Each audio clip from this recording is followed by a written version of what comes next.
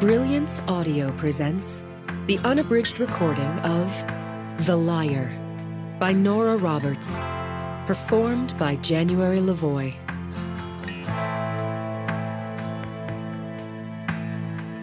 For Joanne, the amazing forever friend. Part.1. The False. It is not the lie that passeth through the mind, but the lie that sinketh in, and settleth in it, that doth the hurt.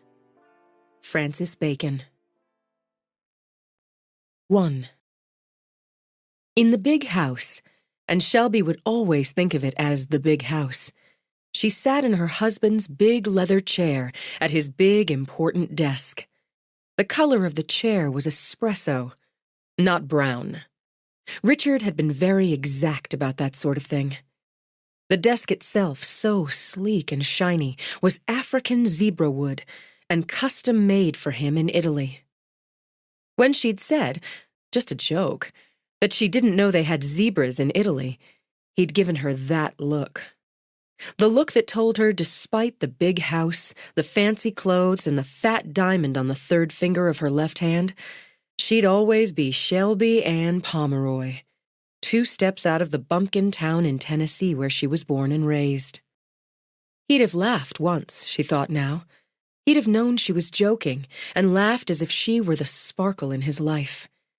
But oh God, she dulled in his eyes, and so fast, too. The man she'd met nearly 5 years before on a starry summer night had swept her off her feet, away from everything she'd known, into worlds she'd barely imagined. He'd treated her like a princess, shown her places she'd only read about in books or seen in movies. And he'd loved her once, hadn't he? It was important to remember that. He'd loved her, wanted her, given her all any woman could ask for. Provided. That was a word he'd often used. He'd provided for her. Maybe he'd been upset when she got pregnant. Maybe she'd been afraid, just for a minute, of the look in his eyes when she told him. But he'd married her, hadn't he? Whisked her off to Las Vegas like they were having the adventure of a lifetime. They'd been happy then. It was important to remember that now, too. She had to remember that, to hold tight the memories of the good times.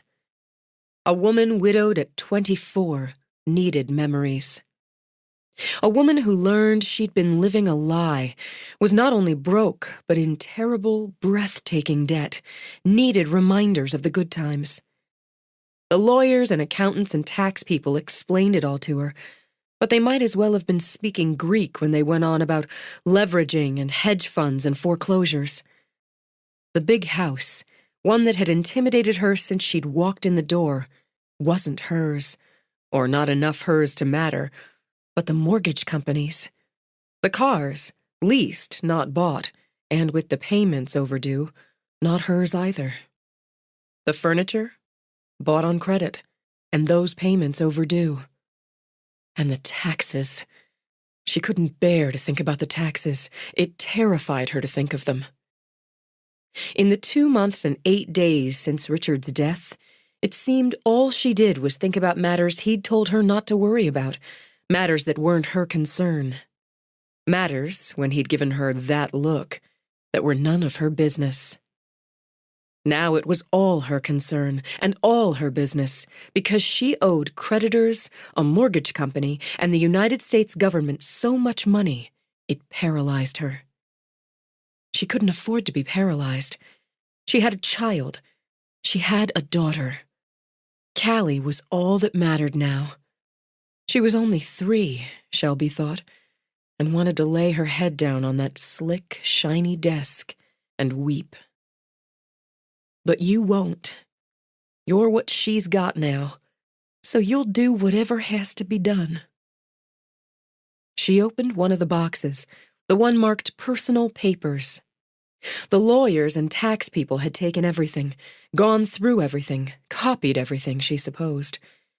Now she would go through everything and see what could be salvaged for Callie. She needed to find enough, somewhere, to provide for her child after she'd paid off all the debt. She'd get work, of course, but it wouldn't be enough. She didn't care about the money, she thought, as she began going through receipts for suits and shoes and restaurants and hotels, for private planes. She'd learned she didn't care about the money after the first whirlwind year, after Callie. After Callie, all she'd wanted was a home. She stopped, looked around Richard's office. The harsh colors of the modern art he'd preferred, the stark white walls he said best showed off that art, and the dark woods and leathers. This wouldn't be home, and hadn't been. Would never be, she thought, if she lived here 80 years instead of the scant 3 months since they'd moved in. He'd bought it without consulting her, furnished it without asking what she'd like. A surprise, he'd said, throwing open the doors to this monster house in Villanova, this echoing building in what he'd claimed was the best of the Philadelphia suburbs. And she'd pretended to love it, hadn't she? Grateful for a settled place, however much the hard colors and towering ceilings intimidated. Callie would have a home, go to good schools, play in a safe neighborhood, make friends. She'd make friends, too. That had been her hope. But there hadn't been time. Just as there wasn't a $10 million life insurance policy. He'd lied about that, too. Lied about the college fund for Callie. Why? She put that question aside. She'd never know the answer, so why ask why? She could take his suits and shoes and ties and his sports equipment, the golf clubs and skis, take all those to consignment shops. Take what she could get there. Take whatever they didn't repossess and sell it, on damn eBay if she had to, or Craigslist, or a pawn shop. It didn't matter. Plenty in her own closet to sell, and jewelry, too. She looked at the diamond, the ring he'd slipped on her finger when they got to Vegas. The wedding ring she'd keep, but the diamond she'd sell. There was plenty of her own to sell. For Callie. She went through files one by one. They'd taken all the computers, and those she didn't have back yet. But the actual paper was tangible. She opened his medical file. He'd taken good care of himself, she thought, which reminded her to cancel the memberships at the country club, at the fitness center. That had gone out of her mind. He'd been a healthy man, one who kept his body in tune, who never missed a checkup. She needed to toss out all those vitamins and supplements he'd taken daily, she decided as she turned over another paper. No reason to keep those. No reason to keep these records either. The healthy man had drowned in the Atlantic, just a few miles off the South Carolina coast, at the age of 33. She should just shred all this. Richard had been big on shredding, and had his own machine right there in the office. Creditors didn't need to see the results of his last routine blood work, or the confirmation of his flu shot from 2 years ago. Paperwork from the emergency room, from when he'd dislocated his finger playing basketball. For God's sake, that had been 3 years ago. For a man who'd shred enough paperwork to make a mountain range, he'd sure been possessive about his medical receipts. She sighed, noting another dated almost 4 years ago. She started to toss it aside, stopped, and frowned. She didn't know this doctor. Of course, they'd been living in that big high-rise in Houston then, and who could keep track of doctors the way they'd moved every year? Sometimes less than that. But this doctor was in New York City. That can't be right, she murmured. Why would Richard go to a doctor in New York for a... Everything went cold. Her mind, her heart, her belly. Her fingers trembled as she lifted the paper, brought it closer as if the words would change with the distance. But they stayed the same. Richard Andrew Foxworth had elective surgery performed by Dr. Deepak Haryana at Mount Sinai Medical Center on July 12, 2011. A vasectomy. He'd had a vasectomy without telling her. Callie barely 2 months old, and he'd fixed it so there could be no more children. He'd pretended to want more when she'd begun talking about another. He'd agreed to get checked as she got checked when, after a year of trying, she hadn't conceived. She could hear him now. "You've just got to relax, Shelby, for God's sake. If you're worried and tense about it, it'll never happen." "No, it'll never happen, because you fixed it so it couldn't. You lied to me, even about that. Lied when my heart broke every month. How could you? How could you?" She pushed away from the desk, pressed her fingers to her eyes. July. Mid-July, and Callie about 8 weeks old. A business trip, he'd said. That's right. She remembered very well. To New York. Hadn't lied about the where. She hadn't wanted to take the baby to the city. He'd known she wouldn't. He'd made all the arrangements, another surprise for her.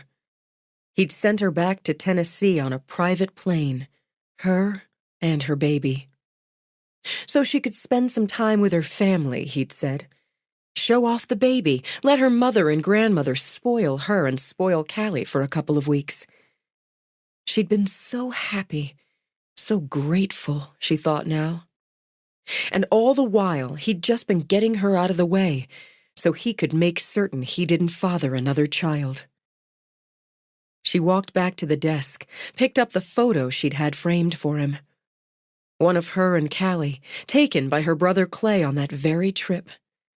A thank you gift he'd seemed to value as he'd kept it on his desk, wherever they'd been, ever since. Another lie. Just another lie. You never loved us. You couldn't have lied and lied and lied if you'd loved us. On the rage of betrayal, she nearly smashed the frame on the desk. Only the face of her baby stopped her. She set it down again, as carefully as she might priceless and fragile porcelain. Then she lowered to the floor. She couldn't sit behind that desk. Not now. She sat on the floor with harsh colors against hard white walls, rocking, weeping. Weeping not because the man she'd loved was dead, but because he never existed. There was no time to sleep. Though she disliked coffee, she made herself an oversized mug from Richard's Italian machine and hit it with a double shot of espresso. Headachy from the crying jag, wired up on caffeine, she combed through every paper in the box, making piles. Hotel and restaurant receipts, when viewed with newly opened eyes, told her he hadn't just lied, but had cheated. Room service charges too high for a man alone. Add a receipt for a silver bangle from Tiffany's, which he'd never given to her, from the same trip. Another $5,000 at La Perla, the lingerie he preferred she wear, from another trip, a receipt for a weekend spent in a bed and breakfast in Vermont, when he'd said he was going to finalize a deal in Chicago, and it began to solidify. Why had he kept all this proof of his lies and infidelity? Because, she realized, she'd trusted him. Not even that, she thought, accepting. She'd suspected an affair, and he'd likely known she had. He kept it because he'd thought her too obedient to poke through his personal records. And she had been. The other lives he'd lived, he'd locked away. She hadn't known where to find the key, would never have questioned him, and he'd known it. How many other women, she wondered. Did it matter? One was too many, and any of them would have been more sophisticated, more experienced and knowledgeable, than the girl from the little mountain town in Tennessee he'd knocked up when she was 19, dazzled and foolish. Why had he married her? Maybe he'd loved her, at least a little, wanted her. But she hadn't been enough. Not enough to keep him happy, keep him true. And did that matter, really? He was dead. Yes, she thought. Yes, it mattered. He'd made a fool of her, left her humiliated, left her with a financial burden that could hound her for years and jeopardize their daughter's future. It damn well mattered. She spent another hour going systematically through the office. The safe had already been cleared. She'd known about it, though she hadn't had the combination. She'd given the lawyers permission to have it opened. They'd taken most of the legal documents, but there was $5,000 in cash. She took it out, set it aside. Callie's birth certificate, their passports. She opened Richard's, studied his photo. So handsome. Smooth and polished, like a movie star, with his rich brown hair and tawny eyes. She'd so wished Callie had inherited his dimples. She'd been so charmed by those damn dimples. She set the passports aside. However unlikely it was she'd use hers or Callie's, she'd pack them up. She'd destroy Richard's. Or maybe ask the lawyers if that's what she should do. She found nothing hidden away, but she'd go through everything again before she shredded or filed it all away again in packing boxes. Hyped on coffee and grief, she walked through the house, crossed the big 2-story foyer, took the curving stairs up, the thick socks she wore soundless on the hardwood.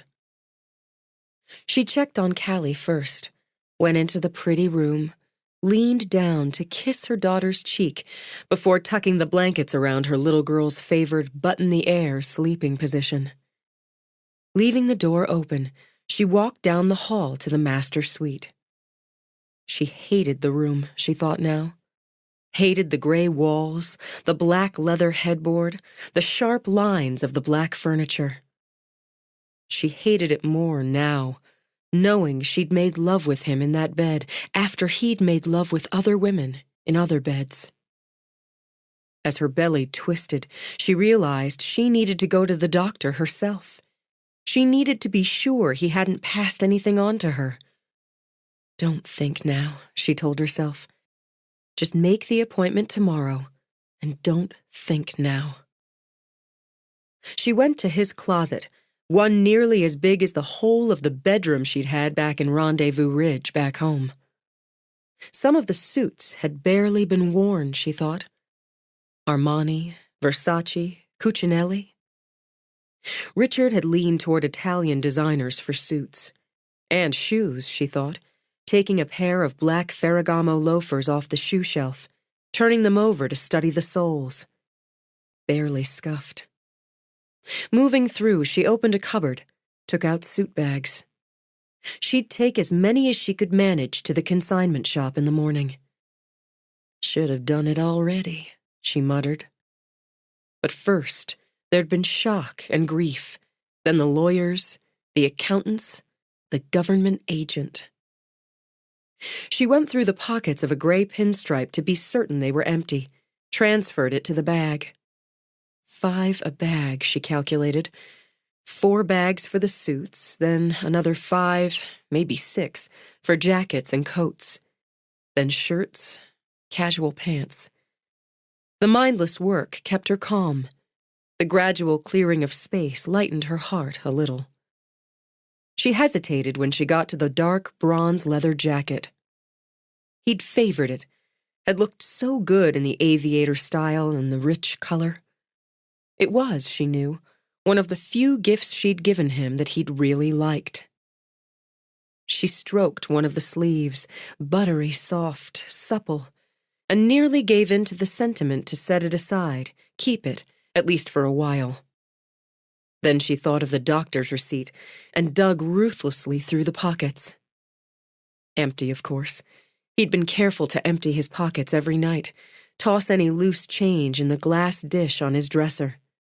Phone in the charger, keys in the dish by the front door or hung in the cabinet in his office. Never left anything in pockets to weigh them down, spoil the line, be forgotten. But as she gave the pockets a squeeze, a habit she'd picked up from her mother on washing day, she felt something. She checked the pocket again, found it empty. Pushed her fingers in again, turned the pocket inside out. A little hole in the lining, she noted. Yes, he had favored the jacket. She carried the jacket back into the bedroom, got her manicure scissors out of her kit. Carefully, she widened the hole, telling herself she'd stitch it up later, before she bagged it for sale. Slipping her fingers in the opening, she drew out a key. Not a door key, she thought, turning it in the light. Not a car key. A bank box. But what bank? And what was in it? Why have a bank box when he had a safe right in his office? She should probably tell the lawyers, she thought. But she wasn't going to.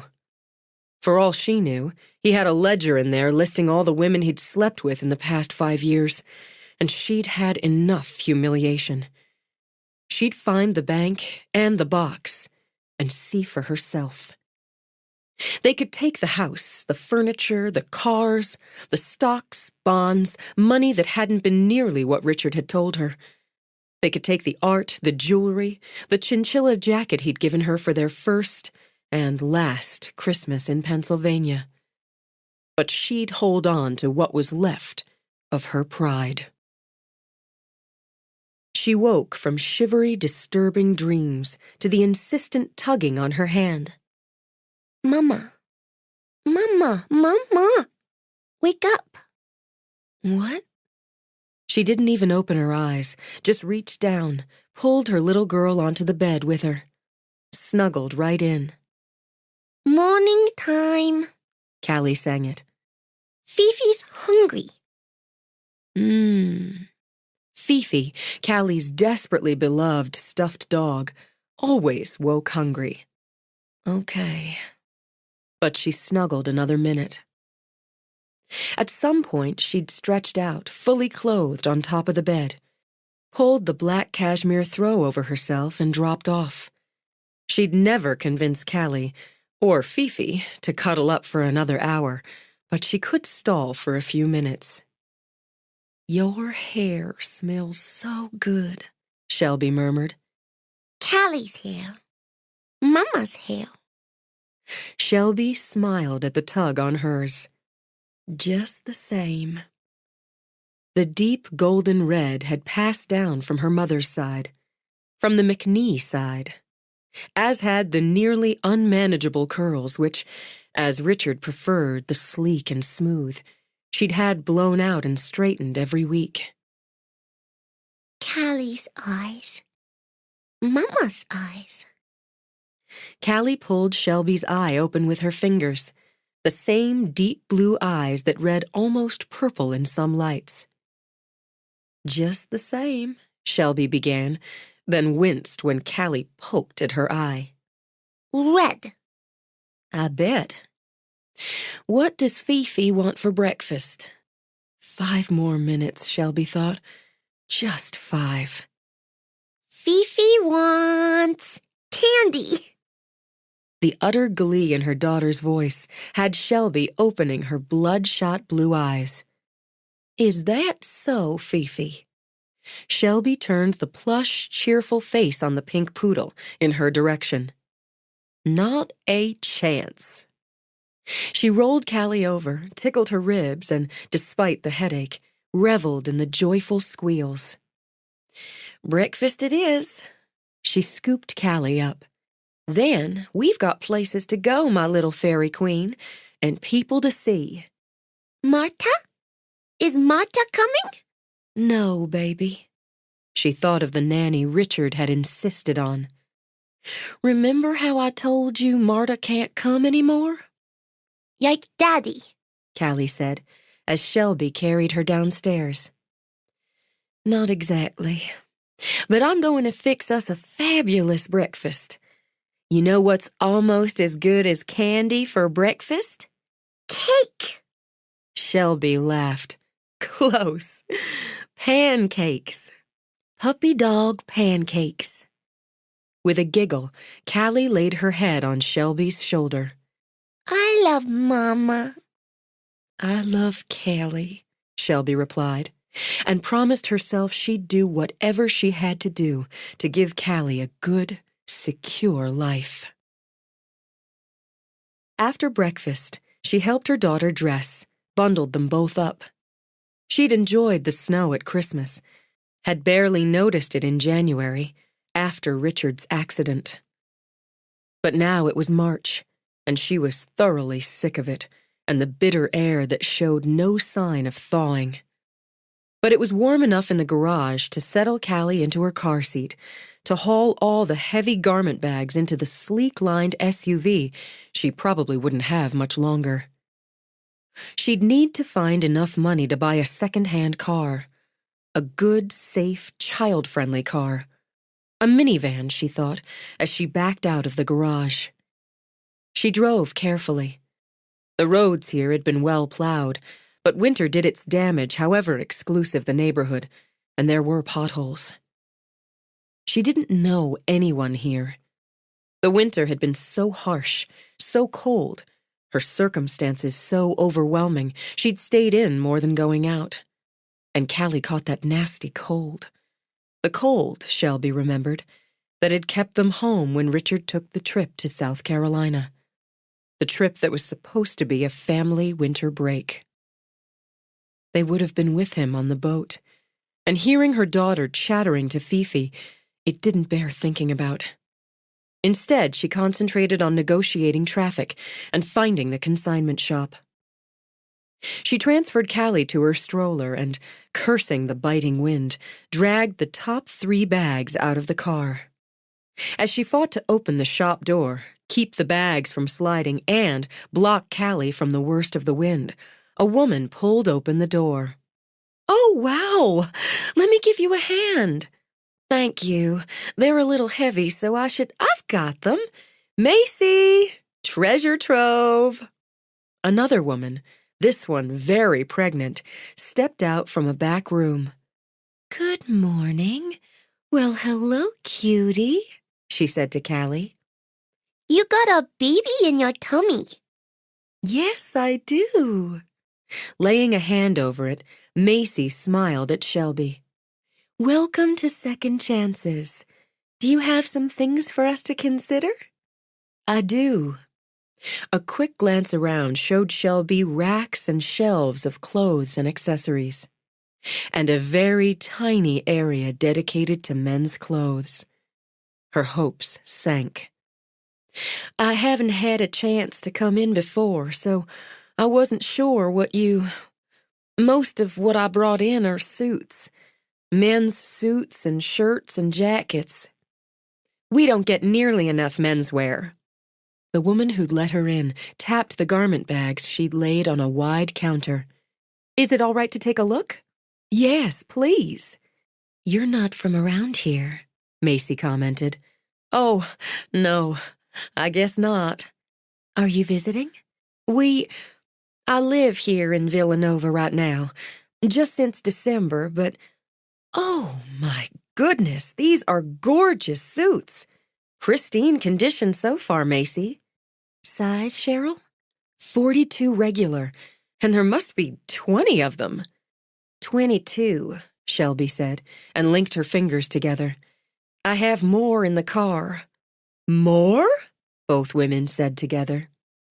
"Shoes, men's size 10, and coats and jackets and my husband."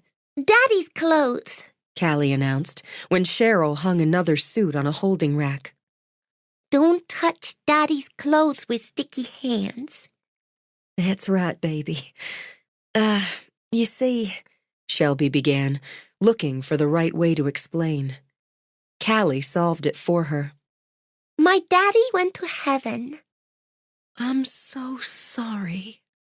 One hand on her belly, Macy reached out, touched Callie's arm. Heaven's pretty, Callie told them. angels live there.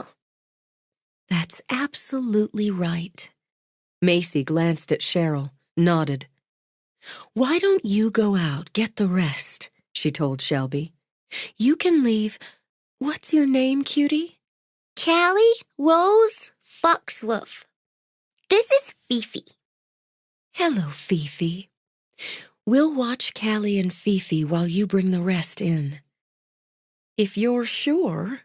She hesitated, then asked herself why two women, one of them about 7 months along, would run off with Callie in the time it took her to get to the car and back.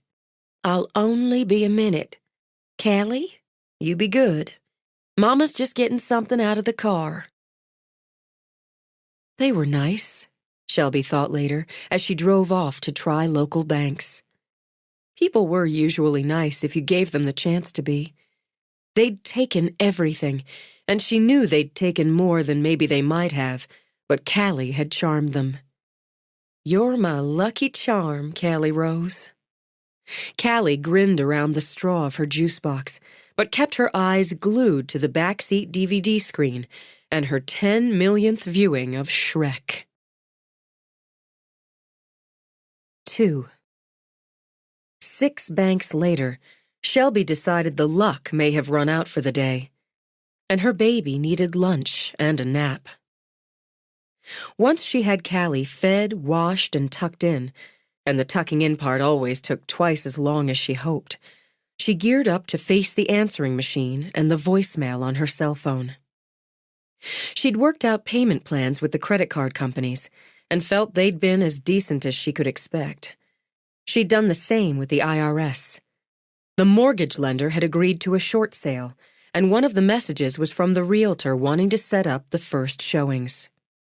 She could have used a nap herself, but there was a lot she could get done in the hour, if God was kind. Callie slept. Because it made the most sense, she used Richard's office. She'd closed up most of the rooms in the big house, cut the heat back wherever she could. She wished for a fire, glanced at the black and silver gas insert under the black marble mantel. The one thing she'd enjoyed in the overwhelming house was being able to have a fire, the warmth and cheer of it at the flick of a switch. But that flick cost money, and she wouldn't spend it just to have gas flames when the sweater and thick socks kept her warm enough. She got out the list she'd made, what had to be done, called the realtor back, agreed to the open house on Saturday and Sunday. She'd take Callie off somewhere, get them both out and leave that business to the realtor. Meanwhile, she dug out the name of the company the lawyers had given her that might buy the furniture so she could avoid repossession. If she couldn't sell it in a swoop, or at least a good chunk of it, she'd try doing pieces online, if she ever had access to a computer again. If she couldn't get enough, she'd have to face the humiliation of having it repossessed. She didn't think the neighborhood ran to yard sales, and it was too damn cold anyway. Then she returned the calls from her mother, her grandmother, her sister-in-law, and asked them to tell the aunts and cousins who'd also called that she was fine. Callie was fine. She was just real busy getting everything in order. She couldn't tell them. Not all of it. Not yet. They knew some, of course, and some was all she could share right that minute. Talking about it made her angry and weepy, and she had too much to do. To keep busy, she went up to the bedroom, sorted through her jewelry. Her engagement ring, the diamond earrings Richard had given her for her 21st birthday, the emerald pendant he'd given her when Callie was born. Other pieces, other gifts. His watches, 6 of them, and his army of cufflinks. She made a careful list, as she had with the clothes she'd taken to the consignment shop. She bagged the jewelry with their appraisals and insurance information, then used her phone to search for a jewelry store, as local as she could manage, that bought as well as sold. With the boxes she'd picked up while they'd been out, She began packing up what she considered hers and important to her. Photographs, gifts to her from family. The realtor had advised her to depersonalize the house, so Shelby would do just that. When Callie woke from her nap, Shelby kept her entertained by giving her little tasks. As she packed, she cleaned. No more housekeeping staff to scrub and polish the endless miles of tile, of hardwood, of chrome, of glass. She made dinner, ate what she could. She dealt with bath time, story time, bedtime, then packed more, hauled boxes to the garage. Exhausted, she treated herself to a hot bath in the soaking tub with its soothing jets, then crawled into bed with her pad, intending to write out the next day's agenda, and fell asleep with the lights on. The next morning, she headed out again with Callie and Fifi and Shrek and Richard's leather attaché case holding her jewelry and its paperwork, his watches and cufflinks. She tried 3 more banks, widening her area, then, reminding herself that she had no room for pride, parked in front of the jewelry store. She dealt with a 3-year-old cranky at having her movie interrupted again, and bribed Callie into submission with the promise of a new DVD. Telling herself it was business, just dollars and cents, she pushed Callie into the shop. Everything shone and seemed as hushed as a church between services. She wanted to turn around and go, just go, but made herself move forward to the woman wearing a sharp black suit and tasteful gold earrings. "Excuse me, I'd like to talk to someone about selling some jewelry." "You can speak to anyone here. Selling jewelry is what we do." "No, ma'am. I mean to say, I'm selling. I'd like to sell some pieces. It says you buy jewelry, too." Of course. The woman's eye was as sharp as the suit and carved Shelby down, top to toe. Maybe she wasn't looking her best, Shelby thought. Maybe she hadn't been able to camouflage the dark circles under her eyes. But if there was one thing her granny had taught her, it was that when a customer came into your place, you treated them with respect. Shelby stiffened a spine that wanted to buckle, kept her eyes direct. "Is there someone I should speak to, or would you rather I take my business somewhere else?" "Do you have the original receipts for the pieces you're interested in selling?" "No, I don't. Not for all, as some were gifts. But I have the appraisals and the insurance papers. Do I look like a thief, one hauling her daughter around fancy jewelry stores trying to sell stolen merchandise?" She felt a scene rising up in her, a dam ready to burst and flood, hot and wild over everything in its path. Perhaps the clerk sensed it as she stepped back. "One moment, please." Mama, I want to go home. "Oh, baby, so do I. We will. We'll go home soon." "May I help you?" The man who stepped up looked like somebody's dignified grandfather, the sort in a Hollywood movie about rich people who'd been rich forever. "Yes, sir. I hope so. It says you buy jewelry, and I have some jewelry I need to sell." "Of course. Why don't we go over here? You can sit down, and I'll take a look." "Thank you." She struggled to keep that spine straight as she crossed the shop to an ornate desk. He pulled out a chair for her, and the gesture made her want to blubber like a fool. "I have some pieces my husband gave me. I have the appraisals and all that, the paperwork." She fumbled open the attaché, took out pouches and jewelry boxes, the manila envelope holding the appraisals. We... She broke off, closed her eyes, drew a couple of breaths. "I'm sorry. I've never done this."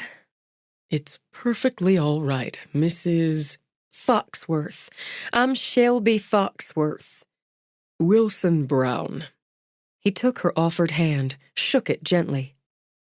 Why don't you show me what you have, Mrs. Foxworth? She decided to go with the biggest straight off and opened the pouch that held her engagement ring. He set it on a velvet cloth, and as he took out a jeweler's loop, she opened the envelope. It says here it's 3.5 carats, emerald cut, a D grade, that's supposed to be good from what I read, and with 6 side stones in a platinum setting. Is that right? He looked up from the loop. Mrs. Foxworth, I'm afraid this is a man-made diamond. I'm sorry? It's a lab diamond, as are the side stones. She put her hands under the desk so he couldn't see them shake. That means it's fake. It simply means it was created in a lab. It's a very nice example of a man-made diamond. Callie began to whine. Shelby heard the sound through the throbbing in her head, automatically dug in her bag, pulled out the toy phone. You call Granny, baby. Tell her what you've been up to.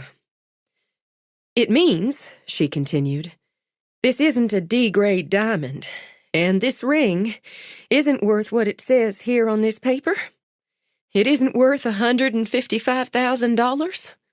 No, my dear, it's not. His voice was as gentle as a pat and made it worse. I can give you the names of other appraisers so you can ask for other opinions. You're not lying to me. I know you're not lying to me. But Richard had, over and over and over. She wouldn't break down, she told herself. Not now. Not here. Would you look at the rest, Mr. Brown? Tell me if they're fake, too? Of course. The diamond earrings were real, and that was all. She'd liked them because they were pretty, and they were simple. Just studs that didn't make her feel awkward in the wearing. But she'd prized the emerald pendant because he'd given it to her the day they brought Callie home from the hospital. And it was as false as he'd been. I can give you $5,000 for the diamond studs, if you'd still like to sell them. Yes, thank you. That'd be just fine. Can you tell me where I should take the rest? Is it best to go to a pawn shop? Do you know of a good one? I don't want to take Callie into some place that's, you know what I mean, sketchy. And maybe, if you don't mind, you could give me an idea what it's all really worth. He sat back, studied her. The engagement ring is good work, and as I said, a good example of a lab diamond. I could give you $800 for it. Shelby studied him in turn as she pulled off the matching wedding ring. How much for the set? She didn't break down, and she walked out with $15,600. Richard's cufflinks weren't fake, and had given her what she thought of as a bonus. $15,600 was more than she'd had. Not enough to pay off debts, but more than she'd had. And he'd given her the name of another shop that would look at Richard's watches. She stretched her luck with Callie, tried 2 more banks, then gave it up for another day. Callie picked a My Little Pony DVD, and Shelby bought herself a laptop and a couple of flash drives. An investment, she justified, a tool she needed to keep everything straight. Business, she reminded herself. She wouldn't think of the fake jewelry as another betrayal, but as something that gave her some breathing room. She spent nap time creating a spreadsheet, entered the jewelry, the payment for it, canceled the insurance policy, and that would help her expenses. The utilities on the big house, even with rooms closed off, were a killer, but the money from the jewelry would help there. She remembered the wine cellar Richard had been so proud of, hauled the laptop down and began to catalog the bottles. Somebody would buy them. And what the hell? She'd splurge on a bottle for herself, have a glass with her dinner. She selected a bottle of Pinot Grigio. She'd learned a little about wines in the last 4.5 years, and at least knew what she liked. She thought it would go just fine with chicken and dumplings, a Callie favorite. By the time the day was done, she felt more in control, especially when she found $5,000 tucked into one of the cashmere socks in Richard's drawer. $20,000 now in the fund for cleaning up the mess and starting over. Lying in bed, she studied the key. Where do you fit? And what will I find? I'm not giving up. She could maybe hire a private detective. It would likely take a good chunk of that cleaning up fund, but might be the sensible thing to do. She'd give it a few more days, try some banks closer to the city. Maybe go into the city. The next day, she added $35,000 on the sale of Richard's collection of watches and $2,300 more for his golf clubs, skis, and tennis racket. It so boosted her mood that she took Callie for pizza between banks. Maybe she could afford that detective now. Maybe that's what she'd do. But she needed to buy a minivan, and her research told her that purchase would take a deep chunk of her $58,000. Plus, it was only right she use some of that to bump up the payments on the credit cards. She'd work on selling the wine. That's what she'd do, and hire the detective that way. For now, she'd just check one more bank on the way home. Rather than haul out the stroller, she propped Callie on her hip. Callie got that look in her eye, half stubborn, half sulky. Don't want to, Mama. Me either. But this is the last one. Then we're going to go home and play dress-up tea party. You and me, baby. I want to be the princess. As you wish, Your Highness. She carried her now giggling daughter into the bank. Shelby knew the routine now, walked to the shortest line to wait her turn. She couldn't keep hauling Callie around this way, every day, disrupting routine, in and out of the car. Hell, she felt pretty damn stubborn and sulky herself, and she wasn't 3.5 years old. She'd make this the last one after all. The very last altogether, and start seriously researching private investigators. The furniture would sell, and the wine would sell. It was time for optimism instead of constant worry. She shifted Callie on her hip, approached the teller who glanced at her over the tops of red-framed cheaters. Can I help you? Yes, ma'am. I need to speak with a manager. I'm Mrs. Richard Foxworth, and I have a power of attorney here. I lost my husband last December. I'm very sorry. Thank you. I believe he had a safe deposit box in this bank. I have the key here, and the power of attorney. Much quicker than fumbling around, she'd learned, telling bored bank people she'd found the key and didn't know what it went to. Mrs. Babington's in her office and should be able to help you. Straight across to the left. Thanks. She went across, found the office, knocked on the open glass door. I beg your pardon, ma'am. They said I should speak to you about getting into my husband's safe deposit box. She walked straight in, something else she'd learned, sat with Callie on her lap. I have the power of attorney here and the key. I'm Mrs. Richard Foxworth. Let me check on this. You have such pretty red hair, she said to Callie. Mama's. Callie reached up to grab a hank of Shelby's. Yes, just like your mother's. You're not listed on Mr. Foxworth's box. I'm sorry? I'm afraid we don't have a signature card for you. He has a box here? Yes. Even with the POA, it would be best if Mr. Foxworth came in personally. He could add you on. He can't. He was... Daddy had to go to heaven. Oh. Babington's face radiated sympathy. I'm very sorry. Angels sing in heaven. Mama, Fifi wants to go home now. Soon, baby. Richard, There was an accident. He was in a boat, and there was a squall. In December 28th. I have the documentation. They don't issue a death certificate when they can't find. I understand. I need to see your paperwork, Mrs. Foxworth, and some photo ID. I brought my marriage license, too, just so you'd have everything.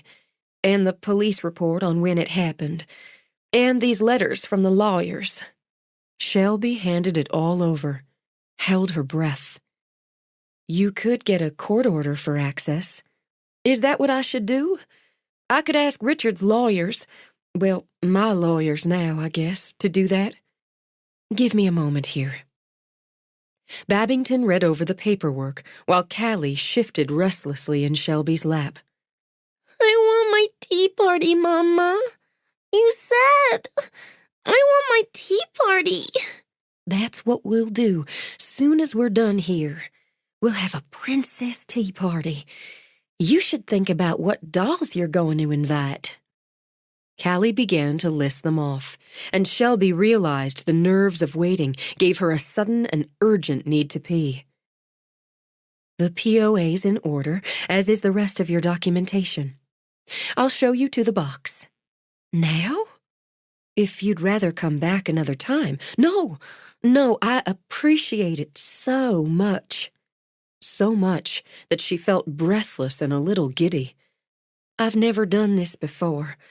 I don't know what I should do. I'll walk you through it. I'll need your signature. Just let me print this out.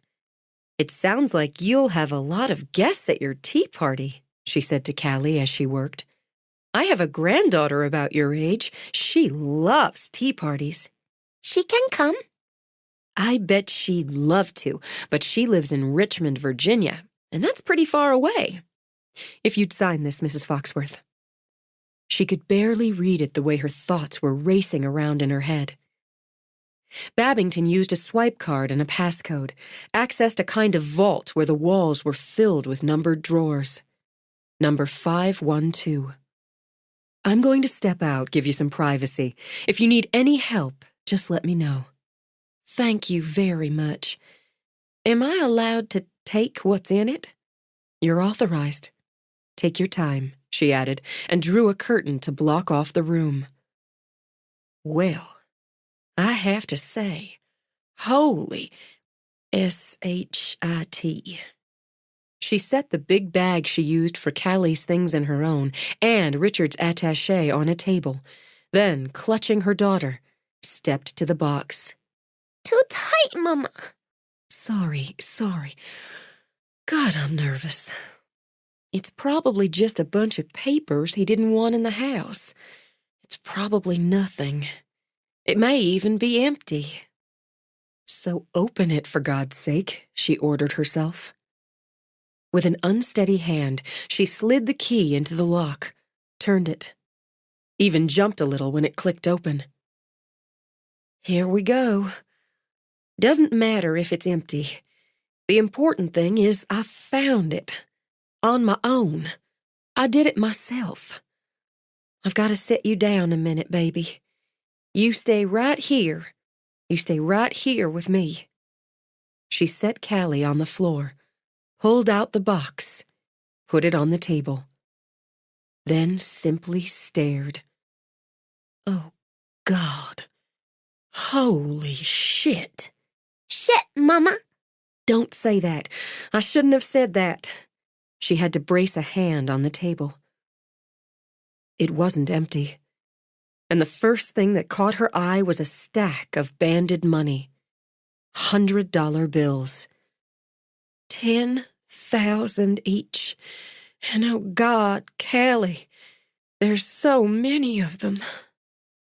Now her hands weren't just unsteady, but shook as she counted the stacks. There's 25 of them. There's $250,000 cash money in here. Feeling like a thief, she flicked an anxious look at the curtain, then shoved the money into the attaché. I have to ask the lawyers what to do. About the money, she thought, but what about the rest? What about the 3 driver's licenses with Richard's photo? And someone else's name? And the passports? And the .32 semi-automatic? She started to reach for the gun, pulled her hand back. She wanted to leave it, couldn't say why she didn't want to touch it. But she made herself lift it, remove the magazine. She'd grown up in the Tennessee mountains with brothers, one who was now a cop. She knew how to handle a gun, but she wasn't carrying a loaded gun with Callie around. She placed it and the 2 extra mags in the attaché. She took the passports, the licenses, discovered Social Security cards under the same 3 names, American Express cards, visas, all under those names. Was any of it real? Had any of it ever been real? Mama, let's go, let's go. Callie tugged on her pants. In a second. Now, Mama, now. In a second. The tone, sharp and firm, might have had Callie's lip quivering, but sometimes a child had to be reminded that she didn't run the show. And a mama had to remember that a 3-year-old had a right to get tired of being hauled all over creation and back every damn day. She bent, kissed the top of Callie's head. I'm almost done. I just have to put this back now. Callie was real, Shelby thought. That's what mattered. The rest? She'd figure it out. Or she wouldn't. But Callie was real, and over $200,000 would buy a decent minivan, pay off some of the debt, maybe squeeze out enough for a down payment on a little house once she got steady work. Maybe Richard hadn't meant to, and she didn't know what it all meant, but he'd provided for his daughter's future after all. And he'd given her room to breathe, so she'd think about the rest later.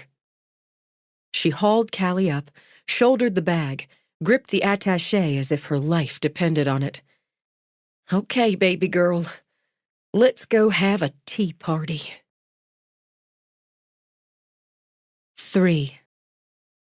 She opened up all the rooms, turned the heat back up, even switched on the fireplaces, all 7 of them. She bought fresh flowers, baked cookies. The time spent on her laptop researching the best way to sell a house, and fast, had suggested cookies, flowers, and as the realtor had decreed, depersonalizing. Keep it all neutral. As far as she was concerned, the place was as neutral as they came. She didn't find the big house welcoming, but then she never had. Maybe with softer furnishings, warmer colors, it might have felt like a home. But that was her sensibility, and hers didn't matter. The sooner she unloaded the damn place, the sooner that section of the crushing debt lifted off her shoulders. The realtor arrived armed with flowers and cookies, so Shelby figured she could have saved her time and money there. She'd brought what she called a staging team with her, and they swarmed around, changing the placement of furniture, displaying more flowers, lighting candles. Shelby had picked up a dozen scented candles, but decided she'd keep that to herself, just return them or keep them, depending on what seemed best when this was all said and done. The place is immaculate. The realtor beamed at Shelby, gave her a congratulatory pat on the shoulder. Your cleaning crew did a terrific job. Shelby thought of her midnight scrubbings and polishings, and only smiled. I want it to show well. Believe me, it does. Short sales can be tricky, and will put some potential buyers off, but I'm confident we're going to get offers, good ones, and quickly. I hope you're right. I wanted to say, I've got someone coming in Monday morning to see about the furniture, but if anyone who comes in is interested in buying it, any of it, I'm going to price it to sell. That's excellent. There are so many wonderful pieces. I'll make sure we let people know. She took a last critical look around herself, thought of the gun, the papers, the cash she'd locked in the safe in Richard's office. Then she hefted the big bag she habitually carried. "Callie and I are going to get out of the way. I have errands to run. And a minivan to buy." Her daddy might not have approved that she didn't buy American, but the 5-year-old Toyota she'd found through CarMax got high ratings on safety and reliability. And the price was right. The price got better when she made herself haggle, offering cash. Real cash. Her hands wanted to shake as she counted it out. Half now, the rest when she picked the car up the next afternoon. But she bore down hard. Maybe she had to pull over 3 blocks away, rest her forehead on the wheel. She'd never in her life spent so much money in one place. Never in her life bought a car. Now she let herself shake, but it wasn't from nerves. No, not now. It was from stunning delight. Shelby Ann Pomeroy, because that's who she was down into it, whatever the legal papers said, had just bought a 2010 Toyota minivan in happy cherry red. By herself. On her own. And had shaved $1,000 off the deal because she hadn't been afraid to ask for it. "We're going to be fine, Callie," she said, though her daughter was deep in her Shrek zone. "We're going to be just fine." She used her cell, called the leasing company, and arranged for them to pick up the SUV. And, bearing down again, made herself ask for a ride to pick up the minivan. Might as well deal with the insurance while she was at it, and Callie was in her zone.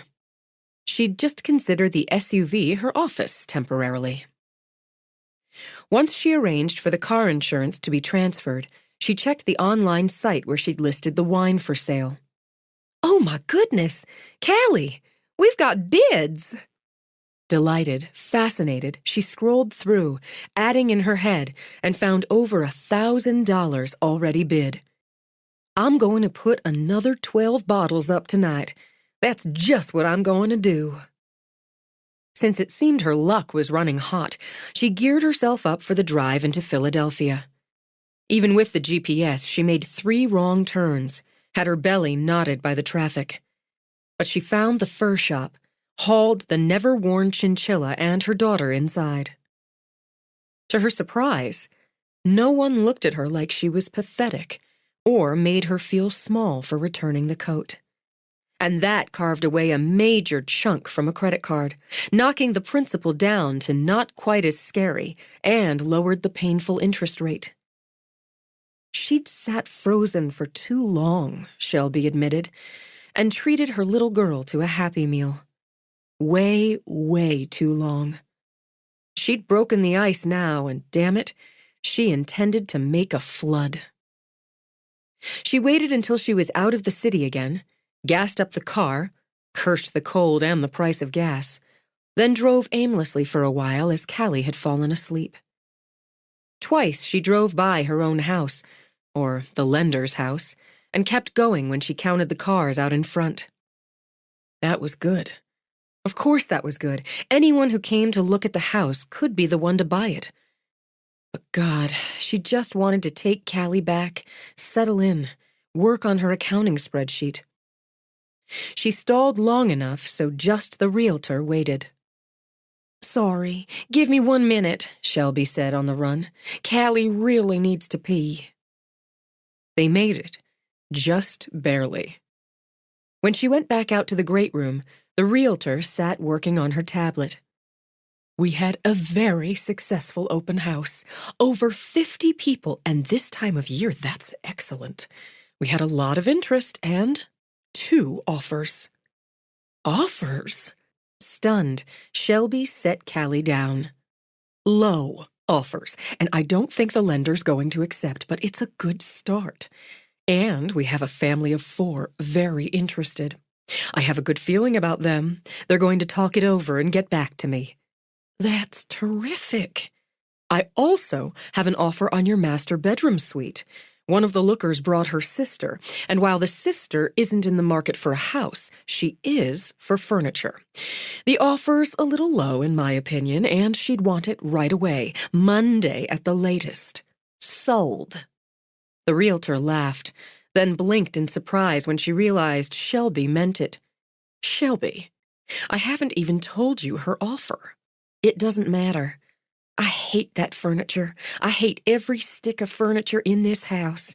Except for Callie's room, she amended, pushing at her hair as her daughter pulled out the basket of toys Shelby kept in one of the base kitchen cabinets. It's the only one where I picked everything out myself. She can come haul it away tonight for all I care. There are plenty of other places to sleep in here. Can we sit down? I'm sorry, of course. I'm sorry, Miss Tinnisdale. I'm a little wound up, is all. I told you to call me Donna. Donna, do you want some coffee or something? I've forgotten every bit of my manners. Just sit. You're dealing with a lot. Frankly, I don't know how you're dealing with it all. I want to help you. That's my job. The offer for the furniture is too low. Let me make a counteroffer. There's nothing wrong with a bargain, Shelby, but I don't like feeling you're getting taken advantage of, even though it's ugly furniture. Oh! Something inside Shelby just lit up, like vindication. Do you think so too? Really?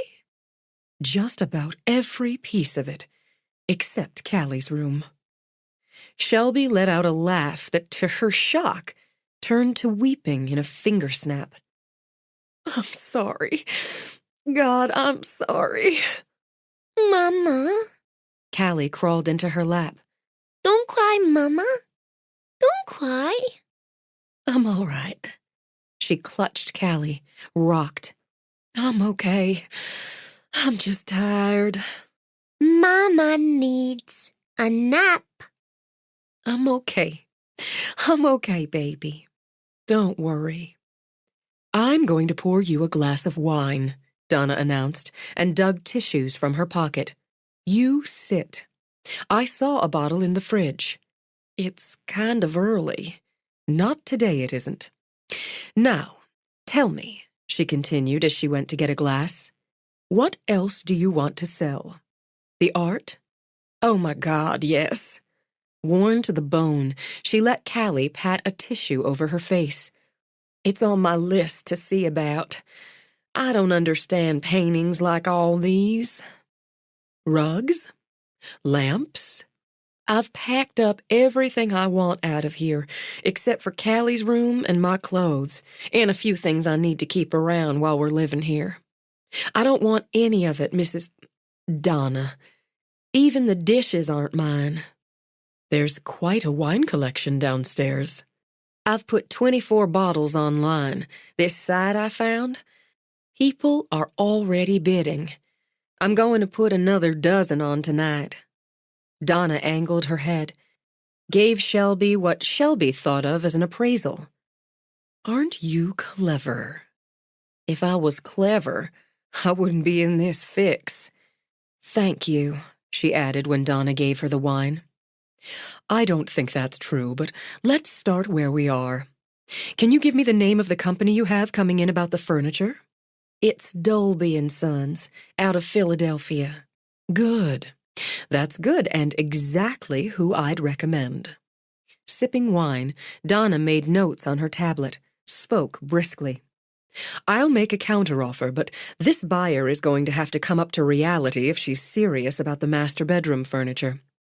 Otherwise, Chad Dolby, that's the oldest son, and he's probably the one who'll come in to give you a price, will make a fair offer. I know someone who would give you another price on your dishes, glassware, barware, and there are 2 art dealers I'd recommend for purchasing your art. I don't know how to thank you. It's my job, Donna reminded her, and it's a pleasure. I have a daughter just a couple years younger than you. I'd hope someone would help her out if she ever found herself in this kind of fix. I noticed you'd cleaned out your husband's closet. I did. Mom was fine, baby. She kissed Callie's hair. You go ahead and play now. I took most of it into second chances, she told Donna when Callie slid off her lap. Perfect. Macy and Cheryl are very good at what they do, and their store gets a lot of traffic. Do you know everyone? That's part of the job. How about the books? I packed up my books, the ones I like. Richard bought the ones left in the library. He just bought them, what was it, in a lot? And we'll sell them the same way. Donna nodded, tapped on her tablet. I'm going to add that to my notes. And if it's what you want, I'm going to put some of the contacts I have in touch with you. You can set up appointments. That would be wonderful. I would appreciate that so much. It feels like I've been stumbling around, trying to figure out what to do with what for so long now. From what I'm seeing, you've figured it out very well. Thank you, but it helps so much to have advice and direction. You're so nice. I don't know why you made me so nervous. Now Donna laughed. I can have that effect. Should I give the contacts your cell number or the landline? Maybe you could give them both. I try to keep my cell phone with me in a pocket, but sometimes I forget. Done. These are business people, and they're looking to make a profit, but they won't lowball you. If you think of anything else, you just let me know. She smiled. I really do know everybody. And Shelby, I'm going to get you an offer on this house. A good one. It's a beautiful space in a prime location, and the right buyer's out there. I'll find the right buyer. I believe you will. And because she did, Shelby slept better that night than she had in weeks. The entire next week, her head never stopped spinning. She made the deal with Dolby & Sons, shipped off wine won through the online auction house, picked up a very nice check from the consignment shop for some of Richard's clothes, and hauled in 3 garment bags from her own closet. She accepted the offer for the dishes and glassware, packed it all up, and bought a set of 4 colorful plastic plates, bowls, cups. They'd make do. Though it might have been more sensible to eke out payments, she paid off one of the credit cards in full. 1 down, she thought. 11 to go. The art, not originals as Richard had claimed, wasn't worth as much as she'd hoped, but the quantity made up for some of that. Every day she felt lighter. Even the storm that blew in 14 inches of snow didn't throw her off. She bundled Callie up like an Eskimo, and together they built their first snowman. Nothing to write home about, she thought, but she did just that, snapping pictures with her phone to send back to Tennessee. And the adventure wore her little girl out so Callie and Fifi were tucked in by 7. That gave Shelby a long, solid evening with her spreadsheet, her bills, and her to-do list. Should she use this money here to pay off one of the smaller credit cards? Just get it gone? Or should she apply that money to one of the big ones, cut the interest payment down?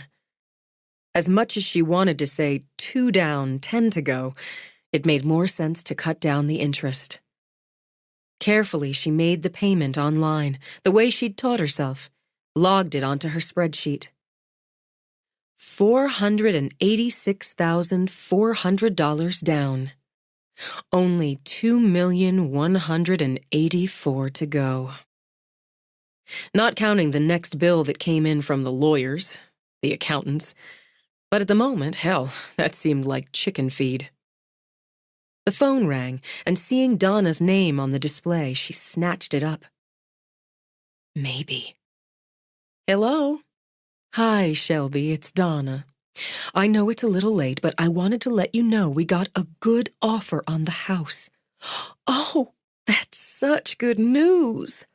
I think the lender's going to approve this. You know it can take weeks, even months, but I'm going to do everything I can to push it through. It's the family I told you about from the first open house. They really love the house, and the location is just what they wanted. And one more thing, she hates the furniture. Shelby let out a laugh, lifting her face to the ceiling, cutting loose. She really does? Absolutely hates it. She told me she had to look past it, pretend it wasn't there, to really see the house, the layout. He's nervous about the short sale aspect, but she wants it, and he's willing to go that route. And I think if the lender counters, asking for closer to their asking price, this buyer will come up. Oh my God, Donna. I don't want to get ahead of ourselves, but you should celebrate, at least a little. I feel like stripping naked and dancing all over this damn house. Whatever works. Maybe just the dancing part. Thank you so much. Fingers crossed, Shelby. I'll contact the lender first thing in the morning. You have a good night. You too. Thanks again. Bye now. She didn't strip naked, but she did bring up the satellite radio. She hit with Adele, danced around the office, picked up the lyrics, let her voice loose. She'd had ambitions once, aspirations, dreams. She'd be a singer, a star. Her voice was a gift, and she'd tended it, used it, appreciated it. She'd met Richard through her voice, when he came into the little club in Memphis where she was lead singer with a band they called Horizon. 19 years old, she thought now. Not old enough to buy a legal beer in the club, though Ty, their drummer who'd been a little bit in love with her, used to sneak her a bottle of Corona when he could. God, it felt good to sing again, to dance. Other than lullabies, she hadn't used her singing voice in months. She rolled through Adele, straight into Taylor Swift, then fumbled with the remote to mute the volume when her phone rang again. Still smiling, still dancing, she answered. Hello? I'm looking for David Matherson. I'm sorry, you've got the wrong number. David Matherson, he repeated, and rattled off the phone number. Yes, that's this number, but... Something lodged in her throat. She had to clear it, grip the receiver tight. No one by that name lives here. I'm sorry. She hung up before he could say anything else, then hurried to the safe, carefully entered the combination. She took the manila envelope to the desk and with stiff and shaky fingers opened it. In the envelope, she kept the identification she'd found in the bank box, the ones with Richard's face smiling out.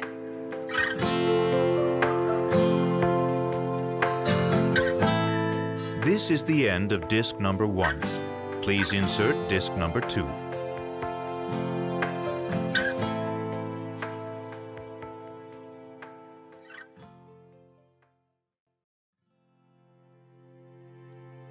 This is disc number 2.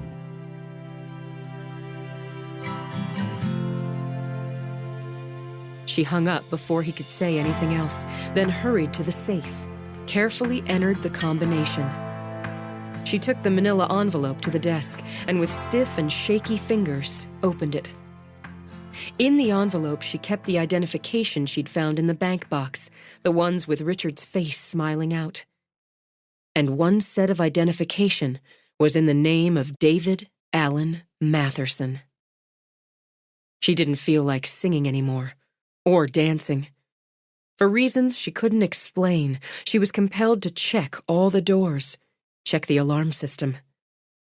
Despite the waste of electricity, she left a light burning in the foyer, left the second-floor hall light on. Rather than go to her own bed, she slid in with Callie and lay awake a long time, praying the phone didn't ring again. The furniture company sent a crew who packed up 2 guest rooms, the foyer and the dining room, where Shelby hadn't had a meal since Richard's accident.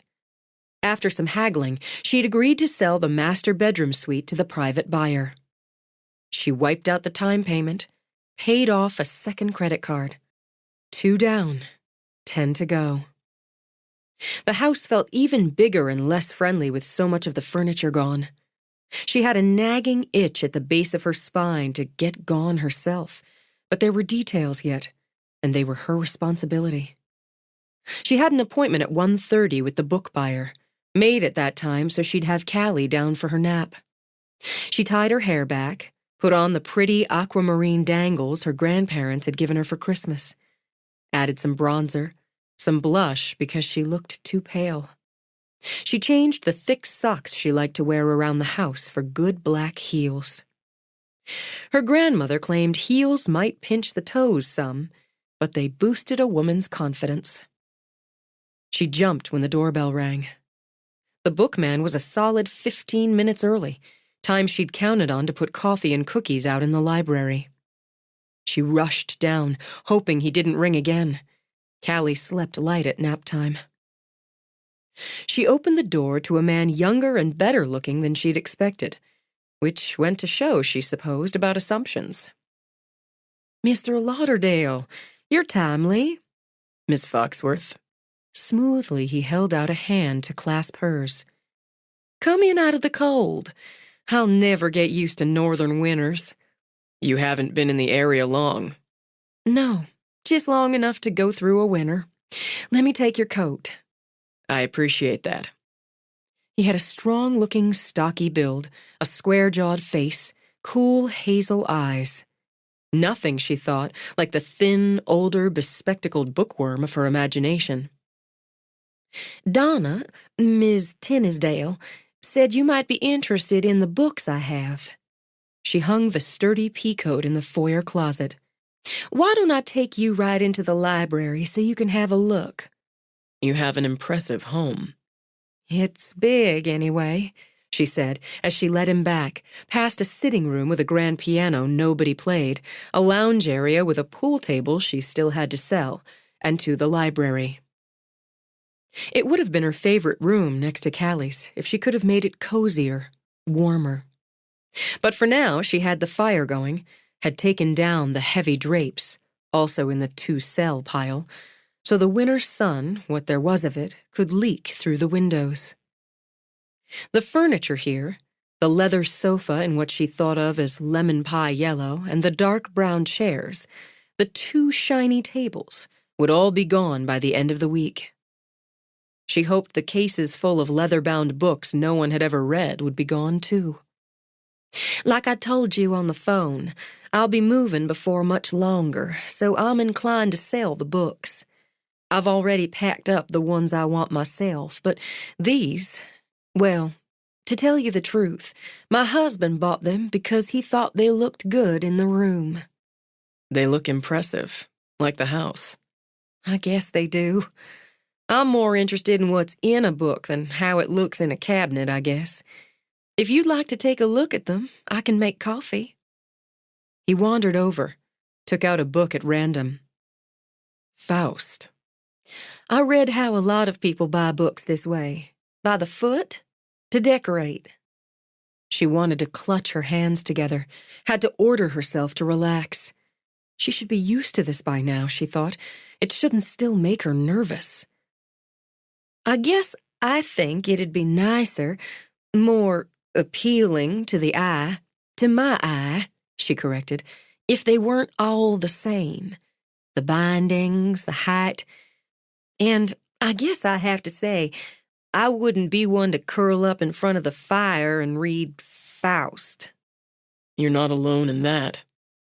He slipped the book back in place and turned those cool eyes on her.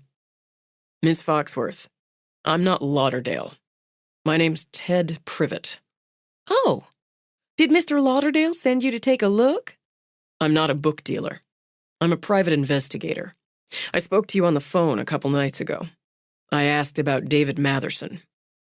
She took a step back. Heels or not, she could and would outrun him. Get him outside, away from Callie. "And I told you you had the wrong number. You need to go now. I'm expecting someone any minute." "I only need a minute." With a smile, he lifted his hands as if to show her he was harmless. "I'm just doing my job, Ms. Foxworth. I tracked David Matherson to this area, and my information, I've got a photo." He reached into his inside jacket pocket, holding his other hand out and up in a gesture of peace. "If you'd just take a look. Do you know this man?" Her heart hammered. She'd let a stranger into the house. She'd gotten careless having so many people going in and out, and she'd let him in, with her baby sleeping upstairs. You let me think you were someone else. She put a whip in her voice, hoped it stung. Is that how you do your job? Yeah, actually. Some of the time. I don't much like you or your job. She snatched the photo out of his hand, stared at it. She'd known it would be Richard, but seeing him, the movie star smile, the brown eyes with hints of gold, hit hard. His hair was darker, and he wore a trim goatee she thought made him look older, just like the identification from the bank box. But it was Richard. The man in the photo had been her husband. Her husband had been a liar. What was she? This is a picture of my late husband, Richard. 7 months ago, this man, going by the name of David Matherson, swindled a woman in Atlanta out of $50,000. I don't know what you're talking about. I don't know any David Matherson. My husband was Richard Foxworth. 2 months before that, David Matherson swindled a small group of investors in Jacksonville, Florida out of twice that. I could go on, including a major burglary in Miami about 5 years ago. $28 million in rare stamps and jewelry. The swindling, after what she'd learned in the past weeks, didn't shock her. But the thievery and the amount of it had her stomach twisting, her head going light. I don't know what you're talking about. I want you to go. While he tucked the photo away, he kept his eyes on hers. Matherson was most recently based out of Atlanta, where he ran real estate scams. You lived in Atlanta before coming here, didn't you? Richard was a financial consultant, and he's dead. Do you understand? He died right after Christmas, so he can't answer your questions. I don't know the answers to them. You've got no business coming in here this way, lying your way in and scaring me. Once again, he held up his hands, but something in his eyes told Shelby he wasn't harmless at all. I'm not trying to scare you. Well, you have. I married Richard Foxworth in Las Vegas, Nevada on October 18th, 2010. I didn't marry anyone named David Matherson. I don't know anyone by that name. His mouth twisted into a sneer. You were married 4 years, but you claim you don't know how your husband really made his living? What he really did? Who he really was? If you're trying to tell me I'm a fool, get in line. Made his living? What living? Overcome, she threw out her arms. This house? If I can't get it sold and fast, they'll foreclose.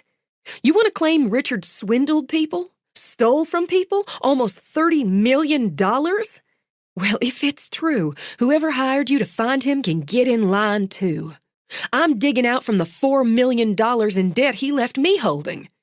You need to go. You go tell your client he's got the wrong man. Or if he doesn't, that man's dead. There's nothing I can do about it. If he wants to come after me for the money, well, like I said, there's a line and it's long. Lady, you want me to believe you lived with him for 4 years, but you never heard of Matherson? You don't know anything? Anger swallowed fear. She'd had enough. Just enough, and that temper lit her up like a flash fire. I don't give a good damn what you believe, Mr. Privet. Not one single damn. And if you pushed your way in here expecting I'd just pull a bunch of damn stamps and jewelry out of my pocket or hundreds of thousands in cash to send you on your way, I believe you're a stupid man as well as a rude one. Get out. I'm just looking for information about— I don't have any information. I don't know anything about any of this. What I know is I'm stuck here in this place I don't know, with this house I don't want, because Because? I don't know anymore. Even the temper faded now. She was just tired. I can't tell you what I don't know. If you have any questions, you can talk to Michael Spears or Jessica Broadway. Spears, Cannon, Fife, and Hanover. They're the Philadelphia lawyers handling this mess I'm in. Now, you're going, or I'm calling the police." "I'm going," he said, following her as she strode out and went directly to the closet for his coat. He took out a business card, held it out to her. "You can contact me if you remember anything." "I can't remember what I don't know." But she took the card. "If it was Richard who took your client's money, I'm sorry for it. Please don't come back here. I won't let you in a second time." "It could be the cops at the door next time," he told her. "You keep that in mind. And keep that card." "They don't throw you in jail for being stupid.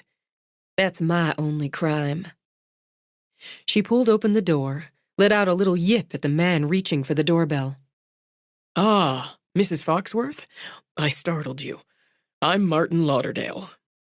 He was older, with eyes of faded blue behind wire-rimmed glasses and a trim beard of more salt than pepper. "Thank you for coming, Mr. Lauderdale. Goodbye, Mr. Privet." "Keep that card," Privet told her, and skirting around Lauderdale, walked down the cleared front walk to a gray compact. She knew cars. After all, her granddaddy was a mechanic, and she took careful note of this one. A Honda Civic in gray, Florida license plates.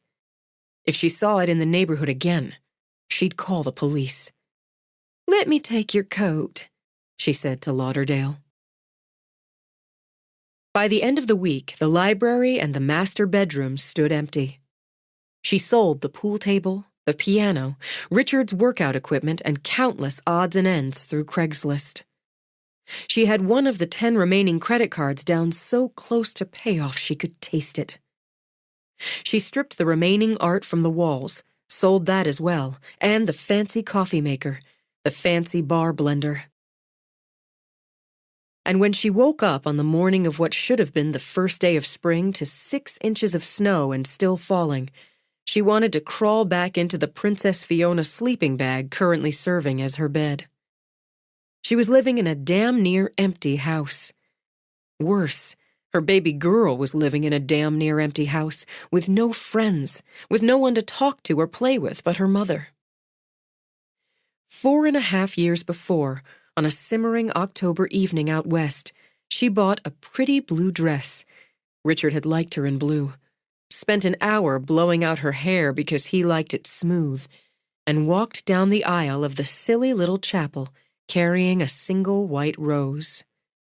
She'd thought it the happiest day of her life, but it hadn't been her life at all. Just an illusion, and worse, just a lie.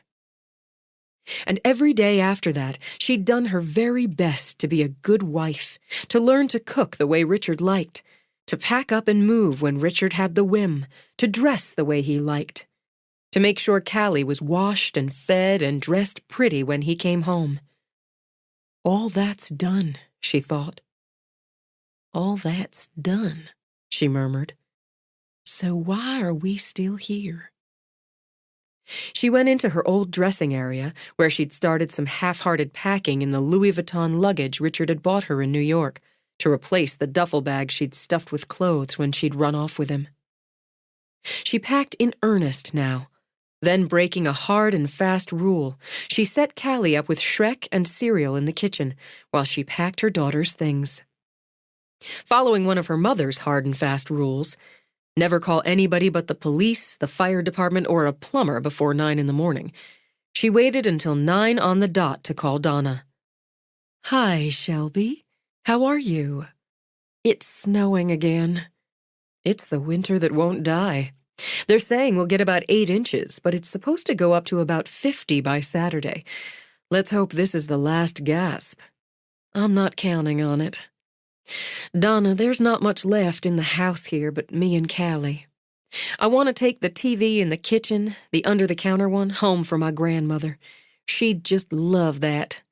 And the big flat screen, any of them. There's 9 in this house, I counted. I just want to take one home for my daddy.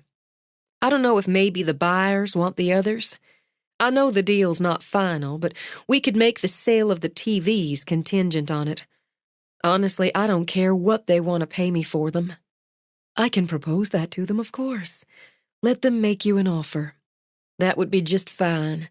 If they don't want them or only want some of them, I'll take care of it. Somehow, she thought, rubbing at her aching temple. But when I get off the phone with you, I'm calling a moving company. I can't get Callie's furniture in the van, not with the boxes I'm taking, and the suitcases and her toys. And Donna, I'm going to ask you for an awful big favor. Of course. What can I do? I need you to put one of those lockbox things on the house, and for us to do whatever the paperwork is that's coming if this goes through, by mail or email or whatever it is. I need to go home, Donna. Saying it, just saying it, eased the knots in her shoulders. I need to take Callie home.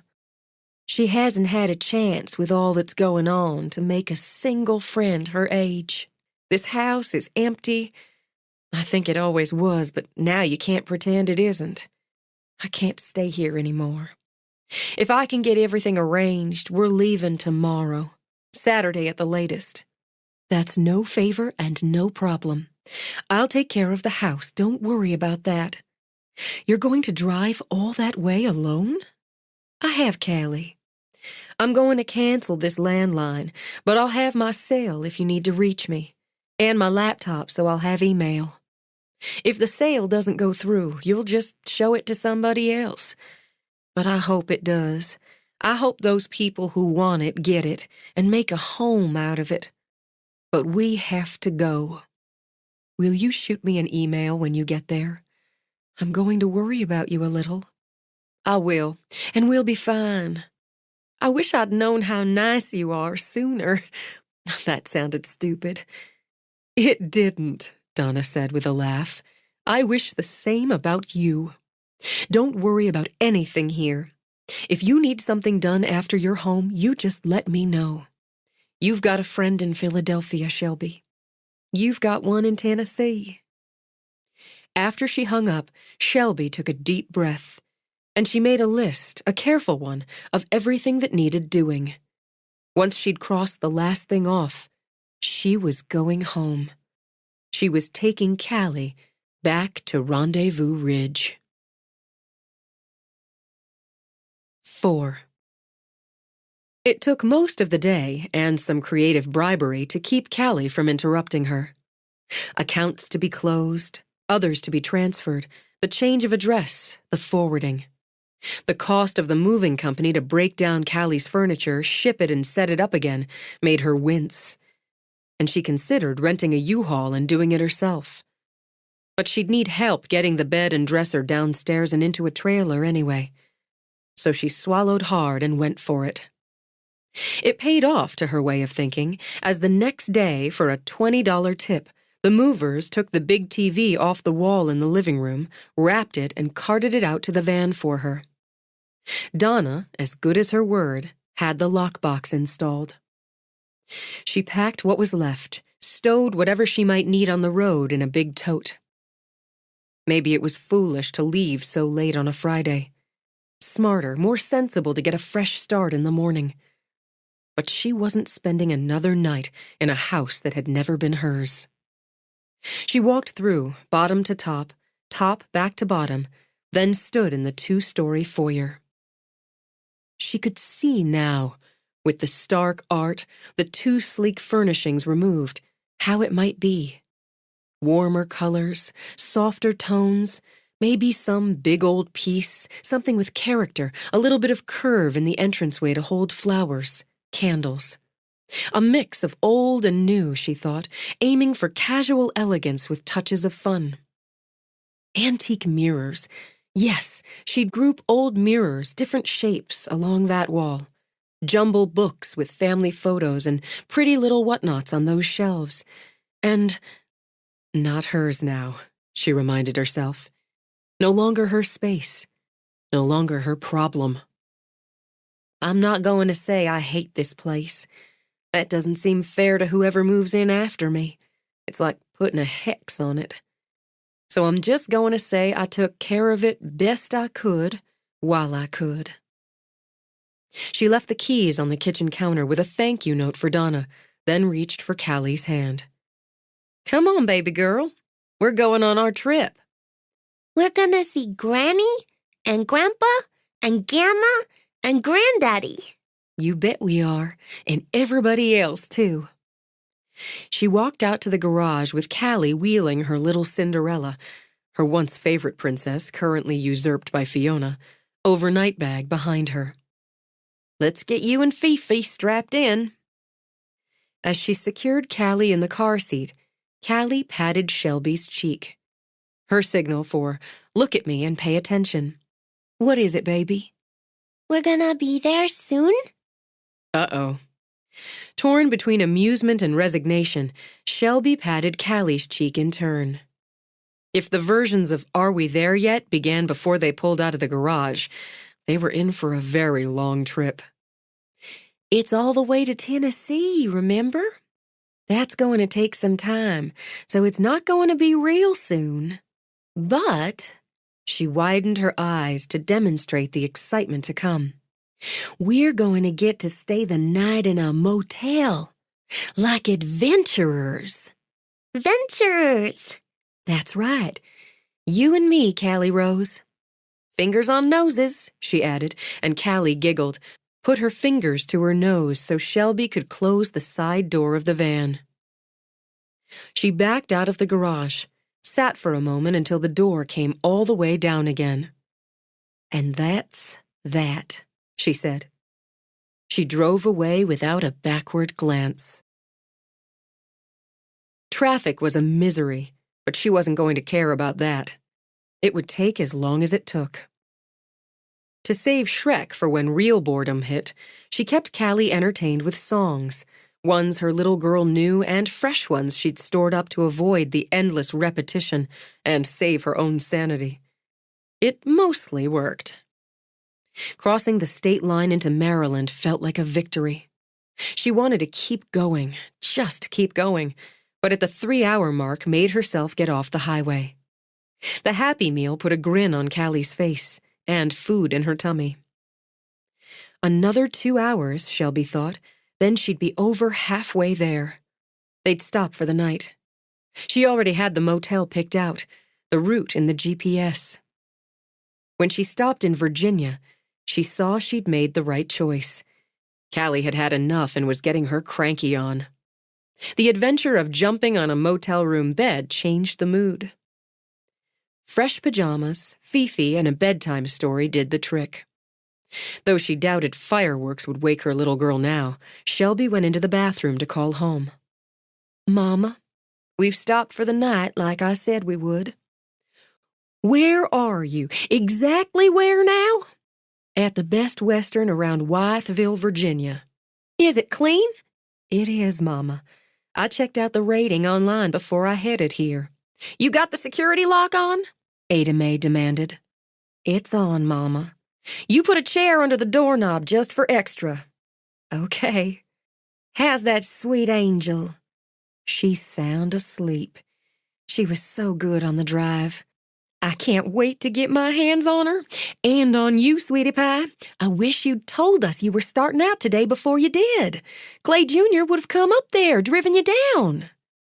She was the only girl, Shelby reminded herself, and the baby of 3. Her mother would fret. I'm fine, Mama, I promise. We're fine and already halfway there. Clay's got work and family of his own. You're his family, too. I can't wait to see him. See all of you. The faces, the voices, the hills, the green. It made her want to cry a little, so she worked to bump up the cheer in her voice. I'm going to try to get on the road by 8, but it may be a little later. But I should be there by 2 o'clock at the latest. I'll call you so you know for sure. Mama, I want to thank you again for letting us stay.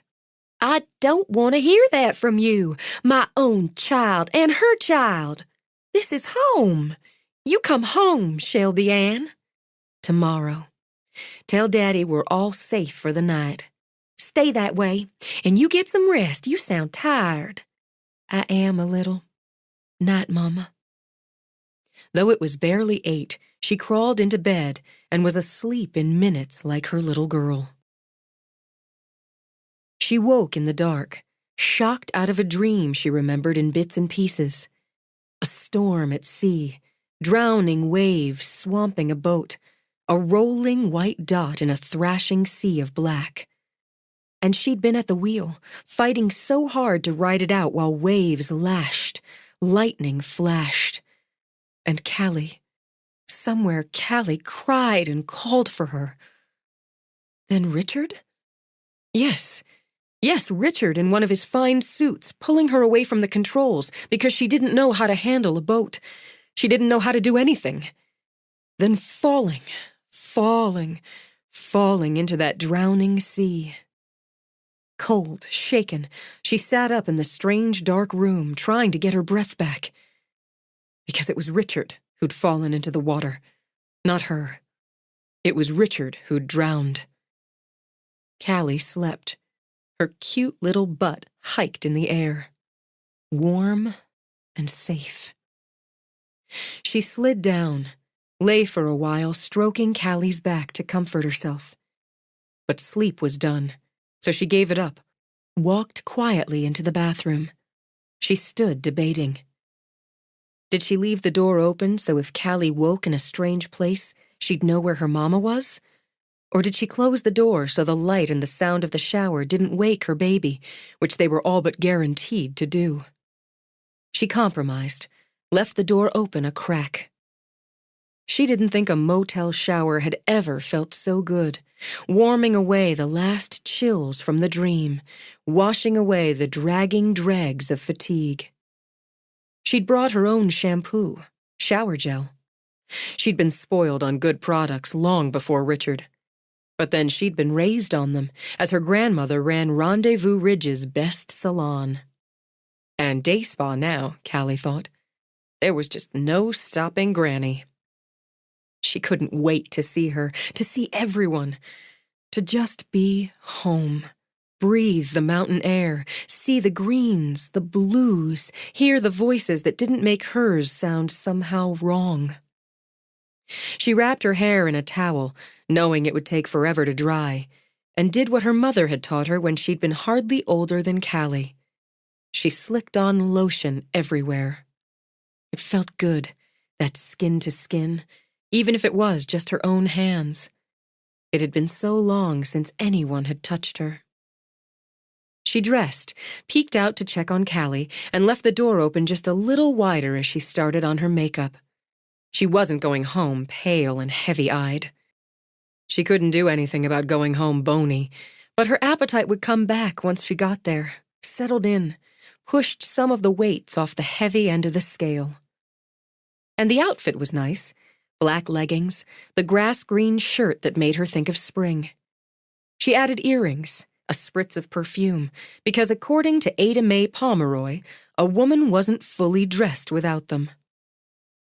Deciding she'd done her best, she went back into the bedroom, packed up everything but Callie's outfit for the homecoming. A pretty blue dress with white flowers and a white sweater. Then, turning on one of the bedside lights, she climbed onto the bed to nuzzle her daughter awake. "Callie Rose. Where is my Callie Rose? Is she still in dreamland riding pink ponies?" "I'm here, Mama." Warm and soft as a baby rabbit, she turned into Shelby's arms. "We're on a venture." "You bet we are." She cuddled for a moment, because those moments were precious. "I didn't wet the bed." "I know. You're such a big girl. Let's go pee now and get dressed." Even with fussing Callie's hair into a braid tied with a blue bow to match the dress, cleaning her up again after a breakfast of waffles, gassing up the van, they were on the road by 7:30. An early start, Shelby thought. She'd take it as a good sign of things to come. She stopped at 10, another pee break, fueled her system with a Coke, filled Callie's sippy cup, and texted her mother. Got going early. Traffic's not bad. Should be there by 12:30. Love you. When she pulled back onto the highway, the gray compact slipped out 3 cars behind her and kept pace. So the young widow was heading home in her second-hand minivan. Every action she did reasonable, normal, ordinary. But she knew something, Privet thought, and he'd find out just what that was. When she caught sight of the mountains, the great green rise of them, Shelby's heart jumped to her throat until her eyes stung. She'd thought she knew how much she wanted this, needed this, but it was more. It was everything safe and real. Look, Callie. Look out there. There's home out there. There's the Smokies. Gamma's in the Mokies. Smokies, Shelby said with a grinning glance in the rear view. Smokies. Gamma and Granny and Grandpa and Granddaddy and Uncle Clay and Aunt Gilly and Uncle Forrest. She rattled off family names, and to Shelby's surprise got most of them down to the dogs and cats. Maybe, Shelby thought, she wasn't the only one who wanted and needed this. By noon, she was winding up through the green with her window half down so she could smell the mountains, the pine, the rivers and streams. Here there was no snow. Instead, wildflowers sprouted, little stars, drops of color, and the houses and cabins she passed had daffodils springing yellow as fresh butter. Here, clothes flapped on lines so the sheets would carry that scent into bedrooms. Hawks circled above in the blue. I'm hungry, Mama. Fifi's hungry. Are we there? Are we there, Mama? Almost, baby. Can we be there now? Almost. You and Fifi can have something to eat at Gamma's. We want cookies. Maybe. She crossed what the locals called Billy's Creek, named for the boy who'd drowned in it before her father was born, and the dirt road that led down to the holler and to some ramshackle houses and double-wides where hunting dogs bayed in their pens and the shotguns stayed loaded and handy. And the sign for Mountain Spring Campground, where her brother Forrest had worked one long-ago summer, and where he'd gone skinny dipping, and a little more, with Emma Kate Addison, a fact Shelby knew as Emma Kate had been her closest friend, diapers through high school. Now the turn for the hotel resort built when she was about 10. Her brother Clay worked there, taking tourists out for whitewater rafting. He'd met his wife there as she worked as a dessert chef for the hotel. Now Gilly was pregnant with their second child. But before the wives and the children, before jobs and careers, they'd run tame here. She'd known the trails and the streams, the swimming holes, and the places where the black bear lumbered along. She'd walked with her brothers, with Emma Kate, on hot summer days into town to buy Cokes at the general store, or to her grandmother's salon to beg for spending money. She'd known places to sit and look out at forever. How the whippoorwills sounded when dusk fell in clouds of soft, soft gray after the sun dyed red behind the peaks.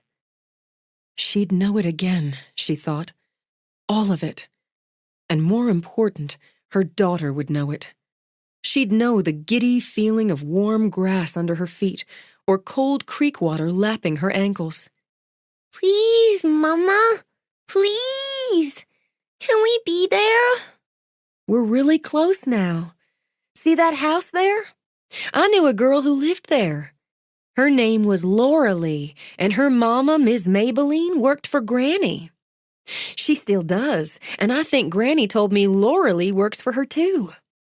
And see, just up ahead, that fork in the road?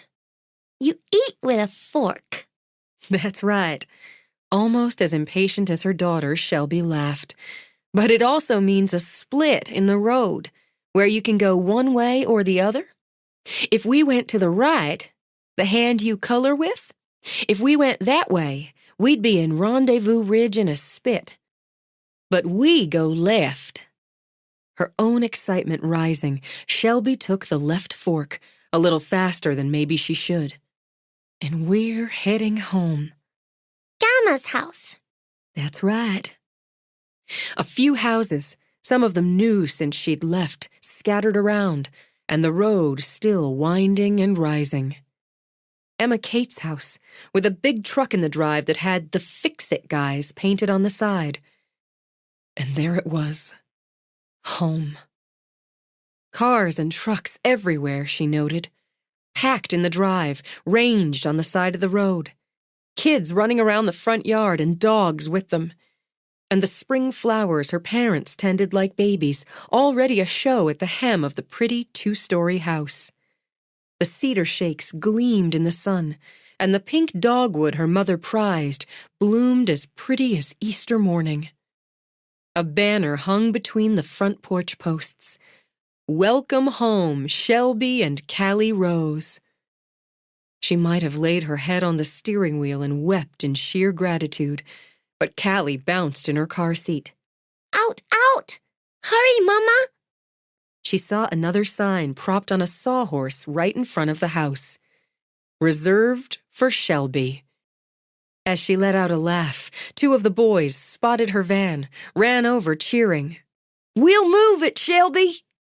Her Uncle Grady's boys, who looked to have sprung up another 6 inches since she'd seen them at Christmas.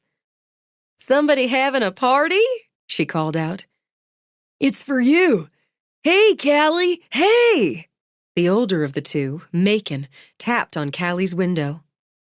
Who's that, Mama? Who? That's your cousin Macon. Cousin Macon! Callie waved both hands. Hi! Hi! She eased the van off the road and with intense relief turned off the ignition. We're here, Callie. At last. Out, out, out! I'm working on it. Before she could get around the van, kids swarming her to open the side door, her mother came running. Nearly 6 feet, Ada Mae had long legs to cover the ground from house to van. Her yellow sundress billowed around those legs, set off her crown of red hair.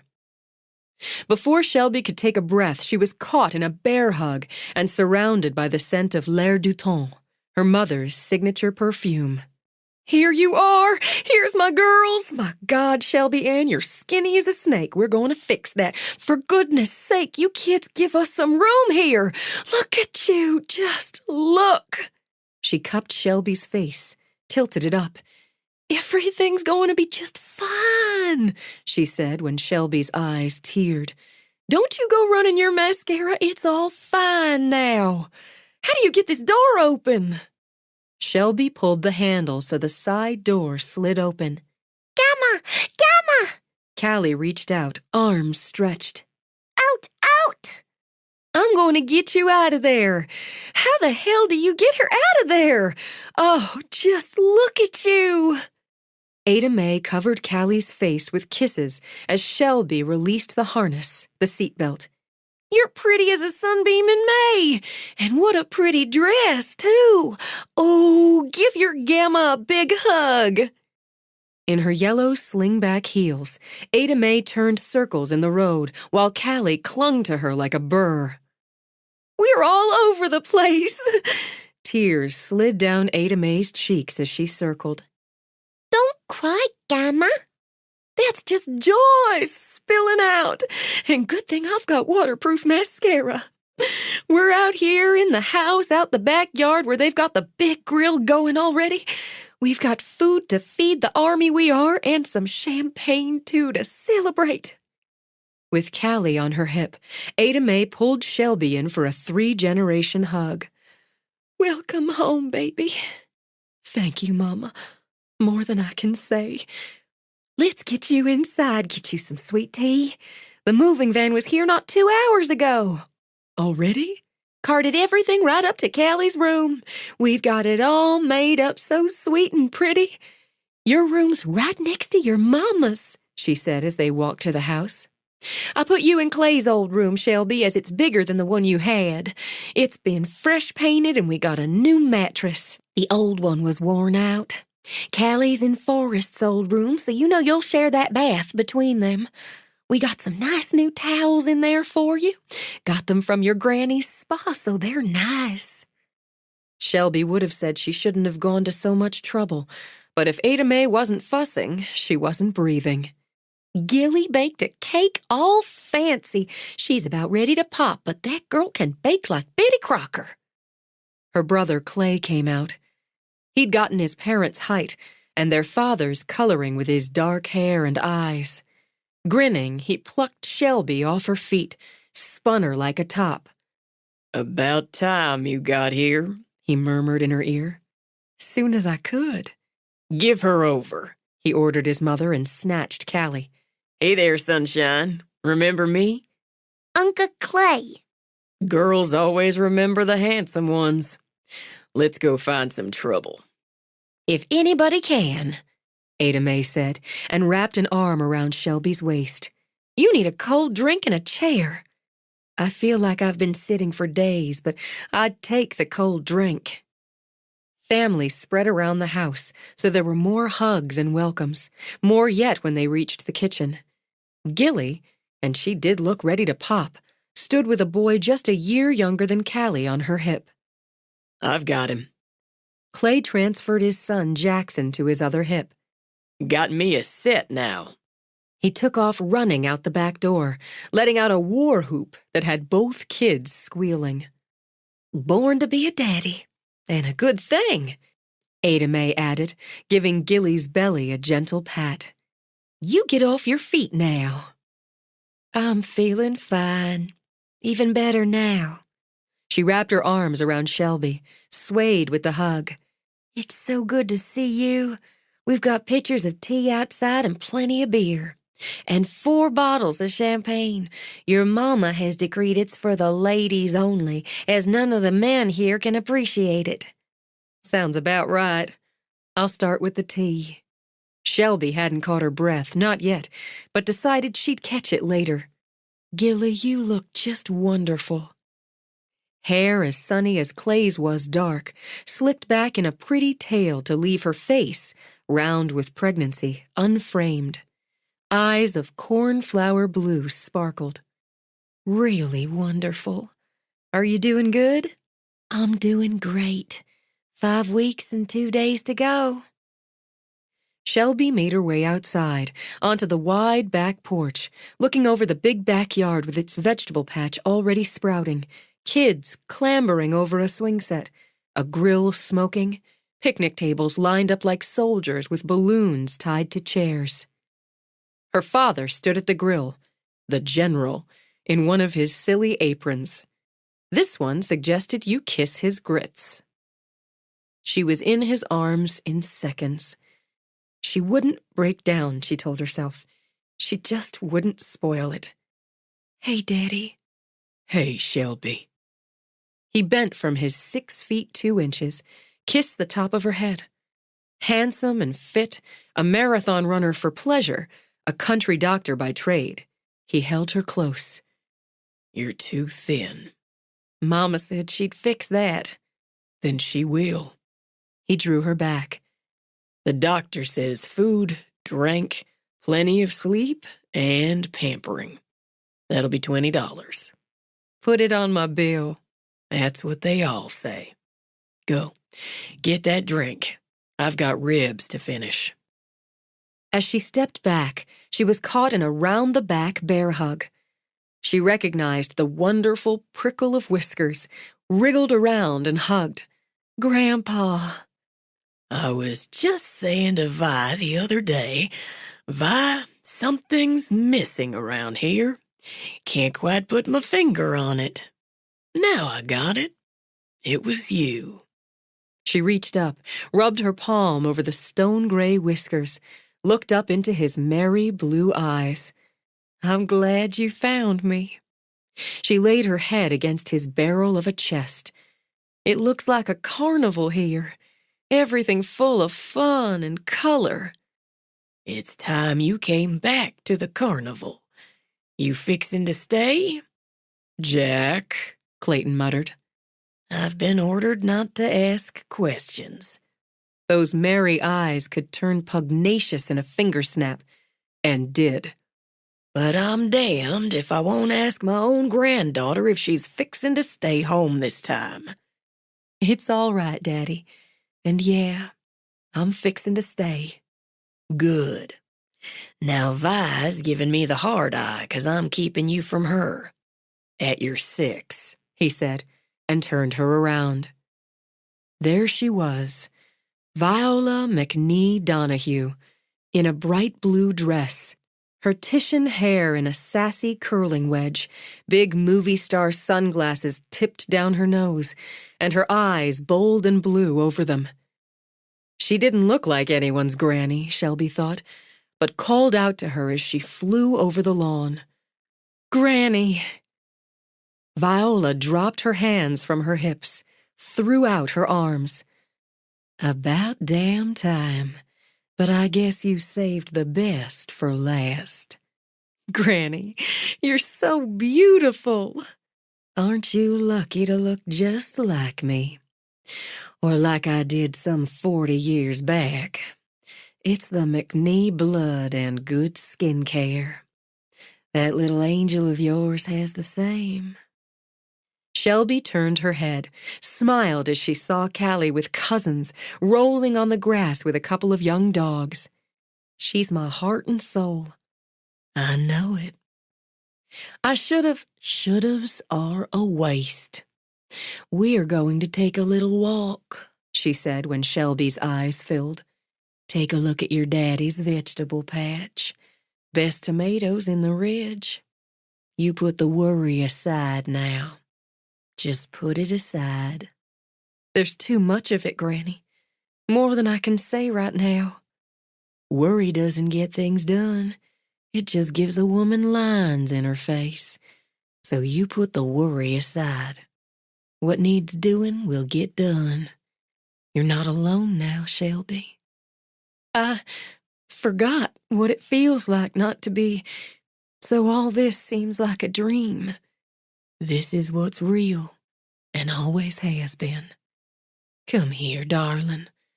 Hold on a while. She drew Shelby close, rubbed her back. You're home now. Shelby looked out at the mountains, smoked with clouds, so strong, so enduring, so true.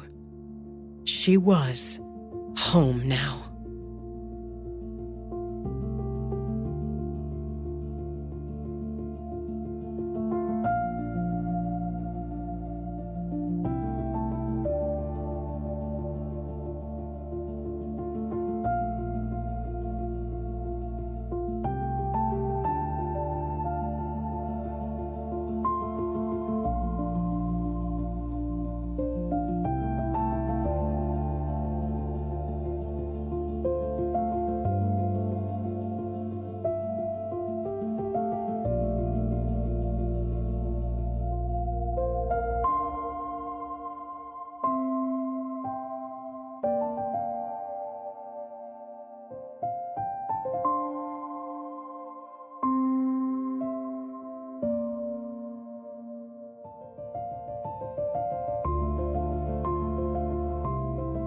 Five.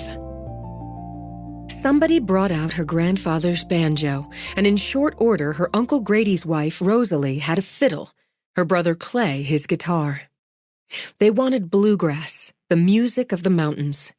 Those high, bright notes, the close harmony of strings plucked and sawed, stirred memories in her, lit a light inside her, a kind of birth. Here were her beginnings, in the music and the mountains, in the green and the gatherings. Family, friends, neighbors swarmed the picnic tables. She watched her cousins dancing on the lawn, her mother in her yellow heels swinging little Jackson to the rhythm. And there, her father with Callie in his lap, having what appeared to be a very serious conversation while they ate potato salad and barbecued ribs. Her grandmother's laugh carried over the music as Viola sat cross-legged on the lawn, sipping champagne and grinning up at Gilly. Her mother's younger sister Winona kept a hawk eye on her youngest girl, who seemed joined at the hip with a skinny guy in torn-up jeans her aunt referred to as that Hallister boy. As her cousin Lark was 16 and as curvy as a mountain road, Shelby figured the hawkeye was warranted. People kept pushing food on her, so she ate, because she felt her mother's own hawkeye on her. She drank champagne, even though it made her think of Richard. And she sang because her grandfather asked her to. Cotton-Eyed Joe and Salty Dog, Lonesome Road Blues and Lost John. The lyrics came back to her like yesterday, and the simple fun of it, singing out in the yard, letting the music rise toward the big sunstruck blue bowl of the sky, soothed her battered heart. She'd let this go, she thought. Let all of it go for a man she'd never really known, and a life she knew had been false from the first to the last. Wasn't it a miracle that what was real and true was here, waiting for her? When she could get away, she slipped into the house, wandered upstairs. Her heart just flooded when she stepped into Callie's room. Petal-pink walls and fussy white curtains framing the window that looked out on the backyard and the mountains beyond it. All the pretty white furniture and the bed with its pink and white canopy all set up. They'd even arranged some of the dolls and toys and books on the white bookcase, tucked some of the stuffed animals on the bed. Maybe the room was half the size of the one in the big house, but it looked just exactly right. She moved through the Jack and Jill bathroom, sparkling as her mother would have it no other way, and into what had been her brother's room. What was her room now? Her old iron bed where she'd slept and dreamed through childhood faced the window, just as it had in the room down the hall. As she'd liked it best, so she could wake to the mountains. A simple white duvet covered it now, but Ada Mae, being Ada Mae, had set pillows in lace-edged shams against the iron headboard, and more in shades of green and blue mounded with them. A throw, blues and greens again, crocheted by her great-grandmother, lay folded at the foot. The walls were a warm, smoky green, like the mountains. 2 watercolors, her cousin Jesslyn's work, graced them. Soft, dreamy colors, a spring meadow, a greening forest at dawn. A vase of white tulips, her favorite, sat on her old dresser, along with the picture in its silver frame of her holding Callie at 8 weeks.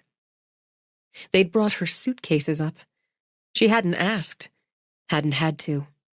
The boxes? Well, they were probably already stacked in the garage, waiting for her to figure out what to do with the things she'd felt obliged to keep from a life that no longer seemed her own. Overcome, she sat on the side of the bed. She could hear the music, the voices through the window. That's how she felt, just a step apart, behind the glass, sitting in a room of her childhood, wondering what to do with what she'd carried with her. All she had to do was open the window, and she'd be a part instead of a part. But right now, today, everyone said welcome home and left all the rest unsaid. But the questions murmuring under the welcome would come. Part of what she carried with her were answers, and still more questions. How much should she tell? And how should she tell it? What good would it do to tell anyone that her husband had been a liar and a cheat, and she feared he might have been worse? She feared down deep in her bones he'd been a swindler and a thief. And yet whatever he'd been, even if it turned out to be worse, he was still the father of her child. Dead. He couldn't defend or explain any of it. And sitting here brooding about it wasn't solving a thing. She was wasting that welcome, that sun-struck day, the rising music. So she'd go down again. She'd have some cake, though she already felt a little queasy. Even as she ordered herself to get up, go down, she heard footsteps coming down the hall. She got to her feet, put an easy smile on her face. Forrest, her brother, the only one who hadn't been there to welcome her, stepped into the doorway. He didn't have Clay's height, skimmed just shy of 6 feet and with a more compact build. A brawler's build, their granny claimed, with some pride, and he'd done his share. He had his daddy's dark hair, but his eyes, like hers, were bold and blue. They held hers now. Coolly, she thought, and full of the questions no one asked. Yet. Hey! She tried to boost up her smile. Mama said you had to work today. As a deputy. Her brother, the cop. A job that seemed to suit him like his skin. That's right. He had sharp cheekbones like their father, and his mother's eyes. And right now he sported a faint purple bruise on his jaw. Been fighting? He looked blank for a moment, then flicked his fingers over his jaw. In the line. Arlo Cattery, you'd remember him. Got a little rambunctious last night down at Shady's bar. They're looking for you outside. I figured you'd be up here. Back a few steps from where I started. He leaned on the jamb, doing his cool study of her face. Looks like. Damn it, Forrest. Damn it. No one in the family could twist her up, wring her out, and smooth her down again like Forrest. When are you going to stop being mad at me? It's been 4 years, almost 5. You can't stay mad at me forever. I'm not mad at you. Was. But I'm more into the annoyed stage now. When are you going to stop being annoyed with me? Can't say. You want me to say I was wrong, that I made a terrible mistake running off with Richard like I did? He seemed to consider it. That'd be a start. Well, I can't. I can't say that because... She pointed to the picture on the dresser. That makes Callie a mistake, and she's not. She's a gift and a glory and the best thing that ever happened to me. You ran off with an asshole, Shelby. Every muscle in her body went hot and tight. I didn't think he was an asshole at the time, or I wouldn't have run off with him. What makes you so righteous, Deputy Pomeroy? Not righteous, just right. It's an annoyance to me that my sister took off with an asshole, and I've barely seen her or the niece who looks just like her in years. I came when I could. I brought Callie when I could. I did the best I knew how. You want me to say Richard was an asshole? There I can oblige you, as it turns out he was. I had the bad judgment to marry an asshole. Is that better? Some.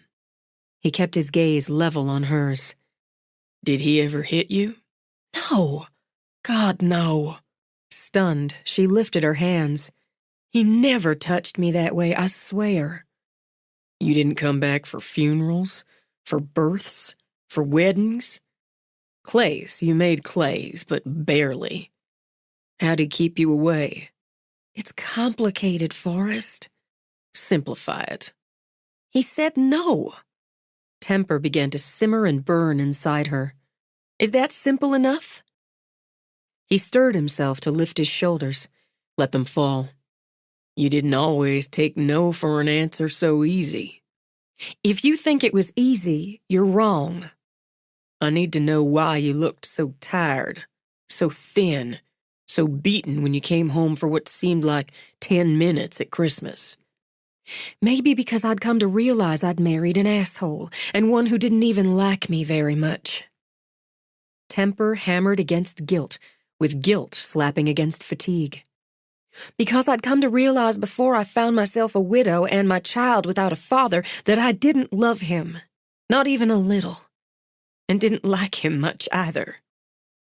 Tears clogged her throat, threatening to burst through the dam she'd so laboriously built to hold them back. But you didn't come home? No, I didn't come home. Maybe I married an asshole because I was an asshole myself. Maybe I couldn't figure out how to pull myself and Callie out of the muddy mess I'd made. Can you leave it at that for now? Can that be enough for now? If I have to talk about all the rest of it now, I think I'll break into pieces. He walked over, sat beside her. Maybe I'll move annoyed down to mildly irked. Tears swam and spilled. She couldn't help it. Mildly irks progress. She turned, pressed her face to the side of his shoulder. I missed you so much. Missed you like an arm or a leg or half my heart. I know. He draped an arm around her. I missed you the same. It's why it's taken close to 5 years to get down to mildly irked. I got questions. You always have questions. Like why you drove down from Philadelphia in a minivan that's older than Callie and with a couple of suitcases and a bunch of packing boxes and what looks like a big-ass flat-screen TV. That's for Daddy. Huh. Show off. I got more questions yet, but I'll wait on them. I'm hungry and I want a beer. I want a couple of beers.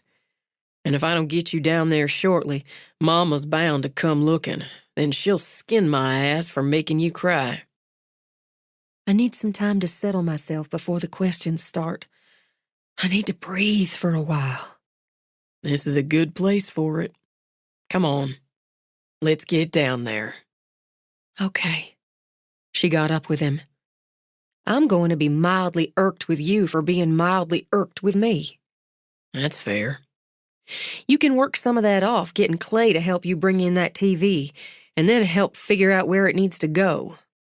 It needs to go in my apartment, but I'll just come over here and watch it and eat all Daddy's food. That's fair, too, she decided. I'm working on fair. He kept an arm draped around her shoulders. You know Emma Kate's back. What? She is? But I thought she was up in Baltimore. She was up until about 6 months ago. I guess more like 7 now. Her daddy had that accident last year, fell off Clyde Barrow's roof, busted himself up pretty good. I know about that. I thought he was doing okay. Well, she came back to take care of him. You know how her mama is. Helpless as a baby duck with no feet. That's the truth. She stayed a couple months. He was in and out of the hospital and physical therapy, and her being a nurse, she could help more than most. The guy she's hooked up with, he came down off and on. Nice guy. Shortening it up, the time off and budget cuts cost her her job at the Baltimore hospital, or made it hard for her to keep on. She and her guy, they moved on down as she got an offer to work at the clinic in the Ridge. Daddy. Yeah. He says she's a damn good nurse. Matt, that's her guy, he moved on down with her, started a business with his partner. Griff's out of Baltimore, too. Construction-type business. They're the fix-it guys. I saw a truck with that name on it at Emma Kate's house. Matt and Griff are doing a new kitchen for Miss Bitsy. What I hear is she changes her mind every 5 minutes on what she wants, so it's taken a while. Emma Kate and Matt got the apartment across from mine, and Griff's got the old Triple Horn place out on 5 Possum Road. That place was falling down when we were 10, she remembered. And she loved it. He's fixing it up. Likely take him the rest of his life, but he's got it going. You're stock full of news, Forrest. That's only because you haven't been around to hear it. You should go see Emma Kate. I wish she'd come today. She's working, and she's likely still in the annoyed stage where you're concerned. You might have to work some to bring that down. It's hard knowing how many people I hurt. Then don't do it again. If you decide to leave, say goodbye proper. She looked out the back door, saw Clay running around with his son on his shoulders, and her grandmother pushing Callie on the swings. I'm not going anywhere. I've already been gone too long. She slept in her childhood bed on a new mattress, and though the night was cool, kept the window open a crack so the night air could waft in. She woke to a quiet rain, snuggled right in with a smile on her face as the sound of it pattered so peacefully. She'd get up in just a minute, she told herself, check on Callie, fix her baby some breakfast. She'd deal with the unpacking and all the other chores that needed doing in just 5 more minutes. When she woke again, the rain had softened to a misty drizzle, a drip and plop from leaves and gutters. Around it, she heard the birds singing. She couldn't remember the last time she'd woken to the song of birds. Rolling over, she glanced at the pretty glass clock on the bedside table, then shot up like an arrow from a bow. She scrambled up, dashed through the bath and into Callie's room to find the bed empty. What kind of a mother was she, sleeping till after 9 o'clock and not having a clue where her daughter might be? Barefoot, a little panicked, she raced downstairs. A fire burned in the living room hearth. Callie sat on the floor, the old mutt Clancy curled beside her. Stuffed animals sat in a line while Callie busily poked and prodded at the pink elephant lying trunk up on a kitchen towel. He's very sick, Gamma. Oh, I can see that, baby. Curled in a chair, sipping coffee, Ada Mae smiled. He's looking peaked, no doubt about it. It's lucky you're such a good doctor. He's going to be all better soon. But he has to be brave 'cause he needs a shot.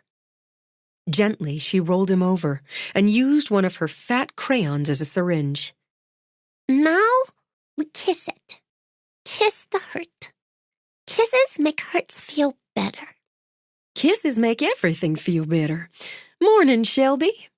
I'm so sorry, Mama. I overslept. It's barely 9 on a rainy morning, Ada Mae began as Callie leaped up, ran to Shelby. We're playing hospital, and all my animals are sick. I'm going to make them better. Come help, Mama. Your mama needs her breakfast. Oh, I'm fine. Breakfast is important, isn't it, Callie? Uh-huh. Gamma made me breakfast after Granddaddy had to go help the sick person. I had scrambled eggs and toast with jelly. Scrambled eggs. She lifted Callie for a kiss. And you're all dressed so nice. What time did she get up? About 7. And don't start. Why would you deny me a couple hours with my only granddaughter? Have we had fun, Callie Rose? Lots and lots and lots of fun. I gave Clancy a dog cookie. He sat like a good boy, and he shook my hand, too. And Granddaddy gave me a piggyback ride all the way downstairs because I was quiet and didn't wake you up.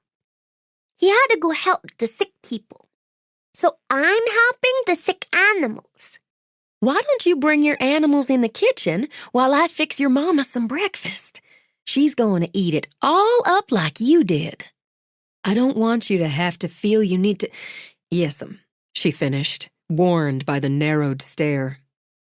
You can have a Coke since you never did learn to be civilized and drink coffee. Callie, you can bring all the sick animals and fix them up right over there.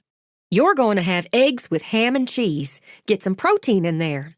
I've got the whole day. I took off work until middle of the week. I've got a connection with the boss. How will Granny run the place without you? Oh, she'll manage.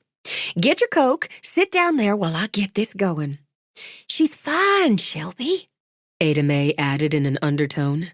She's busy and she's happy, and your daddy and I enjoyed her company this morning. Now I don't have to ask how you slept. You look better already. I slept 10 hours. New mattress. Ada Mae chopped some ham. And the rain makes you want to sleep all day. Haven't been sleeping well, have you? Not especially. Or eating much. It's been hard to work up an appetite. A little pampering might make that easier. She glanced over at Callie. I'm going to tell you you've done a good job with that girl. Of course, some of it's just disposition, but she's well-mannered without being all prim about it. Something that just makes my back itch in a child. And she's happy. She wakes up every day raring to go. She wanted you first thing, but all I had to do was take her to your bedroom door, show her you were there sleeping, and she was fine. That's a good thing, Shelby. A child who clings usually says more about the mother clinging. And I expect it's been hard not to cling on both sides these past months when it's just been the two of you. I never saw any kids her age around the neighborhood up north. But then it was so awful cold, and it seemed it was snowing every 5 minutes. Still, I was going to look for a good preschool, just so she could socialize, but I just didn't after, I didn't know if it was the right thing for her after. And you and Daddy came for a while, and Granny came, and that was good. It helped us both having y'all there. I hope it did. We all worried we'd left you alone too soon. Ada Mae poured whisked eggs in the skillet over the ham chunks, grated cheese into the mix. I don't know if I could have left if you hadn't said you'd come home as soon as you could. I don't know how I'd have gotten through if I hadn't known I could come home. Mama, that's enough eggs for 2 people. You'll eat what you want, then 1 bite more. Over her shoulder, she sent Shelby a narrow look. They're wrong when they say you can't be too thin, because you are. We're going to plump your mama up, Callie, and put roses in her cheeks. Why? 'Cause she needs it. Ada Mae plated the eggs, added a slice of toast, passed it over the counter. And 1 bite more. Yes, ma'am. Now, Ada Mae busied herself tidying the already tidy kitchen. You've got a hot stone massage booked at 2 o'clock at Mama's. I do? Could do with a facial, too, but I'll do that myself later in the week. A woman drives clear down from Philadelphia hauling a toddler's earned a good massage. And Callie and I have plans this afternoon. You do? I'm taking her over to Susanna's. You remember my good friend Susanna Lee? She couldn't come yesterday as she had her sister's girl's wedding shower. That's Scarlett. Scarlett Lee, you went to school with Scarlett. Sure. Scarlett's engaged?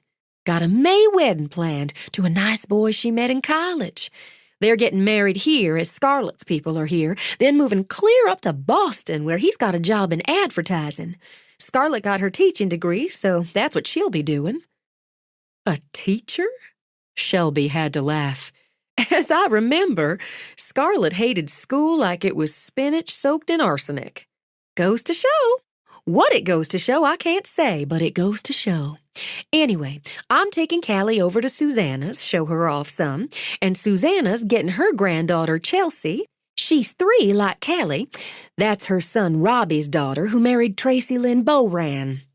I don't think you've met Tracy. Her people are from Pigeon Forge. She's a nice girl, a potter. That's one of her bowls there with the lemons in it.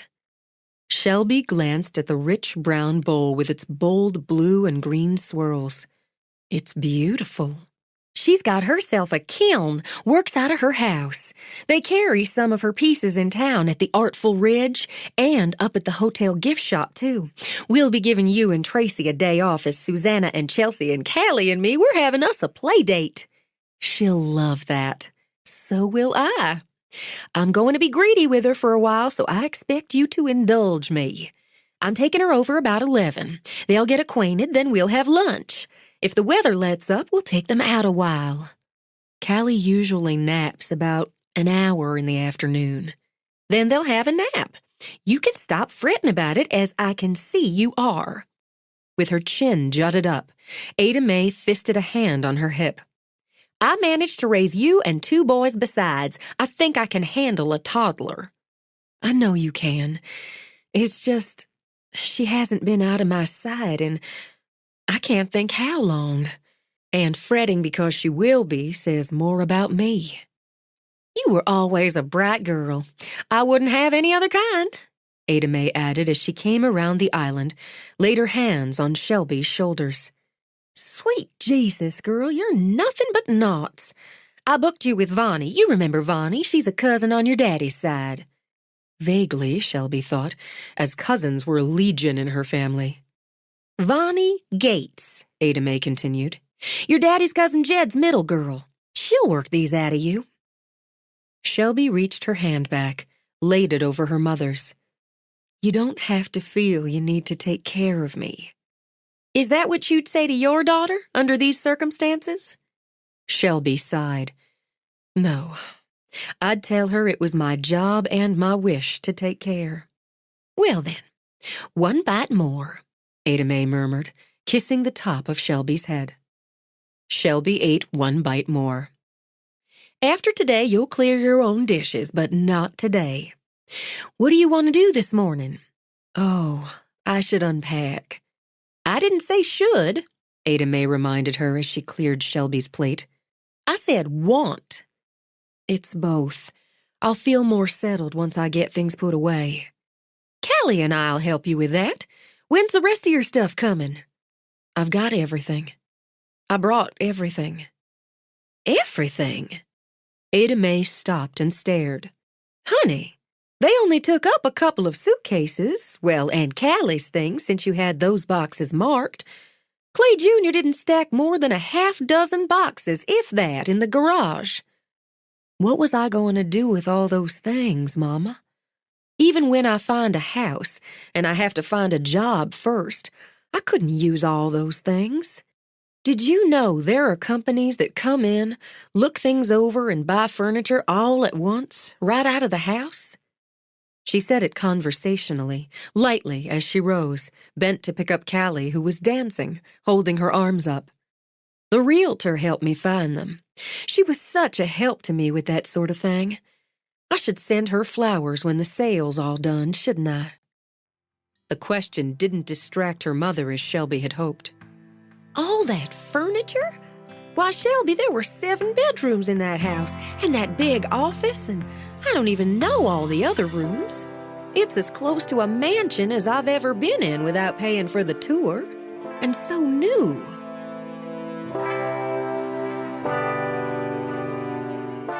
This is the end of disc number 2. Please insert disc number 3.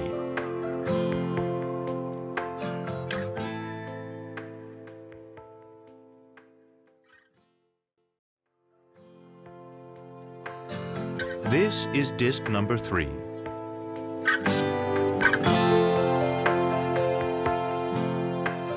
The question didn't distract her mother as Shelby had hoped. All that furniture?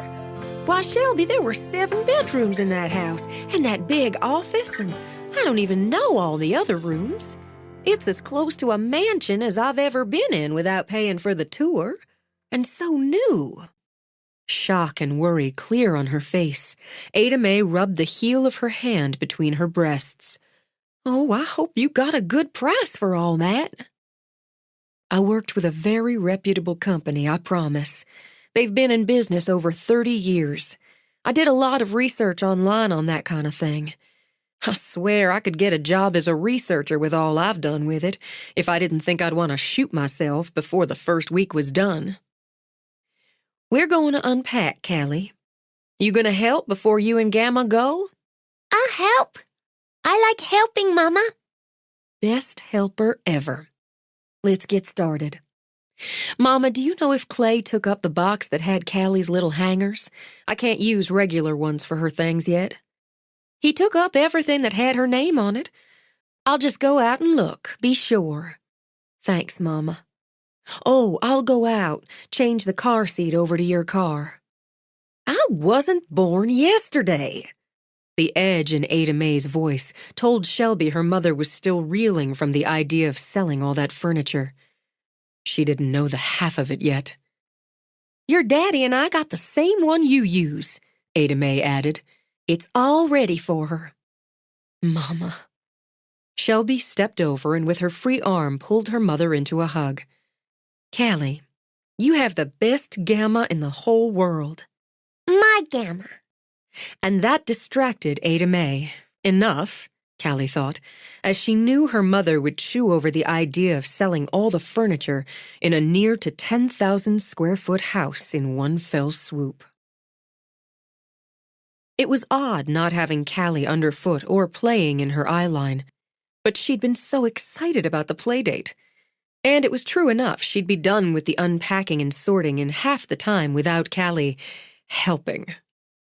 By noon, with everything put away, the beds made, she wondered what in the hell to do with herself. She She glanced at her laptop with some dislike, but made herself boot it up. No notices from creditors, so that was good news. Nothing yet on the sale of the house, but she wasn't expecting it. She did read a short email from the consignment shop, letting her know they'd sold 2 of Richard's leather jackets, his cashmere topcoat, and 2 of her cocktail dresses. She replied with a thank you, telling them yes, it was fine to wait until the 1st of the month to send a check to the address she'd left with them. With unpacking and business done, she showered, dressed.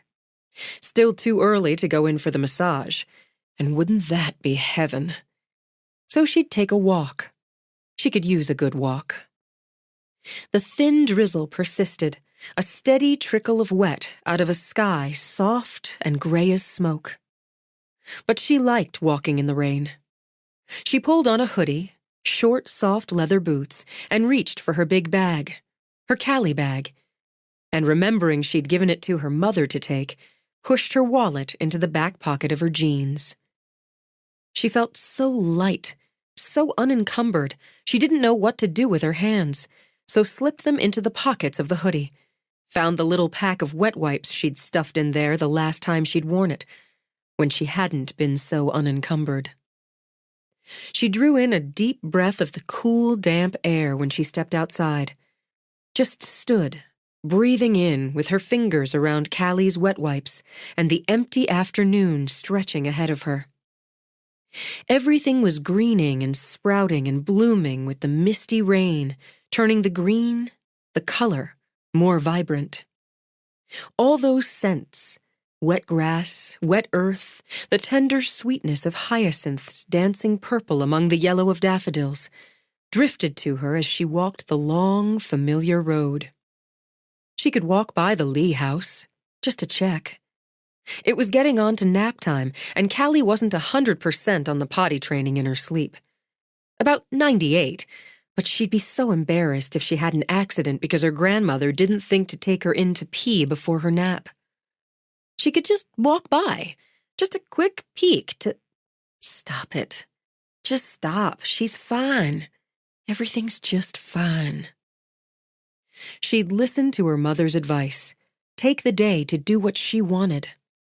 A walk in the rain, taking her time enough to study the mountains in their smoky blanket, to appreciate the spring flowers and the quiet.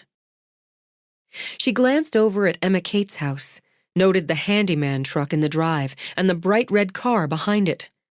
She wondered how she'd approach Emma Kate now that they were both back in the ridge. And her friend got out of the car. She wore a hoodie, too, in a bold candy pink Callie would have loved.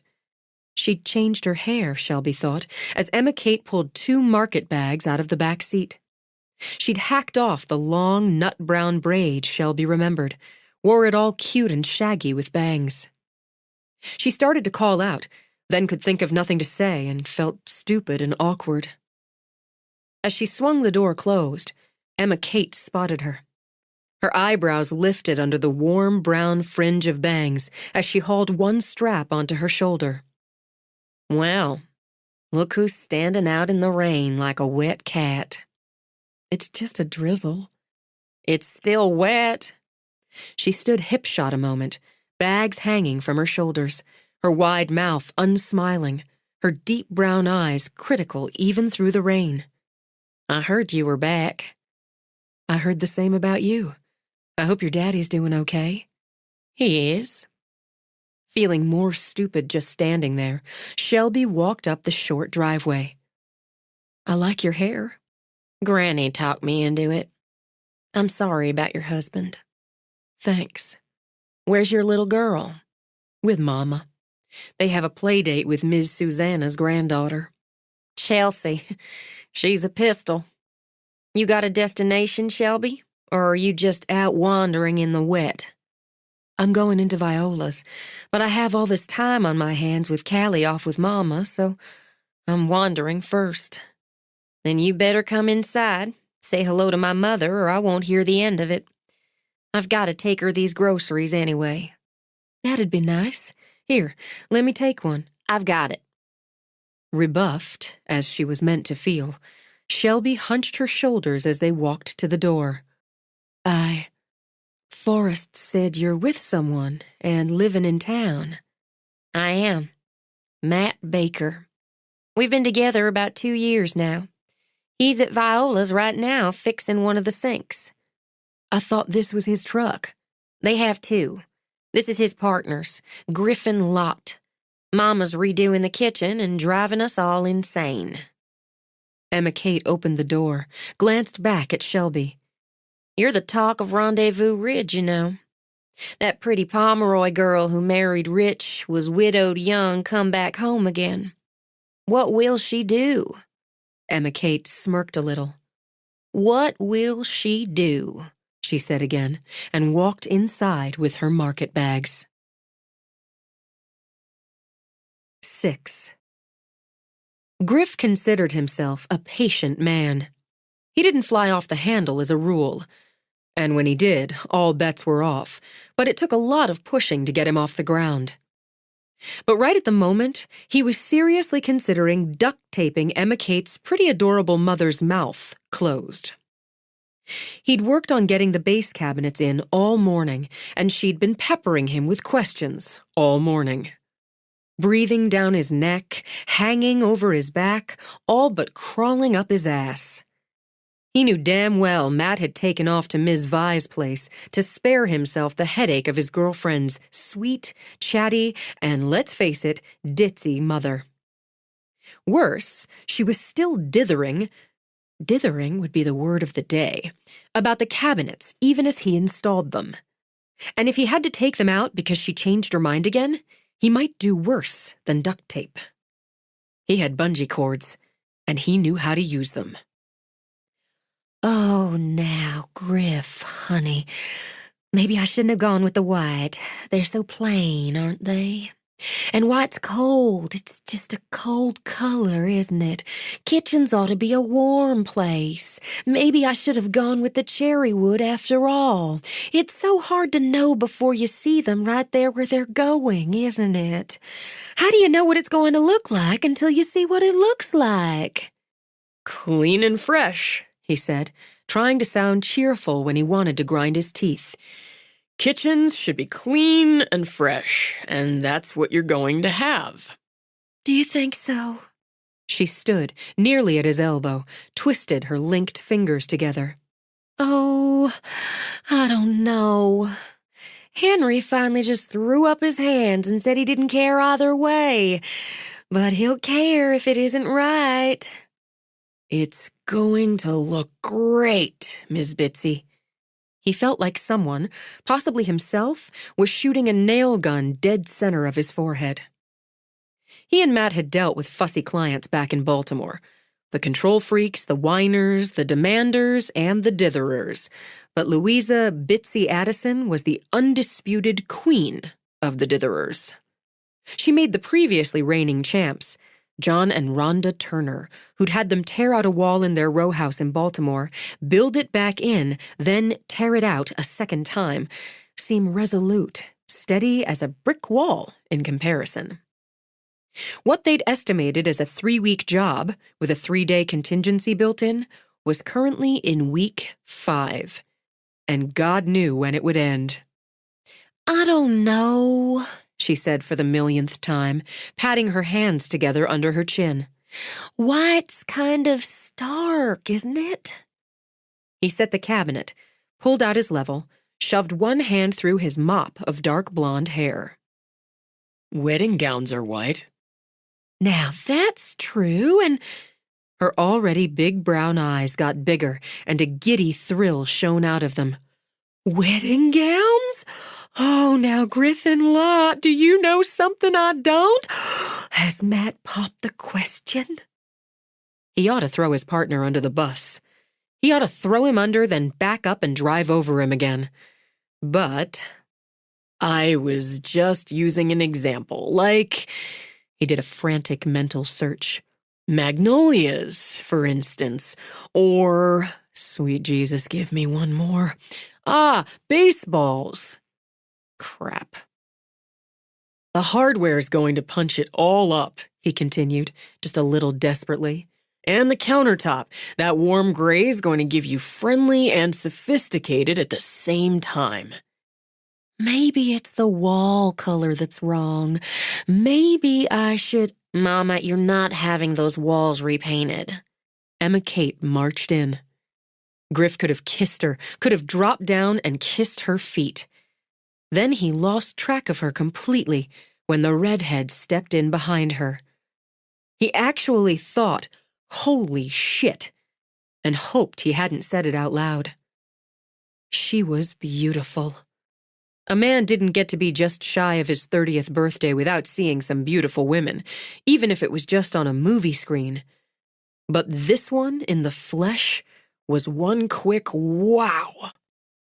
Masses of curling hair the color of a sunrise, all tumbling around a face that looked like it had been carved out of porcelain.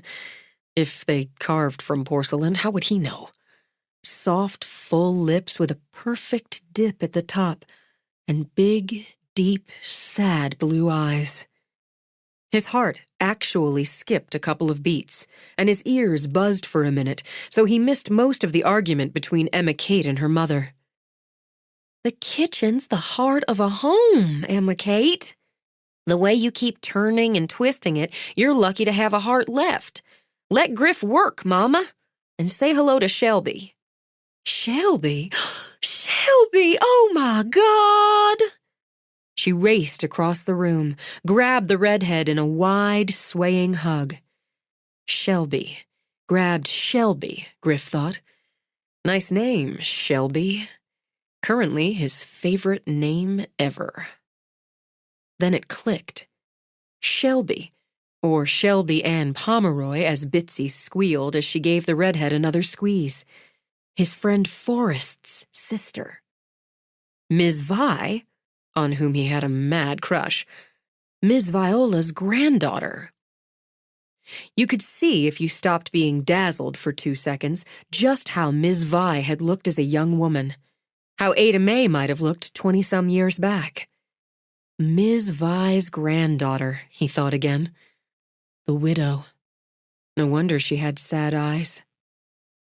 He immediately felt guilty for wanting to wrap her up the way Bitsy was, then reminded himself it wasn't his fault her husband was dead.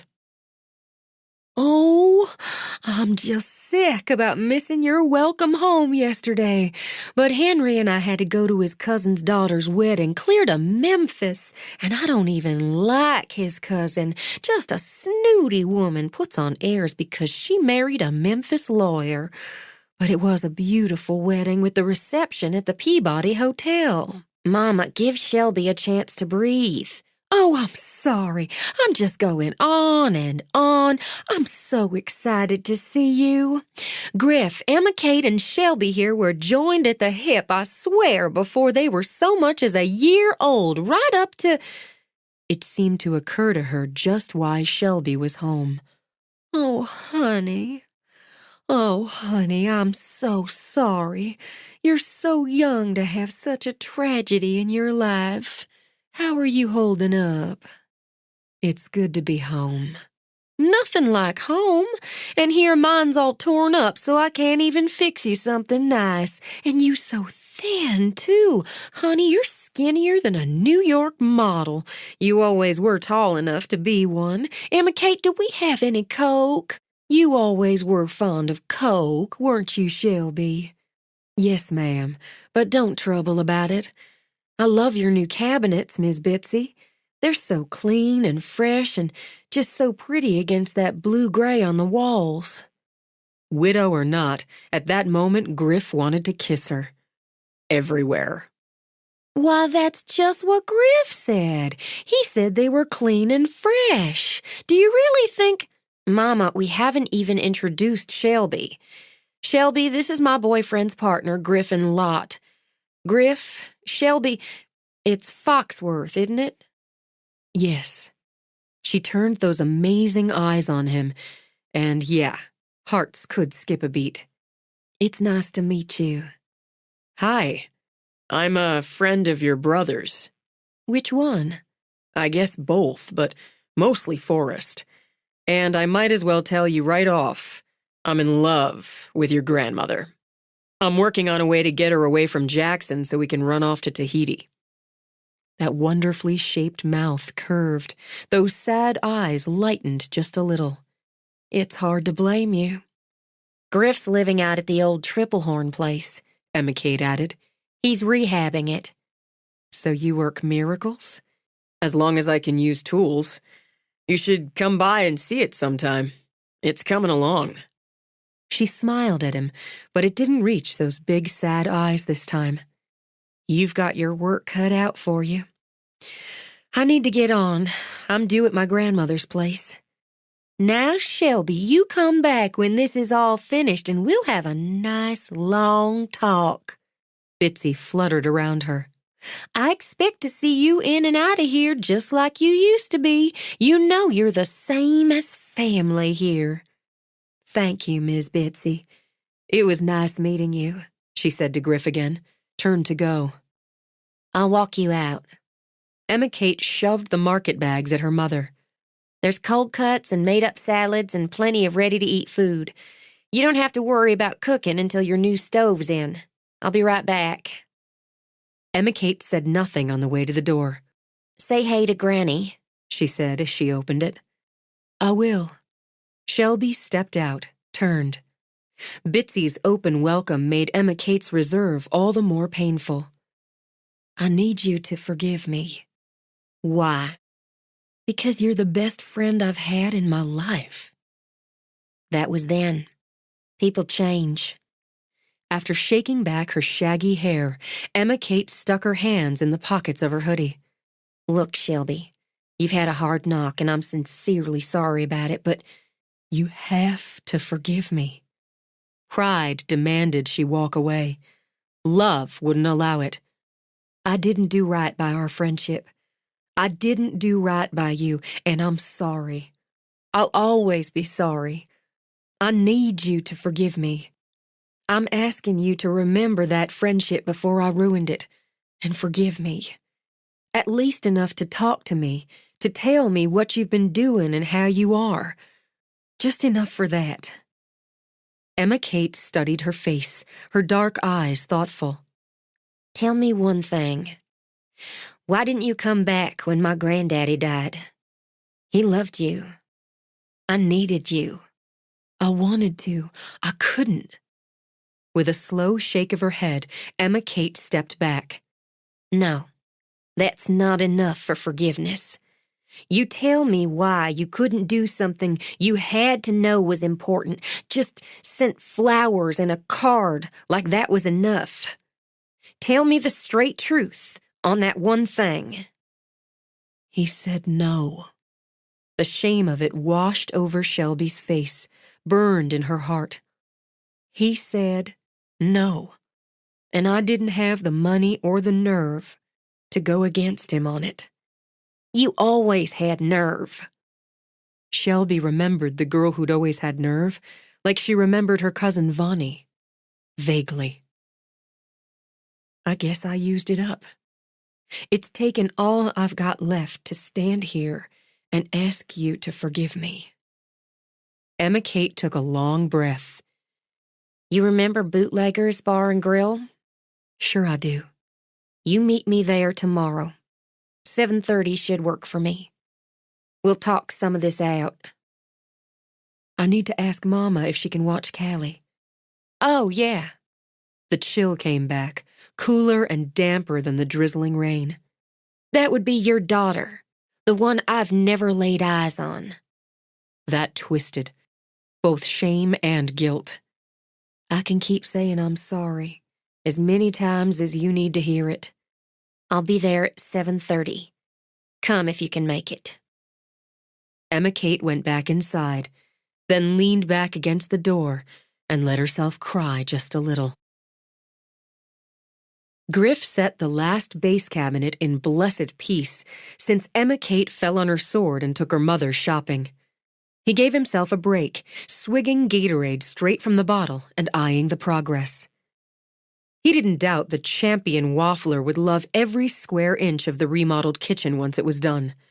And it would look clean and fresh, just like the redhead. Something going on there, he mused, with Bitsy going on about how Emma Kate and Shelby had been friends practically in the womb, and Emma Kate standing there as stiff and cool as he'd ever seen her, and the redhead sad and awkward. Girl fight, he supposed. He had a sister, so he knew girl fights could be long and bitter. He'd have to poke at Emma Kate. It was just a matter of finding the right spot, getting her to open up and spill. He wanted to know. And he wondered how long was a reasonable length of time before a guy asked a widow out. He should probably be ashamed of himself for wondering, but he just couldn't drum it up. He hadn't had such a quick and strong reaction to a woman in ever, he decided, and he liked women a lot. He set the Gatorade down and decided since Matt was taking all damn day to fix a sink, he'd start on the upper cabinets. Plus, it wouldn't be just the sink, he thought as he hauled his stepladder over. There'd be conversation. Nothing got done in Rendezvous Ridge without considerable conversation. And iced tea. And questions. And long, lazy pauses. He was getting used to it, found he enjoyed the slower pace, and definitely appreciated the small-town vibe. He'd had a choice to make when Matt decided to move to Tennessee with Emma Kate. Stay or go? Find a new partner? Run the business himself? Or take the leap and start over, more or less, in a new place with new people? He didn't regret taking the leap. He heard the front door open. That took getting used to, the way people in the Ridge rarely locked a door. Did you have to make her a new sink? Griff called out, then set the drill on the last screw of the first upper. Ms. Vi found a few other things for me to do. Hey, you're moving along. This looks great. Griff grunted, stepped down to eye the cabinet. Word of the day is dithering, which has a picture of Bitsy Addison beside it in every dictionary across the land. She has a little trouble sticking to decisions. And there was Matt's gift for understatement. I don't know how she decides to get out of bed in the morning. I'd be further along if your woman had gotten here sooner and taken Bitsy away. She's thinking the white's too white, and maybe she picked the wrong countertop, or the wrong paint color. Don't ask about the backsplash. Too late now to change her mind on any of it. You try telling her. You gotta love her. Yeah, you do. But Christ, Matt, can't we put her in a box for the next 3 days? Grinning, Matt took off his light jacket, tossed it aside. Where Griff was long and lanky, Matt was tough and ripped. He wore his black hair neat and trim, where Griff's strayed past his collar with a hint of curl.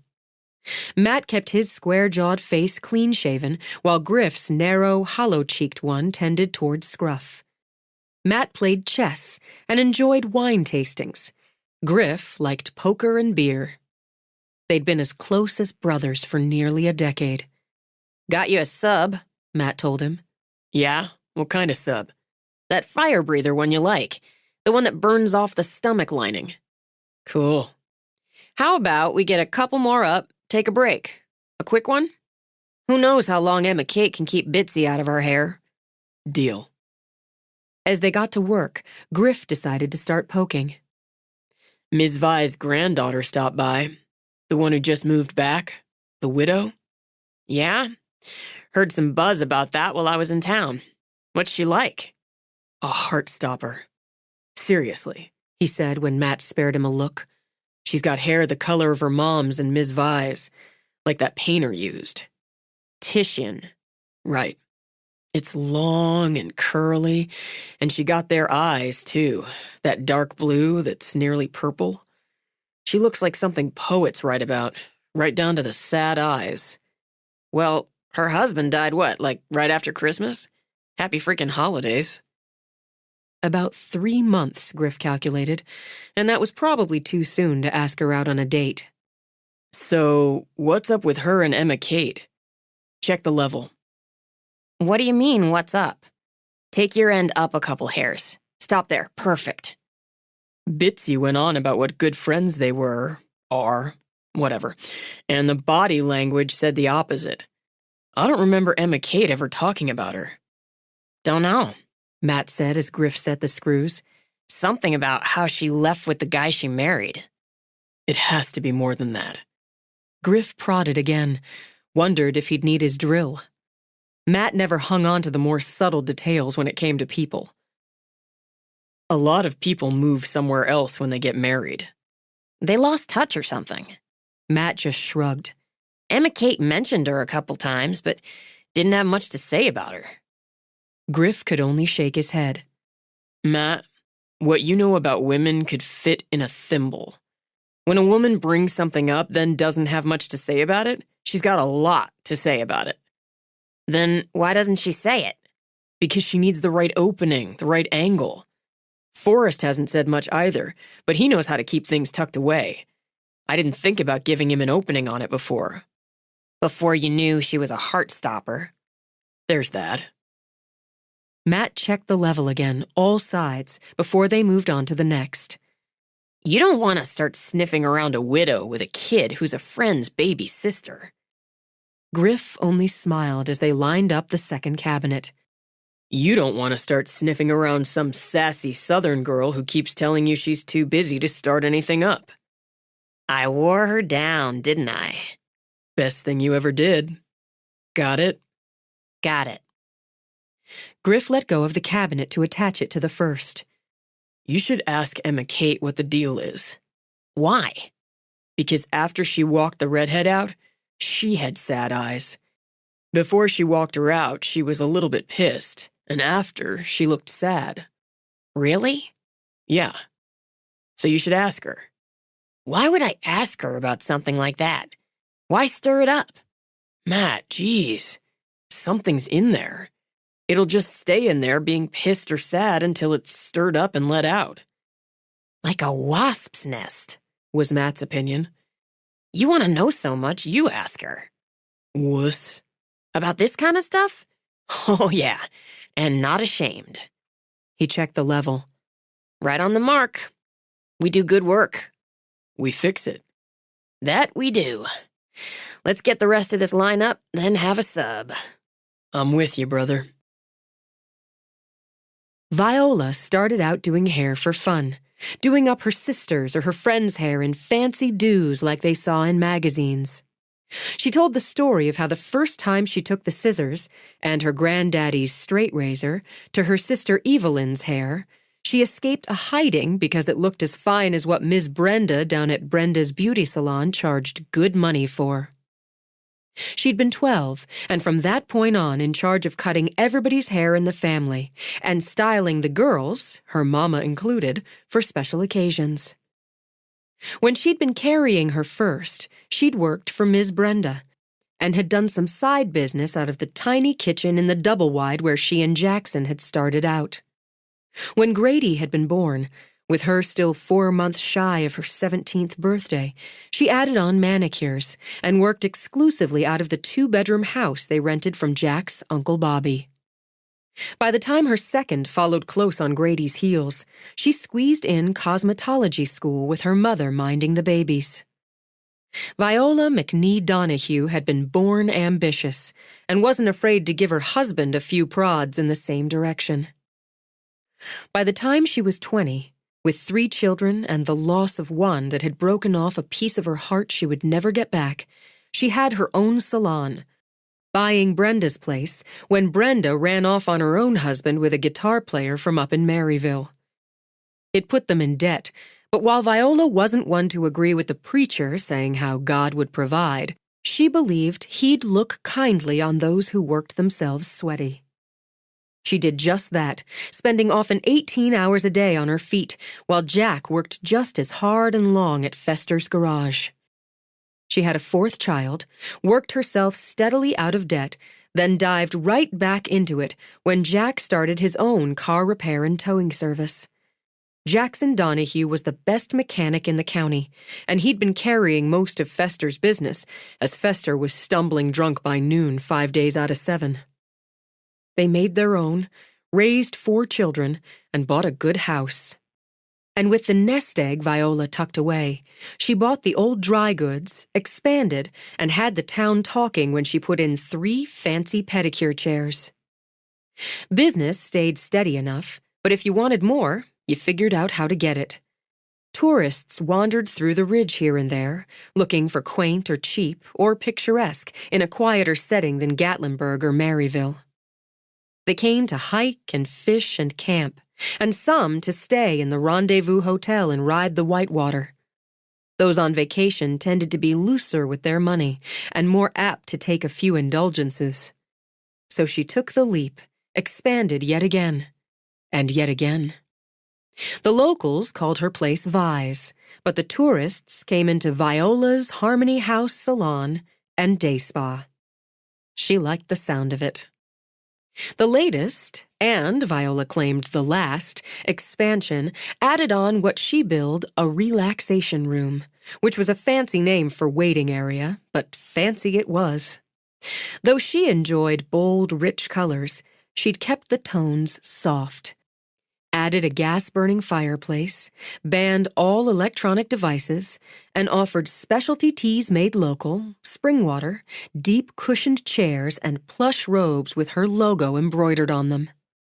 Since the expansion, this latest and last, had been in the works while Shelby had been moving from Atlanta to Philadelphia, Shelby hadn't seen it all done. She couldn't say it surprised her when her grandmother led her through a locker room changing area and into the room that smelled lightly of lavender. "Granny, this is amazing." She kept her voice down as 2 women she didn't know sat in oatmeal-colored chairs, paging through glossy magazines. "You try some jasmine tea. It's made right here in the ridge. And relax some before Vonnie comes to get you. This is as nice as any of the spas I've been to. Nicer." Amenities included shallow dishes of sunflower seeds, a wooden bowl of sharp green apples, clear pitchers of water with inserts holding slices of lemon or cucumber, and hot pots for tea clients could drink out of pretty little cups. "It's you who's amazing. It's not enough to have ideas if you just let them sit around. You come see me when Vonnie's done with you." "I will. Could you just check with Mama? I just want to be sure Callie's behaving." "Don't you worry about a thing." Easier said than done, or so Shelby thought, until Vonnie, who couldn't have been more than 5'3", had her on a warm table in a dim room with soft music playing. "Girl, you've got enough rocks in these shoulders to build a 3-story house. Take a deep breath for me now. And another. That's the way. Let it go now." She tried. Then she didn't have to try. She drifted. "How are you feeling now?" "What?" "That's a good answer. I want you to take your time getting up. I'm going to turn the lights up a little, and I've got your robe lying over your legs." "Thank you, Vonnie." "I'm going to tell Miss Vi you could use another next week. It's going to take a few times to get you smoothed out, Shelby." "I feel smooth." "That's good. Now don't go getting up too fast, you hear? I'm going out and get you some nice spring water. You want to drink a lot of water now." She drank the water, changed back into her street clothes, and made her way out to the salon area. 4 of the 6 hair stations were working, and 2 of the 4 pedicure chairs were occupied. She saw 2 women getting manicures and glanced at her own nails. She hadn't had her nails done since right before Christmas. While the relaxation room stood as a sanctuary of quiet, the salon rang with voices, the bubble of foot baths, the whirl of dryers. 5 people called out to her, 3 beauticians, 2 customers, so she got caught up in conversations, acknowledged offers of sympathy and of welcome before she found her grandmother. "Perfect timing. I just finished doing Dolly Wobuck's highlights, and my next appointment canceled, so I've got time to give you a facial. Go put a robe back on." "Oh, but Callie's fine. She and Chelsea are having a tea party with costumes. Ada May said they hooked together like two links in a chain and reminded her of you and Emma Kate. That's good to hear. Shelby tried not to think of that cool look in the eyes of her childhood friend. She'll have your baby home in a couple hours. That'll give you time for a facial and us time to talk. Viola tipped her head, and the light through the front window tipped gold in the red. Vonnie did you some good, didn't she? She's wonderful. I don't remember her being such a little thing. Takes after her mama. She may be little, but she has wonderfully strong hands. She wouldn't let me tip her, Granny. She said Mama had seen to it, and anyway, we're family. You can tip me by giving me an hour of your time. Go on, get a robe on. The facial rooms are in the same place. We'll be in the first one. Get. She did as she was told. She wanted Callie to make friends, didn't she? To have someone to play with, to be with. It was healthy and right. And foolish to feel so anxious because she was spending the day at her grandmother's salon. I've got just the thing for you, Viola said when Callie came in. It's my energizing facial. It'll give you and your skin a boost. Just hang that robe on the hook there, lie down here, and we'll tuck you up. This is new, too. Not the room, but the chair. Some of the machines here. If you want to be competitive, you've got to keep up. Viola took out a bib apron and tied it over her cropped pants and bold orange t-shirt. I've got a machine in the next room that works on lines with electrode pulses. Really? Shelby slipped under the sheet onto the inclined chair. Only two of us trained to use it for now. That's me and your mama. But Maybelline, you remember Maybelline? I do. I can't remember a time she didn't work for you. Been some years, and now her girl's working here too. Lauralee's got the same good touch on nails as her mama. Maybelline's training on the new machine now, so we'll have 3 can use it. Not that you have to worry about lines for some time yet. She laid a light duvet over the sheet, then banded back Shelby's hair. But let's have a look at things. Your skin's a little dehydrated, baby. Stress'll do that. She started out with a cleanse, her hands soft as a child's on Shelby's face. There are things a girl can tell her granny she might not say right out to her mama. It's that safety zone. And Ada May, she looks at bright sides. She's blessed with that outlook. You've got trouble, and it's not grief. I know how grief looks. I'd stopped loving him. She could say it out loud with her eyes closed and her grandmother's hands on her face. Maybe I never really did love him. I know now he didn't love me. It's hard knowing that. Hard knowing we didn't have what we should have. And he's gone. You were young. Older than you were. I got awful lucky. So'd your grandpa. I was a good wife, Granny. I can say that and know it's true. And Callie, we made Callie, so that's something special. And I wanted another baby.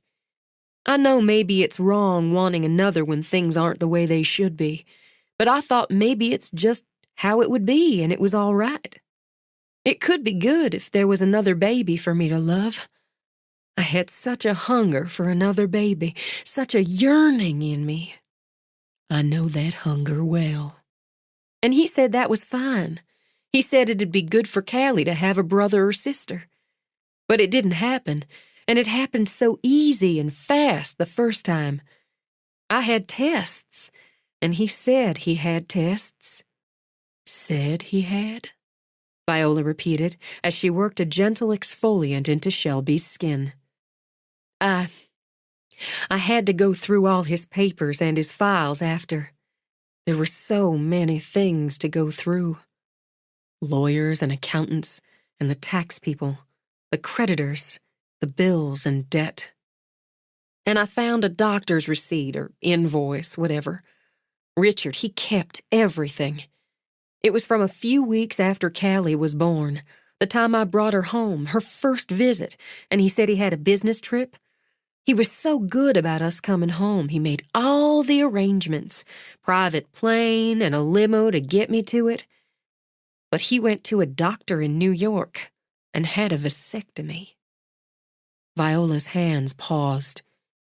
He got himself snipped and let you think you were trying to make a baby?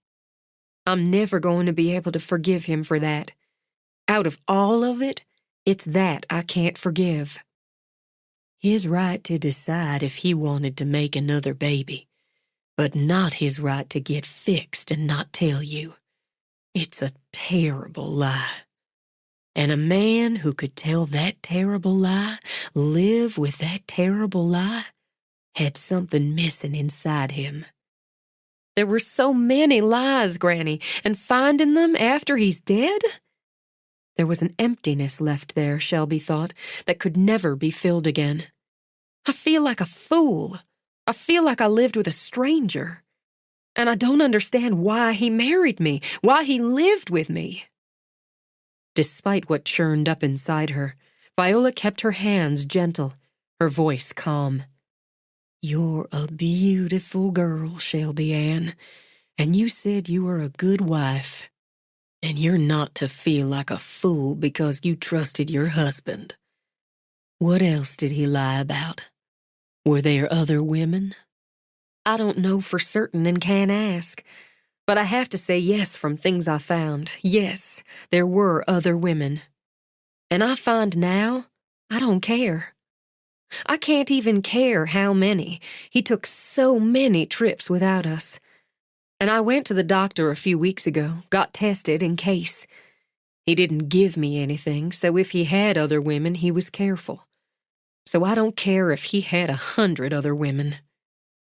She worked up her nerve while Viola slathered on the energizing mask. The money, Granny. He lied about the money. I never paid much attention to it because he said that was his business, and mine was to run the house and Callie. He could lash out like a whip over that without raising his voice or his hand. Cold contempt can be a sharper blade than hot temper. Comforted, Shelby opened her eyes, looked into her grandmother's. He cowed me. I hate admitting it, and I don't even know how it happened, but I can look back and see it so clear. He didn't like me asking questions about money, so I didn't. We had so much, the clothes and the furniture and the restaurants and the travel. But he was cheating there, too, and running some sort of scams. I'm still not clear on all of it. She closed her eyes again, not in shame, not with Granny, but in weariness.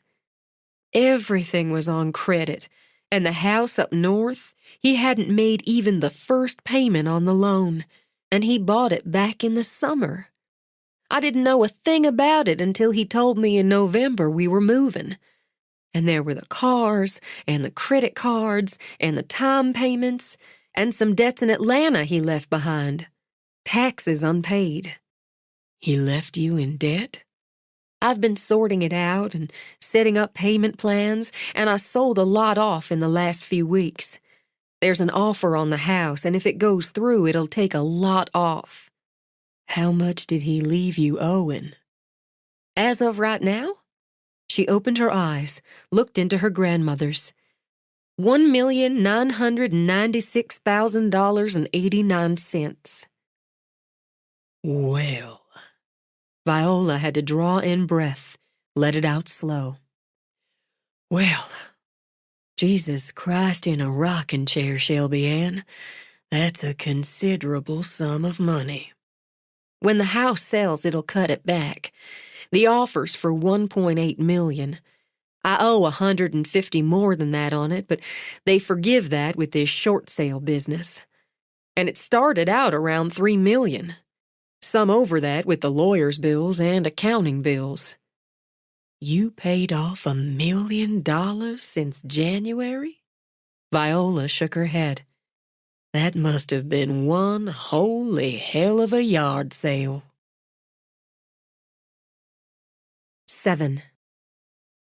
A massage, an energizing facial, and coming home to find her little girl bubbling over with happiness. Those went a long way toward lifting Shelby's mood. But the biggest lift had been unburdening herself to her grandmother. She'd told her everything about finding the safe deposit box and what was in it, the private detective, the spreadsheet she'd created, and her need to find a paying job as soon as she could. By the time she'd given Callie her supper, her bath, tucked her in for the night, she felt she knew all there was to know about Chelsea, and had made a promise to have Chelsea over as soon as she could. She went back down, found her father stretched out in the lazy boy recliner he loved, watching a basketball game on his new TV, and her mother sitting on the sofa crocheting. She go down all right? Out like a light before I'd finished her bedtime story. You wore her out today, Mama. It sure was fun. The two girls were like tadpoles swimming in their own pond, hardly still a minute. Susanna and I talked about taking turns, having Chelsea come here, then taking Callie there. And I've got Tracy's number for you right in on the kitchen board. You ought to call Chelsea's mama, honey. Make a good bridge there. I will. You gave her a happy day. Can I ask you for a favor? You know you can. I ran into Emma Kate today. I heard about that. Fingers still working yarn and needle, Ada Mae glanced up with a smile. It's the Ridge, baby. If I don't hear about something 10 minutes after it happened, I know I have to have your daddy check my hearing. Hattie Munson, you remember she lives across from Bitsy, though they're feuding about something half the time. They're feuding now because Bitsy's getting a new kitchen and didn't take Hattie's advice about the new appliances. Hattie's boy works for LG, but Bitsy bought Maytag, and Hattie took that as a personal insult. Of course, Hattie Munson takes offense if she sneezes in her own kitchen and you don't say Gesundheit from yours. Amused at the way her mother found a way to wind through a story, and how her father cursed at the ball players, the referees, the coaches, Shelby eased a hip on the arm of the couch. So they might be feuding, but Hattie doesn't miss any tricks and saw you and Emma Kate outside Bitsy's house and saw you go on in. How's that kitchen coming? I haven't gotten over there in more than a week. They were putting cabinets in. Pretty ones. Emma Kate's young man, Matt, and Griffin. Cutie pies, the pair of them, and they do fine work. I'm having them do me a master bath, an ensuite, out of your old room. Now, Ada Mae. Clayton surfaced from the game long enough to hear about the bathroom.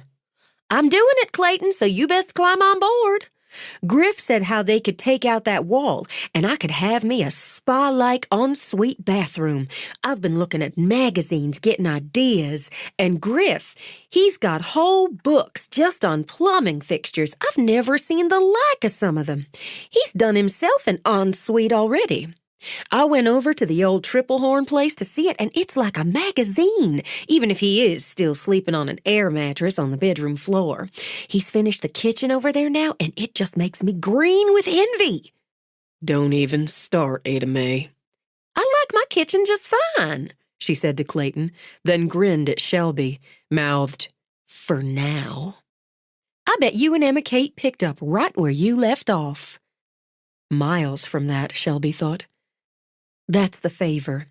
She said she'd like to meet me tomorrow at Bootlegger's about 7:30 if I could. But you go right on and do that. Old friends are the bricks and mortar of your life. I don't know what I'd do without Susanna. Your daddy and I will watch Callie get her to bed. We'd love to. Finally, something I can agree to. Clayton looked over at his daughter. You take some time catching up with Emma Kate. We'll spoil Callie. Thank you. She leaned over, kissed her mother, got up, kissed her father. I'm going on up because a day of pampering's made me sleepy. Thanks for that too, Mama. And we'll need to eat at 6 tomorrow night. I'm cooking dinner. Oh, but I'm doing it, Ada Mae, she said in the same tone her mother had used to her father, and had Clayton snickering. I've gotten to be a pretty good cook, and you'll judge for yourself. I'm going to pull my weight while Callie and I are here because I was raised right. Night. She was raised right, Clayton said when Shelby started upstairs. so let's pat ourselves on the back there, and we'll see what's for dinner tomorrow. She wasn't so pale and tired-looking tonight. No, she wasn't. Let's see how it goes for the next few days, and be glad we've got them home. I am, and I'll be gladder when she makes things up with Emma Kate. It wasn't hard to keep busy. By mid-morning, she hauled out the stroller. Taking Callie on a stroll around town, picking up what she wanted for the chicken dinner she intended to make for her parents, was an easy, casual way to wander around the ridge and see if anyone was hiring. The clouds had lifted, and the air had the bright-edged sparkle of spring after a shower. She put Callie in her pink denim jacket with a light cap, and since she might find herself applying for a job, did her makeup before setting out. Are we going to see Chelsea, Mama? We're walking to town, baby, to the grocery store, and I have to open up a bank account. Maybe we'll stop in and see Granny. See Granny! Chelsea, too. I'll call Chelsea's mama later and we'll see. She passed Emma Kate's house, noted the workman truck in the drive, and had to resist the urge to lift a hand in a wave across the street where she imagined Hattie Munson's eagle eye was trained on her. People like Ms. Munson did plenty of talking, she knew. There was welcome in the Ridge, but there were those, and more than a few, who'd enjoy gossiping over the back fence and in the grocery store aisle, over lunch at Sid and Sadie, about the poor Pomeroy girl who'd come home a widow with a child. But what did you expect when she'd run off that way with a man nobody knew a thing about? They'd talk about how she'd moved north, rarely came home, dropped out of college after her parents had worked hard to send her. There'd be plenty to gossip about, and they didn't know the half of it. The smart thing to do would be to keep her head down, be friendly, and get steady work. Steady work would mean some sort of daycare for Callie, so that had to be balanced. Daycare would be good for Callie. Just look how she'd latched onto this Chelsea. She needed to interact with other kids, even if it meant most of any paycheck coming in went out again. While Callie talked to Fifi, Shelby took the fork into town. She kept her eyes peeled for houses for sale. When she moved out on her own, she wanted something close by. Close enough maybe Callie could walk to her grandmother's or to Granny's, to friends, to town, just as she had. A little house, 2 bedrooms, maybe with enough land for a small garden. She'd missed gardening in the condo and hadn't had a chance in Philadelphia. She let her mind drift, imagined the house in her head. Like a cottage, that's all they needed, and she'd plant flowers and have a vegetable patch, some herbs. She'd teach Callie how to plant and tend and harvest. She could haunt yard sales and flea markets for furniture, for bargains she could refinish or paint or reupholster. Warm colors and sink into chairs. They'd have a good life here, whatever it took to make it. She took the main road, with shops and a few old houses on each side of the winding street. She could work in a gift shop or wait tables, ring up sales at the drugstore or food at the market. Granny had told her she could come work at the salon, but she didn't have any real talent for hair, or a license. Whatever she did there would be make work, and her family was already making enough for her. She could check at the hotel, or the lodge just outside of town. Not today, not with Callie along, but they should go on her list. She liked the way it all looked, freshening up for spring with storefronts shining in the sunlight, tubs and hanging baskets of flowers decking the buildings that climbed up or down the hilly road. She enjoyed seeing people stopping to talk, a few tourists wandering along the steep sidewalks, hikers with their big backpacks taking pictures of the town well, where legend had it star-crossed lovers from feuding families would meet at midnight. until the girl's father shot the boy dead, and the girl died of a broken heart. Their rendezvous, so it was said, gave the town its name, and the well, haunted of course, ended up on a lot of cameras and canvases. Maybe she could get an office job since she had decent computer skills, but the truth was she had no experience there. Her work experience spread to helping out at the salon, filling shampoo bottles, sweeping the floor, working the register, babysitting, working in the college bookstore a couple of semesters, and singing with the band. She wasn't likely to form a band and was beyond filling shampoo bottles. So retail, maybe. Or maybe she could look into opening a daycare. But the Ridge had one, and those who had family usually had a mother or cousin or sister who'd watch their kids when they worked. Retail, she thought again. Retail or waitressing. There could be opportunities there, especially since summer was coming, and summer brought more tourists, more hikers, more families who rented cabins or stayed at the hotel. The Artful Ridge, local artists mostly, mountain treasures, gifts and whatnots. The Hasty Market, selling staples and snacks for anyone who didn't want to go the half-mile to Haggerty Food Market. There was the pharmacy, the ice cream shop, the bar and grill, the pizzeteria, Al's Liquors. Farther down and around the corner sat Shady's Bar, which was just that. And her mama would have a heart attack if she took a job there. Considering her options, she stopped in the salon first so her granny could show off Callie. "I'm going to do your hair," Viola told Callie. "Crystal, get me one of those booster seats, would you? You can sit right here at Granny's station, Callie Rose. I used to do your Gamma's hair, and your mama's. Now I get to do yours." Callie's hair. Callie lifted her arms to Viola, then brushed at Viola's hair. Granny's hair. About the same, isn't it? Though mine takes some doing these days. Some doing. Callie echoed, and made Viola laugh. "Have a seat there, Shelby. Crystal doesn't have another head for a half hour. Look at this beautiful hair."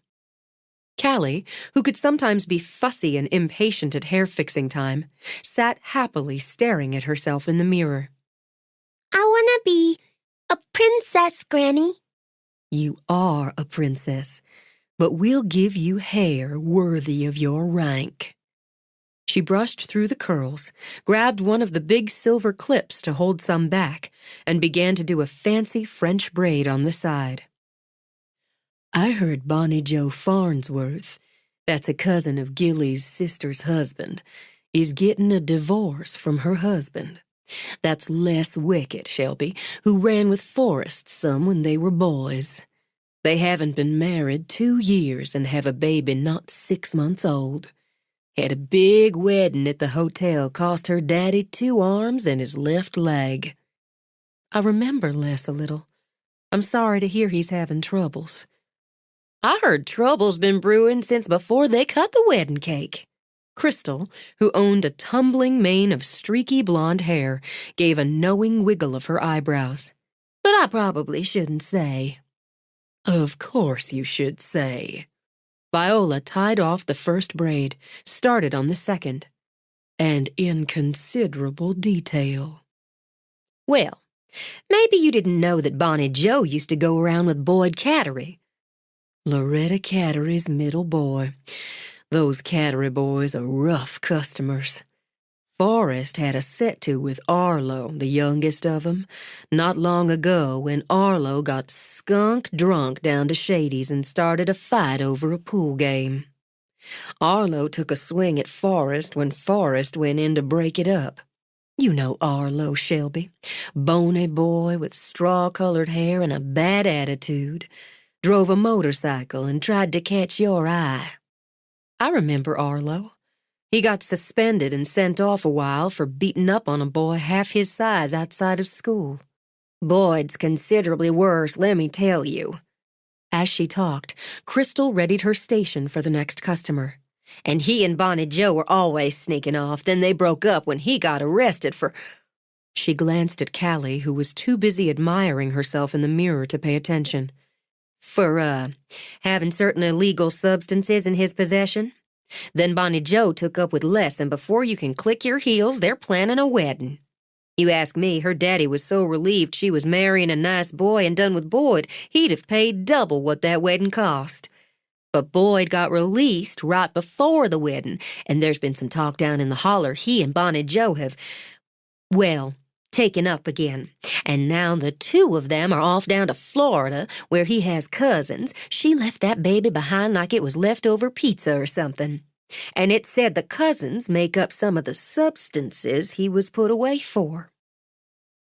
It was nearly as good as a massage and facial, just sitting there for 20 minutes, watching her granny create a princess do for her girl while Callie preened in the mirror, and listening to gossip that wasn't about her. Viola looped the braids into a crown, gathered the curls into a tail she fixed with a rose-trimmed band. Pretty. I'm pretty, Granny. Yes, you are. Viola bent down so their faces reflected together. A girl should know when she's pretty. But there's a couple things I can think of right off more important. What's more? Being smart. Are you smart, Callie Rose? Mama says. And she knows. Then there's being kind. If you can be pretty and smart and kind, well, that's what makes a real princess. She kissed Callie's cheek, lifted her down. If I didn't have somebody coming in, I'd take you two girls out to lunch. Next time we'll plan it. Next time we'll take you out to lunch. Shelby settled Callie in her stroller. Crystal, I'm thinking I should find some work. Do you know anybody who's hiring? Oh, let's see now. Spring and summer, they hire on extra a lot of places. I didn't think you'd be after work, Shelby, not with the money you'd have from... She slapped a hand over her mouth, looked at Callie in distress. I'm awful sorry. I don't know why my mouth just runs out without being hitched up to my brain. It's all right. I just want to keep busy. You know how it is. I know how it is to need to pay the bills, but if you want busy work, maybe over at the Artful Ridge. It's got some class, and they do good business, especially once the tourists start coming in. Might be they could use another hostess at the big restaurant. They want good lookers there. Oh, and Rendezvous Gardens, you know, the landscape place? They always need help this time of year. That could be fun if you like plants and such. Thanks. I'll think about it. We've got to get to the food market. I'm making dinner for Mama and Daddy tonight. Granny, you and Grandpa should come. I'd love to make dinner for you. I'd love to have you make dinner for me. I'll tell Jackson. It's at 6, but you could come a little early because I have to leave by about 20 after 7 and meet Emma Kate. Have you met Emma Kate's boyfriend? Crystal asked. Not yet. She hooked a good one. Now the other, Griffin? She patted a hand to her heart. If I wasn't engaged to be married for the second time in my life, I'd head straight in that direction. He's got a swagger to him. I just love a man who's got a swagger to him. There's your 11:30 just come in, Crystal. I'll bring her right back. It was nice talking to you, Shelby. She gave Shelby a good hard squeeze. It's really good to have you home. It's good to be home. Her first husband had a swagger to him, Viola said under her breath, and he swaggered off with anything female he could talk into it. I hope she does better this time. I like this one. No swagger, but a steady way about him, which she needs to balance her out. I love that girl like I love raspberry sherbet, but she needs that balance. What's for dinner? I'm going to surprise you. And I'd better get to the market or we'll be ordering from the pizzeteria. She ran into Chelsea and her mother in the food market, which added a half hour onto her time, and produced a deal to meet at the town park the next day so the girls could play together. Now that she was cooking a meal for 6, she fiddled with the menu as she shopped. She made a good roast chicken with garlic and sage and rosemary, and she could make some red potatoes in that zingy dressing she cut out of a magazine, the carrots and butter and thyme Callie liked so much, and some peas. And she'd make biscuits. Richard hadn't cared for her biscuits, called them hick bread, she remembered. Well, the hell with him. Maybe she'd make some appetizers, really do it up, and profiteroles for dessert. The cook they'd had 3 times a week in Atlanta had shown her how to make them. She loaded up ingredients, bribed Callie with animal crackers, and tried not to swallow out loud when she checked out. For family, she reminded herself as she counted out the money. Family was putting a roof over her head and her daughters.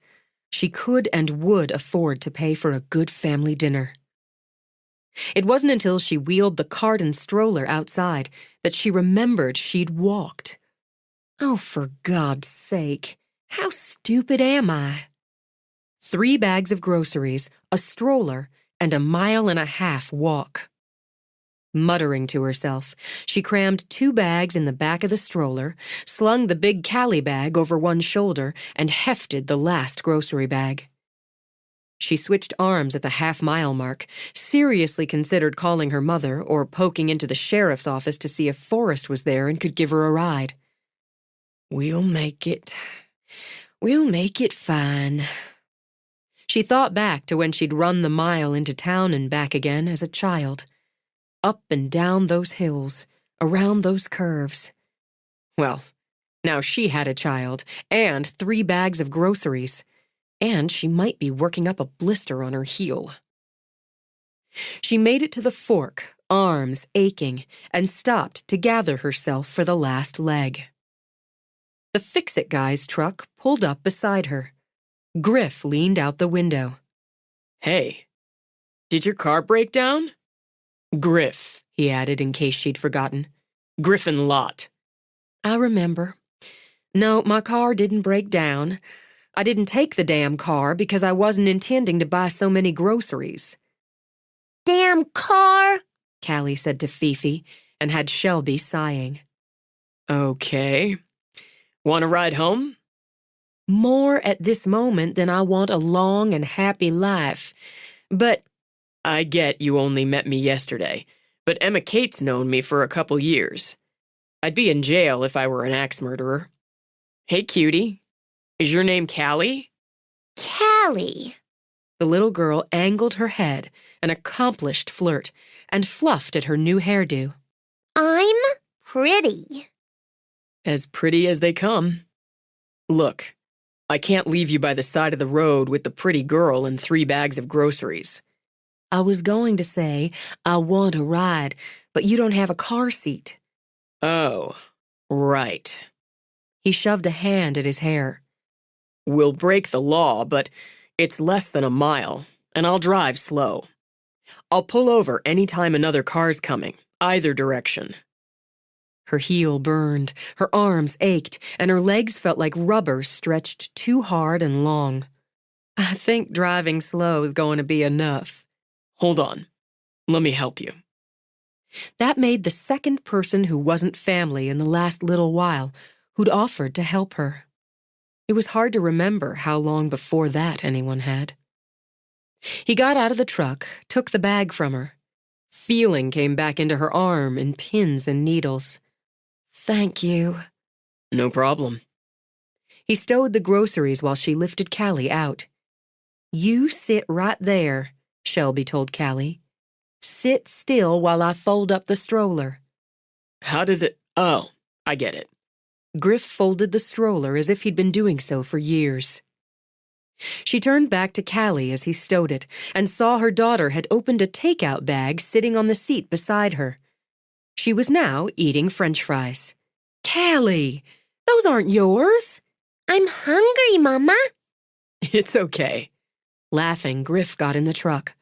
I wouldn't trust anybody who could resist fries. I had to pick up some stuff in town. Grabbed lunch for me and Matt while I was at it. She can have some fries. It's past her lunchtime. I didn't expect to be gone so long. Didn't you grow up here? She took a deep breath as he drove, true to his word, at about 20 miles an hour. I should have known better. Now sitting on her lap, Callie held out a fry to Griff. Thanks. You look like your mother. Mama's hair. Yours is really pretty. Have you been to Ms. Vi's? That's Granny, Callie. Ms. Vi's Granny. Granny did my hair like a princess. I'm pretty and smart and kind. I can see that. You're the first princess I've had in my truck, so this is a pretty big deal for me. Who's your friend? This is Fifi. She likes French fries. I would hope so. He eased into the driveway. Phew. He took a mock swipe at his forehead. Made it. You get the princess in her carriage. I'll get the groceries. Oh, that's all right. I can... Haul in 3 bags of groceries, a kid, a stroller, and whatever's in that suitcase you've got there? Sure you can. But I'll get the groceries. You carry me. Callie shoved out of Shelby's arms, threw herself at Griff. Callie, don't... I've got my orders. He climbed out, crouched down, tapped his back. Okay, princess. Climb aboard. Callie said, Whee! and hooked herself on for a piggyback, while Shelby scrambled out the other door to try to heft whatever was left. He beat her to it, pulled out 2 grocery bags, and with one in each arm, her daughter bouncing gleefully on his back, headed to the front door. Is it locked? I don't think so. Mama may have... She trailed off as he was already going inside, Callie clinging to his neck and chattering in his ear like he was her new best friend. Flustered, Shelby pulled out the stroller, got the last bag, swung her Callie bag on her shoulder. She managed to get it all in the house, left the stroller by the door to deal with later. He'd set the bags on the island. Before she could speak, he stopped her heart by swinging Callie off his back, dangling her upside down while she squealed in insane delight, then tossed her up in the air, catching her neatly, and settled her on his hip. I love you, Callie said, and kissed him enthusiastically on the mouth. Is that all it takes? Grinning, he gave her hair a tug. Obviously, I've been going about my conquests the wrong way for a lot of years. You stay and play with me. Would if I could, but I've got to get back to work. Callie took a hank of his hair, obviously finding it to her liking, and wound it around her finger. You come back and play with me. Sure, sometime. He looked over at Shelby, smiled, and since she was staring, she saw he had eyes as green and clever as a cat's. You've got a keeper here. She is, thank you. Do you have children? Me? No. He set Callie down, gave her a friendly pat on the butt. Gotta go, Little Red. She wrapped her arms around his legs in a hug. Bye, mister. Griff. Just Griff. Griff. Griff, Shelby corrected automatically. Grr. Callie said and giggled. Griff's gotta go, He said, glanced back at Shelby. You set? Yes, thank you so much. No problem. He started out. Love this kitchen, He added, and strode to the door and out. He did have a swagger about him, before she could think of anything else. Griff. Callie told Fifi. He's pretty, Mama, and he smells good. He's going to come back and play with me. I'm hungry, Mama. What? Oh, of course you are. Giving herself a shake, Shelby got back to reality. 8. By the time her mother got home, Shelby had the chicken in the oven, the potatoes and carrots scrubbed, and the dining room table, used only for important meals, set with the good dishes. Not the best dishes, which were her father's grandmother's, and worth more in sentiment than money. but the company dishes with the roses around the rims. She'd added linen napkins, folding them into fussy standing fans, rearranged candles and flowers into a pretty centerpiece, and was finishing the last of the pastries for the profiteroles. Oh my goodness, Shelby. The table looks just beautiful, like for a high-class dinner party. We are high class.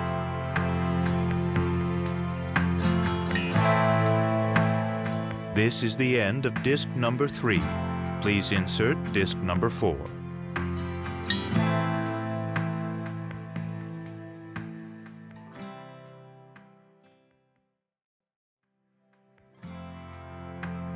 This is disc number 4.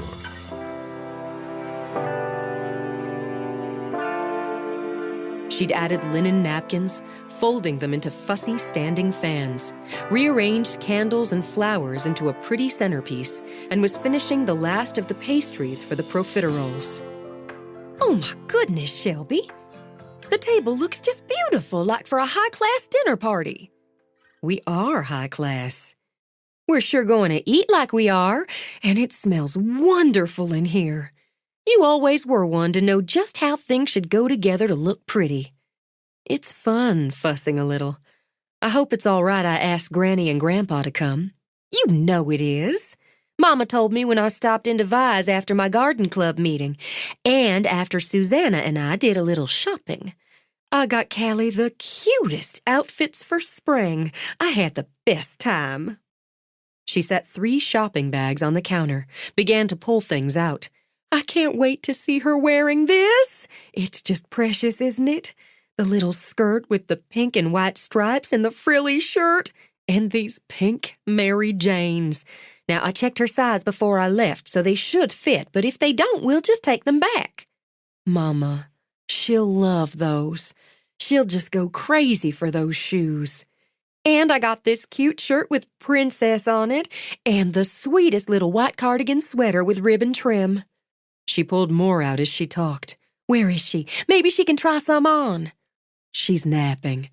I'm sorry she's napping so late, but it all took me longer, and then I had to fix her lunch, and she was revved up, so I didn't get her down until almost 3. Oh, we won't worry about that. So I stopped into Vi's, and there was Maxine Pinkett. You remember she moved to Arkansas a few years ago, but she was back visiting and came into Vi's hoping I could give her a cut and color. I don't do hair anymore as a rule, but she's an old customer, and I know what she likes. Shelby had a misty memory of Mrs. Pinkett, so made assenting noises as she began to fill the pastries with cream. She told me that she was disappointed when Crystal told her I was off. Then I walked in, and she asked if I couldn't please see to her hair. She's not happy at all with the stylist she's tried in Little Rock, so I set her up. Turns out her daughter's husband may take a job in Ohio now, and this after she moved to Little Rock to be close by her daughter and 3 grandchildren.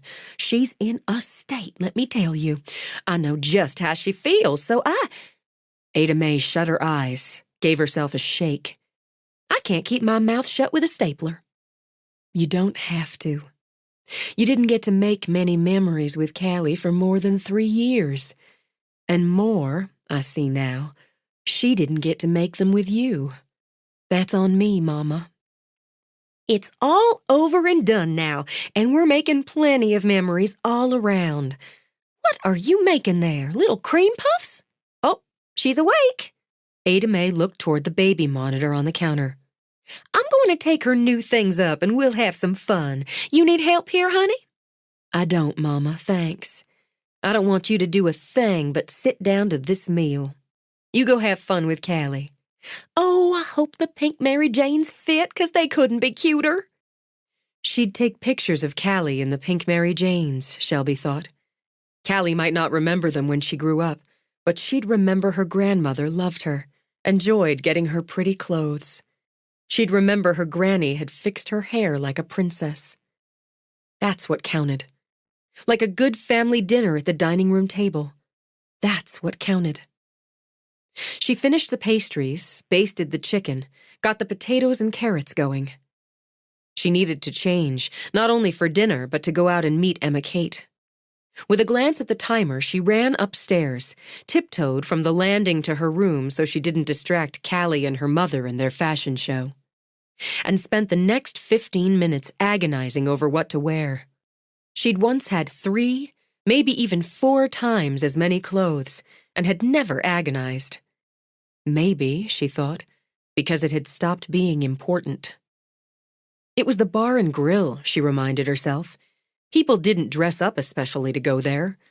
It was at least 3 giant steps up from Shady's, but about an equal amount down from the big restaurant at the hotel. She settled on black jeans, a simple white shirt. And she'd put the leather jacket she'd kept, one she just loved, over it.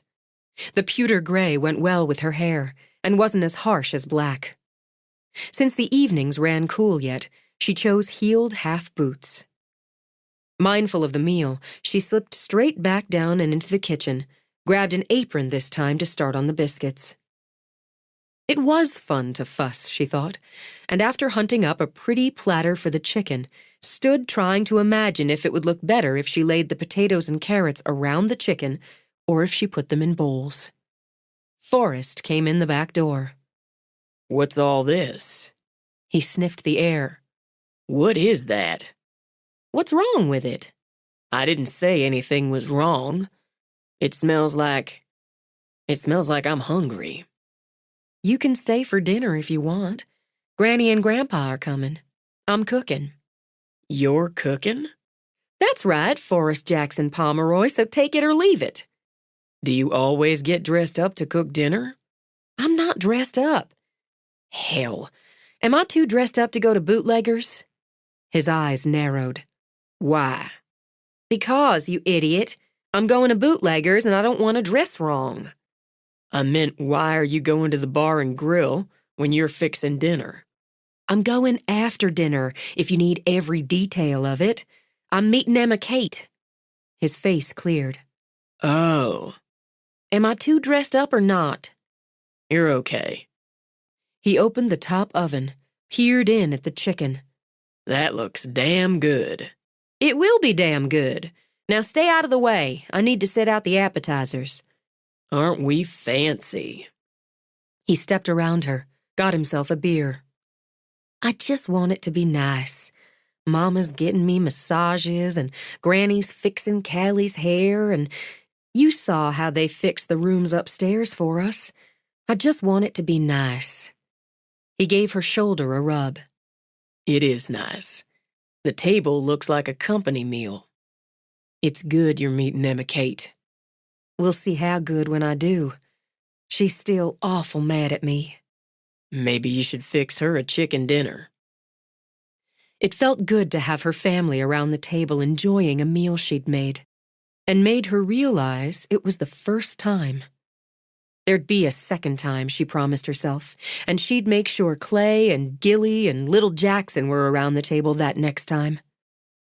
She knew she'd done well when her grandfather had seconds of everything, and Granny asked for the recipes. I'll write them out for you, Granny.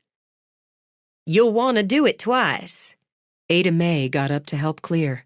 That chicken put mine to shame. You better have saved room for dessert. We've got room, don't we, Callie? Jack patted his belly, so Callie leaned back in her booster chair to pat hers. The best was watching eyes go big when she came in carrying the tower of profiteroles she'd made, with their topping of melted chocolate. That's as pretty as anything you'd see in a restaurant, her father told her. Is it as good as it looks? You're going to find out. I need to go, so, Mama, would you serve this up? I don't want to be late. You don't go till you've put on some lipstick. This was her grandmother's decree. Something with a little pink in it. It's spring. All right. Make Forrest help with the dishes. I was going to, he said immediately. He grabbed her hand when she bent over to kiss Callie. It was a real good meal, Shelby. Don't drink and drive. You're the one with a beer on the table. Callie, you be a good girl. Gamma said I get a bath with bubbles. Won't that be fun? I won't be late. Oh, be late. Ada Mae served up generous portions of pastry. Go have some fun. I will. Don't Scat. All right. It felt odd going out at night on her own. And then add in the nerves, the worry that Emma Kate wouldn't forgive her. But she put on lipstick, added a little more blush for good measure, and drove to town hoping she'd find the right words, make the right penance to get her best friend back in her life. The streetlights gleamed, and she caught a few lights glimmering in the mountains. Shops shut down by 6, but she noted Pizzeteria was doing good business, and a few people strolled along the sidewalk. She found the stingy parking lot beside the bar and grill already jammed, started hunting up a place on the street. Maybe she had to give herself a mental push to get out of the car, but she did it, and walked the half block down, opened the door, stepped into the noise. She didn't recall the place doing this level of business on weeknights. But then she hadn't reached legal drinking age when she left, so had spent more time with pizza or at the ice cream parlor. Still, most of the tables and booths were full, and the air smelled of beer and barbecue. How are you doing? A waitress, hostess, approached with an easy smile and dark eyes that scanned the crowded room, probably looking for a free table. I can seat you at the bar if you're... Shelby? Shelby Ann Pomeroy! Shelby found herself enveloped in a hug that smelled of peach blossoms. She drew Shelby back, a good-looking woman with skin like polished walnut and thickly lashed dark eyes. You don't remember me. I'm sorry, It clicked, stunning her. Tansy? You do remember. Can't blame you for taking a few minutes. I've changed some. Some? The Tansy Johnson she'd known had been gawky, gap-toothed, acne-prone, and bespectacled. This one was admirably curvy with a gorgeous smile, clear skin, and luminous eyes. My skin cleared up, I filled out, got my teeth fixed, and wear contacts. You look just fantastic. It's nice to hear it. But then you and Emma Kate never made fun of me like some of the girls did. I'm sorry about your husband, Shelby, but I'm glad you're home. Thanks. You work here now. It's busier than I remember and nicer. That's good to hear, too, because I don't just work here. I'm the manager. And I happen to be married to the owner. Wow. Things have changed. When did you get married? A year ago in June. I'm going to tell you all about my Derek first chance, but Emma Kate's waiting for you. She's already here? I'll take you over. I got you a corner booth. Prime real estate, especially on win night. She hooked her arm through Shelby's. You've got a little girl, don't you? Callie. She's 3. I'm going to have one. Oh, that's great, Tansy. It called for another hug. Congratulations.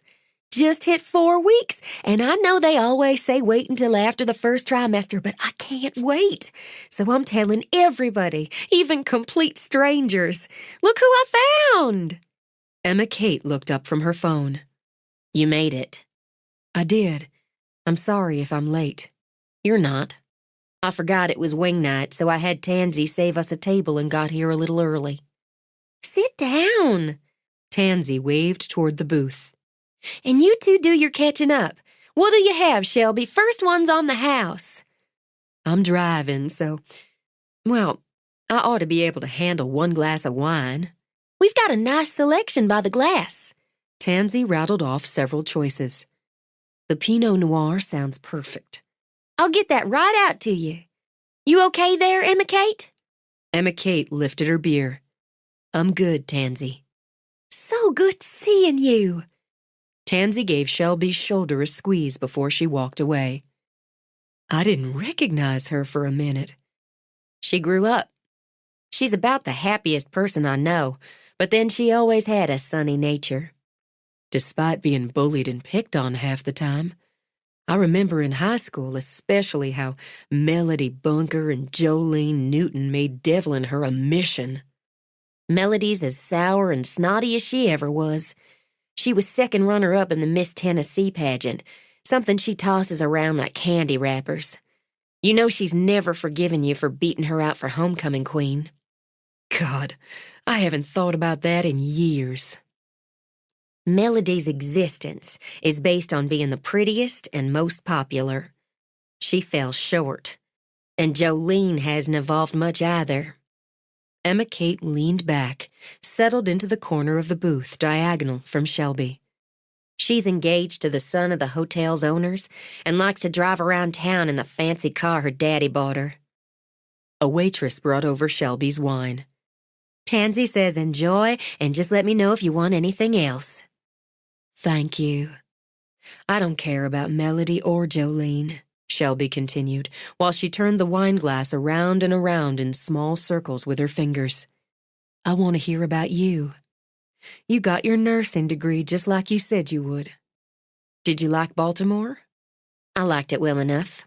I made some friends, had good work, met Matt. It's serious, you and Matt?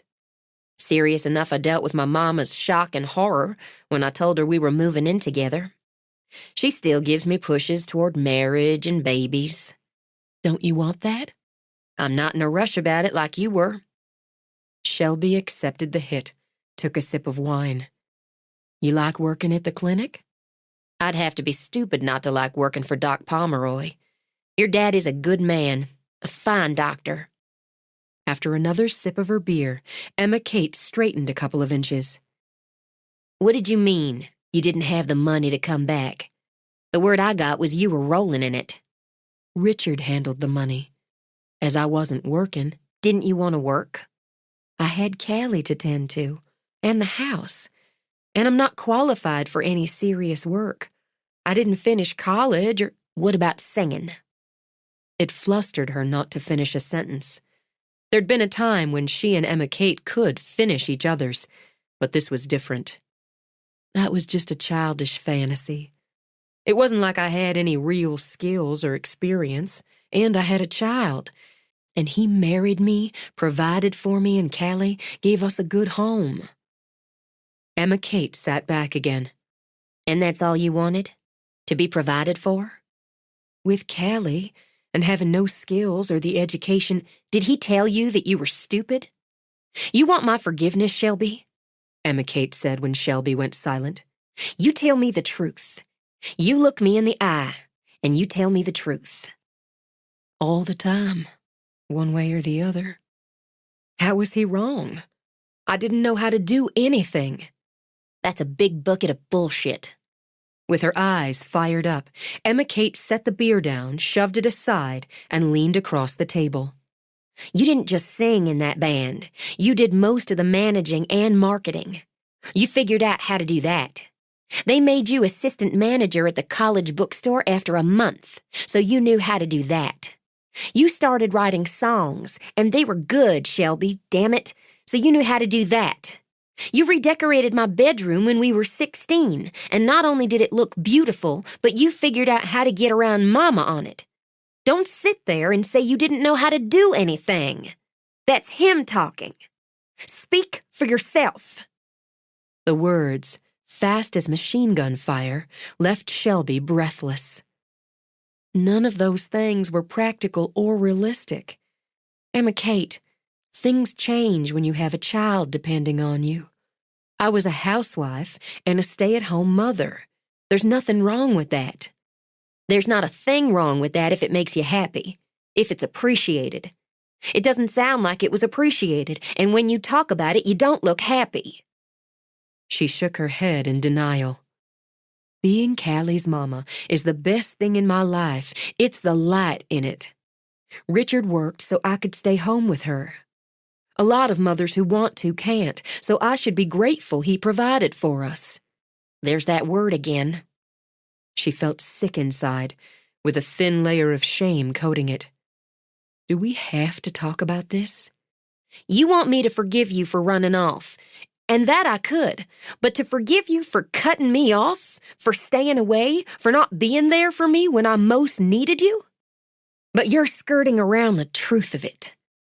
She was, because the center was so dark and sticky. The noise of voices and dishes that had seemed festive and fun when she'd come in now pounded against her head. Her throat felt so painfully dry she wished she'd asked for water. But she pushed the words out. I didn't have the money, because if I managed to tuck $1,000 away, he'd find it, and he'd take it. To invest, he'd say, because I didn't have a head for money. I had charge accounts, didn't I, if I wanted to buy clothes or some other toy or outfit to spoil Callie with, so I didn't need cash money. And what was I complaining about? I had someone to clean the place, someone to help with Callie, someone to cook because I didn't know anything but country cooking. I should be grateful. And I couldn't take off to Tennessee every time somebody died or got married or had a birthday. He needed his wife home. He cut you off from your family, your friends. He whittled your world right down, didn't he? And hammered at you to be grateful for it. He had. Of course he had. She hadn't seen it happening because it was so gradual until it was just her life. Sometimes I thought he hated me, but he didn't. He didn't feel that much for me. The first few months, even the first year, it was exciting and full, and he made me feel so special. I let him run everything. I was along for the ride, and I was carrying Callie and so happy about it. After she came, it was different.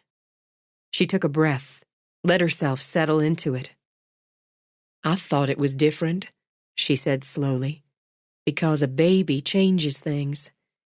He never paid much attention to her, and if I said anything about that, he'd get angry or act insulted. He was making sure she had a good life, wasn't he? I didn't want to travel so much with the baby, and he didn't push. So he was gone a lot. Sometimes he'd come back and things would be good for a while, sometimes not so good. I never knew which it was going to be. I couldn't anticipate how it was going to be, so I tried to make sure everything was the way he liked it. I wanted my girl to have a peaceful, happy home. That was the most important thing. But you weren't happy. It was the life I'd made, Emma Kate. The choices I'd made. You chose to be abused. Her spine went stiff and hard. He never laid a hand on me or Callie in anger.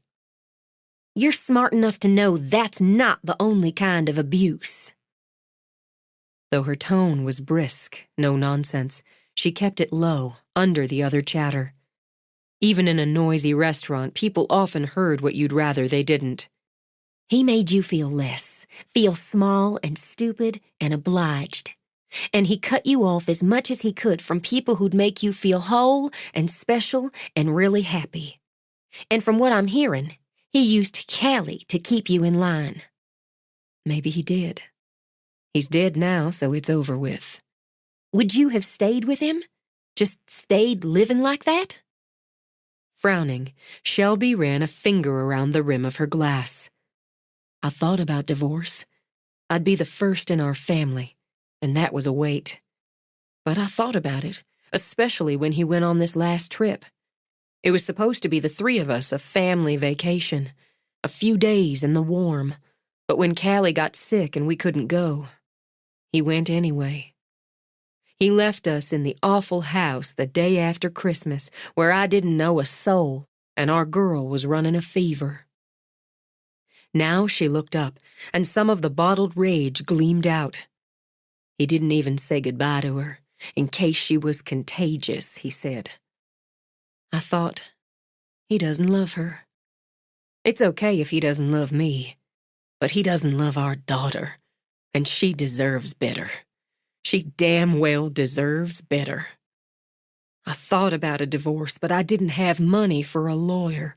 And I thought he had so much money, he might go ahead and get the divorce, and what if he took Callie to spite me? I was thinking what to do, how I could do it when they came to the house, the police. They said there'd been an accident down in South Carolina. The boat. And Richard was missing.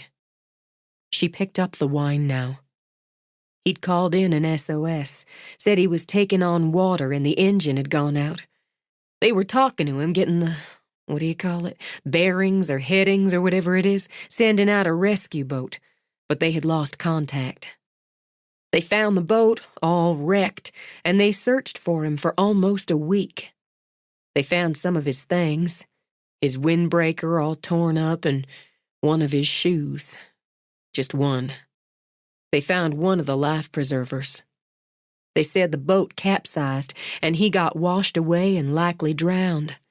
So I didn't have to think about getting a divorce. If you feel guilty about that, you are stupid. I stopped being guilty about it. There's a lot more, isn't there? There's more, but can this be enough for now? Just enough for right now. Needing the contact, she reached over to grip Emma Kate's hand. I'm sorry for hurting you, and I'm sorry for not being strong enough to stand up for what I knew was right and best. God, I need some water. She glanced around for the waitress, then pushed out of the booth. Wait!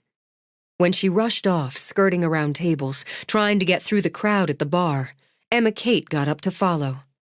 Are you sick? The bathrooms are the other way. No. I thought I saw somebody. A lot of somebodies in here on wing night. No. Somebody from Philadelphia. This private detective who came looking for Richard. Private detective? That is more. Couldn't have been him. No reason for it. It's just talking so much about Richard and thinking about all of it. I don't want to think about it anymore right now. I want it off my mind for right now. All right. Can we just talk about something else? Even Melody and Jolene, I don't care. Anything else. Bonnie Jo Farnsworth's getting a divorce. She married Les Wickett in a big fancy wedding not 2 years ago. I heard about that. She's taken up with Boyd Cattery again, and they're in Florida, maybe cooking meth with his cousins. So you're getting back in the loop. Let's go sit back down. I want another beer since I'm not driving. Grateful, Shelby walked back with her. You live close? We live in one of the apartments over Mountain Treasures, so I left my car parked and walked over.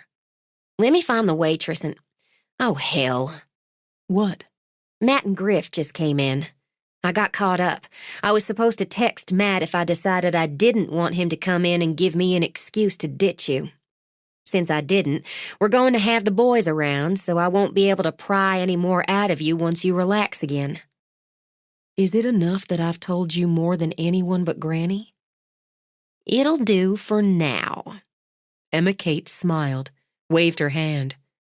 Your Matt's awful cute. He really is. And really good with his hands. As Shelby choked out a laugh, Matt worked his way through. He hooked his really good hands under Emma Kate's elbows, lifted her off her feet, kissed her. There's my girl. He set her on her feet, turned to Shelby. And you're Shelby. It's nice to meet you. Really happy to meet you. You two weren't leaving, were you?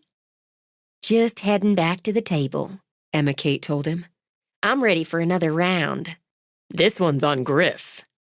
2 black bears. I think I'm going for a bombardier. What'll you have, Shelby? I was just after a glass of water. I don't know if I can afford that, but I'll dig deep since it's you. I'm driving, Shelby said as an explanation as they maneuvered back to the booth. We're not. Matt said it cheerfully, draped an arm around Emma Kate's shoulders when they sat. And we had a really good day. Put in a little OT at your mother's, hun, and the countertop's done. How'd she like it? She didn't like it. She loved it. Told you she would. You have more faith and less experience with Mama's waffling ways. I saw the kitchen the other day when some of the cabinets were in, Shelby told Matt. It already looks wonderful. You do nice work. I like your friend. She has excellent taste and a very good eye. How do you like being back home? It feels good and right. It's a big change for you from Baltimore. I couldn't let this one get away. That shows you have excellent taste and a very good eye. We'll drink to that when Griff gets back with the beer. He said your daughter's cute as they come. I think so. When did Griff see Callie? Emma Kate wondered. Oh, he gave me a ride home this afternoon when I found myself carting 3 grocery bags and Callie on foot. I had a brain freeze in the market. She's smitten with him? Sounded like he was smitten with her. So, smiling, Matt twirled a lock of Emma Kate's hair around his finger. Now that we're such good friends, tell me something embarrassing about Emma Kate her mother wouldn't know about. I think I've worked most of the embarrassing stories out of Bitsy. Oh, I couldn't do that. I couldn't tell you about the time she stole 2 cans of Budweiser out of her daddy's 6-pack, and we sneaked out of the house and drank them until she got sick in her mother's hydrangeas. Sick? Hydrangea sick on 1 can of Bud? We were 14. Emma Kate narrowed her eyes at Shelby, but there was a laugh in them. And Shelby was sicker. I was. I chugged it down as fast as I could because the taste was so hard and sour to me. Then I sicked it all back up again. I never did acquire a genuine taste for beer. She doesn't like beer? Griff set the Pilsners in front of his friends, a glass of water with a slice of lime in front of Shelby, then slid in beside her with his own drink. That may affect my plans for playing up to you, so I can enlist your help in running off with Viola. He's not altogether kidding. Matt lifted his glass. Well, to friends, even when they don't have the good sense to drink beer. Privet sat out in his car making notes. He'd parked across the street from where Shelby had left her minivan. It seemed to him the young widow was enjoying herself, having a glass of wine with an old friend. She wasn't quite as oblivious as he'd thought, as she'd nearly spotted him. Now it looked like she was having a double date in the local bar and grill. And still, she'd made no suspicious moves, was hardly tossing money around. Maybe she'd had nothing to do with it after all. Maybe she didn't know anything. Or maybe she was smart enough to sit tight in Nowhere, Tennessee, until she thought the coast was clear. Considering what was at stake, he could give it a few more days. For his cut of nearly $30 million, he could spare the time.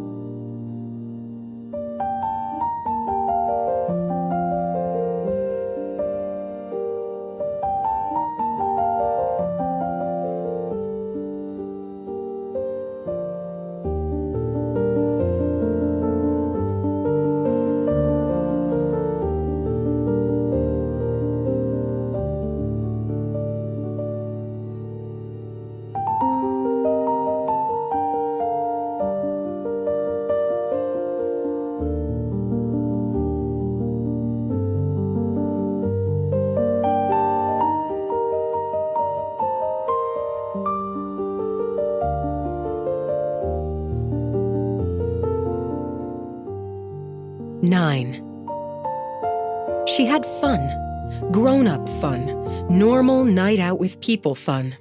She saw glimmers of her old friendship with Emma Kate break through, and it gave her hope that it would beam bright again. Seeing a man, and he seemed like a good man, besotted, that was the word that came to her mind, over her friend made her glow a little.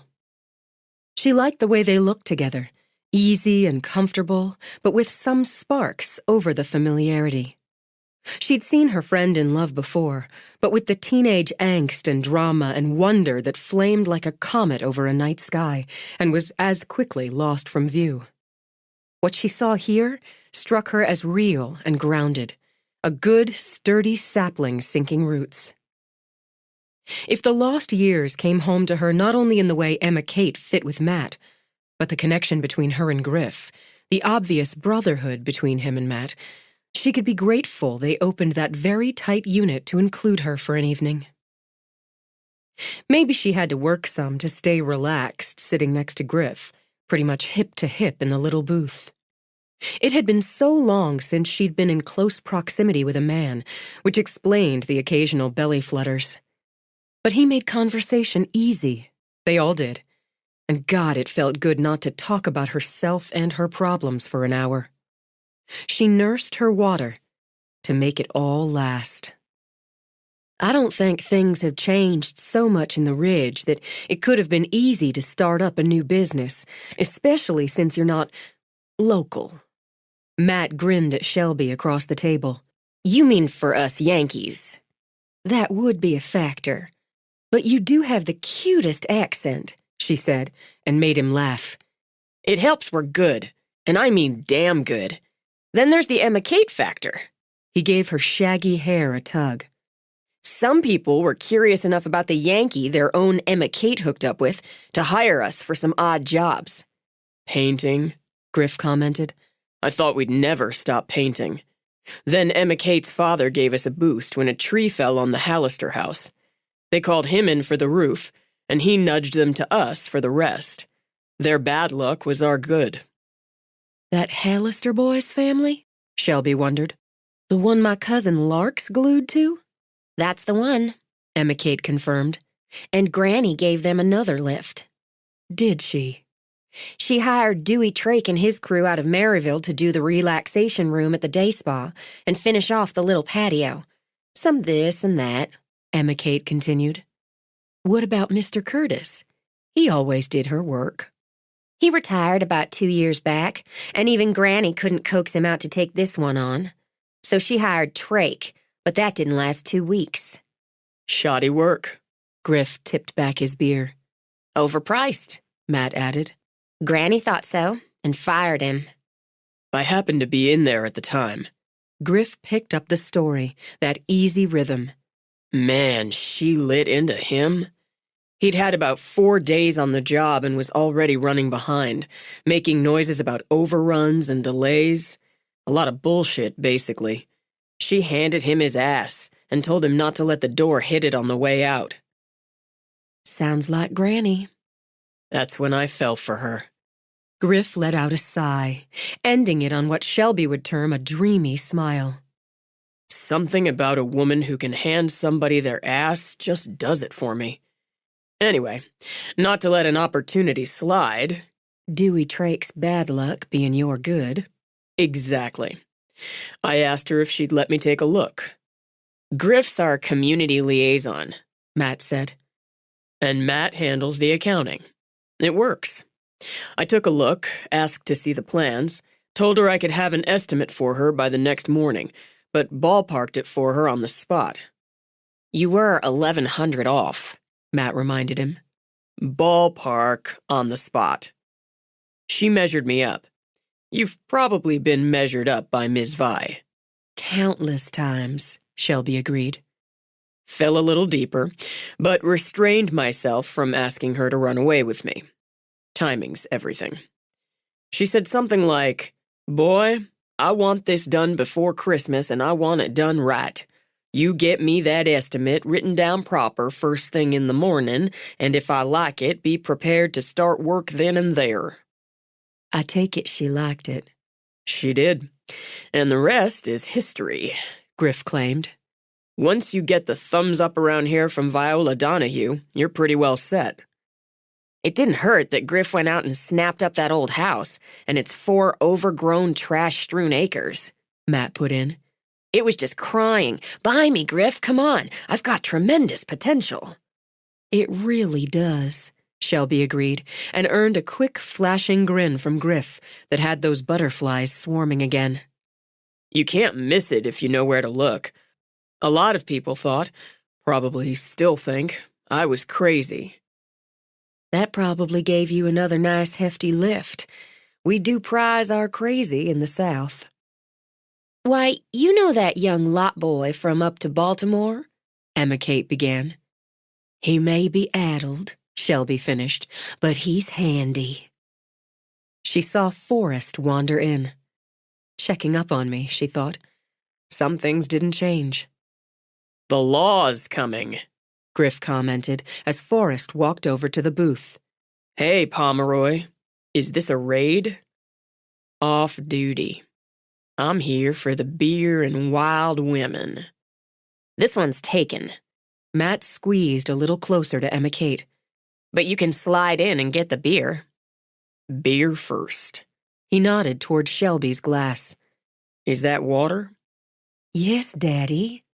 Did you come from home? Is Callie doing all right? Yes, Mama. She had a bubble bath of epic proportions, talked her granddaddy into 2 stories, and was sleeping with Fifi when I left. You want another round of water? I should probably get back. Relax. Another round? He asked the rest of the table. I'd take a Diet Coke this time, Forrest, Emma Kate told him. I've had my quota. When her brother went off to order the drinks, Shelby looked around. I know we didn't come in here all that much, but I don't remember it ever doing this kind of business. You should see it every other Saturday night. Since he had another coming, Matt drained his beer. They have live entertainment. Griff and I are talking to Tansy, and she's talking to Derek, about adding on. Bigger stage, dance floor, second bar. They could use it for private parties. Now Griff scanned the room. You keep it all in line with the original architecture. Make sure you've got good acoustics, good traffic flow. They'd have something. Drinks are coming. Forrest slid in on the edge of the bench.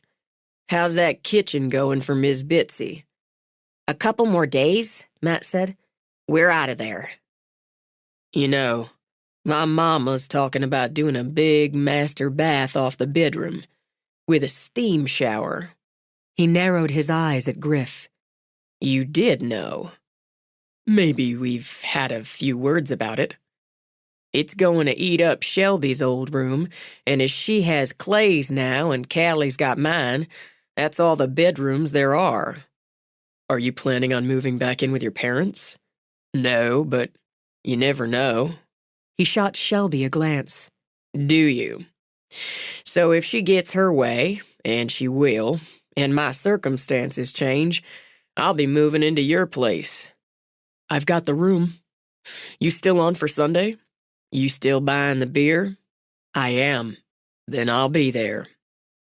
Griff's taken out another wall or two at the old Triple Horn place, Emma Kate told Shelby.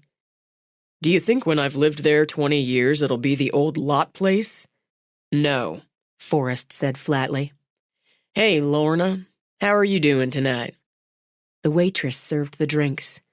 I'm doing just fine, but I'd be doing better if I was sitting down here having a drink with all these handsome men. She set Shelby's water in front of her, bussed the empties. You watch out for this one, honey. She gave Griff a poke on the shoulder. A man this charming can talk a woman into most anything. I'm safe enough. He's pining for my grandmother. Lorna set the tray of empties on her hip. You Vi's grandbaby? Of course you are. You look just like her to the life. Well, she's sure on top of the world having you home, you and your little girl. I was in the salon today, and she showed me a picture she took with her phone of your baby after Vi did her hair up. She couldn't be prettier. Thank you. Just give a holler if you need something else. I heard you, Prentice, she called over her shoulder when another table hailed her. Keep an eye on him anyway, she said to Shelby. I don't remember her. Should I remember her? You remember Miss Clyde? I had her for English literature 12th grade. So did we all. Lorna's her sister. She moved here from Nashville about 3 years ago. Her husband dropped stone dead from a heart attack at 50. That's sad. They didn't have any kids, so she packed up, came here to live with her sister. Forrest took a sip of his beer. Derek says Tansy's his right hand around this place, and Lorna's his left. Did you see Tansy? I did. It took me more than a minute to recognize her. Matt said they're thinking about adding on here, putting in a dance floor and a stage and a second bar. Now you've done it, Emma Kate said as the talk turned to demolition and materials. It'll be nothing but construction talk now. She liked the construction talk and the extra half hour she took to sit with her brother. This was nice, but I've got to get on. I'll walk you out to your car. Griff began as he slid over to let her out. Don't be silly. I think my brother keeps the streets of the Ridge safe enough. You can take my seat, she told Forrest. Spread out a little. I'll do just that. Why don't you text me when you get home? She started to laugh, saw he was serious. How about I text you if I have any trouble getting home, all 1.5 miles of it? Night, everybody. Thanks for the drink, Griff. It was water. I'll see if I can do more damage next time. She walked out happy. Happy enough to roll the windows down despite the chill, turn the radio up and sing along. She didn't notice the car pulling out after her and following her that 1.5 miles. Inside the bar, Forrest switched seats. Walk her to her car? Griff studied his beer. Your sister's hot. Don't make me punch you. You can punch me, but she'll still be hot. Forrest decided to ignore him, shifted his focus to Emma Kate. It looks like you two made things up. We got a start on it. How much did you get out of her? Enough to be damn sure that dead husband of hers was a son of a bitch. You figured he was, Forrest. Yeah, I figured he was. Forrest's eyes chilled. His mouth thinned. Couldn't do a goddamn thing about it. What kind of a son of a bitch? Griff demanded. The kind that made her feel stupid and small and kept his money in a tight fist. The angry heat she'd banked down flashed out now. The kind who likely had affairs while she was home taking care of the baby. The baby I got the clear impression he didn't pay much mind to. And there's more to it. I know there's more. She didn't let it all out tonight.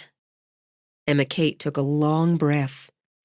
I swear, if he hadn't gotten himself killed, I'd be holding your coat while you kicked his ass, Forrest, or you'd be holding mine. She should have done some ass-kicking herself. I bet nobody's ever made you feel stupid or small. Griff shook his head. He thought of those sad eyes and the bright, flirtatious little girl. His anger went on simmer. It could boil up, long, slow, and rolling. If and when it boiled over, it scalded to the bone. My sister was hooked up with a guy for a while. Passive-aggressive, manipulative fucker. He twisted her up pretty good, and he only had a few months to do it. No kid involved. People like that, they start off making you feel like you're the most amazing thing on the planet. You're perfect. They're lucky to have you in their life. Then they start chipping away a little at a time. Got on her to lose weight, and my sis is no pudge. She's not, Forrest agreed. I've met her. Your sister's hot. Well played. This jerk was all over Jolie. Why didn't she do something with her hair? If she couldn't afford a better salon since she's stuck working in some dead-end job, he'd pay for it, his treat. Kick and kiss, Matt said. I remember that guy. When Jolie finally broke it off, Griff baited him into taking a swing.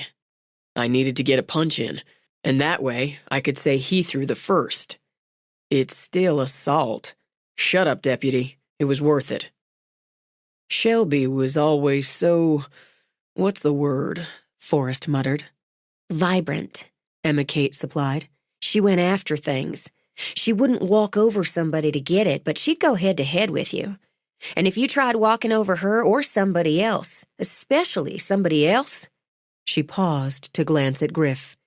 You got your ass handed to you. She's still vibrant. You two don't see it maybe because you've known her all your lives.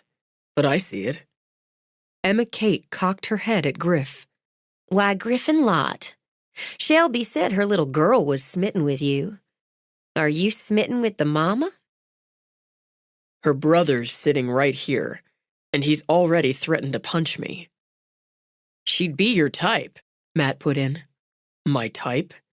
Because you don't have a type, as long as she's female. Her brother's sitting right here, Griff repeated, and applied himself to his beer. Shelby kept the playdate in the park and enjoyed it nearly as much as Callie. Best of all, she and Chelsea's mother made an arrangement. Tracy would watch the girls for a few hours while Shelby ran some errands the next day, and 2 days later, Shelby would do the same for her. Everybody won a little something. And maybe, she thought as she once again examined her wardrobe, she'd net herself at least a part-time job. She opted for a dress, simple lines in pale yellow for spring, and a good pair of nude pumps with a short white jacket to set it off. She pulled her hair back into a tail, fastened on earrings with little pearl drops. Costume, as she'd had them since college, but pretty and right for the outfit. With her mother back at work, she and Callie had the house to themselves, and she didn't have to explain she was gearing up for a job hunt. If she got lucky and landed one, she'd present it all as a fait accompli. If she got a job and sold the house, she'd do handsprings up and down High Street in front of God and everybody. Mama's pretty. Callie's prettier. Shelby glanced over where Callie sat on the bed, methodically stripping the clothes off 2 Barbie dolls. Baby, why are your Barbie dolls naked? They need to change clothes for Chelsea's house. Chelsea has a kitty named Snow White. Can I have a kitty? Now Shelby looked down at the old dog who snored at the foot of the bed. And how do you think Clancy would feel about that? He could play with the kitty. My kitty's name's Fiona, like Shrek. Can I have a kitty, please, Mama? And a puppy? I want a puppy most. I tell you what, when we get a house of our own, we'll see about getting a kitty. And a puppy, too. The puppy's name is Donkey, like Shrek. We'll see about that. Richard had had a no-pet policy. Well, when she had a house for Callie, they'd have a dog and a cat. And a pony. Now you're pushing it, Callie Rose. But she scooped her up, spun her around. Is Mama really pretty today? I want to look my best today. Mama's beautiful. She pressed her cheek to her daughter's. Callie, you're my best thing in the world. Is it time to go to Chelsea's house? Just about. You dress those dolls, then we can put them in the Callie bag and take them to Chelsea's house. Once she'd dropped Callie off, chatted with Tracy, she headed straight into town. She was capable, she told herself. She was smart enough to learn. She even knew a little about art, and she knew, or had known, some of the local artists and craftspeople. It made perfect sense to try to wrangle a part-time job at the Artful Ridge. After she parked, she sat for a moment, gathering herself. Don't act desperate. If worse comes to worst, buy something. She could do this. Fixing a smile on her face, ignoring the churning in her belly, she got out of the car, strolled down the sidewalk, and into the Artful Ridge. Oh, it was pretty. She'd loved to spend time here. It smelled of scented candles and glowed with natural light. She saw 6 things at a glance she'd be happy to have in her own home, once she got one. Wrought iron candlesticks, pale blue blown glass wine glasses, a painting of a mountain stream on a misty morning, a long, sinuous jar the color of top cream polished like glass. Tracy's pottery, too, and she loved the tulip-shaped stacking bowls. Glass shelves sparkled, and while the old wood floor creaked a little, it held a subtle gleam. The girl who came around the corner couldn't have been more than 20 and wore a 6 colorful studs around the curve of her ear. Not in charge, Shelby thought, but maybe a gateway. Good morning. Anything I can help you with today? It's just beautiful in here. Thank you. We carry local artists and artisans. There are so many talented people in the area. I know it. Oh, that's one of my cousin's paintings. A set of them. She stepped over to a grouping of 4 small watercolors. You're a cousin to Jesselyn Pomeroy? I am on my daddy's side. I'm Shelby Pomeroy, Foxworth now. Who your people were mattered, Shelby knew, and could be another gateway. She's my Uncle Bartlett's middle daughter. We're all so proud of her. We sold one of her paintings just last Saturday to a man from Washington, D.C. Isn't that wonderful? Cousin Jessie's art on somebody's wall in Washington, D.C. Are you visiting the Ridge?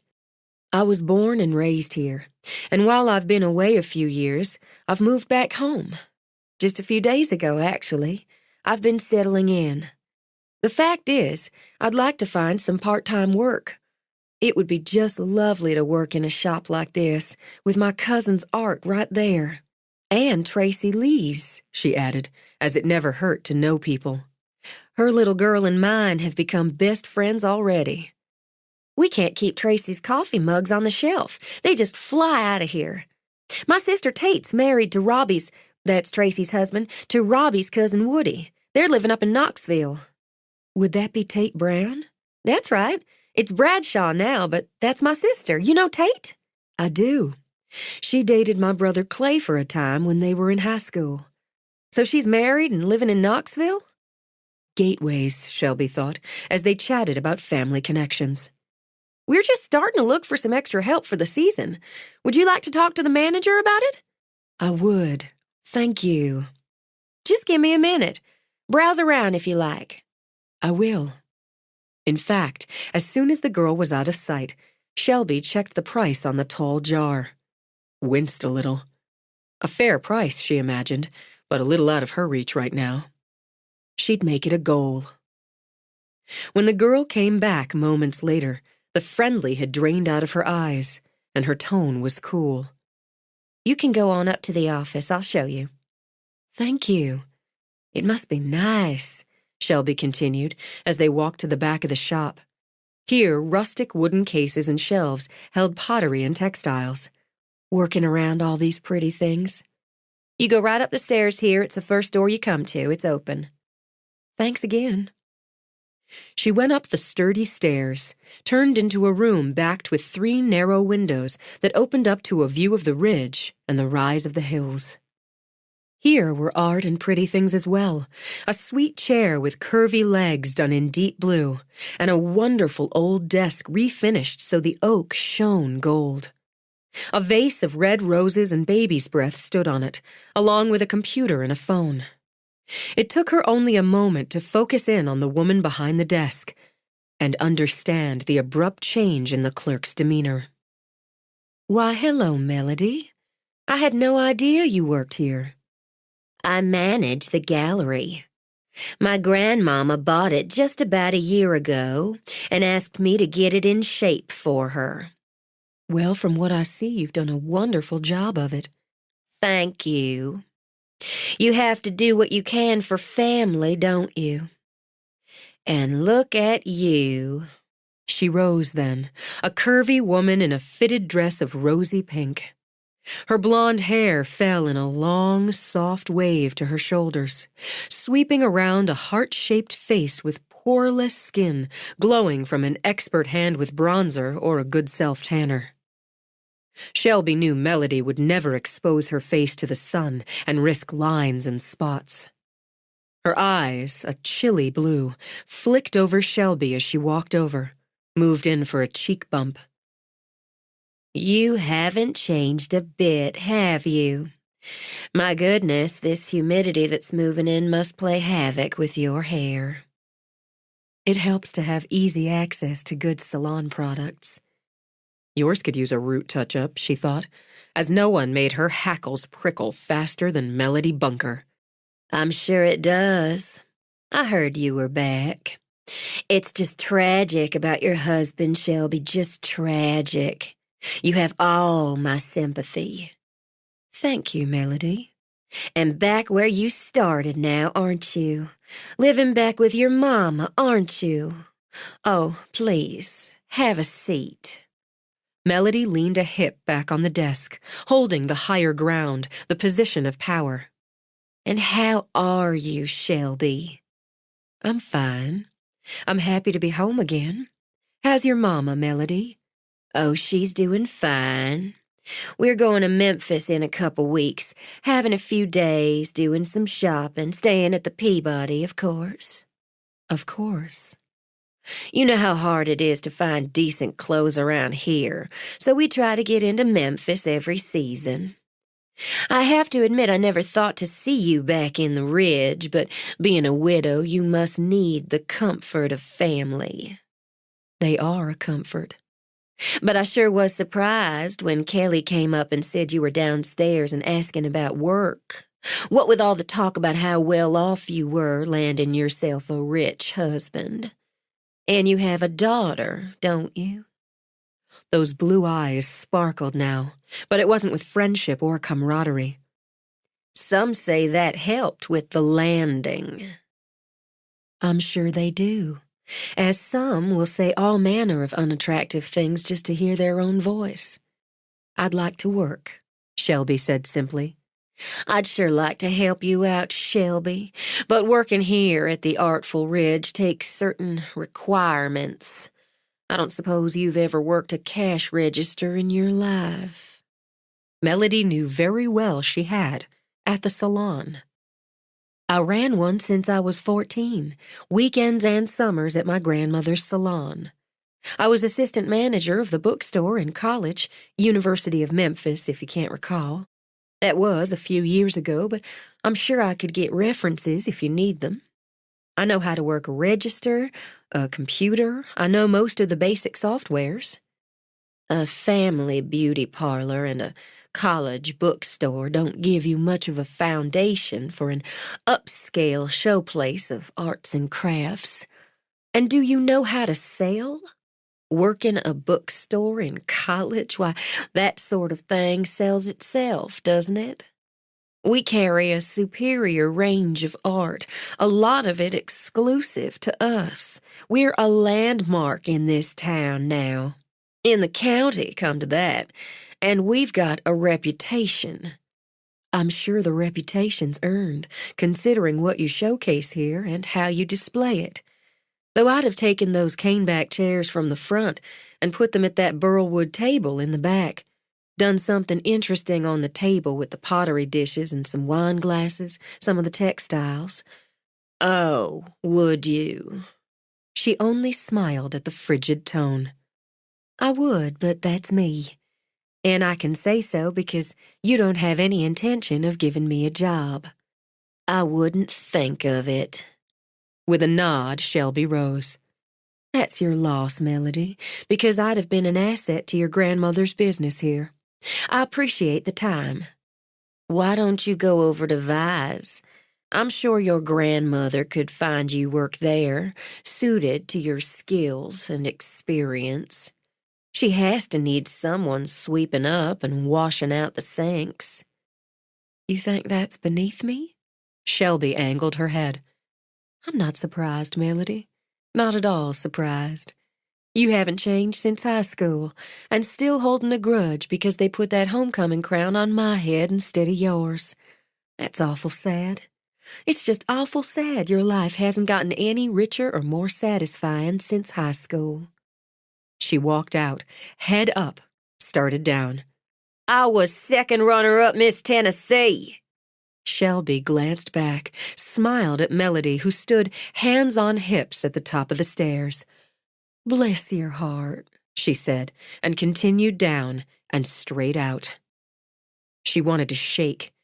She wasn't sure if it was anger or humiliation, but she wanted to shake. Walk it off, she ordered herself, and crossed the street. Her first instinct was to go to the salon, vent it all out, but she turned sharply, headed for the bar and grill. Maybe Tansy could use another waitress at Bootlegger's. Running on that anger and humiliation, she banged on the door. Maybe they didn't open for another half hour, but somebody, by God, was in there. On her second series of bangings, the door opened.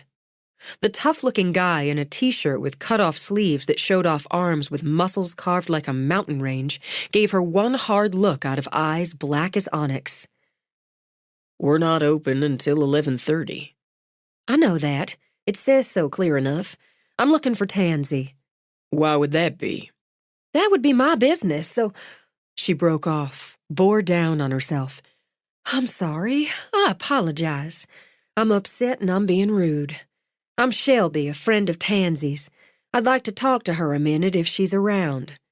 Shelby, I'm Derek. Oh, Tansy's husband. It's nice to meet you, Derek, and I really am sorry for being rude. I've embarrassed myself. Bygones, it's clear you're upset. Come on in. A couple of waitstaff did setups on the tables. In the relative quiet, Shelby heard kitchen noises, raised voices. Why don't you have a seat at the bar? I'll get Tansy. Thank you. I won't take much time. She sat, tried to fall back on the yoga breathing she'd practiced when she'd taken classes in Atlanta. It didn't help. Tansy came in all smiles. I'm so glad you came by. We didn't really have time to talk last night. I was rude to your Derek. She wasn't that rude, and she's already apologized twice. Want a drink? He asked her. How about a Coke? Tansy said. God, yes. Thanks. I'm repeating myself, but I'm sorry. I just had a little altercation with Melody Bunker. Tansy slid onto a stool. Want something stronger than a Coke? I'm tempted, but no thanks. I went over there to see if I could get a part-time job. I wish I didn't like the place so much. It's just wonderful and has such a good feel about it. Until I went upstairs and talked to Melody. She was as biting as a nest of rattlers, I swear. Wouldn't you think she'd let go of high school? Her type never lets go of anything. I'm the one who's sorry. I sent you over there. I didn't think about Melody. I try not to. Tansy sent Derek a smile when he put a ginger ale in front of her. Thanks, baby. Melody's only in there 2 or 3 hours a day, and only a few days out of the week. Otherwise, she's off to some club meeting or getting her nails done or having lunch up at the big restaurant. It's Roseanne, the assistant manager, who really runs the place. Whoever runs it, Melody would burn it to the ground before she hired me on. Thank you, she said to Derek when he set the Coke in front of her. I'm sure I'm going to like you because you have such good taste in wives. And I love your place. I had the best time here last night. Oh, and congratulations on the baby. That about covers it. I already like you. He poured himself a fizzy water. Tansy's told me about you and how you'd take up for her when somebody like that bitch across the street picked on her. Derek, you shouldn't call her that. She is a bitch, Shelby said and drank. At least I gave her some of her own back. It's been a while since I've given anybody some of their own back, and it felt damn good. Maybe a little too good. You were always good at it. Was I? Calmer, Shelby smiled, sipped. It sure came back to me. Smoke was spiraling out of her ears when I left, so that's something. So, I won't be working there in the foreseeable future. I wonder if you need any help here. Another waitress, maybe? You want to wait tables? I want a job. No, I need a job, Shelby amended. That's the truth. I need a job. I'm making the rounds today while Tracy Lee's got my Callie with her Chelsea. If you're not hiring, that's all right. I've got a list I'm going down. Have you ever done any waitressing? Derek asked her. I've cleared plenty of tables, served plenty of food. I'm not afraid of hard work. I'm only looking for part-time now, but waitressing isn't for you, Shelby, Tansy began. All right. Thanks for listening and for the Coke. I'm not done. Derek and we've been talking about adding some entertainment on Friday nights. We have, she insisted when Derek frowned. Talked about it some. 2 Saturdays a month we have a live band, and we do good, strong business. We'd add to Friday nights till with some entertainment. I'll hire you right now, Shelby, to sing on Friday nights 8 to midnight. Tansy, I appreciate your offering, but I haven't done anything like that in years. Do you still have your voice? It's not that. We couldn't pay a lot, at least until we see how it goes. 40-minute sets, and 10 of the 20 between you'd work the crowd some. go around the tables. What I want is to try a kind of weekly theme." She's got ideas, Derek muttered, but with a spark of pride. "I have good ideas." With the ginger ale in one hand, Tansy tapped a finger on the bar. "And this good idea is we'd start off with the 40s, songs from the 40s, specialty drinks from then. What did they drink back then? Martinis or Boilermakers? I'll figure that out," she said, waving it aside. "Next week, it's the 50s, and we work our way up. It's all nostalgia. We'll draw in a lot of people. I'll get it set up. We'll use a karaoke machine for now. Maybe if we do the expansion, we can get a piano, or we can hire a couple of musicians. For right now, to start, we'll get that karaoke machine, Derek, because we're going to start doing karaoke Mondays, too." She's got ideas, he said again. "I got one says people just love hearing themselves sing whether they can't pop out a single true note. They'll be flocking in here Monday nights, and now Fridays, too. That's what we'll call it, just Friday nights. I know it's only one night a week, Shelby, but that'll give you room to find some day work if you need it." "Are you all right with all this?" Shelby asked Derek. She manages the place. I just own it.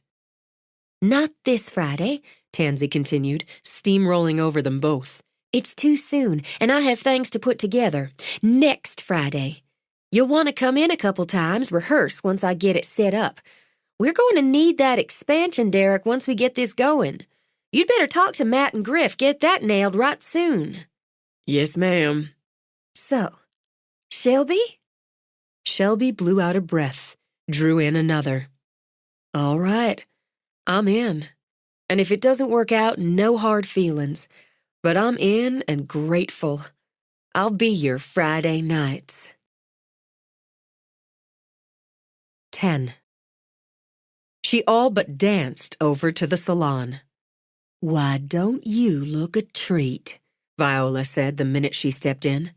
"Sissy, you remember my granddaughter, Shelby?" That started a winding conversation with the woman in Viola's chair, while Viola removed a forest of enormous rollers and began the styling. The minute she had an opening, Shelby announced her news. "Won't that be something? Tansy and her Derek, they're making something out of that place. And there you'll be, a headliner." Shelby laughed, automatically shifting the basket of used rollers out of her grandmother's way. "It's only Friday nights, but—" Sissy interrupted with a story about her daughter starring in the high school musical, while Viola poofed her hair to twice its volume. "I really should get on. I guess Mama's doing a treatment. Back-to-back facials. Tracy's got Callie for a while yet, doesn't she?" Viola asked. "I got a break coming up." "I still have a couple of stops to make. I thought I'd see if Mountain Treasures is hiring part-time, or maybe the Whatnot place, as Tansy says they do well with tourists and locals." "I got some sweet depression glass teacups there to go with my collection," Sissy told her. "It's on my list. The Artful Ridge isn't, as they're not hiring, at least not me as long as Melody Bunker has a say in it." "Melody's been jealous of you since you were children." Knowing her client, Viola sprayed a fierce cloud of holding spray over the mountain of hair. "You be grateful she didn't hire you, baby girl. If you worked over there, she'd make your days a misery. There, Sissy. Big enough for you? Oh, now, Vi, you know I like to make a statement with my hair. God blessed me with plenty of it, so I like putting it to use. It looks just wonderful. Nobody does it up like you. I'm having lunch with my girlfriends," she told Shelby. "Doing it fancy up at the hotel. Won't that be fun?" It took a few minutes more to scoot Sissy along. Then Viola blew out a breath, sat in the chair. "Next time, I swear, I'll just use a bicycle pump on that hair of hers. Now, how many days a week you thinking of working?" "I could do 3 or 4, maybe even 5 with shorter hours if I can work out a deal with Tracy, and maybe ask Mama to fill in with Callie otherwise. Any more than that, I'd have to see about taking her to daycare." That'd eat up your paycheck. I was hoping to wait for the fall for it, give her time to settle in, but I may have to do it sooner. It'll be good for her to be around other kids. True enough. Here's what I'm going to say to you. I don't know why you're going over to Mountain Treasures and other places when I can use you right here. You could help with the phones, the book, the stock and supplies, and the customers. And you could help keep things organized as you've got an organized nature. You find something you like better, that's fine. But for right now, I could use you 3 days a week. 4 when we're busy. You could bring Callie in here and there. You spent plenty of your time in the salon when you were her age. I did. Did it hurt you any? No, I loved it.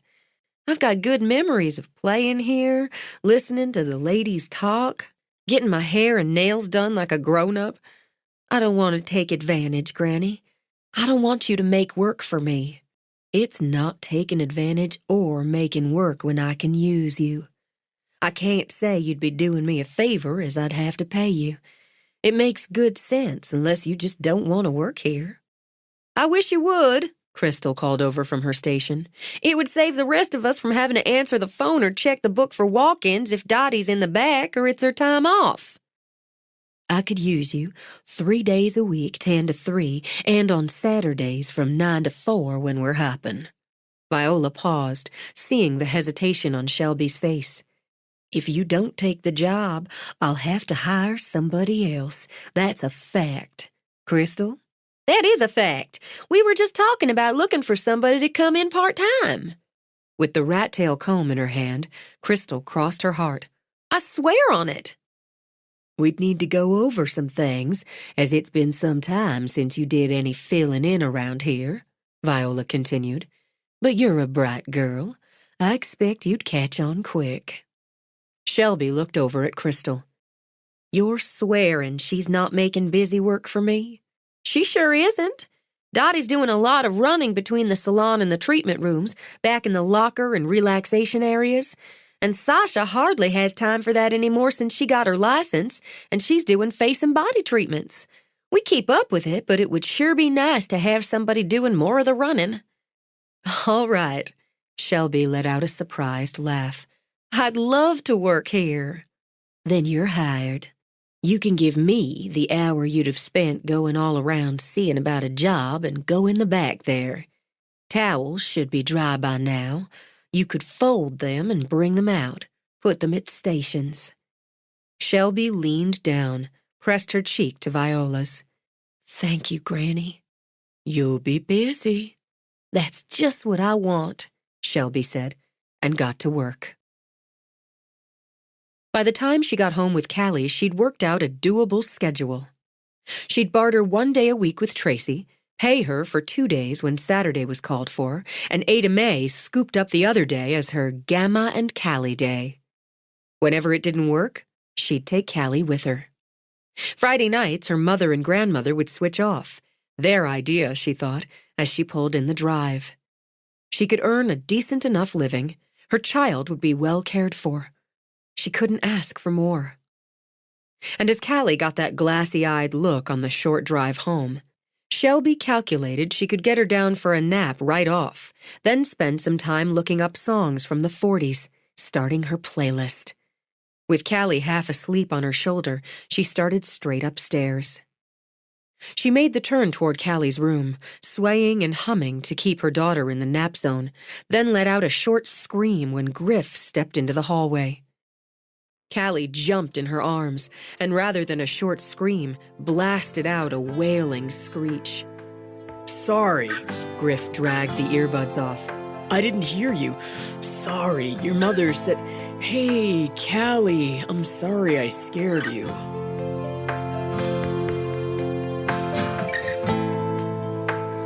This is the end of disc number 4. Please insert disc number 5.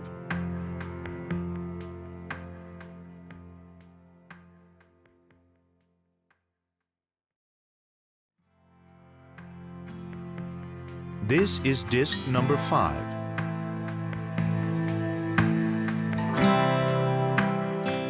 Callie jumped in her arms, and rather than a short scream, blasted out a wailing screech. Sorry. Griff dragged the earbuds off. I didn't hear you. Sorry. Your mother said, "Hey, Callie, I'm sorry I scared you." Clutching Shelby, Callie stared at him, sobbing, then threw herself at him. He had to scramble forward, grab hold. Callie clung, crying on his shoulder. It's okay. It's all right. He rubbed her back as he smiled at Shelby. Your mother wants that new bathroom. I said I'd stop over first chance, make sure on the measurements. Wow, you look really good. I'm just going to sit down a minute. She did so, right on the top step. I didn't see your truck. I walked over from Ms. Bitsy's. We're just punching out there so we can start here next week. Next week? Yeah. He patted and jiggled as Callie's tears dissolved into sniffles. We've got a couple of little jobs, but we'll juggle this in. I had music in my ears, so I didn't hear you. That's okay. I probably didn't need those last 10 years of my life. I'm just going to put her down for her nap. I've got it. Over in here, right? He stepped into Callie's room.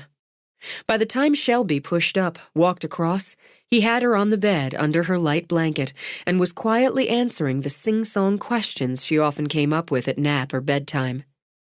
Kiss. Callie demanded. You got it. He kissed her cheek, stood up, glanced at Shelby. Is that it? That's it.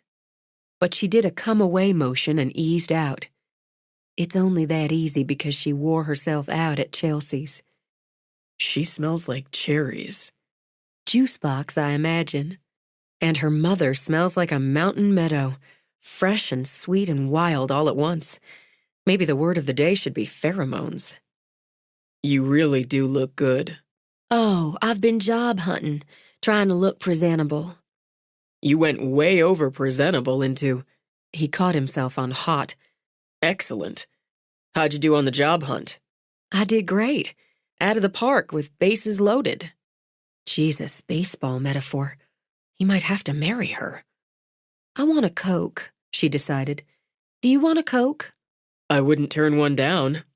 Especially since it meant he got a little more time with her. So what's the job? Now, that's much too direct for around here, she warned him as they started downstairs. We have to work up to how I went about getting it. Sorry. Still shedding the Yankee. Well, don't shed it all. It works for you. What were you listening to? She tapped her ears. Oh, it's a pretty eclectic playlist, I guess. I think it was the Black Keys when I cut that 10 years off your life. Fever?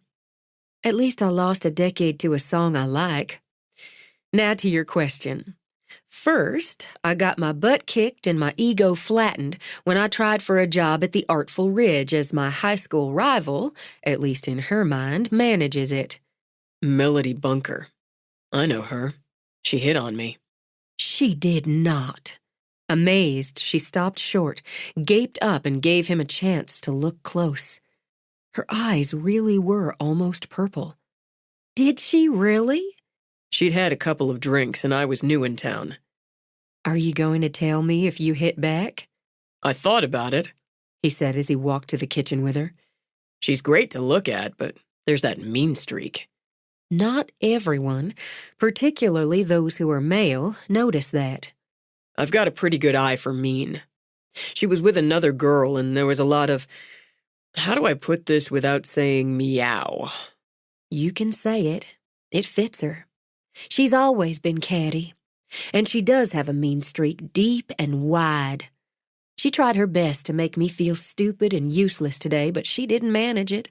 She's following after a superior act in that area of mean and fell short. Well short. She caught herself, shook her head as she got out Cokes, glasses. Doesn't matter, and it was for the best, for more than the best. What did she say to you? Or is that too direct? Oh, she started with snide little comments about my hair. You have amazing hair. Magic mermaid hair. She laughed. That's a first. Magic mermaid hair. I'll have to use that with Callie. In any case, Mean Melody got in a few jabs about my current circumstance, which I tolerated as I wanted the damn job. She moved on, though, trying to scrape me down to the bone, how I wasn't qualified, didn't have enough class, basically, or intelligence, and it was clear I didn't have a cherry snow cone's chance in hell of working there. So I landed a few jabs of my own with, I will say, more subtlety and style. I just bet. With a cool, sharp smile, Shelby poured Cokes over ice. She was so steamed up when I was leaving, she shouted out how she'd been second runner-up Miss Tennessee, which is her spotlight of fame. To that, I ended the encounter with the Southern woman's sweetest and most pitying insult. I know that. He pointed a finger. I know that one. You said, bless your heart. Haven't you caught on fast? After topping off the glasses, she handed him one. I knew that one landed, but I was so fired up I marched over to the bar and grill. I was going to ask Tansy to hire me on as a waitress. I met Derek, and doesn't he look like an action movie star? I hadn't thought of it. You'd be looking at him as a man does. From a woman's eyes? She laughed again, waved a hand in front of her face. Lucky Tansy. And lucky Derek, because she's a sweet, smart, sensible woman. So after I apologized for being rude to him because I was fired up, they didn't want me for a waitress. Sounds like a rough day on the job hunt. Not at all. They wanted me for Friday nights to sing. I'm going to be their Friday night entertainment. Or, as Tansy's calling it, I'm going to be Friday nights. No kidding. That's great, Red. Seriously great. Everybody says you can sing. Sing something. No. Come on, a couple of bars of anything. Come into Bootleggers a week from Friday, and you'll hear plenty. After lifting her glass to him, she took a satisfied drink. Then, because that's not all, I went in to tell Granny before I hit a couple other possible places for day jobs, and she cornered me into working part-time there. She made me believe she could really use me, so I'm hoping she meant it. In my shorter experience, Ms. Vi usually means what she says. It's true enough, and Crystal swore to it they'd already talked about hiring someone part-time.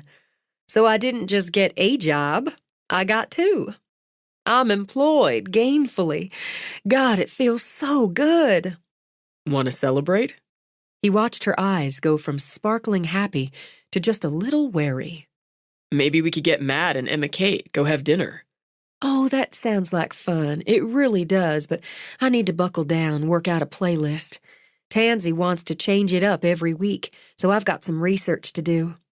And there's Callie, though it's likely to be more of a weight on me leaving her for hours at a time than for her leaving me. Does she like pizza? Callie? Sure she does. It runs a close second to ice cream on her favorites list. Then I'll take you both out for pizza one night after work. That's awful nice of you, Griffin. She's already got a crush going on you. Mutual. She smiled at him, topped off his Coke. How long have you been in the Ridge now, Griffin? Going on a year. And don't you have a girl by now? Somebody who looks like you ought to have the single girls flocking. Well, there was Melody for about 10 minutes. And there's Ms. Vi, if only she'd reciprocate. Grandpa'd fight you for her. I'd fight dirty. So would he, and he's very canny. I have to say, I'm surprised Emma Kate, or surely Miss Bitsy, hasn't tried fixing you up. Tried. Didn't stick. He shrugged, downed some Coke. I haven't been interested in anyone particularly. Up to now. I guess it just takes... Oh. It may have been a long while, but she supposed a woman didn't forget that look in a man's eyes, that tone in a man's voice. Flustered, and under the flustered she couldn't deny flattered, she took a careful drink. Oh, she repeated. I've got to say, Griff, I'm a complicated, twisted-up mess of a thing right now. I fix things, Red. It's what I do. She managed a nervous laugh. This is a complete overhaul. What you'd call a gut job, I think. And I come as a set. I like the set, and I know I'm hitting on you pretty quick considering. It just seems to me it's better to be straight out. You knocked me flat when you walked into Bitsy's kitchen. I planned to be slow and a lot smoother about it, but hell, Shelby, why? That was straight out and forthright, she thought, and as unnerving as it was flattering. You really don't know me. I planned to. This time she let out a laugh that was more stupefied. Just like that. Unless you take a strong dislike to me, and I don't think you will. I'm likable. I want to take you out when you're ready and want to go. Meanwhile, since I'm attached to Matt and he's attached to Emma Kate, we'll be seeing each other. Plus, I really like your kid. I can see that. If I thought different, if I thought she was a kind of conduit with you to me, this would be a different conversation. As it is, I don't know just what to say to you. Well, you can think about that. I've got to get back, and you've got things to do. Tell your mom I've got the measurements. Once she settles on the tile, the fixtures, we'll get them ordered. All right. Thanks for the Coke. You're welcome. She walked back with him, considering the nerves, those interesting, fluttery nerves she hadn't felt in so long. A mistake. Absolutely a mistake to act on them at this point in her life. I meant it about the pizza, he said at the door. Callie would be thrilled. Pick the day. Let me know. He frowned outside a moment, his gaze following the car that passed. Do you know somebody with a gray Honda? Looks like a 2012. Can't think of anyone. Why? I keep seeing it. I've seen it around a lot the last few days. Well, people do live here. Florida plates. A tourist, I guess. There's good hiking now while it's still cool, and the wildflowers are popping out everywhere. Yeah, probably. Anyway, congratulations on scoring the jobs. Thank you. She watched him walk away. That swagger really was damn appealing. And he'd gotten her blood moving in ways she'd forgotten it could move. Still, it was best all around if she kept all her attention on Callie, her new work, and climbing her way out of the canyon of debt. Thinking of debt, she started upstairs. She'd change, work out a new budget, check and see if there was any progress on the house sale, or if there was any more money coming from the consignment shop. Then she could think about a playlist. That was work, true enough, but it was also fun. Smarter to get the hard over with first. She stopped dead in the doorway of her room. A gray Honda with Florida plates. She scrambled for her dresser, pulled out the drawer where she'd put all the business cards from Philadelphia. And there was Ted Privet, private investigator, Miami, Florida. She had seen him in the bar and grill. He'd followed her all the way back to the ridge. Why would he do that? What did it mean? He was watching her. She made herself go to the window, look out, search. She had no choice about the debt coming home with her, but she wouldn't sit still, do nothing, when more of Richard's mess tried to push its way into her life now. Instead of getting to work, she picked up her phone.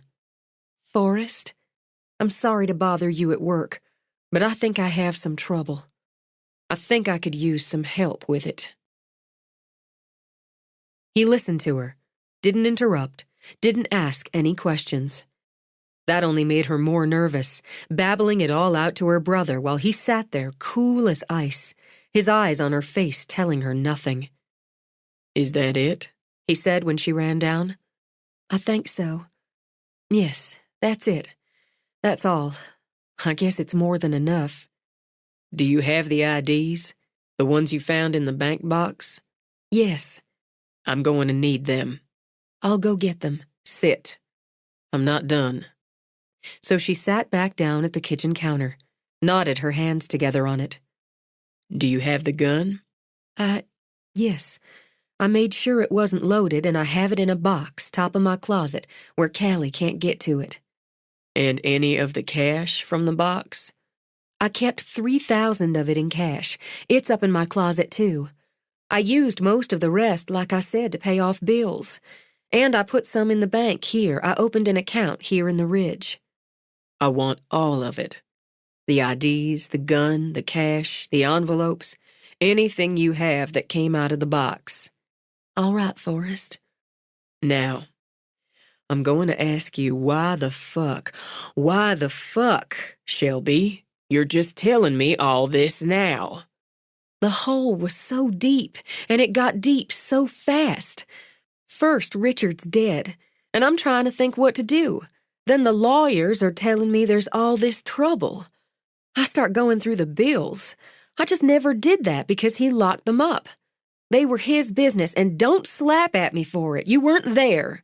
You didn't live that life, so don't slap at me for it. Then I found out about the house and everything. I had to deal with it.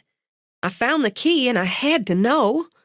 Then when I found the bank box and what was in it, I don't know who I married, who I lived with, who fathered my child. She took a long breath, and I couldn't let that matter. Couldn't let that take the rest over. What matters is now, and dealing with it until I'm clear of it. Keeping Callie clear of it. I don't know why this detective followed me here. I don't have anything. I don't know anything. I'll deal with that. I'll thank you for it. I might have slapped at you some, Shelby, but just to wake you up. You're my sister, goddammit. We're your family. She linked her fingers together again to hold herself in. You think I've forgotten that, and you're wrong. If you think I don't value that, you're stupid. What should I think? He countered. That I did what I thought was right. I couldn't come back until I'd started climbing out of that hole, Forrest. I wouldn't. Maybe you think that's just pride, just stupid, but I couldn't come back and put all of it on my family. You couldn't ask for a hand? A hand to reach down and help you up out of it? Well, Jesus God, Forrest, aren't I doing just that? But I had to get up far enough to reach a hand. That's what I'm doing now. He pushed up, paced around the room, stopped at the window for a while, looking out in silence. All right. Maybe I see your side of that. I don't have to say you're right to see it. Go ahead. Get me everything you have. What are you going to do? It's still my business, Forrest. I'm going to have a talk with this Florida PI. Let him know I don't take kindly to him stalking my sister. Then I'm going to do what I can to find out who the hell you were married to. I think he stole that money he had stashed in the bank box, or he swindled it. Dear God, Forrest, if I have to pay all that back... You won't. You took what you took legally. Whatever he did, it's pretty damn clear there's nothing left to pay anybody back. One more thing. You're going to tell all of this to the rest of the family. You're going to get this out. Gilly's about to have a baby. No excuses, Shelby. You're going to sit down tonight after Callie's in bed and tell everyone. I'll make sure they're all here. You want them to get word some private investigator from out of state's asking questions about their daughter, their sister? Because she saw the sense of it, she pressed her fingers to her eyes. No, you're right. I'll tell them. You have to take my side, Forrest, when Mama and Daddy start talking about helping me pay off this debt. I won't have it. That's fair enough. He came over, put his hands on her shoulders. I am on your side, you idiot. She dipped her forehead to his chest. I can't wish the years away without wishing Callie away, but I can wish I'd been stronger standing up to him. It feels like every time I found my footing, something changed and I lost it again. It sounds to me like he was good at making sure people didn't find their footing around him. Go on, get all the things from the box. Let me get going on this. It didn't take long to track down the private investigator, not when the man had opted to hide in plain sight. He'd registered under his own name at the hotel, though he'd spread the word he was a freelance travel writer. Forrest considered confronting him there, but he thought he'd give Privet a taste of his own medicine. Once he was off duty and in his own truck, he did some cruising until he spotted the Honda parked outside the Artful Ridge. Forrest parked the truck, got out, and strolled by the shop. Sure enough, the man he'd spent an hour or so running stood talking with Melody. He'd get an earful about Shelby from that source, no question. With his target sighted, he went back to his truck, waited. He watched Privet come out, cross over to the bar and grill. Doubtful he'd find the same well of information in there, but if he was any good, and from the run it seemed he wasn't bad, he'd pull out some. Making the rounds, Forrest concluded, as 15 minutes later, Privet came out of the bar and grill, walked down and into the salon. Following Shelby's path from earlier in the day, which meant Privet had trailed her through the morning. That put a knot in Forrest's craw. This stop took longer, but when Forrest did another stroll by, he noted that Privet sat in a chair getting a haircut. At least he put some money in the local pot while trying to mine information. Forrest settled back in his truck, patient, waited for Privet to come out, get back in his car. He pulled out after him, paced him easily in the light town traffic. Privet took the fork toward Shelby and home. When the Honda drove straight by, Forrest calculated, turned off, did a 3/4 turn to face the road again. He dug out his Kojak light, fixed it to the roof, and waited. When Privet drove by a second time, eased to the side of the road a few yards down from the house, Forrest pulled out, hit the light so Privet would see it in his rear view. He eased up behind the Honda, walked up to the passenger window, already rolled down. Privet had a map out and a frustrated expression on his face. I hope there's no problem, officer, and that you can help me. I think I made a wrong turn somewhere. I'm looking for...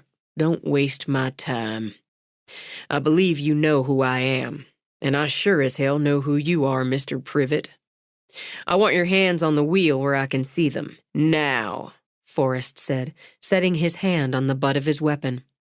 I know you're licensed to carry, and if I don't see both your hands on the wheel, we're going to have some trouble here.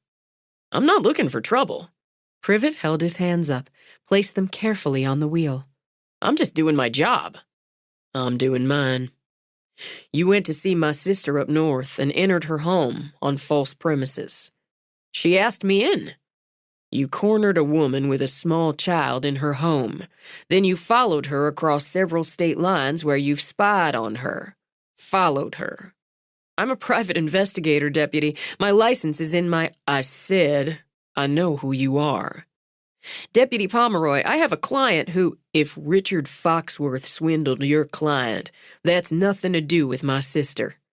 Foxworth's dead, so your client's out of luck there. If you spent 10 minutes with Shelby and think she had anything to do with it, you're a damn fool. Matherson. He used the name David Matherson.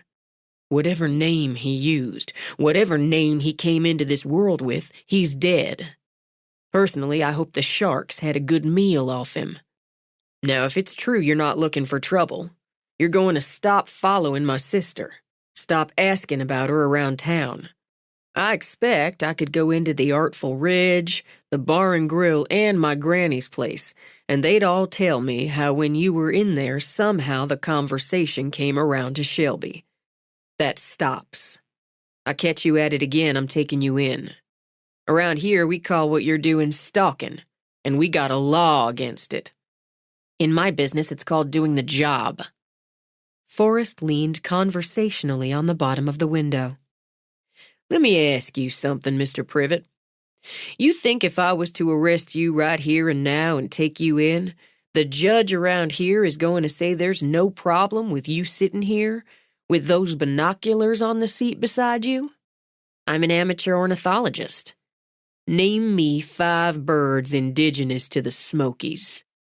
Forrest waited 2 beats while Privet scowled. See, you could say, that bird, it won't fly. I tell my boss, and we tell Judge Harris, who's a 3rd cousin twice removed, that you've been sitting here watching my family home and my sister, been following her and her little girl around town, been asking questions about my widowed sister with her fatherless child. You think he's going to say, why, that's just fine. Live and let. Or do you think you'll be spending the night on a jailhouse cot tonight instead of your hotel bed? My client isn't the only one Matherson swindled, and there's a matter of nearly $30 million in jewelry he stole out of Miami. I believe you. I believe he was a fucking bastard, and I know he did a number on my sister I won't forget. I'm not going to let you do the same. Deputy, do you know what the finder's fee is on $28 million? It's going to be 0, Forrest said equably, if you're looking for it through my sister. You stay away from her, Mr. Privet, or you'll have plenty of the trouble you don't want to have, because if I catch you at it, I'll make sure of that trouble. You can tell your client we're all sorry for his bad luck.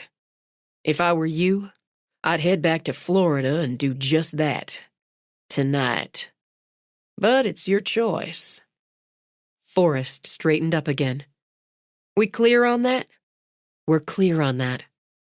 I've got one question. Ask it. How could your sister live with Matherson for years and not know what he was? Let me ask one back. Is your client a reasonably intelligent individual? I'd say he is. How did he manage to get himself swindled? You're going to want to move along now, and you don't want to drive back down this road again. That's literal and metaphorical. Forrest walked back to his truck, waited until Privet drove away.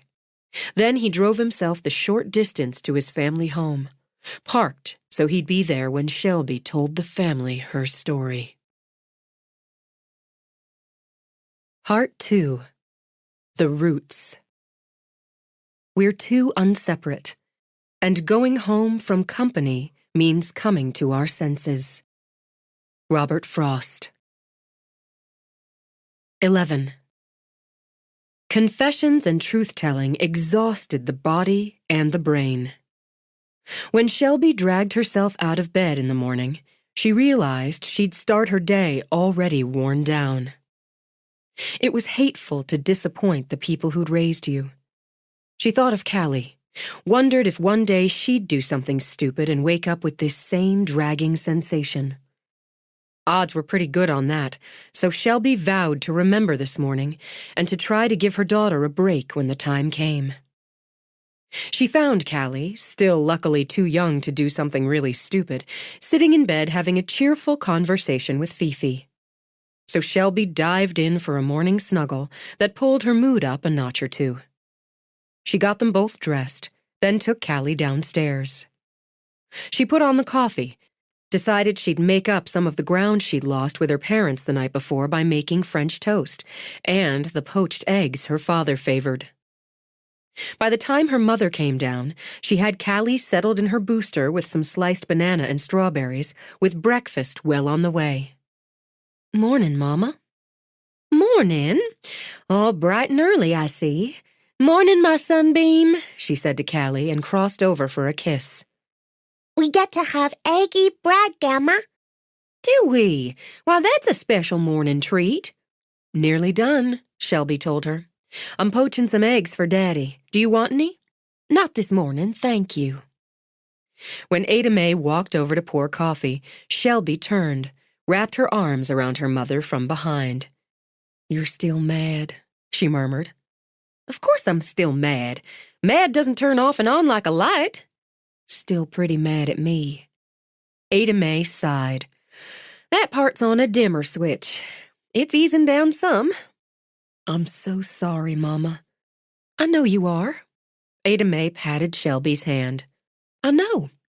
And I'm trying to come around to it being the situation you were in, and not that you didn't trust your family to help you. It was never that.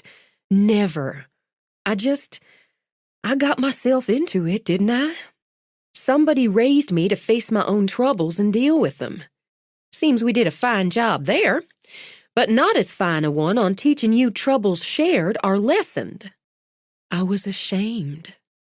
Now, Ada Mae turned, took Shelby's face firmly in her hands. You're never to be ashamed with me. She glanced over to where Callie was busy with her sliced fruit. I could say a lot more and likely will when there aren't little pitchers with big ears close by. Pitchers don't have ears, Gamma. That's silly. It is, isn't it? Why don't I fix you a piece of this eggy bread your mama's made up?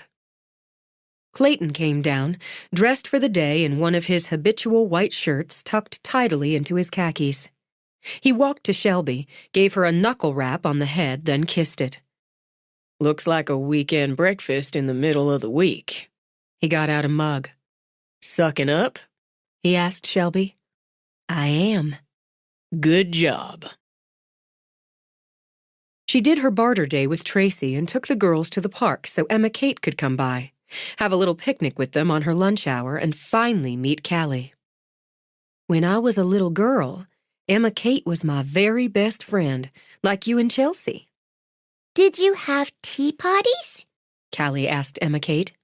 We did, and picnics just like this. You can come to Gamma's house for a tea party. I would absolutely love to. Gamma saved Mama's tea set so we can use it. Oh, the one with the violets and little pink roses? Uh-huh. Callie's eyes rounded owlishly. We have to be careful not to break it, 'cause it's delicate. Delicate, Shelby corrected. Okay, we're going to swing now. Let's go swing, Chelsea. She's beautiful, Shelby. Beautiful and bright. She's all of that. She's my very best thing. Emma Kate, do you have some time after work? There's some things I still need to tell you. Just you. All right. Since she'd been expecting this, or hoping for it, Emma Kate already had a plan. We could take a hike up to the Outlook like we used to. I'm off at 4 today, so I could meet you at the trailhead at maybe 4:15. That'd be perfect. Emma Kate watched Callie run around the swings with Chelsea. If I had somebody like that depending on me, there's a lot I'd do I wouldn't do otherwise. And a lot you don't do you would do otherwise. Mama! Mama, push us! Push us, Mama! I want to go high! Takes after you, Emma Kate commented. You never could swing high enough. With a laugh, Shelby stood up. I'm sticking closer to ground level these days. As she got up to help push the girls on the swing, Emma Kate thought that was a real shame. She managed to squeeze out some time to start a playlist, to pump a fist in the air when the consignment shop reported the sale of 2 cocktail dresses, an evening gown, and a handbag. She adjusted her spreadsheet, calculated that she might be able to pay off another credit card with one more good sale. She organized herself for the next day, her first day working at the salon, then pulled out her old hiking boots, one she'd kept tucked away in her closet so Richard couldn't insist she toss them out. She dropped Callie off at Clay's for a visit with Jackson, as arranged, and watched her daughter happily exploring her cousin's little backyard fort before driving to the trailhead. More she'd missed, she thought, as she parked and got out. The quiet that let you hear birds calling and the breeze singing through the trees. The sharp smell of pine on air fresh and just cool enough. She hooked on her light pack, something else she'd tucked away from Richard. She'd been taught from childhood to always carry water and some basics, even on a short, easy hike. Cell service could be spotty, at least it had been the last time she'd taken this trail, but she'd tucked her phone in her pocket like always. She didn't want to be more than a call or text away from her daughter. She'd bring Callie here, she thought, take her along the trail, point out the wildflowers, the trees, maybe spot a deer or a scurrying rabbit. Teach her how to identify bear scat, she thought, smiling as she calculated Callie was just the right age to find that idea thrillingly disgusting. She looked up at the clouds that skimmed over the tops of the higher hills. She might take her daughter on an overnight, pitch a tent, show her the pleasure of sleeping out under the stars on a good, clear night, and telling stories around a campfire. This was the true legacy, wasn't it? The years traveling from place to place, the time in Atlanta, in Philadelphia, that was some other world altogether. If Callie chose one of those worlds or another entirely, she'd have these roots to return to whenever she wanted. She'd always have family in the Ridge and a place to come home to. Shelby turned when she heard the car, looked back, looked out to take in the view of the town rising and falling with the hills. And despite knowing she'd have to go through yet another painful confession, smiled when Emma Kate parked beside her. I almost forgot how beautiful it is here. Just right here, with the town on one side, the trail on the other, so you can choose what you want and just go. Matt and I hiked up to Sweetwater Cave the first time he came back with me. I wanted to see what he was made of. That one's a quad killer. How'd he do? I'm still keeping him around, aren't I? You've still got those hiking boots? Broke in just right. So you always said. Finally traded mine in last year. I try to get in a hike once or twice a week. Matt, he joined the gym over in Gatlinburg as he's one for weights and machines. He's making noises about finding a place to build one in the Ridge so he doesn't have to drive all that way. Me? I'd rather just take the trail and maybe fit in one of the yoga classes your granny's got going on Saturdays at the day spa. She didn't say anything about that. She's got a lot going. We better get going too if we're going to hike up to the Outlook. Our favorite spot to talk about boys and parents and what annoyed us. Is that what we're doing now? Emma Kate asked as they began to walk. In a way, I guess. I've come clean, you could say, with my family. You always were my family, too, so I'm going to come clean with you. Are you running from the law? With a laugh, and because it felt right, Shelby took Emma Kate's hand, gave their arms a swing. Not the law, but it feels like I've been running from everything else. I've stopped now. Glad to hear it. I've told you some. Now I'm going to tell you the rest. It started after Richard died. It all started before, but you could say it all fell on top of me after. She filled in pieces she'd left out, backtracking when Emma Kate blurted out questions. The climb steepened, winding up, making her legs ache in a good way. She caught sight of the rich feathers of a bluebird winging through some wild dogwood, with its buds just peeking open, just waiting to burst out full white. The air cooled as they climbed, and still she felt the good, light sweat of the physical challenge on her skin. It was easier, she realized, to say it all here, out in the open, where the hills carried her words away. First, I'm still not used to having somebody I know millions of dollars in debt. And it's not your debt, damn it, Shelby. I signed the loan papers on the house. At least I guess I did. Guess? I don't remember signing any loan, but he'd push papers in front of me now and then. Sign this, it's nothing. I think half the time he just signed my name himself. I could maybe have gotten out of it if I'd gone through the court process or just tossed it all in and declared bankruptcy. I wasn't going to do that. When the house sells, and it will, that'll take the big weight off. And until it does, I'm chipping away. Selling clothes? I've made nearly $15,000 on clothes so far, not counting the fur coat I took back with the tag still on it, and I might make that much again before it's done.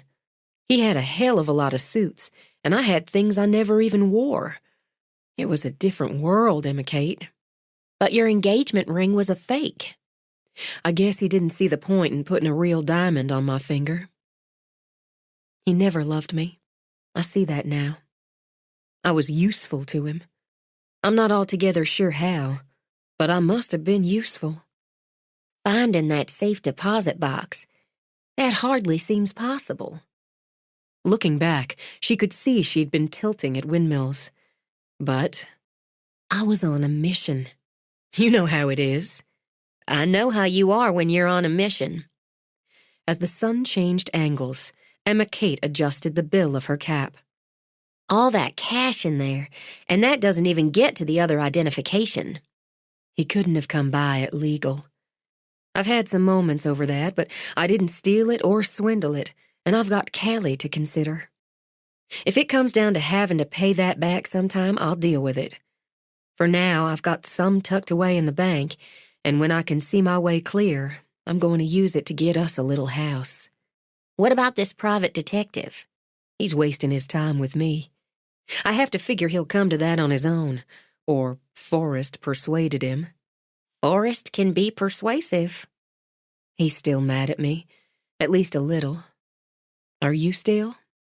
It's hard to be when I'm more fascinated. They walked in silence along the familiar trail. Was the furniture really that ugly? Amused her friend would zoom in on that, Shelby laughed. Uglier.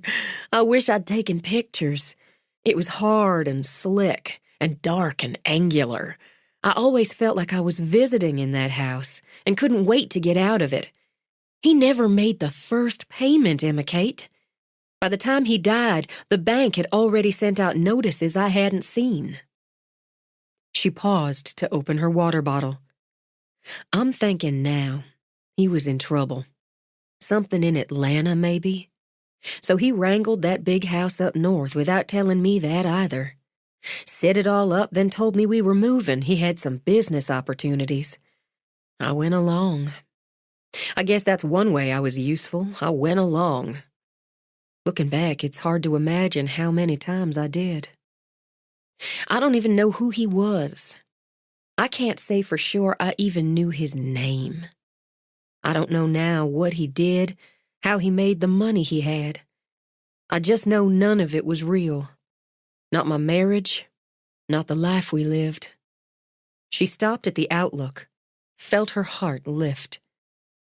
This is what's real. She could see for miles the roll and rise of that deep, secret green, the dips of the valleys cupped between the rises, delicate as her old tea set, and the carpeted peaks swimming into the clouds, so full of mystery and silence. The light had gone soft as the afternoon wound down. She thought of how it looked at sunset, all brushed with gold, little tips of fire, red, as the mountains went to gray. I know, too, I took this for granted. All of it. I never will again. They sat on an outcropping of rock, as they had countless times over the years. Emma Kate pulled a bag of sunflower seeds out of her pack. It used to be gummy bears, Shelby commented. I used to be 12. I could go for some gummy bears, she decided. Smiling, Shelby opened her own pack, pulled out a bag. I let Callie have them now and again. Whenever I'd open a bag of them, I'd think of you. Something about gummies. Emma Kate opened the bag, dived in. You know, your family would help you with some of the debt. And I wouldn't do that either, she said before Shelby could speak. Thanks.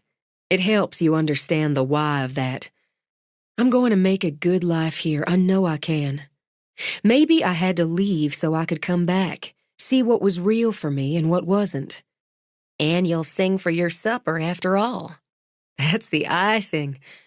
I really like Tansy's Derek. He's a winner. And what a face. He sure is pretty. But what a body, they said together, and laughed until they lost their breath. Now we're sitting here. Shelby let out a sigh, looked out over the spread of green. Just like we used to, and still talking about boys. A puzzle that can never be truly solved. So worth talking about. And both of us are doing, or for me about to do, what we used to wish for. Emma Kate Addison, R.N. Do you love it? I do. I really do. Hell, I never worked so hard in my life as I did to get that RN. I figured I'd work in a big hospital, and I did. I liked it. I liked it a lot. She looked back at Shelby. The thing I didn't know is I'd like working at the clinic even more, and I do. So maybe I had to go off a while to see that. Is Matt your icing? He's definitely icing. Emma Kate grinned as she popped another gummy bear in her mouth. And at least one layer of cake. You going to marry him? I don't plan on marrying anybody else. Not in a rush about it, even if Mama wishes I would be. Things are really good as they are for now. I heard they're going to do that big master bath for your mama. She's got sample books and magazine pictures. Daddy pretends he thinks it's crazy, but he's getting a kick out of it. Shelby took a sip of water, then took her time carefully screwing the cap back in place. Griffin was over measuring the other day. They're looking forward to the demo. They're both like little boys about the demo stage. Wondering if she should bring it up, and out, Shelby looked out, caught a glint of a curving stream in a splash of sunlight. Talking about boys here, she thought, was tradition after all. The thing is, while he was over at Mama's, Griffin pretty much came straight out and said he was interested. In me. On a snort, Emma Kate popped another gummy bear. I saw that one coming. Because he makes moves on women a lot?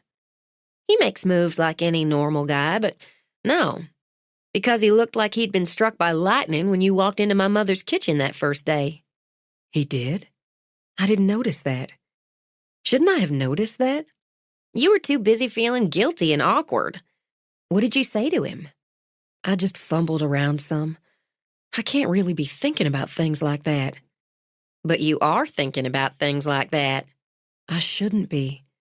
Richard just died, and that's not even official. Richard, or whatever the hell his name was, is gone. As even the thought of him pissed her off, Emma Kate mimed balling something up, flicked it out toward the drop. You're here. Your marriage was unhappy and basically a sham. You said so yourself. There's no required mourning period here, Shelby. I'm not mourning at all. It doesn't seem right. Aren't you tired of doing what you tell yourself seems right? You've done that for about 4 years now, and it looks like it landed you in a mess. I don't even know him. Griffin, I mean. I know who you meant, and that's why they invented this thing we call dating.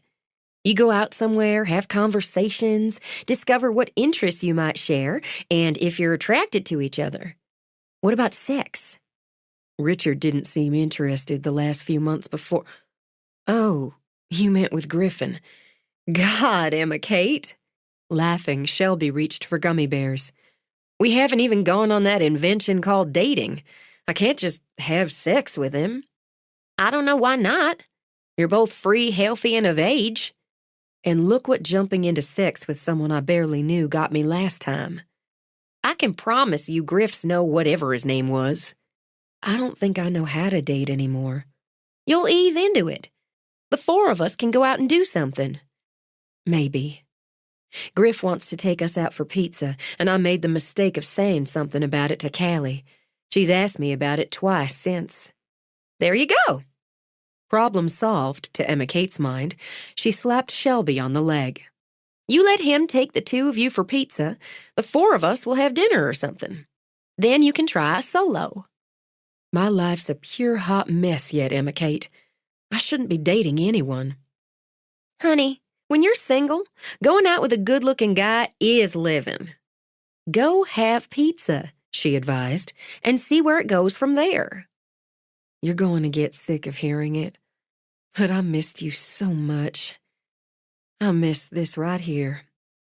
Sitting in this spot, talking to you about anything and everything, and eating gummy bears. It's the good life. It's the best. And caught up in it, she grabbed Emma Kate's hand. Let's make a vow. When we're 80 or so, if we can't make the hike, we'll get a couple of young studs to cart us up here so we can sit, talk about anything and everything, and eat gummy bears. Now that's the Shelby Pomeroy I remember. Emma Kate swiped a finger over her heart. That's a vow. But they have to be hot young studs. I thought that was understood. She moved into a routine, a contented one, working on her song list, practicing, weaving herself back into the fabric of the ridge with her work at the salon. She found it strange and wonderful how quickly it all came back. The voices, the rhythm, the easy gossip, the sights of the town and the mountains coming to life with spring. As promised, demolition began, so mornings before she left for work or errands, the house was filled with men's voices, hammering, drilling. She got used to seeing Griff and Matt, and maybe she was thinking about it a little. Off and on. It was hard not to think about a man when he showed up at your house every day with a tool belt slung around his hips and that look in his eyes. Sounded good this morning. She stopped on her way to get her Callie bag when Griff stepped out into the hallway from her old bedroom. Sorry, what? You sounded good. Singing in the shower. Oh, it's a handy rehearsal hall. You've got pipes, Red. What was the song? She had to think back. Stormy weather. It's the 40s. Sexy in any decade. Hey, little Red. He crouched down when Callie bolted up the stairs. Mama's going to work at Granny's. I'm going to Chelsea's 'cause Grandma works today too. Sounds like fun all around. Can we have pizza? Callie? Deal's a deal. Griff interrupted. I could go for some pizza tonight. Tonight work for you? He asked Shelby. Well, Mama, I want pizza with Griff. To seal it, Callie climbed into his arms, then turned her head toward her mother, smiled. Who could say no to all that? That would be nice, thanks. 6 work for you? Sure. I'll pick you up. Oh, well, car seat. It's easier if we meet you there. Right. 6 o'clock. Have we got a date? He asked Callie. We got a date, She said, and kissed him. Let's go, Mama. Let's go to Chelsea's. Right behind you. Thank you, really, Shelby said when Callie started down again. You made her day. It's making mine. See you later. When he walked back into the workspace, Matt raised his eyebrows. Moving in on the local talent? One step at a time. She's a looker. Got herself a very complicated life, bro. Yeah. Good thing I've got tools. He picked up the nail gun. And know how to use them. He thought about her throughout the day. He couldn't think of a woman who'd intrigued him more. The contrast of the sad, cautious eyes and the quick smile when she forgot to be careful. The seamless way she handled the kid. The way she looked in snug jeans. It all worked for him. He almost thought it was too bad the job was moving along so smoothly. A few glitches and he'd have more time to see her for a few minutes every day. But Ada Mae was no bitsy. When she decided on a tile, on a color, on a fixture, she stuck. He had time to go home, clean up, change. A man didn't take 2 pretty females out for pizza smelling of job sweat and sawdust. It would be an early evening, he calculated, with a 3-year-old along, which was probably for the best. He could put in a couple of hours on his own job. In fact, he thought he might move his focus to the bedroom. A man didn't bring a pretty female home to bed when that bed was an air mattress on the floor. He fully intended to bring Shelby home to bed, when she and the room were ready for it. He drove into town, snagged a parking spot on the street just a few doors down from Pizzeteria, and deemed his timing perfect when Shelby got out of her minivan 2 spots up. He strolled up as she lifted Callie out of the car seat. Give you a hand? Oh, I've got it. Thank you. Hey. He heard the tears in her voice even before she turned with Callie in her arms, and he saw them welling in her eyes. What's wrong? What happened? Oh, it's just... Mama's happy. She has happy tears. Callie explained. You're happy? Yes, very. The combination of me and pizza doesn't usually bring women to tears. It's not that. I was just on the phone. We were a little early as Callie was so anxious. And the realtor called. The house up north, it's sold. One of the tears spilled down her cheek before she could brush it away. Happy tears. Callie announced. Hug Mama, Griff. Sure. Before she could evade, he had both Shelby and Callie wrapped in a hug. He felt her hold stiff for a moment, then just melt. It's just such a relief. It's like a mountain fell off my shoulders. Good. He pressed a kiss to the top of her head. We're definitely celebrating. Right, Callie? Happy pizza. We don't like the house. We're glad it's not ours now. That's right. That's right. Shelby took a breath, leaned in just one more moment, then straightened. We don't like the house. Not for us. Now somebody who does like it has it. Very happy pizza. Thank you, Griffin. You need a minute? No, I'm good. Then give me the girl. He hefted Callie into his arms. And let's get this party started. 12. The kid was a charmer, entertained and engaged him, and flattered him by insisting on sitting next to him in the booth. He might have had a moment or two wishing the mother would flirt as overtly as the daughter, but a man couldn't have everything. It was a nice break to his day, between the job and the project. When the manager came out, pulled Shelby from her seat for a hug, he examined his reaction. Not jealousy, not exactly, but a kind of inner, careful there, buddy, as he waited to see just what was what. I kept missing you. Johnny Foster, a man with a sly smile and an easy manner, kept his hands on Shelby's shoulders to take a long look. But here you are now. Didn't realize you knew Griff. Johnny slung an arm over Shelby's shoulders as he turned to Griff. Shelby and I go back. My cousin Johnny here and my brother Clay used to look for trouble together. And found it as often as possible. Your cousins? Third, fourth, what is it? Johnny wondered. Third, I think. Once or twice removed. Kissing cousins, he said, and gave her one lightly. And you're Callie, and aren't you as pretty as a strawberry float? It's nice meeting you, cousin. I'm on a date with Griff. We are going to have pizza. This is the place for it.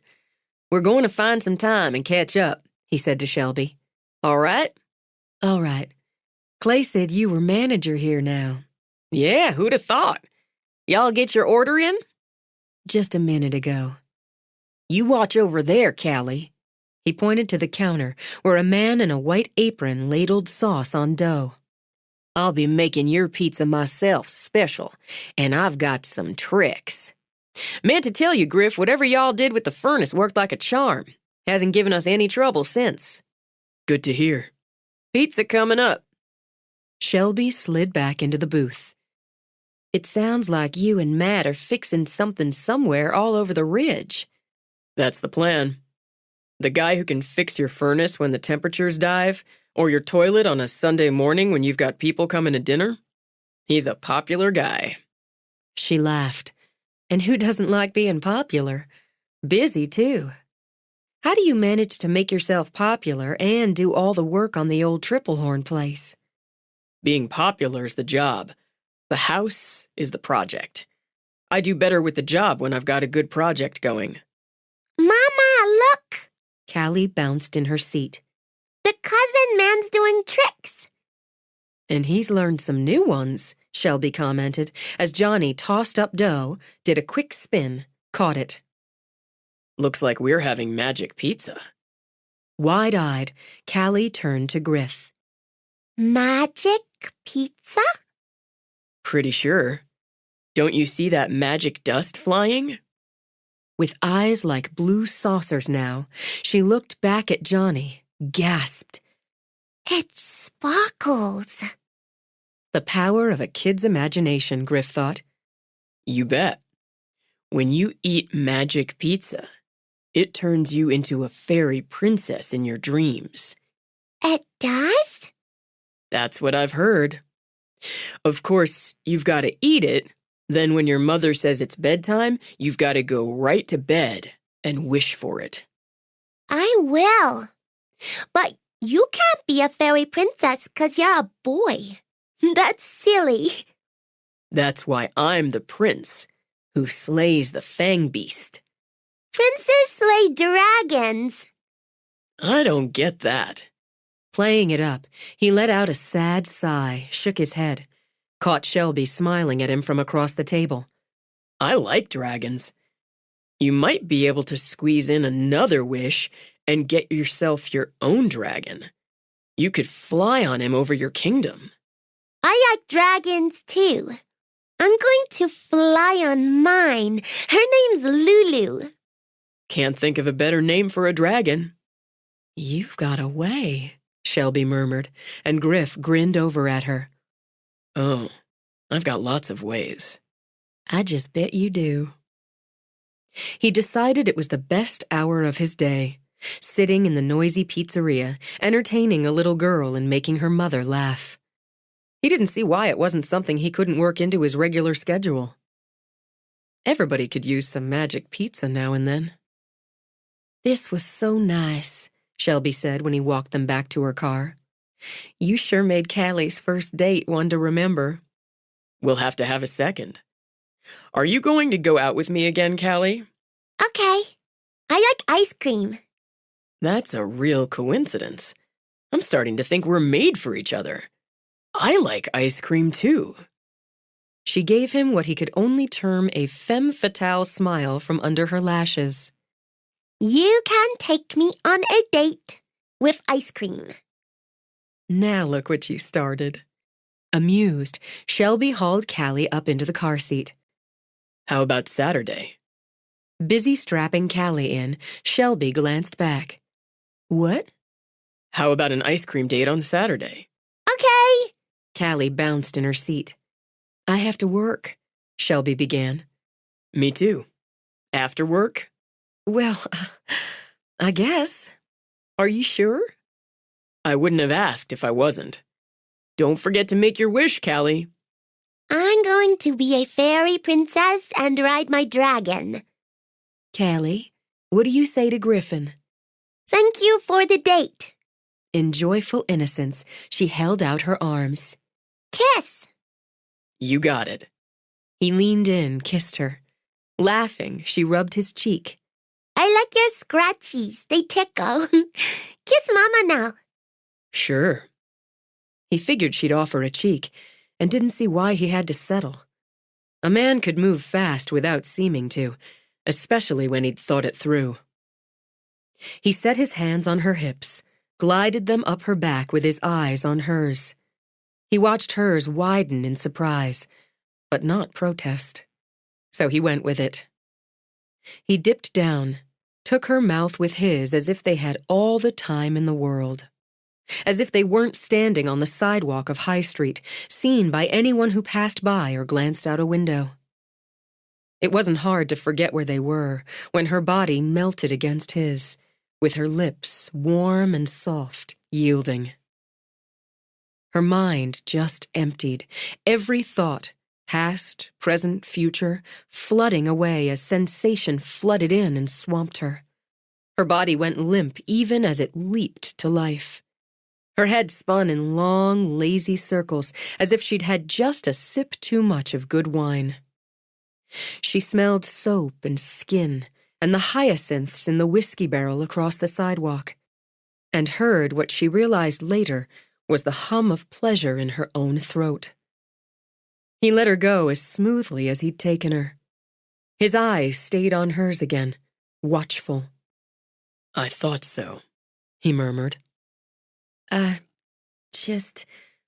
She realized she couldn't quite feel her feet, had to fight the urge to look down to make sure they were still there.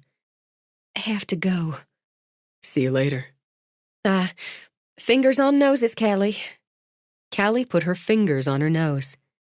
Bye, Griff. Bye. He waved as Shelby closed the door, hooked his thumbs in his pockets when she walked around to the driver's side, and couldn't stop the grin when she staggered, just a little. He waved again when, after some fumbling, she started the engine, pulled away. Yeah, definitely the best hour of his day. He couldn't wait to do it again. She drove home with extra care. She really did feel as if she'd had a bottle of wine instead of a glass of Coke with her pizza. And that hum kept wanting to come back to her throat, a kind of echo to the butterflies dancing around in her belly. Callie started nodding off on the short drive home, the excitement of the day taking its toll. But she perked up again, a little on the hyper side when Shelby parked. She'd let her daughter run down again, she thought. It wouldn't take long. And she had to be coherent, put all this business aside. She didn't have time for flutterings or hummings. Shelby didn't have to do much more than listen as Callie frantically relayed the details of her date to her grandparents. And we're gonna have an ice cream date on Saturday. Is that so? Well, this sounds pretty serious. Ada Mae shot Shelby a speculative look. Maybe your granddaddy should ask this boy his intentions. And his prospects, Clayton added. I'm their chaperone, Shelby said cheerfully. Oh, I saw Johnny Foster. Didn't have much time to talk to him as they were busy. He's the one who tossed the dough. He made the magic pizza, right, Callie? Uh-huh. And Griff said I can ride a dragon, and he's going to kill the... What is it, Mama? I think it was a fang beast. He's gonna kill it dead, and then we'll get married. That must have been some pizza, Clayton commented. You can be the king, Granddaddy, and Gamma's the queen. She ran in circles around the room, twirling, jumping. And Clancy can come too. She threw her arms around the old dog. And I'm going to wear a beautiful dress. Then it says, Kiss the Bride. It tickles when Griff kisses, doesn't it, Mama? Does it? Now Ada Mae wore a smug smile. Uh-huh. When is it Saturday, Mama? Soon enough. Shelby caught Callie on the fly, gave her a spin. Now we're going up. You need your bath before you go dreaming and getting married to handsome princes. Okay. Go on up. Put your clothes in your hamper. I'll be 2 seconds. She had the best time, Shelby said when Callie ran for the stairs. How about you? It was nice. He's so sweet with her. But what I wanted to tell you both is, right before dinner I got a call. The house sold. The house? Ada Mae looked blank for a moment, then plopped down in a chair as her eyes filled. Oh, Shelby, the house up north. I'm so glad. I'm so glad of that. Happy tears. Shelby pulled out one of the tissues always in her pocket. I did the same. It's such a burden lifted.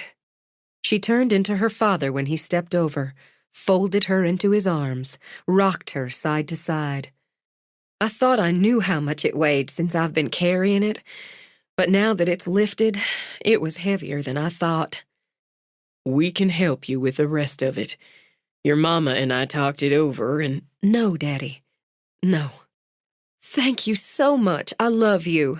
She laid her hands on his cheeks. I'm doing it.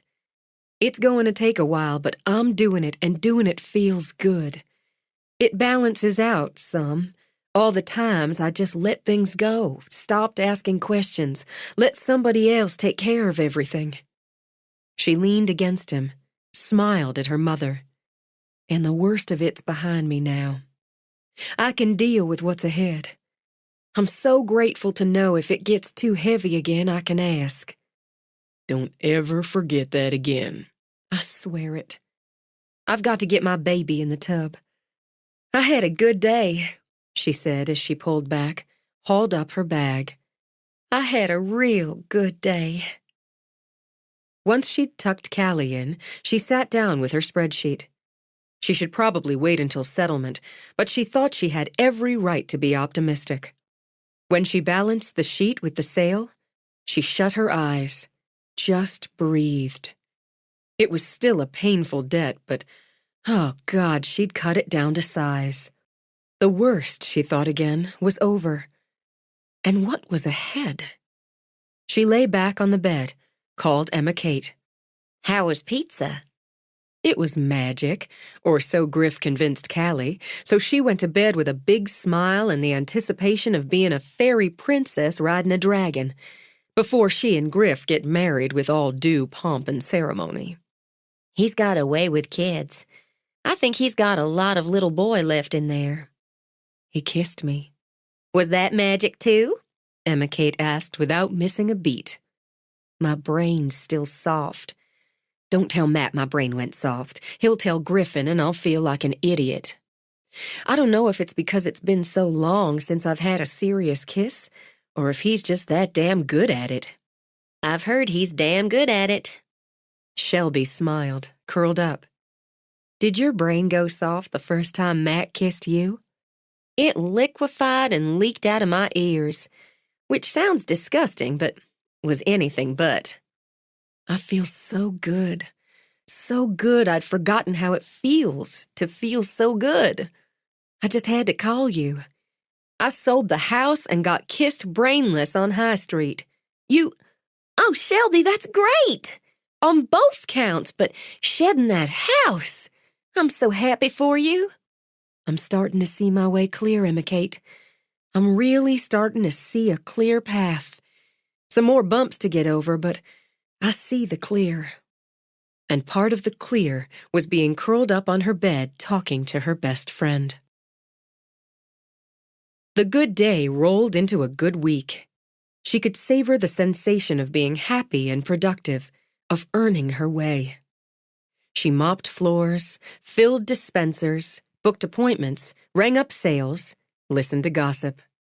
She commiserated when Crystal complained about her boyfriend, comforted Vonnie when the masseuse's grandmother passed peacefully in her sleep. She set up chairs and tables in the little back garden area of the day spa, potted up some flowers. After checking out the preschool where Chelsea would go come fall, she enrolled Callie, and felt the pride and the pang of what she knew would be the first of many layers of separation.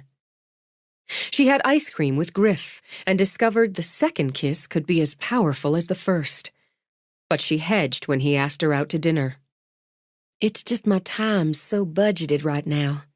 I've got a routine going at the salon, so I'm easier there. But until I sing Friday night, see how that goes, I'm using up my free time rehearsing and planning for the next week. After Friday. He laid out the elements that would heat the tile floor of the new bathroom. Because it's going to go great. I hope so.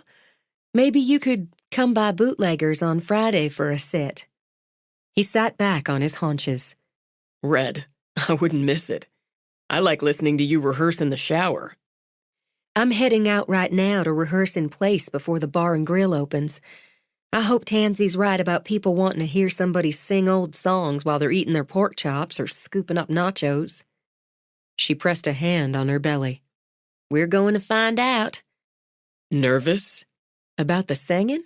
No, I don't get nervous about singing. It feels too good. About the draw not justifying what they pay me. I'm nervous about that. I've got to get on. It's looking good in here. It's coming along. He smiled at her. Let's make the word of the day gradation. One step at a time. She said, understanding he wasn't just talking about a new bathroom. She squeezed in a last rehearsal Friday morning and ordered herself not to think about what she could do with the songs if she had a couple of live musicians. Still, she thought she put a little of her own spin on the old classic, As Time Goes By. Play it, Sam. Derek said from behind the bar. Of all the gin joints in all the world. Are you an old movie fan? My daddy is, so we had to be. And who doesn't love Casablanca? How'd that sound to you, Derek? It sounded like Tansy had it right. We're going to rack 'em, stack 'em, and pack 'em on Friday nights. Restacking glasses freshly cleaned from the night before, he cocked an eyebrow at her. How do you feel about it? Hopeful. She stepped down off the tiny stage. I just want to say, if it doesn't pull in a big draw, if it just doesn't work, it's not a problem. Are you setting up to fail, Shelby? She cocked her head, walked toward the bar. Forget what I just said. We're going to kick ass so high here tonight, butts'll be landing on the moon, and you're going to be obliged to give me a raise. Don't get carried away. Want a Coke? Wish I had time for one, but I have to head over to the salon. To be sure she wasn't already late, she tipped her phone out of her pocket to check the time. Tonight should bring people in just to see, she said. There's me, the girl who wasn't there for a while, and all the hypin' Tansy's done. Flyers everywhere, and I'm plastered all over your Facebook page. Hell, my family's big enough to be a crowd, and a lot of them will be here. That's something. Kick ass high. Kick ass high, she agreed. I'll see you tonight. She walked out, distracted, still rehearsing in her head. She barely noticed the woman who fell into step beside her until she spoke. Shelby Foxworth? Sorry. She'd gotten used to Pomeroy again in such a short time she nearly said no. Yes. Hello. She stopped, smiled, and searched her memory banks. But the stunning brunette with the cold brown eyes and the perfect red lips didn't ring any bells. I'm Shelby. I'm sorry I don't recognize you. Who are you? I'm Natalie Sinclair. I'm Jake Brimley's wife. You knew him as Richard Foxworth. The half-smile stayed on Shelby's face as the words sounded like a foreign language to her ears. What? What did you say? Something feline moved into the woman's eyes. We really need to talk. Somewhere more private. I saw a cute little park not far. Why don't we go there? I don't understand. I don't know any Jake Brimley. Changing a name doesn't change who you are. Natalie reached into a pale blue handbag, drew out a photograph. Look familiar?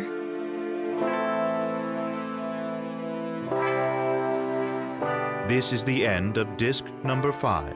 Please insert disc number 6.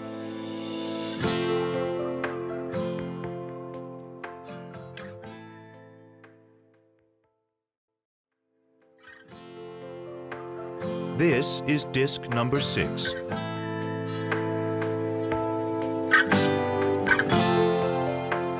We really need to talk. Somewhere more private. I saw a cute little park not far. Why don't we go there? I don't understand. I don't know any Jake Brimley.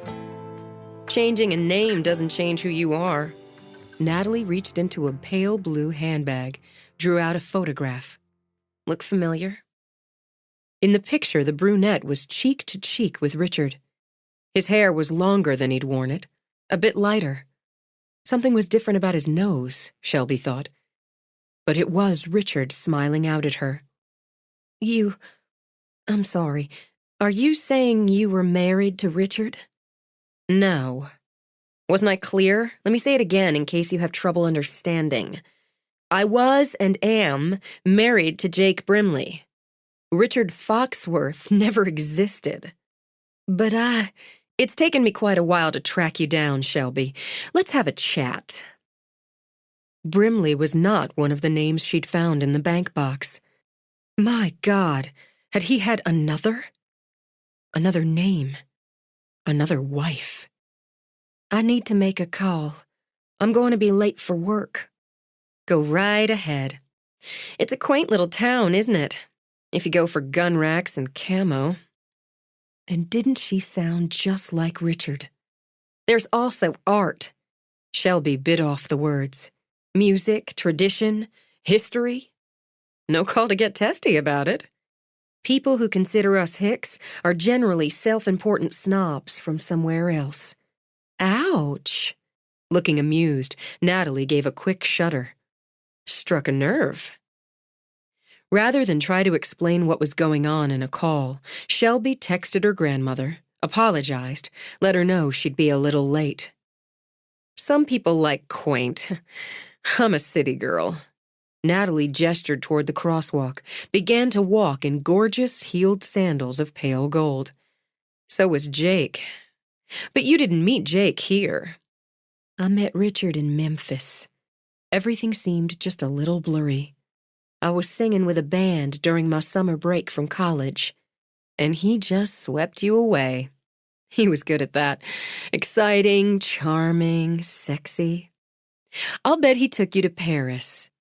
A little cafe on the left bank. You'd stay at the Georges V. He bought you white roses. A raw, ugly sickness roiled in her stomach and must have shown on her face. Men like Jake have patterns. Natalie patted Shelby's arm.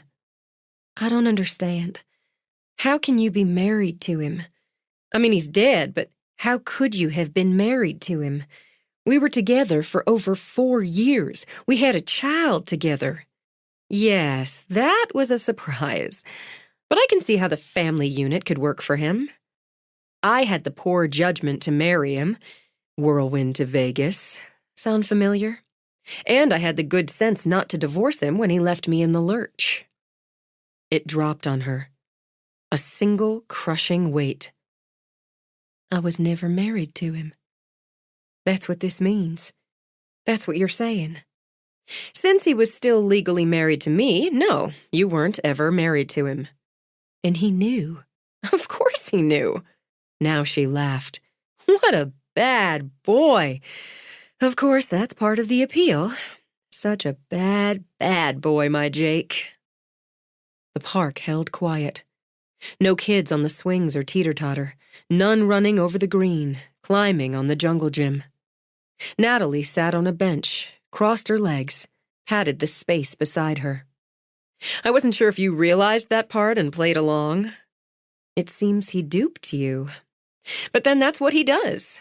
For an instant, something that might have been sorrow flickered over Natalie's face. Or did. I can't think. Shelby lowered to the bench. Why would he do this? How could he do this? Oh my God, are there any more? Did he do this to another woman? I couldn't say. Natalie gave an easy shrug. But since he swung pretty quick from me to you, I don't think there's another wife in between. And that's the time I'm interested in. I don't understand. Suddenly breathless, Shelby sat back, pushed both hands through her hair, held it back a moment. I can't understand any of this. I was never married, she said slowly. It was all fake, just like the ring. You lived pretty well for a while, didn't you? Natalie angled to her, aimed a look of contempt. Paris, Prague, London, Aruba, St. Bart's, Rome. How do you know all that? How do you know where I went with him? I made it my business to know. You had a luxury condo in Atlanta, country clubs, and Valentino dresses. Then the mansion in Villanova. You can't claim he didn't give you plenty. Seems to me you had a good deal. A good deal? A good deal? Not breathless now, not when insult and fury rolled through. He lied to me, right from the start. He made me his whore without my knowing. I thought I loved him. At first, I thought I loved him enough to leave my family and everything I knew and thought I'd wanted. Your mistake. But you were compensated. Plucked you out of this little hick town, didn't he? Oh, excuse me. This art and culture-ridden town. Dropped you right in the lap for a few years, so don't whine, Shelby. It's unattractive. What's the matter with you? You come here, tell me all this. Maybe you're the liar. Check it out, be my fucking guest. But you know I'm not lying. Jake had a way of making women fall for him and do what he wanted. Did you love him? I liked the hell out of him, and we had a damn good time. That was enough. Would have been enough if he hadn't hung me out to dry. I made an investment in him, you could say, and I paid a high price. I want my payoff. What payoff? 28 million. 28 million what? Dollars? Are you crazy? He didn't have anywhere near that kind of money. Oh, he had it. I know because I helped him get it. Just shy of 30 million in sparkly diamonds, emeralds, rubies, sapphires, and rare stamps. Where's the take, Shelby? I'll settle for half. Do I look like I have diamonds and emeralds and all that? He left me in debt up to my eyeballs. That's the price I'm paying for believing him. What did you pay? 4 years, 2 months, and 23 days in a cell in Dade County, Florida. You were in prison? For what? For fraud, since I rolled like an acrobat on Jake and Mickey. That's Mickey O'Hara, the third member of our happy little band. Mickey's got 20 years to go, last I heard. Smile sharp and derisive, she ticked her finger at Shelby. You don't want Mickey O'Hara coming after you, Shelby. Take my word on that. You hired that private investigator to hound me. I can't say I did. I do my own investigating. It's one of my skills. Half, Shelby, and I'm gone. I earned every penny of it.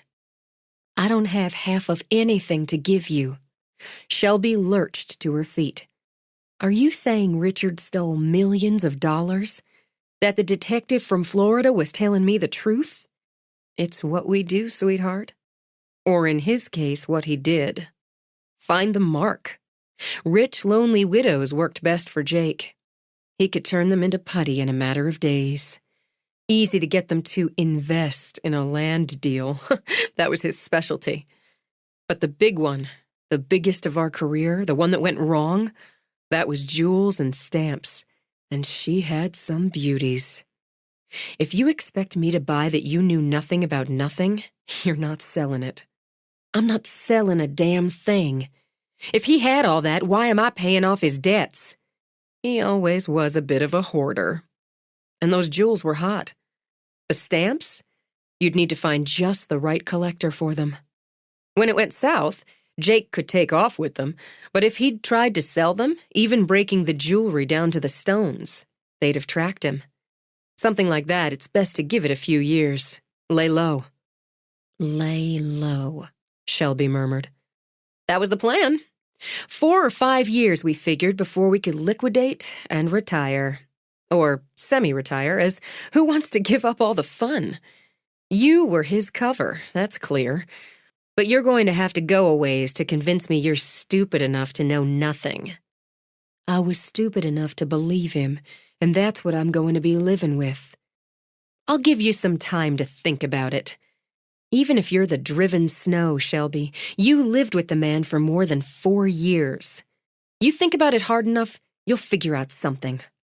Consider half of close to 30 million, maybe a little more now. Motivation. It was Shelby's turn for contempt. I don't want half of anything you stole. Your choice. Turn your part in, take the finder's fee if you're delicate. It'd be fat enough to pay off some of the debt you're swimming in. Like I said, I get what's mine, I'm gone. If you want to stay in this little nowhere town, working in your grandmother's beauty parlor for peanuts, singing on Friday nights in a bar for rubes, your choice. I get what's mine, you keep what's yours. You've got that pretty little girl to think about. You go near my daughter. You think about going near my daughter, I'll take you apart. Natalie just looked over the side of her shoulder, lips curved. Do you think you can? Shelby didn't think. She acted. She reached down, hauled Natalie to her feet by fisting a hand on the front of her blouse. I can, and I will. That's what caught Jake's eye. He liked some fire, even in a mark. You can relax. I'm not interested in little girls, or in going back in a cell. 50-50, Shelby. If I bring Mickey in on this, you'll get nothing but pain and heartache.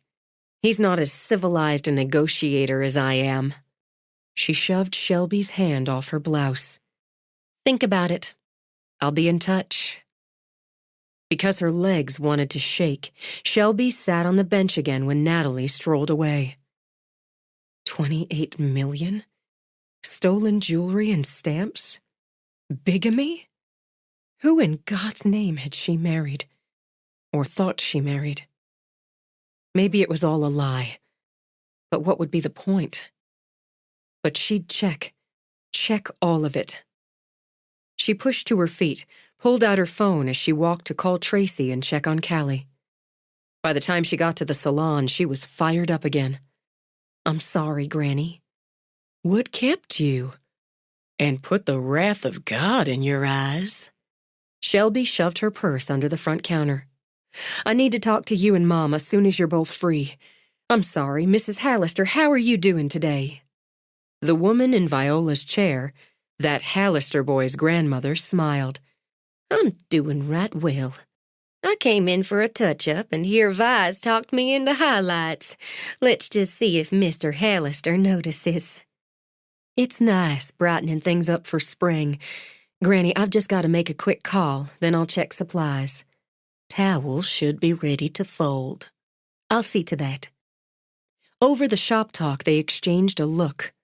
Viola nodded and held up a hand behind the chair back. 5 minutes. Shelby went back into the laundry and supply room and called her brother Forrest.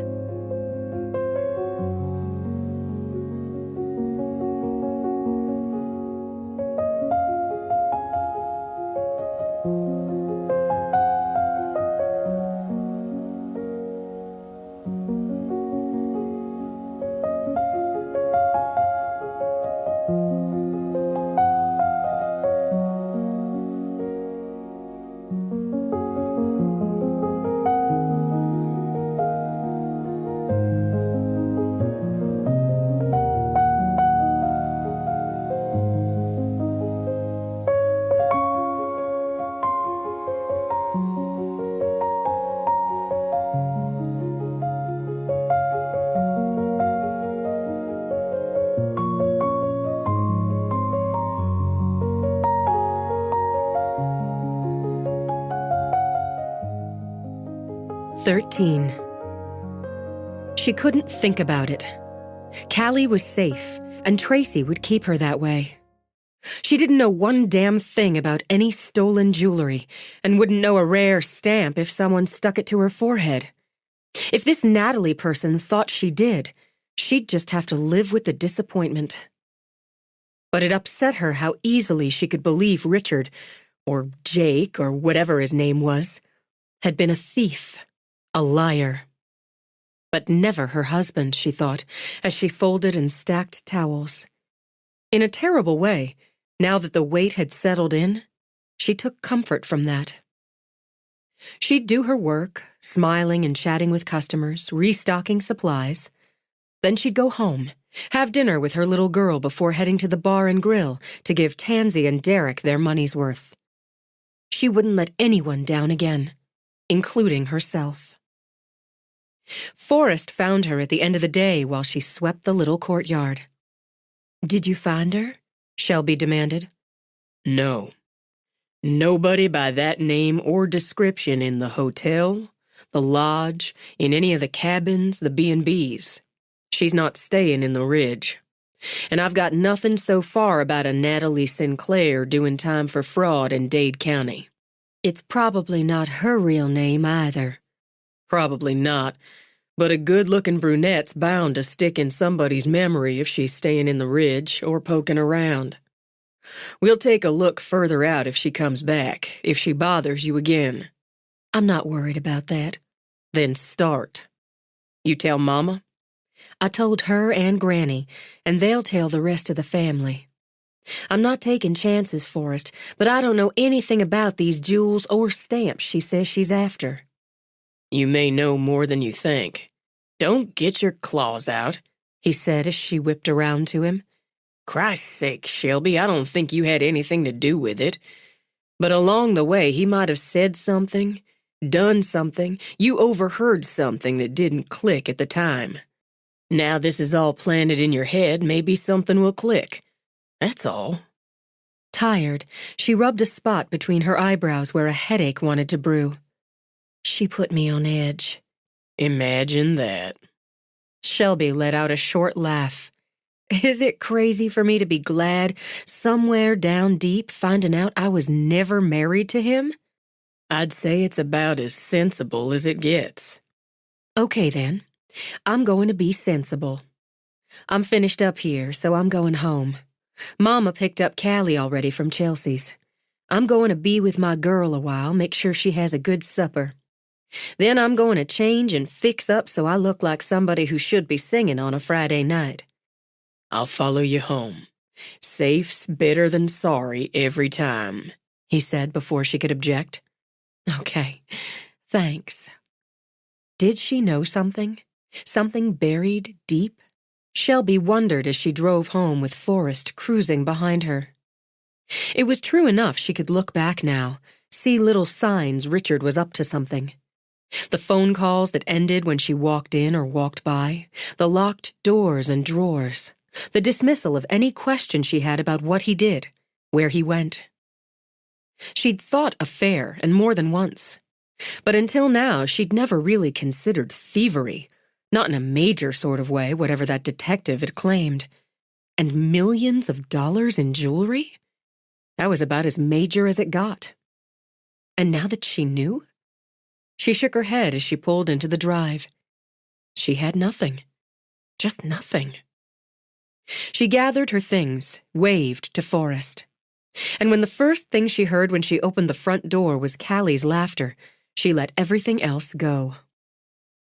After hugs and kisses and an excited retelling of her day with Chelsea, Callie settled down with a coloring book while Shelby helped her mother in the kitchen. "You've got pretty white tulips up in your room," Ada Mae said. "Oh, Mama, my favorite. Thank you." "Don't thank me. They came about an hour ago. From Griffin." Ada Mae slid her gaze and smile over. "I think you have a beau, Shelby Ann." "No, that was awful nice of him. Sweet of him. He's got a sweetness, and not so sugary it makes your teeth ache. Such a nice young man." "I'm not looking for a beau, Mama, or a young man. It's always seemed to me things are more exciting when you're not looking and you find them. Mama, I've not only got Callie to think about and what's already in my lap, but what just fell into it this morning. Life's still gotta be lived, baby girl, and a nice young man who thinks to send flowers adds a pretty touch." It did. She couldn't deny it as she glanced over at the white tulips. Her favorite flower, she mused, so he'd obviously asked someone who knew her. She thought about it while she changed into a simple, classic-cut black dress. Whether she looked for it or not, Griffin was giving her some romance, and it had been a very, very long time since anyone had. And she bet he knew the flowers made her think of the way he'd kissed her. Twice now. She couldn't blame him for that, and found she didn't blame herself for thinking she wouldn't mind being kissed again. Soon. She put on earrings. She'd thought to find something stage flashy, but had opted for simple like the dress, and pinned her hair back at the sides, let it fall in mad curls down her back. "What do you think, Callie?" She did a model's turn for her daughter. "How do I look?" Beautiful, Mama. Beautiful, Callie. I want to go with you. Please, please. Oh, I wish you could. She crouched down, stroked Callie's hair as her daughter pouted. "But they don't let kids come." Why?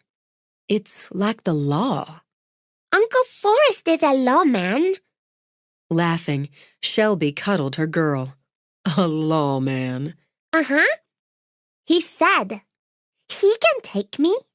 "Not tonight, baby, but I'll tell you what. I'll bring you with me to a rehearsal next week sometime. It'll be like a special show just for you." Can I wear my party dress? "I don't see why not. Tonight, Granny and Grandpa are coming to be with you, and won't you have fun?" And after the first set, her parents would come back, switch off. It was good to know her family would be there. Let's go down now. I've got to get going. The place was packed.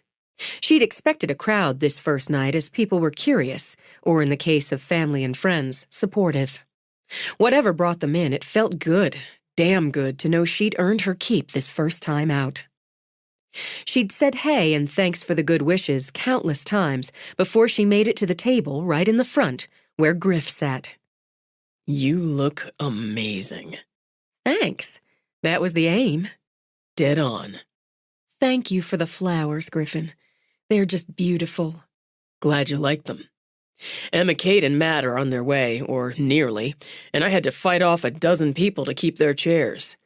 That's close to literal, with some giant tansy called Big Bud. Big Bud? Is he here? She did a quick scan, spotted him with his mighty bulk squeezed into a side booth, chowing down on ribs, while a skinny girl she didn't recognize sat across from him, poking at whatever was on her plate and looking bored. We went to high school together. I heard he's a long-haul trucker these days, but...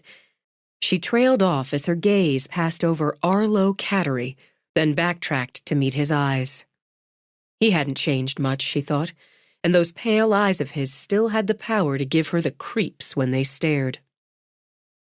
He kicked back in a chair at a table shared with a couple of men she thought she recognized as the same two he'd always hung out with. She hoped they wouldn't stay long and take Arlo and his snake stare around to Shady's, where they usually spent their beer money. What's the matter? Griff asked. Oh, nothing. Just somebody else from back some years. I expected some would come in tonight, curious to see if I rise or fall. Sensation, Griff said. That's the word of the day, since you'll be one. She turned back to him, forgetting Arlo. Aren't you clever with your words? The word of the day has to fit. This one does. I was supposed to let you know Tansy's got your parents, Clay, and Gilly there. He gestured to a table at his right, with a big reserved card on it. Nobody argued with her on that one. Not even Big Bud. Oh, Big Bud always did idolize Clay. He's all right, Griff, just insistent now and then. Daddy's just waiting on Mama to finish primping, so they'll be here soon. I'm really glad you're here now. Where else would I be? She hesitated, then sat. She had plenty of time. Griffin, you're really not going to pay any mind to what I said about my life being a hot mess and all the rest? It doesn't look like such a mess to me. You're not in it. And I found out more today, worse today. I can't talk about it right now, but it's twisted up something terrible. He brushed a hand over the back of hers. I'll help you straighten it out. Because that's what you do? That, and because I've got a thing for you that just keeps getting bigger. And you've got one for me. You're sure of that? He only smiled.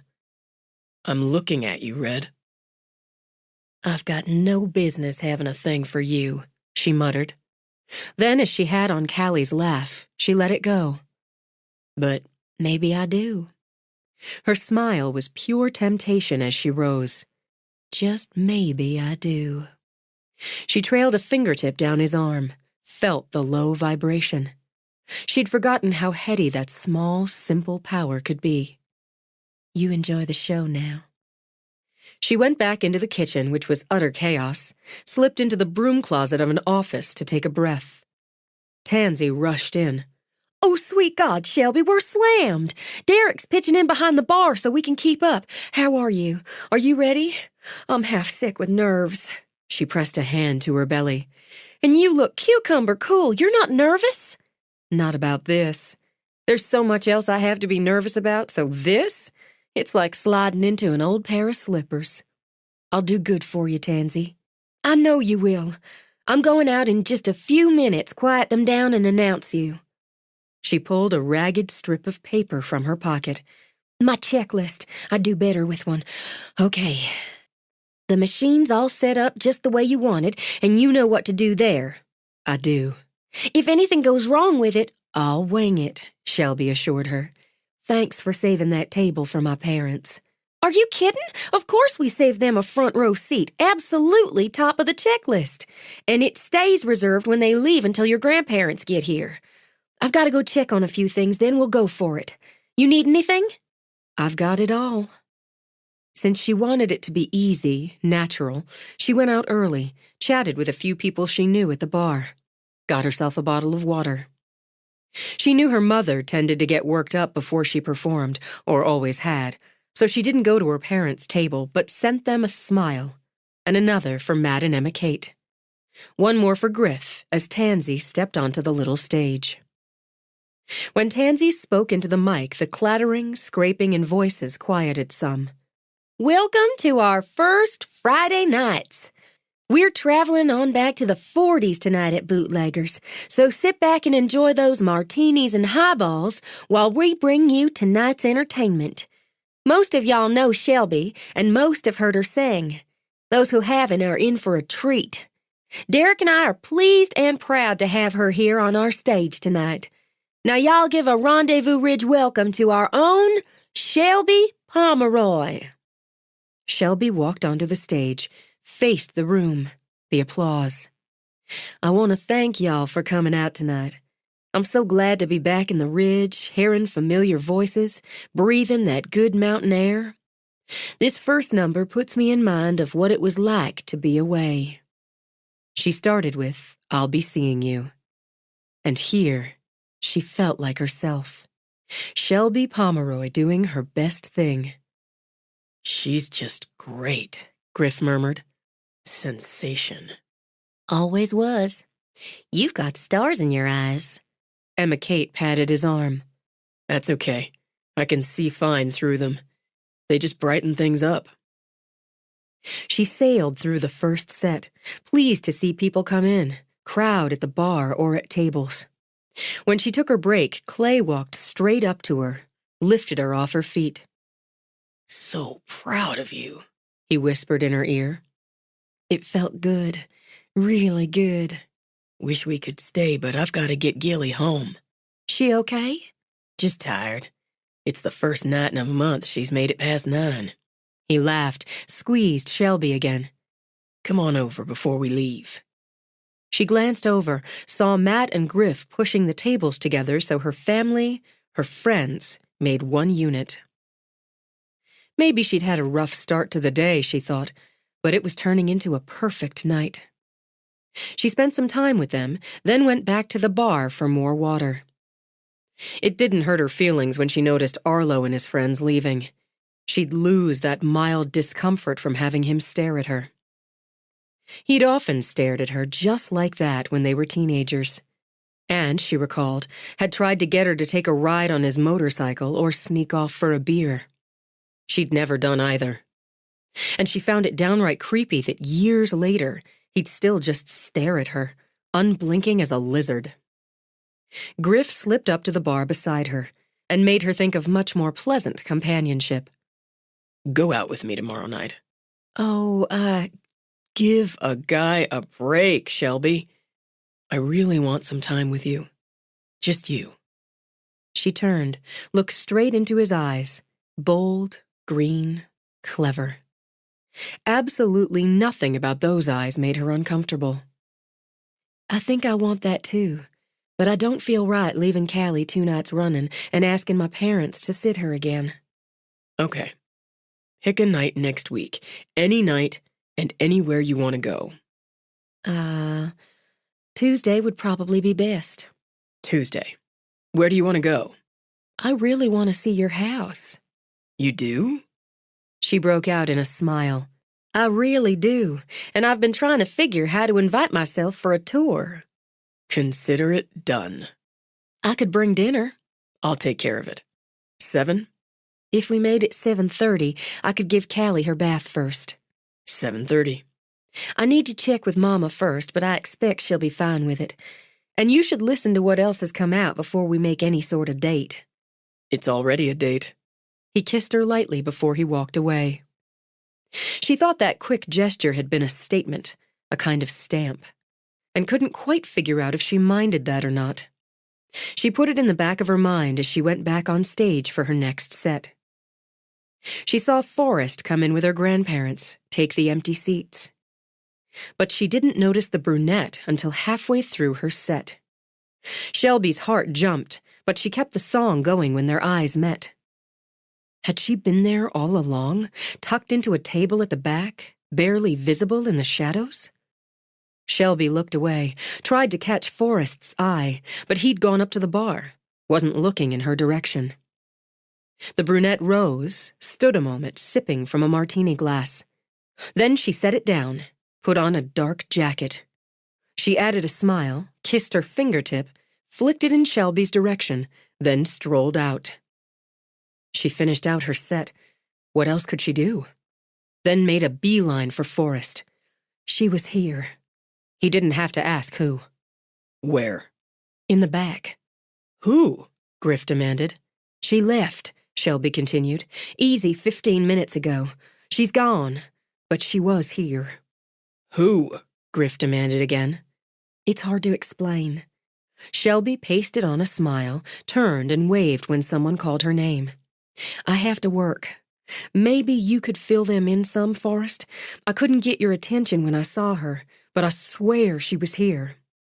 Who? Griff demanded for the third time when Shelby walked over to another table. I'll tell you about it, but I'm going to take a little look around outside. I'll go with you. When Matt started to rise, Griff shook his head. Keep the table. We'll be back. What's all this? Viola leaned over. Nothing to worry about. I'll explain when I get back. Forrest gave her shoulder a rub, then made his way out with Griff. What the fuck, Forrest? What woman? And why did she put that look in Shelby's eyes? What look? Half scared, half pissed. Forrest paused at the door. You read her pretty well. I'm making a study of it. Get used to it. Is that so? That's down to the ground so. Forrest's eyes narrowed as he nodded. I have to think about that. Meanwhile, we're looking for a hot brunette about 30, round about 5'6", brown eyes. Why? Because it's looking like she was married to the guy Shelby thought she was married to. What? Thought? What? And she's bad business. So was the asshole Shelby likely wasn't married to after all. A lot worse than I figured, and I figured bad enough. Was Shelby married or not? It's hard to say. How can it be hard to say? Frustrated and temper building under it, Griff threw up his hands. It's yes or no. Forrest scanned the street, the cars parked along the curb, the light traffic passing by. Why are people from the north always in such a damn hurry? A story takes time to tell properly. I'll do that while we walk around back, see what we see. Have you put your hands on my sister? Not so much, not yet. But I'm going to, so get used to that too. Does she want your hands on her? You should know me well enough by now, damn it, Forrest. They don't go on her unless she wants them on her. I know you well enough by now, Griff, but it's my sister here, so that takes more. And it's my sister who's been fucked over right, left, sideways, so that's more yet. He told the story as they walked around the side of the building, made their way toward the back and the parking lot. And you think this woman's telling it straight? She's telling enough of it straight so I know the bastard Shelby was with was a liar and a thief. I'll be doing some looking for something on this millions in jewelry and stamps she claims they stole or conned somebody out of. His eyes, shadowed in the dim light, scanned the cars. If they hadn't bust the brunette's table, I could have gotten prints off it, gotten her name, her real one. If she's telling the truth about being married to Foxworth, he was using Shelby all along. Griff stuffed his hands in his pockets, paced away. And Callie's going to be fine either way. Shelby will see to that. But I'd like to have a conversation with this woman who's dogging her. Brunette, right? Hot, brown-eyed brunette? That's right. I don't think you're going to have any conversations with her. Better come over here. Griff took a deep breath as Forrest hurried toward him. Looks like we found her. She sat, slumped in the driver's seat of a silver BMW, eyes wide and staring. Blood still seeped from the tiny black hole in her forehead. Well, shit. Well, shit, Forrest repeated. Don't touch the car. I'm not touching a goddamn thing, he said as Forrest pulled out his phone. I didn't hear a shot. Forrest took a picture from the side, one from the front. Small caliber, and see how it's burned around the entry wound? Held it right against her. Right up against her forehead, pulled the trigger. Somebody might have heard a pop, but it wouldn't be all that loud. I've got to call my boss. Shelby? Like Griff, Forrest looked back toward the bar and grill. Let's just wait on that a little bit. Just wait on it. We need to secure this area. And shit, we're going to have to start talking to people inside the bar and grill. Sheriff? Forrest adjusted his stance, re-angled the phone. Yes, sir. I got a body here in the parking lot of Bootlegger's Bar and Grill. Yes, sir, that sure would be a dead one. He glanced at Griff as he spoke, nearly smiled. I'm certain of that as I'm looking right at her, and the small caliber bullet wound, close contact in her forehead. I got that.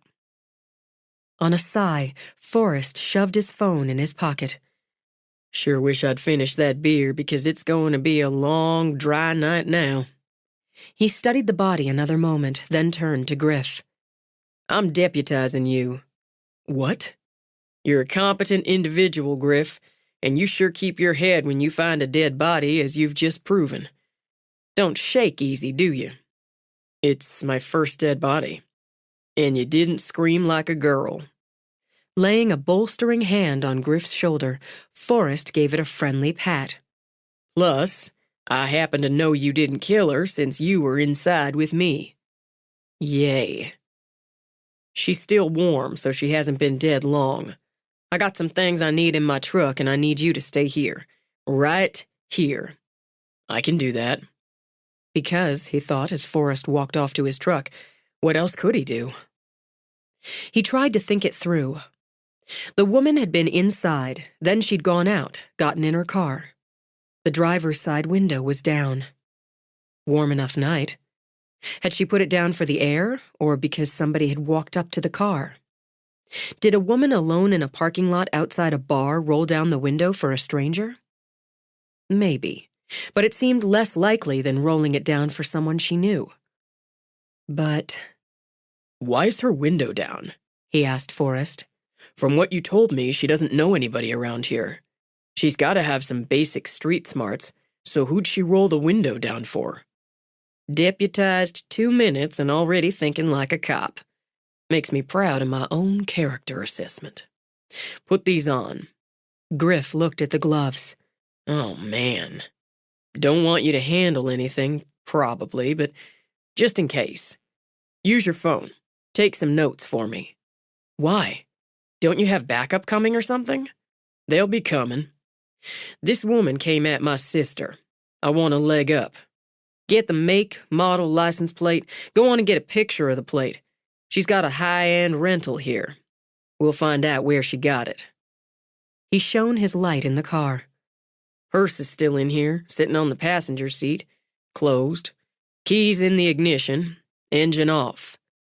She'd have had to turn the key to get the window down. Strange town, she'd have locked the car up, right? Son, if you ever give up carpentry and such, I'd take you on. Forrest opened the passenger door, crouched, opened the purse. She's got herself a pretty little baby Glock here. Now Griff leaned over Forrest's shoulder. She had a gun in her purse? It's Tennessee, Griff. Half the women in that bar are carrying. Loaded, clean. I'd say it hasn't been fired recently. Got a Florida driver's license under the name Madeline Elizabeth Proctor, and that's not the name she gave Shelby. Miami address. Got her DOB as 8/22/85. Got some lipstick, looks pretty new. Got herself a folding combat knife. Jesus. Nice one, too. Blackhawk.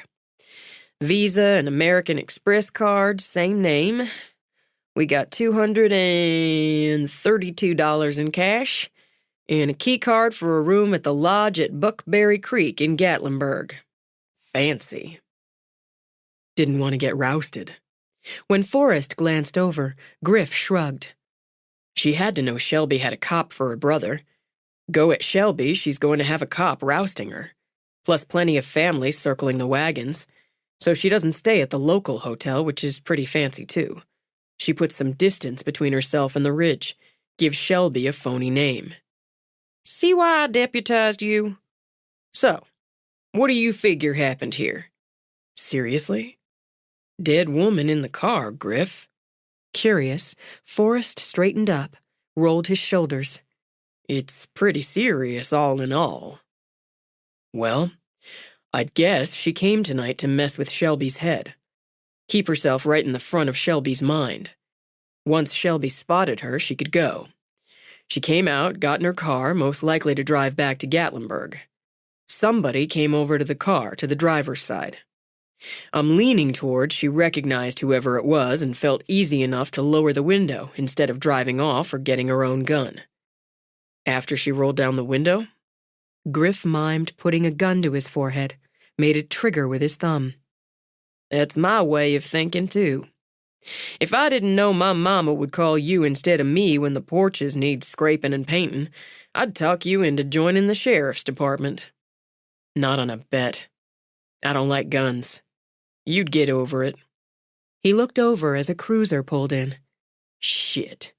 Should have known he'd send Barrow first off. Guy's affable enough, but slow as a lame turtle. Go on back in, Griff. Round up Derek and fill him in. You want me to fill Derek in? Save some time. He's a competent individual himself, and he's been working the bar most of the night. Could be he saw somebody who didn't strike him quite right. Whoever did this is long gone. Yeah, for right now, anyway. You're a lot quicker than Barrow, Griff. Of course, that doesn't take much. What we got here, Forrest? Hey, Griff, how's it going? Sheriff said, holy shit fire, Barrow said when he saw the body. Is she dead? I'd say that's affirmative, Woody. Forrest rolled his eyes at Griff. Griff went inside to find Derek and fill him in. 14. Shelby sat in the tiny office holding the Coke Tansy had pushed on her with both hands. She didn't think she could actually swallow. O.C. Hardigan had been sheriff for as long as she could remember. He'd always scared her a little, but she figured that was the badge more than the man. Not that she'd ever been in any trouble, any real trouble. He'd gone full gray since she'd left the ridge, so his buzz cut looked like a shorn-off Brillo pad. His square-jawed face was fleshier than it had been, and he carried a more generous paunch. He smelled of peppermint over tobacco. She knew he was being gentle with her and appreciated it. He'd said Forrest had given him a full report on her encounter with the victim. He called the woman the victim, but had Shelby go through it all again. And you'd never seen her, been contacted by her, talked to her before this morning? No, sir. And you're the man you knew as Richard Foxworth. He never mentioned anyone named Natalie Sinclair or Madeline Proctor? No, sir. Not that I remember. And this private investigator, this Ted Privet, he never said her name to you? No, Sheriff. I'm sure of that. How about this Mickey O'Hara she talked about? I never heard about him before either. Not until she talked about him. All righty then. What time was it, would you say, when you saw her tonight? I think it had to be about 10:30, maybe 10:25. I was more than halfway through the third set, and I started right about 10. She was all the way in the back, the far right corner. She held her hand up to demonstrate. My right, that is. I didn't see her before that, but the light's dim back there. She made herself take a drink. After I saw her, she got up. Not in a hurry. It was like, all right, Now you've seen me, now I made my point and I can go. She had a martini glass, but I don't know who was working that table. It had to be at least 15 more minutes before I finished the set and could tail Forrest. Might have been a few minutes more, but no more than 20. I had 4 songs left after the one I was doing when I saw her. And the talk between songs, well, I keep that short, so 15 minutes, likely no more than 17. Did you see anyone follow her out? I didn't, but I was looking for Forrest once she got up and started out. I wasn't watching the door. I bet you saw a lot of familiar faces in the crowd tonight. I did. It was so nice to see everyone. She thought of Arlo. Mostly. A lot of unfamiliar ones, too. Tansy did a lot of marketing. She had flyers all over. I heard we had a lot of people in tonight who were staying at the hotel and the lodge and so on, even campers who came in tonight. Something new, you know? Wish I could have been here myself. We're going to make a point of it, the wife and me, next time. Now, did anybody strike you, Shelby? Somebody who just didn't look right? I didn't notice. Arlo Cattery was here with the 2 he always hung around with, but they left at the start of the second set. Arlo's mostly for Shady's or one of the roadhouses. He didn't do anything but sit, have a few beers, then go on. I'm just thinking of him because he never looked right to me. Never has been. I guess for most of it I was pulling on the familiar faces more, and the couples. A lot of the songs I did tonight, well, they're romantic, so I played to that. It couldn't have been anybody from the Ridge, Sheriff. Nobody even knew her. He patted her hand. Don't you worry now, we'll figure it out. If you think of anything else, anything at all, you tell me about it. Or you tell Forrest, if that's easier for you. I don't know what to think. I don't know what to think about any of it. Out in the restaurant, Griff had done about all he could. He'd helped organize people so the deputies could take statements, or just names. He'd helped Derek serve out coffee, soft drinks, water, as another deputy interviewed the staff in the kitchen.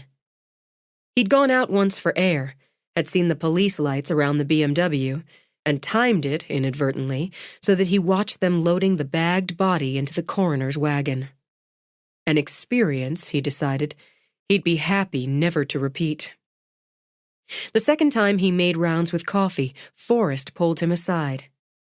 Shelby's going to be out in a minute or so. I need to keep my hands in this thing here. I'm trusting you with my sister, Griff, because I can. I'll look out for her. I know you will. She pushed Emma Kate to go home, and that's likely for the best. She'll get out of here quicker without another female to stroke her and ask for details. Get her home. You can count on it. I know I can. Coroner'll know for certain once he digs the bullet out of her, but eyeballing, he figures at 25. Do you know who she is yet? Real name? Distracted, Forrest shook his head. We've got her prints now. I'll be running them myself tonight. There's Shelby now. Give me a second with her, then get her out. She argues, carry her out. If I do, don't shoot me. Not this time. Forrest walked over, took Shelby by the shoulders as he studied her face, then just drew her in, held her. Whatever he said had her shaking her head again and again as she burrowed into him. Then she sagged a little, shrugged. When Forrest let her go, she started toward Griff. He met her halfway. Forrest says you need to drive me home. I'm sorry he's being so fussy. Whatever Forrest says, I'm driving you home. Men aren't fussy. That's a girly word. We're logical and protective. Sounds fussy to me, but thank you. Let's go. I should find Tansy first, or Derek, or... They're busy. He didn't go as far as carrying her, but he took her hand, pulled her firmly away from the building and the hard lights. We'll take your van. How are you going to get home if... Don't worry about it. You'll need the van. I'll drive. He held out his hand for the keys. All right. My brain's too rattled to argue. Nobody knew her around here. People around here don't just walk up to a strange woman and shoot her in the head, for God's sake. Which should tell you whoever did isn't from around here. She looked up at him with considerable relief. That's what I said to the sheriff. She brought trouble with her, Shelby. That's how it reads to me. It has to be that O'Hara person. The one, Shelby remembered, the brunette had warned her about. She said he was in prison, but she lied about her own name, so who knows what else she lied about. If it was him, and if she was telling the truth about Richard, about all those millions, it's not safe to be around me. A lot of ifs there. I'll add some. He shot her a glance, sorrier than he could say that the sparkle she'd emitted when she sang had dulled. If this O'Hara's around and did this, and if he thinks maybe you know something about those millions, it would be pretty stupid to hurt you. He waited until she got in the van, then settled behind the wheel. And if he's such a badass, why didn't she drive away? Get the gun in her purse. Why just sit there? I don't know. She let her head drop back on the seat. I thought things couldn't get crazier. After Richard died and the roof caved in, I thought, this is as bad as it can get. Then it got worse. Then I thought, all right, now that's as bad as it gets and we'll work our way through it. Then she came here and it's worse again. And now this. You've had a streak of bad luck. I guess you could put it that way. Luck changes. Yours already has. At an easy speed, he followed the wind of the road. You sold the house. You're carving away the debt. You packed the house tonight and had them in the palm of your hand. You think so? I was in the house, he said. And you've got a date with me coming. I'm a damn good catch. She didn't think she had a smile in her, but he found it for her. Are you? Damn right. Just ask my mother. Hell, ask yours. You don't lack in the confidence department, do you, Griffin? I know who I am, he told her as he pulled up at her house. How the hell are you getting home? She pushed fingers against that headache spot between her eyes. I didn't even think. You can take the van, and I could get Daddy to drive me over and pick it up in the morning. Don't worry about it. He got out, came around. She'd opened the door before he got to it, but he took her hand when she got out. You don't have to walk me to the door. It's just one of the many things that make me such a good catch. The door opened as they came up the walk. Oh, baby girl. I'm all right, Mama. Of course you are. Come on in here, Griffin. Ada Mae scooped Shelby up in a hug. Your Granny and Grandpa came by, told us everything. Forrest, is he still over there? Yeah, he's still there. Good. Don't you worry about Callie. I checked on her 5 minutes ago and she's sound asleep. Why don't I make you something to eat? I couldn't, Mama. Let me look at the girl. Clayton stepped up, tipped up Shelby's face. You're pale and you're tired. I guess I am. If you can't sleep, I'll give you a little something, but you give it a try first. I will. I guess I'll go on up. Daddy, Griff left his truck back at the bar and grill so he could bring me home. Thank you, Griff. She turned, touched her lips to his cheek. I'm going to see you settled and tucked in. Ada Mae put an arm around Shelby's waist. Thank you, Griff, for seeing to my baby girl. You're a good boy. But am I a good catch? At Shelby's tired laugh, Ada Mae gave a puzzled smile. Best in the whole pool. Come on now, my baby. Clayton waited until they were up the stairs. You got time for a beer and some details, Griff? If you'd make that a Coke or ginger ale, I've got time. I plan to bunk on your couch there anyway. I can get you back to your truck. I'd feel better bunking right here tonight. I don't think there's going to be any trouble, but I'd feel better right here. All right, then. We'll have a Coke and a talk. Then I'll get you a pillow and a blanket. An hour later, Griff stretched out on the couch. A pretty comfortable couch. God knew he'd slept on a lot worse. He stared up at the ceiling a while, thinking of Shelby, letting some of the songs she'd sung that night replay in his head. At some point, he'd let the whole business play around, like the songs, in his head. It's how he solved most problems. Let all the pieces roll around, try fitting some together, taking them apart again until a picture formed. Right now, the only clear picture was Shelby. She was in plenty of trouble, no doubt about it. Maybe he couldn't resist a damsel in distress. Not that he'd use that term out loud. Besides, if a woman liked the term, if she was the sort who just wanted to sit around doing nothing while he rescued her, well, she'd bore the crap out of him in short order. And that would be right before she irritated him so he never wanted to deal with her again. So it probably wasn't the damsel in distress thing, now that he thought about it. Turn that around into a smart, strong woman who just needed some help. Add in the way she looked, the way she sounded, the way she was. He'd be a moron if he didn't want the whole package. He was no moron. He let his eyes close, ordered his mind to go drifting. Drifting, he dropped, slept light and restless until, on the edge of dreams, he heard something that brought him to full alert again. An old house settling? He asked himself as he strained to hear. No. That was creaking boards and footsteps. He slid off the couch, moved quietly in the direction of the sound, and, braced to attack, slapped on the lights. Shelby clamped a hand over her own mouth to muffle the scream. "Sorry, Jesus, sorry," Griff began.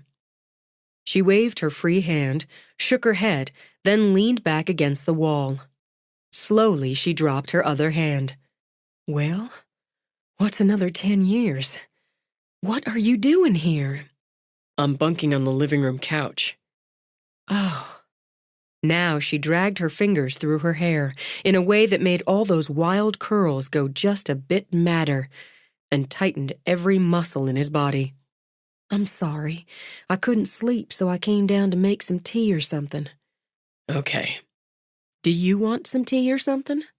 On a thoughtful frown, she cocked her head. "Do you want some scrambled eggs?" "Oh, yeah." He followed her back to the kitchen. She wore cotton pajama bottoms, bright blue with yellow flowers all over them, and a yellow t-shirt. He could have lapped her up like ice cream. She put the kettle on, got out a skillet. "I can't turn my mind off," she began. "But if I asked Daddy for a sleeping pill, Moma'd start fussing again." "They love you a lot." "I'm lucky they do." She put a pat of butter in the skillet, let it melt while she beat some eggs. "I thought when the woman told me all those things this morning, the client of that detective was probably the person they all stole from." "It's a good guess." "Now I wonder, was this woman the client? Did he find me, follow me here, all of that for her? She said no when I asked her, but she was a liar. So maybe she had him follow me so she could come and push me for something I don't know." "That's another good guess. But if you're wondering, did he kill her? Why would he?" "I can't come up with something for that, except maybe she double-crossed him somewhere. He talked about finder's fees on this theft I didn't believe with Forrest. I didn't believe Richard had stolen all that." "I know what you meant." "I believe it now, and I think she and Richard were good at that sort of thing, stealing and double-crossing. Or maybe they were lovers, the woman and the detective, and she betrayed him." "I don't think so." Frowning again, she popped some bread in the toaster. "Why not?" "I think if you add in love or sex, or both, it's murder. It's more personal. You've got to fight first, right?" She considered that. "I guess I would." "Most would," Griff decided. "You've got to want to tell the other person what they did to you. You want, I'd think, some physical contact. This struck me as pretty damn cold." "You really found her?" "Forrest was looking left, I was looking right. That's all." "You stayed so calm. At least it seems you did. You looked calm when you came back in. I couldn't tell anything was wrong by the way you looked. I think most people would have panicked." I try to avoid panic because it leads to chaos, which leads to accidents. You get hurt that way. That happened to me when I was 17, climbing back out of Annie Roebuck's bedroom window. Climbing out? His smile was quick and crooked. Climbing in was a breeze. Was she expecting you? Oh, yeah. She was the focus of my hormonal obsession for 6.5 crazed and blissful months, and I was hers. We went at it like rabbits on crack, and the fact that her parents were asleep right across the hall only enhanced the insanity. Until the night we were lying there momentarily in our post-coital coma, and she reached over for her bottle of water, knocked over the lamp. It crashed like a bomb. Uh-oh. Fucking-oh, he concurred. We hear her father call her name. I'm scrambling up, trying to get into my pants. My heart's a jackhammer. I'm sweating bullets. Yeah, you laugh, he said when she did. At the time, it was a nightmare of Elm Street proportions. Annie's calling back, telling him she's all right, just knocked something over, and hissing at me to get out, get out, get out. She can't remember if she locked the door. So I'm out the window, half-dressed, panicked, and I lose my footing. Another uh-oh, and a big ouch with it. I fell mostly in the azaleas, but still managed to break my wrist. I see the pain, like this bright white light as I'm tearing ass for cover. If I hadn't panicked, I'd have climbed on down as smooth as I had every other time and wouldn't have had to fake falling on my way to the John once I got home so my father could take me to the ER and have my wrist set. She set a plate of eggs with a side of toast in front of him, and had to quell the oddest urge to just wrap around him and snuggle, as she did with Callie. I really hope you didn't make all that up just to take my mind off things. I didn't have to, but I'd hoped it would take your mind off things. What became of Annie? She became a newscaster. Worked local for a while in Baltimore. She's in New York now. We email now and again. She got married a couple summers back. Nice guy. He sampled the eggs. Good eggs. Scrambled eggs always taste best at 3 a.m. Was she your first, Annie? Well, No, don't answer that. I'll put you on the spot. My first was when I was just shy of 17. It was his first, too. July Parker. July? Born on the 1st of the month. He was a sweet boy, and we fumbled our way through it. With the smile, her eyes went a little blurry as she looked back. It was sweet, like July in its way, but it didn't tempt me to repeat it all again, not till the summer before college. That wasn't so much better, and he wasn't so sweet as July. I decided to concentrate on my singing, the band, college. Then Richard just bowled me over. And that was that. What happened to July? He's a park ranger. Lives in Pigeon Forge now. Mama tells me bits and pieces. He's not married yet, but he's with a nice girl. I expect you're considering having sex with me at some point. He didn't lose his balance on the segue. It's more planning on it. Well, now you have the outline of my experience in that area. Fumbling, sweetly, disappointment, and Richard. And with Richard, none of it was real. None of it was true. It's no problem, Red. I'll show you the ropes. She laughed. You do swagger. Sorry? You're a swaggering man, Griffin, walking and talking. She finished her eggs, took her plate to the sink to rinse.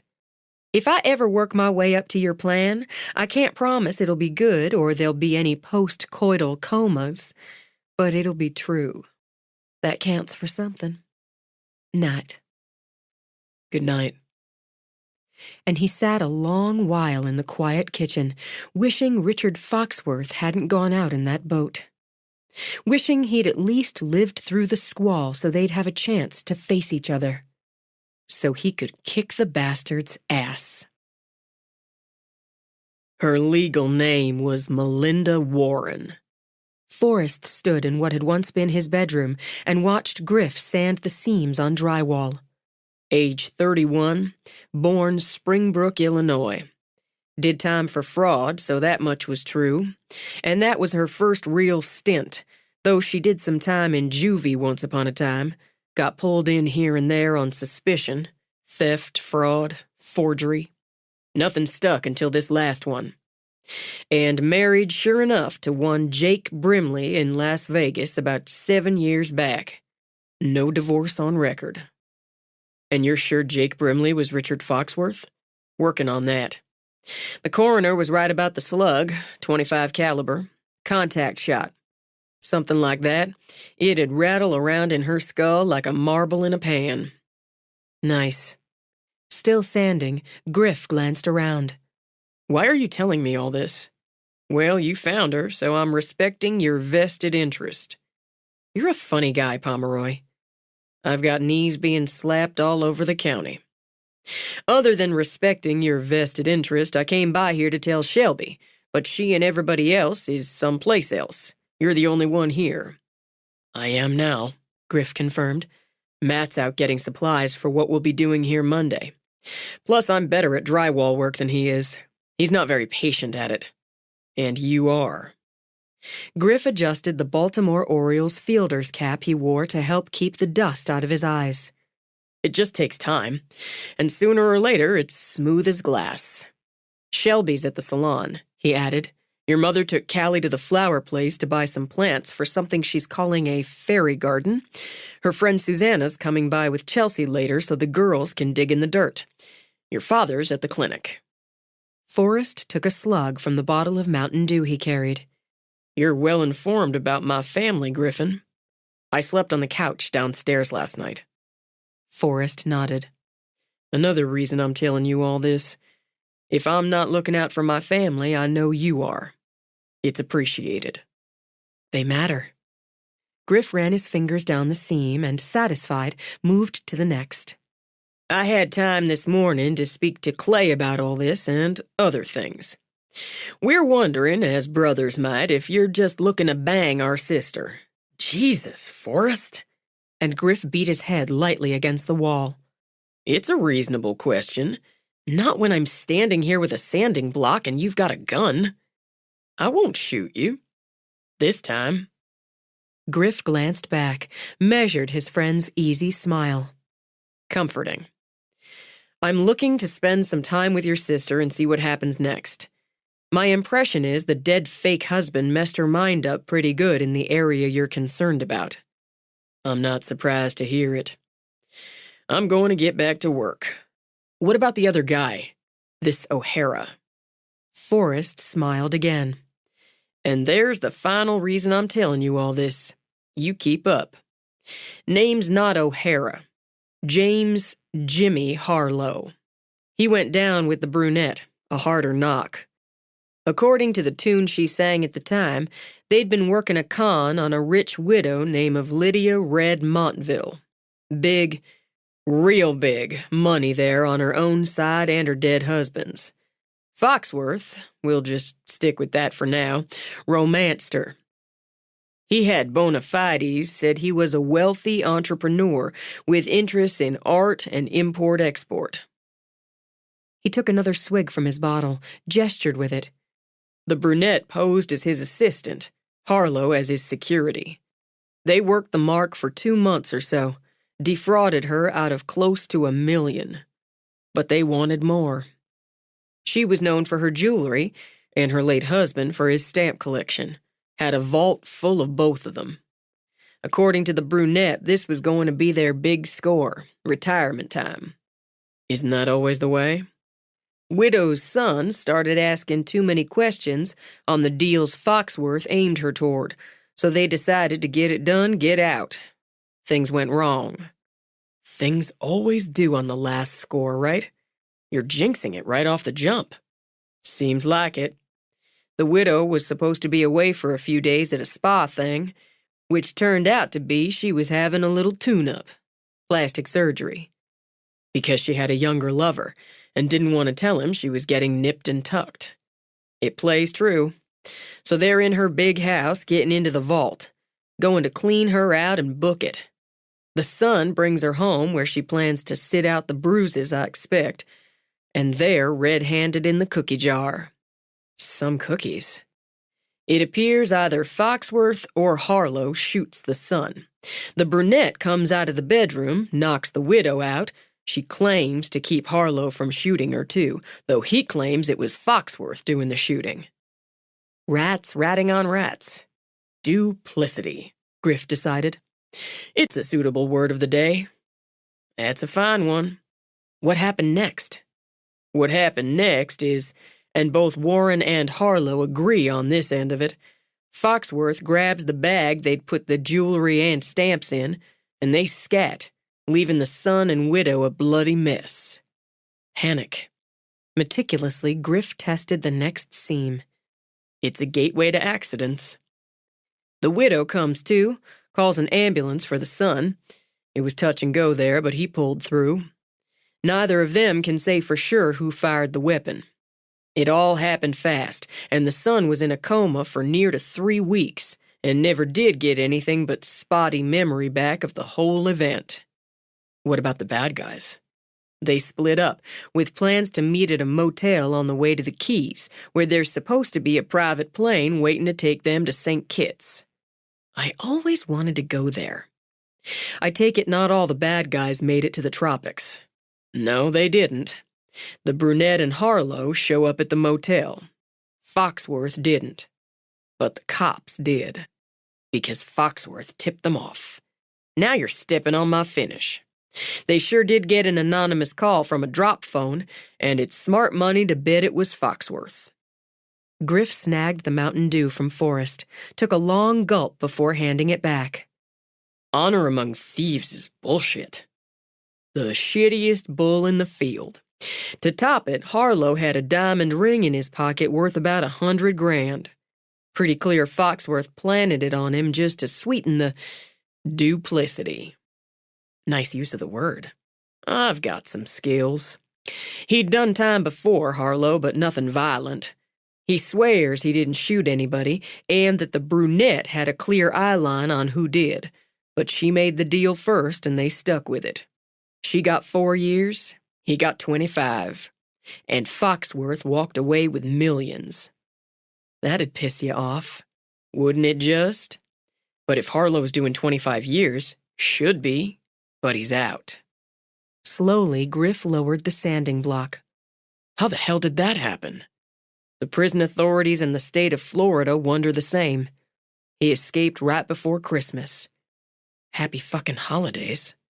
Rolling it around, Griff took off his cap, shook off the dust, settled it on again. He's got to be the prime suspect on this murder. Why didn't you tell me straight off? I wanted to see if you'd get around to asking.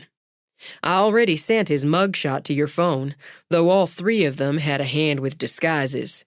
He's a big guy, formidable. Like Big Bud? Tickled, Forrest laughed. No, I said big, not massive. You take a look at the picture I sent, and if you see anybody who puts you in mind of it, stay clear and call me. You got that? Forrest, you said he never got busted for violent crimes, but the brunette told Shelby different, that he was violent. Makes you wonder, doesn't it? Keep an eye on my sister, Griff. Both of them. Forrest started out. It's tedious work you're doing there. Griff shrugged. It's just work, he said, and went back to sanding.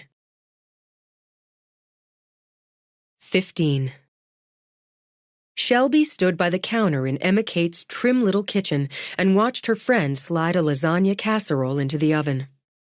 She didn't have long, but wanted to squeeze through the small window of time to see Emma Kate in her apartment. I'm going to get laid good and proper tonight. With a wicked grin, Emma Kate set the timer on the oven.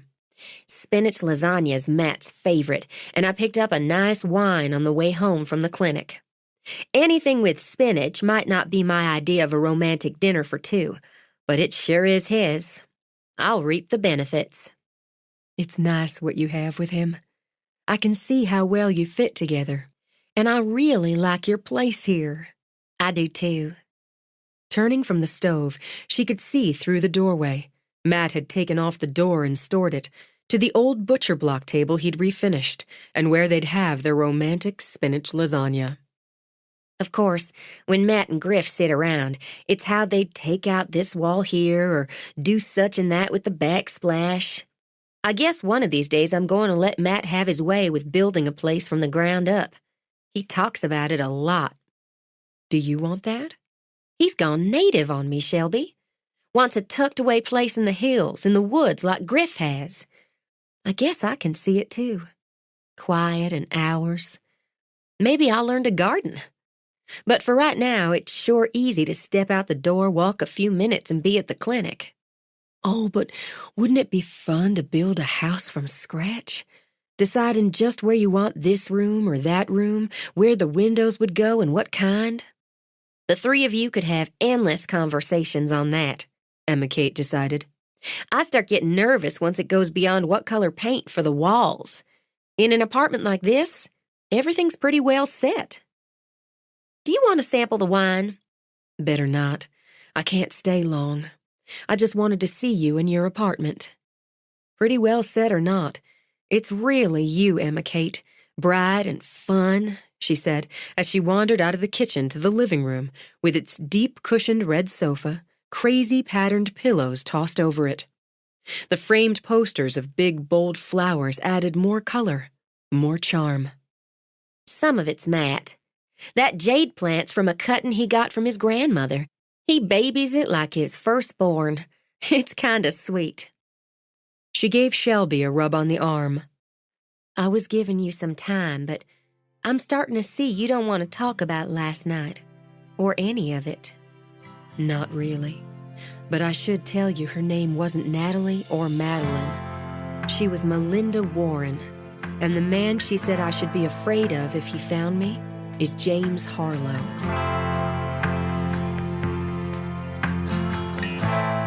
This is the end of disc number 6. Please insert disc number 7.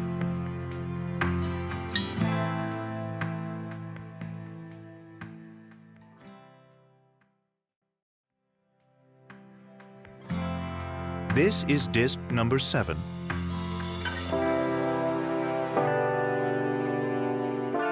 I was giving you some time, but I'm starting to see you don't want to talk about last night. Or any of it. Not really. But I should tell you her name wasn't Natalie or Madeline. She was Melinda Warren. And the man she said I should be afraid of if he found me is James Harlow. He escaped from prison, Emma Kate, right around Christmas. She took out her phone. Here's the picture of him Forrest sent me, so you should be careful if you see him. Forrest said he's probably changed his hair, maybe looks some different. He's 6'3" and weighs in at 220, so he can't change much of that. I'll keep my eye out. This is a mugshot, isn't it? I think it is. Taking another look, Emma Kate shook her head. Wouldn't you think he'd look threatening or hard or mean in a mugshot? What he looks is sort of affable. Like some guy who played football in high school and now he teaches social studies and coaches. I think being able to look affable is how they all manage to swindle and steal. I guess you're right. And they think he killed her? Who else? Shelby had asked herself just that. Who else? 12 times or more. And never came up with a single alternative. I guess they're talking to everybody who was there last night and asking around town. Forrest said they're trying to get in touch with the detective who talked to me, but they haven't gotten a hold of him yet. It's the weekend. I suppose. She, this Melinda Warren, was telling the truth about being married. To Richard? This time, Emma Kate laid a hand on Shelby's arm, left it there. It's most likely. They have to go through some paperwork and background and all to be certain the man she married was the same man I thought I married. But, hell, Emma Kate, it's not most likely, it just is. Shelby, I'm sorry if you are. This, too, Shelby had asked herself 12 times. Was she hurt? Was she sad? Was she angry?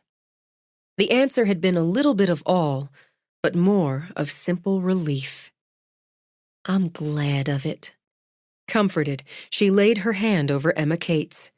As awful as that is, I'm glad of it. I don't think it's awful. Smart and sensible, that's what it is. And turning her hand, she linked her fingers with Shelby's. I'm glad of it, too. He thought I was stupid, but what I was pliable. After giving Emma Kate's hand a squeeze, Shelby dropped her own to wander around the small, bright space. It's infuriating to look back at it now. And you know I use the word sparely, but it suits what's in me over this. It's fucking galling, Emma Kate. I bet it is. At the time, I thought it was the right thing, the thing to keep my family together. But we weren't a family. I thought once I swallowed hard on it, that was done now. It's not done. Not until they find this Harlow person. I don't know if they'll ever find that woman's jewelry and her stamps.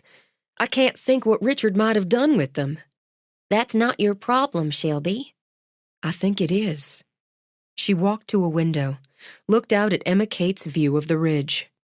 The long, steep curve of road with buildings ticking their way down it as they hugged the sidewalk.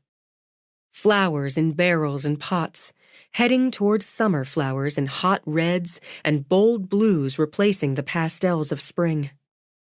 Hikers with their backpacks, she noted, and some locals warming the benches outside her grandmother's salon, the barber shop. She could just see the well, just a corner of it, and the young family who stood reading its plaque. A couple of young boys made her smile as they raced after a spotted dog who'd snapped his leash and was running, tongue out, hell for leather. It was a good view of what was what in the ridge. For a minute or so more, she had to take herself beyond that curving street with its hills and shops and flowers. Take it back into what still clouded over it. If the police could find all that, or what Richard did with it, or most of it, I wouldn't have to worry or wonder. Then it would be good and done. What does worry and wonder get you? Not a damn thing. She turned back, smiled at the practicality that steadied her. So I'm not thinking about it every minute of the day. Maybe if I don't think about it, something'll pop into my head. That happens for me when I vacuum. I hate running the vacuum. You always did. Always did. So my mind wanders around.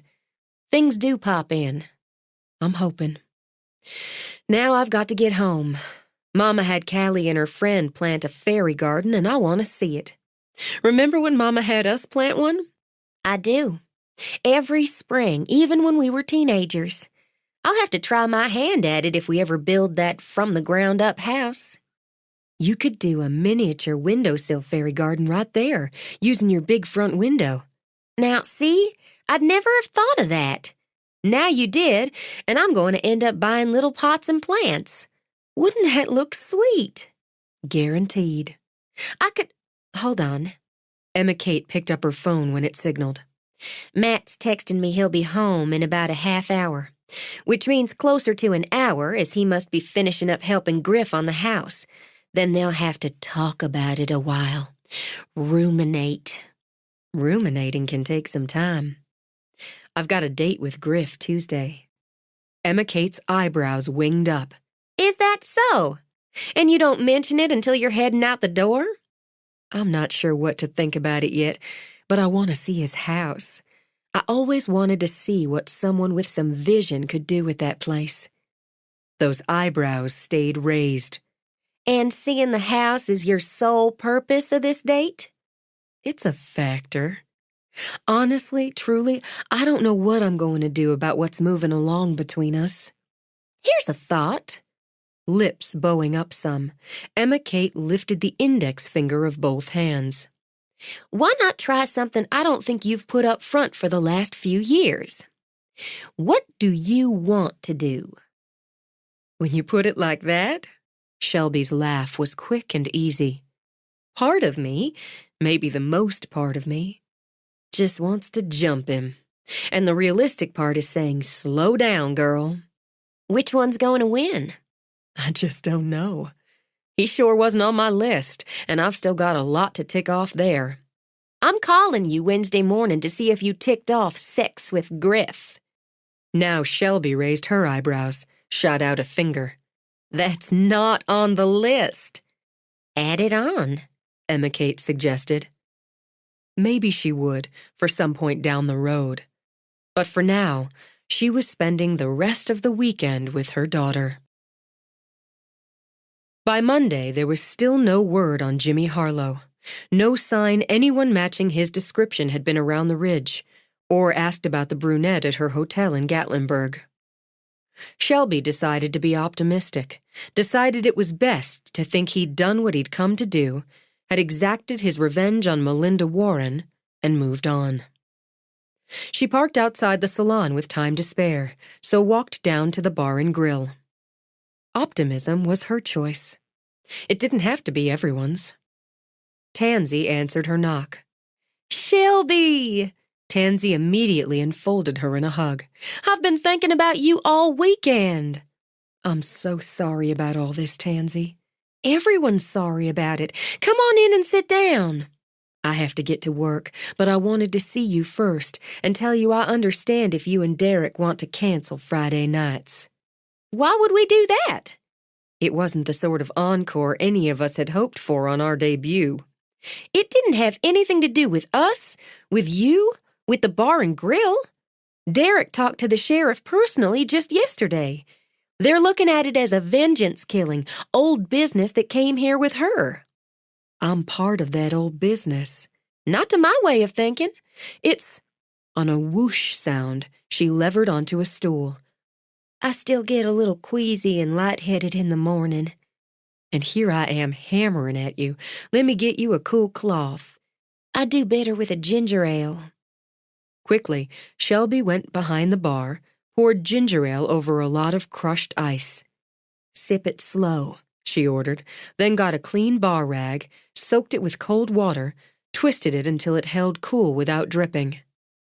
When she came back around, lifted Tansy's hair and laid the cloth on the back of her neck, Tansy made a long, long ah. That really does feel better. Worked for me when I was carrying Callie.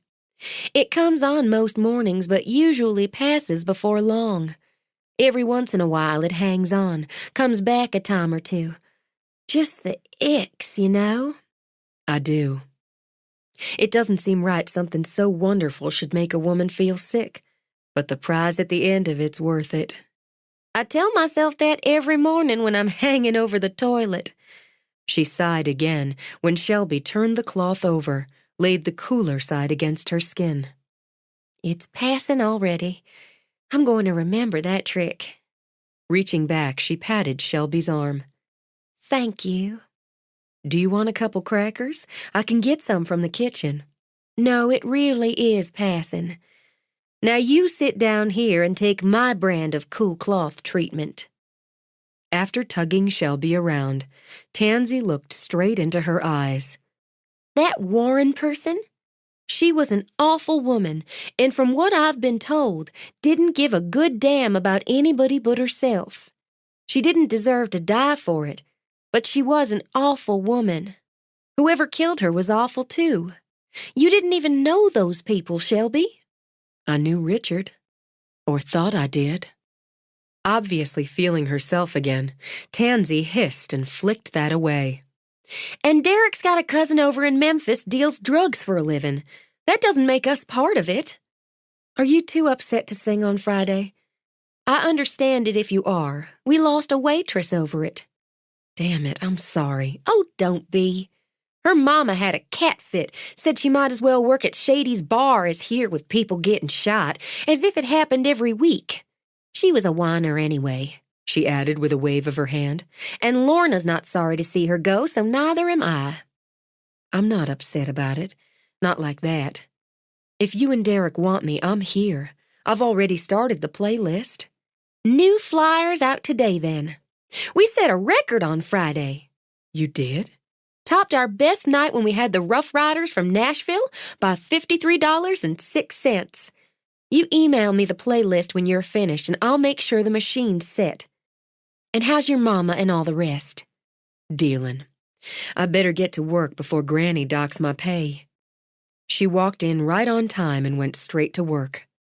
She gave the garden patio a sweep, watered the pots, opened the umbrellas so clients could sit in the shade if they chose.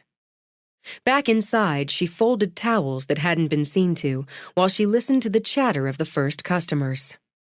When she stepped out, she saw her grandmother had come in, already had someone in her chair. Crystal gossiped happily with the woman she was shampooing. And Melody Bunker and Jolene Newton sat in the pedicure chairs with their feet in bubbling water. She hadn't run into Jolene at all since she'd been back, hadn't seen Melody since that day in the Artful Ridge. She wouldn't have minded keeping it that way.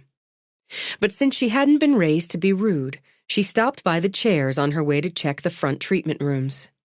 Hey, Jolene. How are you doing? Why, Shelby, I swear. She set her glossy magazine in her lap, gave her head a toss that had her long, high ponytail bobbing. You haven't changed one single tiny bit, even after all you've been through. Are you getting nails today, too? No, I work here. Is that right? Jolene widened her hazel eyes as if this was fresh news. Oh, now I think I did know that. You told me that, didn't you, Melody, that Shelby was working at Vi's again just like back in high school? I believe I did. Without looking up, Melody flipped a page in her own magazine. I see you took my advice, Shelby, and found work you're suited for. Thank you for that. I forgot how much I enjoy being here. Y'all enjoy your pedicures. She walked to the desk to answer the phone, booked an appointment, then slipped through to check the front rooms. Out of the corner of her eye, she saw Melody and Jolene with their heads together, heard Jolene's high-pitched giggle, the same as it was in high school. She ignored it and them, reminding herself she had a lot more important matters to concern her. By the time she swung through the salon again, Maybelline and Lauralee, mother and daughter, were both perched on low stools doing the scrub portion of the pedicures. So they'd gone for the deluxe, Shelby thought, and walked down to make sure the paraffin was turned on warm. She checked the locker rooms, hauled out used robes, ran through the rest of her morning checklist. She had a friendly conversation with a woman from Ohio, one giving herself a day off from a hiking adventure with her fiancé, and offered to take a lunch order as the woman had booked a full day. You could eat out in the garden if you want. It's such a pretty day. That would be wonderful. I don't suppose I could get a glass of wine. I can make that happen, Shelby told her, and produced a couple of menus. You just let me know what you want, and one of us will go get it for you. About 1:15? You'll be between your aromatherapy wrap and your vitamin glow facial. I feel so pampered. That's what we're here for. I love this place. Honestly, I just booked the day here so I wouldn't have to hike 3 days running. But it's all so terrific and everybody's so nice. Could I get this field green salad with the grilled chicken, the house dressing on the side? And a glass of Chardonnay would just make my day. You just consider it made. Is the woman out front the owner? Is that your mother? You look just like her. My grandmother. My mama's doing your facial later. Your grandmother? You're kidding me. Shelby laughed, delighted. I'm going to tell her you said that, and you'll have made her day. Now, can I get you anything else? Not a thing. The woman burrowed down in one of the chairs. I'm just going to sit here and relax. You do that. Sasha will come get you in about 10 minutes for your wrap. She walked back into the salon with a smile on her face, went straight to the desk to place the order for a 1 o'clock pickup. She started to turn to her grandmother when Jolene hailed her. That's pretty polish, Shelby said, nodding toward the toes Jolene was having painted glossy pink. It puts me in mind of my mama's peonies. I forgot to say before, and my goodness, haven't you been busy in here? I heard you were singing on Fridays down at the bar and grill. I was sorry I couldn't make it in to hear you. Then I heard about what happened and wasn't sorry I wasn't there on Friday. I think I'd have had a heart attack or something finding out some woman got shot right outside. She patted a hand to her heart, as if even now it was in danger. I heard you knew her, too. Is that right? Shelby gave Melody a glance. I know you consider Melody a reliable source of information, and that Melody's confident you'll push whatever buttons, turn whatever knobs she tells you to. Why, Shelby, I was just asking. What Melody told you to ask. The answer is no. I can't say I knew her. Your husband did, Melody said. But that's right. He wasn't your husband at all, was he? Apparently not. You must feel just awful being deceived like that. Jolene picked up the theme. Why, I'd just about die if I lived with a man all those years, had a child with him, and found out he had another wife all along. I'm still breathing. I guess I'm not as sensitive as you. She started to step back. You're not doing anything important, Melody began. I'd like a glass of sparkling water with ice. I'll get that for you, Maybelline began, but Melody shot her a hard look. You're busy painting my toes. Shelby can get it, can't you, Shelby? I can. Would you like something, Jolene? Jolene had the grace to flush. I wouldn't mind some ice water if it's no trouble. None at all. She turned, went to the back, into the tiny kitchen. She'd stew about it later, she promised herself, but for now she'd get the damn water. She brought out the glasses, handed one to Jolene. Thank you, Shelby. You're welcome. When she held out the glass to Melody, Melody knocked it with her hand so water sloshed over the rim. Now look what you did. I'll get you a towel. These capri pants are silk, and now they've got water spots. What are you going to do about it? I'm going to get you a towel. You probably did it on purpose, because I didn't want the likes of you working in my store. Your grandmother's store, last I heard. And believe me, if I'd done it on purpose, I'd have poured the whole glass in your lap. Do you want that towel, Melody? I don't want anything from your kind. Shelby knew the place had gone quiet. Even the whirl of dryers had shut off. Every ear in the place was cocked. So she smiled. Why, Melody, you're just as spiteful and full of self-importance as you were back in high school. It must be a burden carrying all that around inside you. I'm sorry for you. Sorry for me? Sorry for me? Melody flung the magazine away so it landed with a thwack on the floor. You're the one came crawling back to the ridge with her tail between her legs. And what did you bring with you? Her voice pitched louder as temper rose in hot spots on her cheeks. I brought my daughter, and not much else.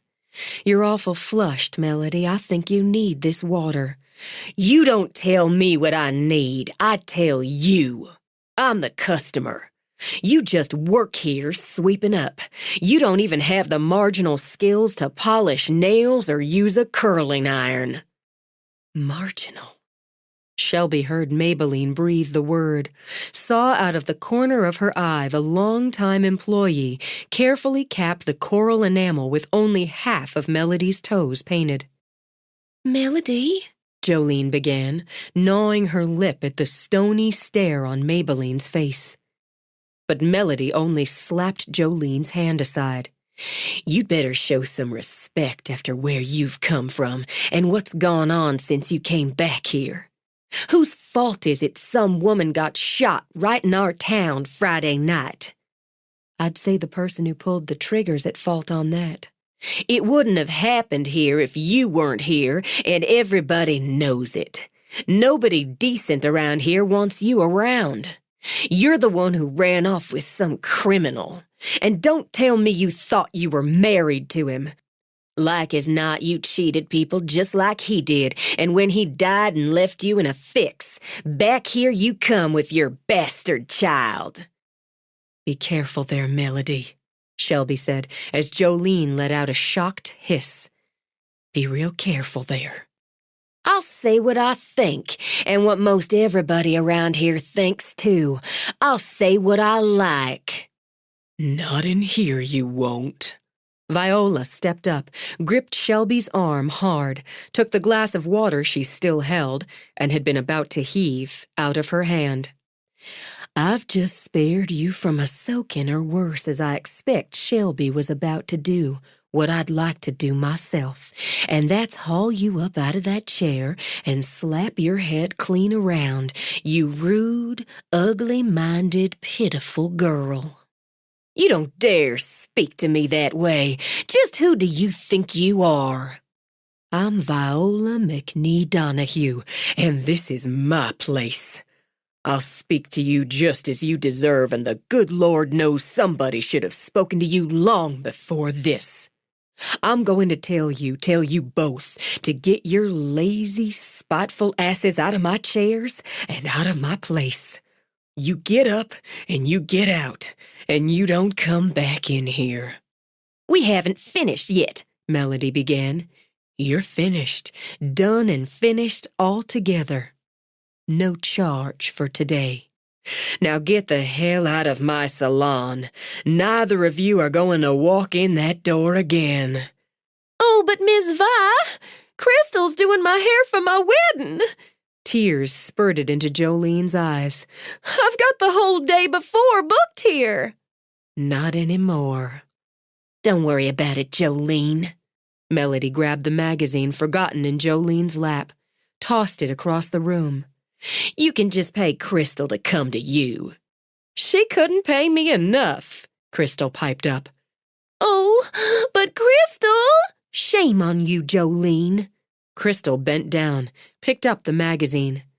We've come to expect that kind of ugly from Melody, but shame on you. We don't need you. Melody snapped at Crystal as Jolene blubbered. Barely a step up from the trailer trash in the holler. We don't need this place either. I only come in here to be civic-minded and support local businesses. There are plenty of other places to go with more class. You never did learn class, Viola commented as Melody grabbed up her shoes. That's a shame, considering your grandmother.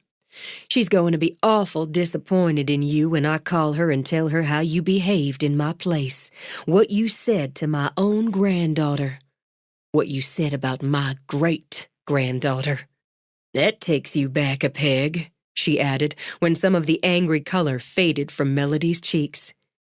You must have forgotten I've known your grandmother for over 40 years. We've got a lot of respect for each other. Tell her what you want. Oh, I will. Now get your second runner-up's ass out of my salon. Melody sailed out while Jolene scrambled up. Oh, Melody, wait!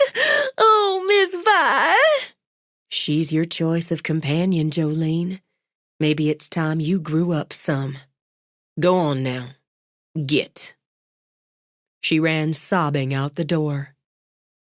After one still moment, several people, staff and customers, began to applaud. I swear, Vi. The woman in Viola's chair gave herself a half spin in it. I've always said coming to Vi's is more entertaining than watching the soap operas. Since it was there, Shelby took the water back, downed it.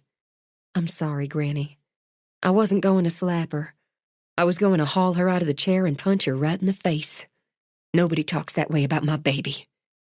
Or mine. Viola gave Shelby a one-armed hug. Are you really going to call her grandmother? I won't have to. You better believe she's calling Flo right now, giving her an earful. Flo loves that girl, but she knows her too. I'll be getting a call inside the next half hour. Maybelline, Loralee, you take your usual commission for the petties out of the till. No, ma'am, they said, almost in unison. There's no need for it, Maybelline added. Viola, don't you make me mad and say another word about it. That girl's lucky I didn't stab her with the cuticle scissors. Shelby, she was talking trash about you for the last half hour. I'm not sorry to see the last of her in here. She always shorts my tip. Jolene's not so bad when she comes in on her own, Lauralee put in. But together they're downright mean. All right, then. With a glint of pride along with the dregs of temper, she nodded. I'm treating everybody to lunch. Lunch? Shelby checked the time, sighed in relief. I've got to go down to the pizzeteria, get a customer a salad, and sneak out a glass of wine. I can get the rest if you all put an order together. We'll have ourselves a party, Crystal declared. Second runner-up's ass. She hooted out a laugh. Miss Vi, I swear I love you to distraction and back again. Twice. Me too. Shelby pressed her cheek to Viola's. Me too. The murder and Melody's eviction from Viola's competed for the richest juice squeezed from the local grapevine. While it was true there hadn't been a murder in the Ridge for 3 years, coming up on 4, when Barlow Keith shot his brother-in-law and winged 2 bystanders in a dispute over a pool game at Shady's bar, nobody knew the woman currently in a cold drawer at the annex of the funeral parlor that served as the coroner's office. Everybody knew Melody and Viola, so that story took the lead with most. The incident got a fresh boost on Tuesday morning when the word went around that Florence Piedmont had dressed her granddaughter down and ordered her to apologize to both Shelby and Viola. The Ridge waited with bated breath to see if Melody complied. I don't want her apology. Shelby stacked fresh towels at the shampoo stations. She wouldn't mean it, so what's the point? Her offering, meaning it or not, and you accepting it, makes her grandmother feel better. For once, Viola sat in the chair, while Crystal touched up her roots. I guess I can pretend to accept a pretend apology, if it comes. It may take a few days, but it'll come. The girl knows where her bread's buttered the thickest. We're slow in here today. Why don't you let Maybelline give you a nice pedicure? It'd be nice to have pretty toes for your date with Griffin tonight. Crystal and Maybelline, currently the only others in the salon, both slid their gazes toward Shelby. I don't know as he's going to notice my toes one way or the other. A man who's interested in a woman notices everything at the start of it. That's the truth, Crystal agreed. It's after they've got you a while they wouldn't notice if you grew an extra set of toes and painted them every color in the rainbow, especially if there's a game on the TV and a beer in their hand. We've got some really pretty spring colors, Maybelline put in. There's blues in the night. It's just about the color of your eyes. I've got 3 manis this morning and only 1 pedi scheduled all day. I'd love to do you one, Shelby. If there's time, that'd be nice. Thank you, Maybelline. What are you going to wear on your date with Griff? Crystal asked. I don't know. Really, I'm mostly going over to see his house. I've always loved that old place and wonder what he's doing with it. Since he's fixing you dinner, you should wear something pretty. Shelby turned to her grandmother. He's fixing me dinner? How do you know that? Because he dropped by to see me Sunday afternoon and asked casual-like if there was something you especially liked to eat or something you didn't especially like. I thought he'd just pick something up. Now she didn't know whether to be flattered or nervous. What's he making? I think that ought to be his surprise. You should wear a pretty dress. Nothing fancy, just pretty. You've got good legs, girl. Good long legs. You got them from me. And pretty underthings. Crystal! Maybelline flushed and giggled like a girl. A woman ought to wear pretty underthings every day anyway, but especially on a date. It's confidence building, I think, and it's always best to be prepared. If I want to get Jackson heated up, all I have to do is put on a black bra and panties. Oh, Granny! Undone, Shelby buried her face in her hands. I wasn't able to get him heated up, you wouldn't be here. Seems to me your mama says your daddy favors midnight blue when it comes to lingerie. I'm going in the back to check on things. What things? Viola wanted to know. Anything that doesn't involve my parents and grandparents getting heated up. She moved fast, but still heard the quick female laughter follow her. She had toenails painted a deep violet blue, and at Callie's insistence wore a dress the color of daffodils. And because she couldn't get it out of her mind, she wore under it a white bra with tiny yellow rosebuds worked into the edging lace and matching panties. Not that anyone was going to see them, but maybe they would build confidence. Once she was dressed, Callie clung to her leg. I want to go on a date with Griff, too. Since she'd expected something along those lines, she had a counteroffer ready. Why don't we take Griff on a date, maybe on Sunday afternoon? We could take him on a picnic. We could make fried chicken and lemonade. And cupcakes. Absolutely cupcakes. She hauled Callie up before she walked out of the bedroom. Wouldn't that be fun? Uh-huh. When's Sunday afternoon? Just a few days away. Don't you look pretty? Ada Mae exclaimed. Doesn't your mama look pretty, Callie? Uh-huh. She's going on a date with Griff, and we're going to take him on a date for a picnic on Sunday afternoon. Why, that sounds like the best time. I don't know if the bubble maker your granddaddy's setting up in the backyard's going to be as much fun as all that. Bubble maker? Why don't you go out and see? I'm going to make bubbles. Bye, Mama. She kissed Shelby's cheek, wiggled down, and took off like a rocket, calling for her grandfather. I sure appreciate you watching her again, Mama. We love every minute of it. I think your daddy's as excited about Bubbles as she is. You have a good time tonight. You got a condom in your purse? Oh, Mama. Ada Mae just pulled one out of her pants pocket. In case. You put this in your purse and I'll have one less thing to worry about. Mama, I'm just going to see his house and have dinner. Things happen, and a smart woman's prepared when they do. Be a smart woman now, Shelby. Yes, ma'am. I won't be late. You stay as long as you want. With the condom tucked in her purse, Shelby started out. She'd just opened the van door when Forrest pulled up. Where are you off to in a yellow dress? I'm just having dinner with Griff. Where? She rolled her eyes. At his house because I want to see it, and I'll be late if you're going to give me the 3rd degree. He'll wait. The sheriff cleared me to let you know. Richard wasn't Jake Brimley either. Her pulse jumped. She actually felt the leap in her throat. What do you mean?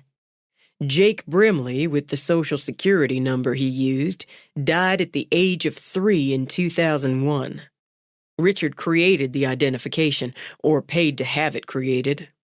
You mean he used that name, but he wasn't that person? That's right. Who was he then? God's sake, how many names can one man have? I can't say. I don't know, Forrest corrected. We're working on it. I'll do what I can to find out, Shelby. I figure you'd want to know one way or the other. I would. I don't know how I can put it all away until I know. Did you find anything else out about the murder? As a matter of fact, we had someone come in today. She was in the parking lot, in the back seat of a car with another individual. An individual not her husband. While they were busy doing things that put a layer of steam on the windows, she heard a loud pop. The timing's right for it to be the shot. She surfaced from her activities long enough to notice someone get in a car, drive off just a few seconds later. God, she saw the killer? Not really. She thinks male, but she wasn't wearing her glasses at the time, so didn't get a good look. We wouldn't have that much if her conscience hadn't gotten over on her guilt. What we've got is probably male, getting into a dark car, possibly an SUV. No make, model, or license, but she thinks black or dark blue and shiny. Struck her like a new car, but she can't say for certain. What about the man she was with? Didn't he see anything? I didn't say she was with a man. Oh. Which is part of her problem with coming forward. We'll just say the other individual was very busy below window level at the time and didn't see anything. All right. And Harlow? Nothing there yet. You be careful driving over there to Griff's, Shelby. Text me when you get there. Oh, for heaven's sake, Forrest. If you don't want me calling when you might be busy, text me when you get there. I'm going to see if I can mooch leftovers. They're out back, she called out as he strolled toward the house. Daddy's got Callie a bubble maker. Yeah? I believe I'll get me a beer and get in on that. Text me. 16. She stopped at the head of the short lane that led back to the old Triplehorn place, freshened her lip gloss, took a critical look in the visor mirror. All right, no more dark circles, and not all the color in her face came from the little pot of cream blush her grandmother had urged her to sample. Her hair, wind-blown as it was, added a casual touch. Wasn't it best to stay casual, she asked herself, and took a breath. She hadn't been on a date, a real one, and whatever she'd said, this was a bona fide date, since she'd flown off to Vegas with Richard to get married. Or so she'd believed. She'd dated plenty before that, of course, she reminded herself, through high school and into college. But it was all so vague and blurry with the enormity of the in-between, the then and now. And he was fixing her dinner, which made it a sort of serious date, didn't it? She made herself think through the enormity, back to the blur. She couldn't think of a single time a man had fixed her dinner. Maybe it didn't make it serious. Maybe once you got past the high school and college years, it was just something people, adult people, did now and then. And she was making far too much of it either way. She made the turn, bumped her way down the narrow drive, obviously something he hadn't bothered to fix yet, then just stopped the car again and looked. She'd always loved the charm of the old place, the way it tucked into the green, spread a bit toward a sheltered stream. She only found it more charming now. He'd cleaned up the exterior, and what a difference! She thought he'd likely power-washed the old stone, repointed it too, so it stood in various shades of brown and gold on its roll of a rise among the trees. And he put in spanking new windows, added a set of doors in place of the broken windows on what she assumed must be the master bedroom due to the addition of a covered porch with bronze-colored iron rails. He'd left most of the wonderful old trees, the maples and oaks, their green deepening toward that deep summer shade, and put in a couple of dogwoods, bloomed off now and still tenderly green. Clearing out the scrub and weeds along the foundation had to have been hard, sweaty, even miserable work. Whatever time he'd put in had paid off, as young azaleas and rhododendrons swept color at the stone's skirts, while older ones, wild ones, splashed more back in the green shadows. He was doing some sort of terracing on the far side, following the rise of the land with partially finished stone walls that mimicked the tones of the house. She imagined it finished and filled with native shrubs and flowers. Too charmed to be nervous now, she left her van beside his truck, gathered the potted mountain laurel she'd picked up as a host gift, and walked to the wide front porch. She admired the set of Adirondack chairs painted deep forest green, the rough wood table, a stump he must have planed down and sealed between them. Even as she raised a hand to knock, he opened the door. Heard you drive up. I'm already in love with the place. It must have taken you a lot of sweaty days to reclaim the land around the house. All that old scrub and the briars. Sort of hated to kill the briars. They added a little sleeping beauty to the place. You look great. He looked pretty great himself, freshly shaven from the looks of it, with a shirt of softly faded blue rolled up to his elbows. He took her hand to draw her in. "I'm glad to see you're not averse to plants, so you should be able to find a spot for these." Thanks. I'll just... "Oh my God!" The shock in her tone had him looking frantically for something like one of the monstrously huge wolf spiders he'd spent weeks banishing from the house. But when she pulled free, turned a circle, her smile simply glowed. "This is wonderful! Griffin, this is wonderful!" He'd opened up walls, so what had been a dark, narrow hallway was a wide foyer that spilled naturally into a front room with a fireplace he'd refaced in native stone. The early evening light flowed through the uncurtained windows onto a gleaming, deep-toned oak floor. I don't use this space much yet, so I just tossed an old couch and a couple chairs into it. Haven't figured out what color to paint it, so I haven't. "It's about the space," she said, and wandered it. "I peeked in the old windows so many times, even broke in once on a dare and walked all through. Are these the original floors?" Yeah, Every square foot of them pleased him. they took some work, but original's best if you can keep it. I used original trim where I could, copied it where I couldn't. And the ceiling medallion. I had dreams about that for weeks after I came in. The little faces around the circle. Nice and spooky. I haven't found the right light to go there. Like Shelby, he looked up at the plaster medallion. It has to hit me. It should look old. There shouldn't be anything in here that looks shiny and new. Well, the kitchen and bathrooms, that's one thing, but the rest. And I'm telling you your business when you obviously know just what to do. I want to see it all. I haven't gotten to all of it yet. Some spaces I'd start, realize I wasn't in the right mood. Keep going and you end up doing something wrong, or at least half-assed. He should paint this room a warm, rich gold, not bright and not too dark, but like warm, rich, old gold. And leave the windows undraped to show off the gorgeous trim, and she had to stop decorating it for him in her head. "You're not doing all this yourself, are you?" No. He took her hand again, started to lead her toward the back of the house. Matt's been a slave. Will work for beer, when he has the time. Forrest, too. Clay's pitched in a couple times. My father's been down, giving me a week or two when he can manage it. And my brother.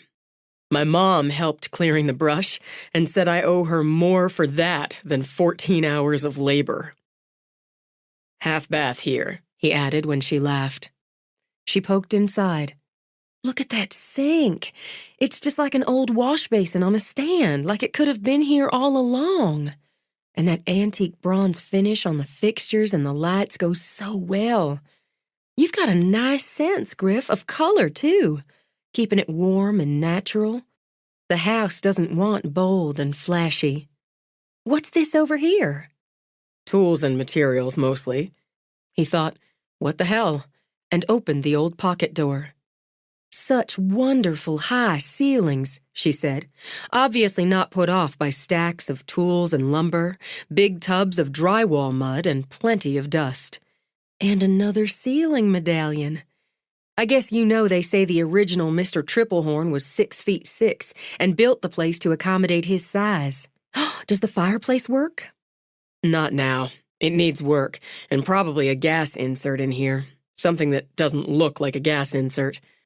Refacing the brick, or maybe redoing it in slate or granite. It's crap and crumbling. "What's it going to be?" Maybe a library. It feels like a house like this should have one. Because he saw it in his head, he gestured. Built-ins flanking the fireplace, a library ladder, that kind of thing. Big leather couch, maybe a stained glass ceiling fixture if I find the right one. One of these days, he said with a shrug. A couple of other rooms down here I'm still thinking about. I didn't want to open everything up. Open concept's one thing, losing all the original quirks and charms another. "You've got the best of both. You could do a pretty sitting room here, or first-floor office, guest room. She studied another empty room. It's such a nice view through the windows there of the trees and just that little bend of the creek. If you put your office here, you could float the desk in the center of the room so you could see out but not have your back to the door. Then you could... And there I go again. You can keep going. It's a good idea. Well, I was going to be a singing sensation, but interior design was my fallback. I took a couple classes in college. Seriously? Why didn't I know that? It was a long time ago. I'm going to use you. But right now, I'm going to get you some wine. I wouldn't mind a glass. Just one, she thought, with plenty of time to burn off before she got in the van again.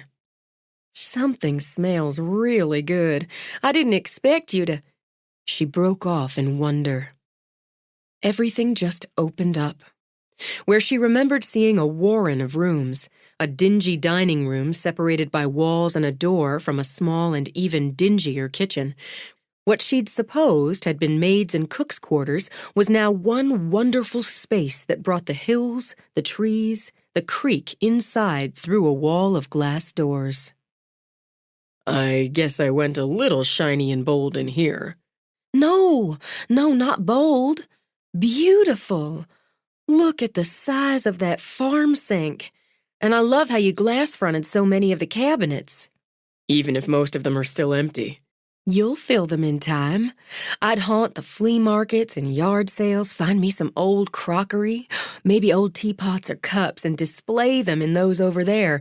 And she stopped herself before she decorated his house from top to bottom. It's such a nice flow into the dining area here and the, I guess, lounge area there. You could live in this one space. So much counter space.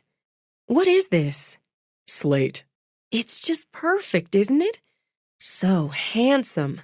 My mama would cry for that cooktop. I love the lights, that pale amber tone against the bronze.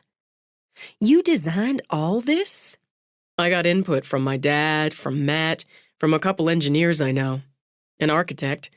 When you grow up with a contractor, you tend to make contacts. Still, it's your work. It feels like you. Honestly, I've never seen a more beautiful kitchen, and one that fits so well into this house. You have all the convenience, but the character's right here. You could entertain half the ridge in here. It must be a joy to cook in. I don't cook much. He tugged on his ear. Your basics, mostly. But I figured if I ever had a place, did my own kitchen rehab, I'd go for the gold and see if I could reach it. Kitchen's the heart of the house. It is. And this one's big and beautiful. You haven't seen the best part. He handed her a glass of wine, picked up his own, then walked to the wall of doors. When he opened them, they folded back like an accordion, tucked away, and brought the outside in. Oh, that is the best part. That's fantastic. Warm nights, sunny mornings, you can just leave them open. And for parties... She stepped out, sighed. Still a lot to do out here yet. I've barely hit this part of the workable grounds. You can't beat the view. And now with her, he looked out over the still scrubby yard to the great green domes. They rose, soft and misty with the quieting light. You can't. Any season, he added. A couple months ago I looked out at snow, and it stayed white or silver gray up in the higher elevations into April. And last fall, I've never seen color like that, and we get some pretty jazzy foliage in Maryland. But the miles of it, just miles of it rolling up into the sky, every day for weeks, it just dazzled. He loved it, she realized, and more, understood it. The old Triplehorn place was lucky he'd settled in. You can hear the creek bubbling, she said, and found the sound more romantic than violins.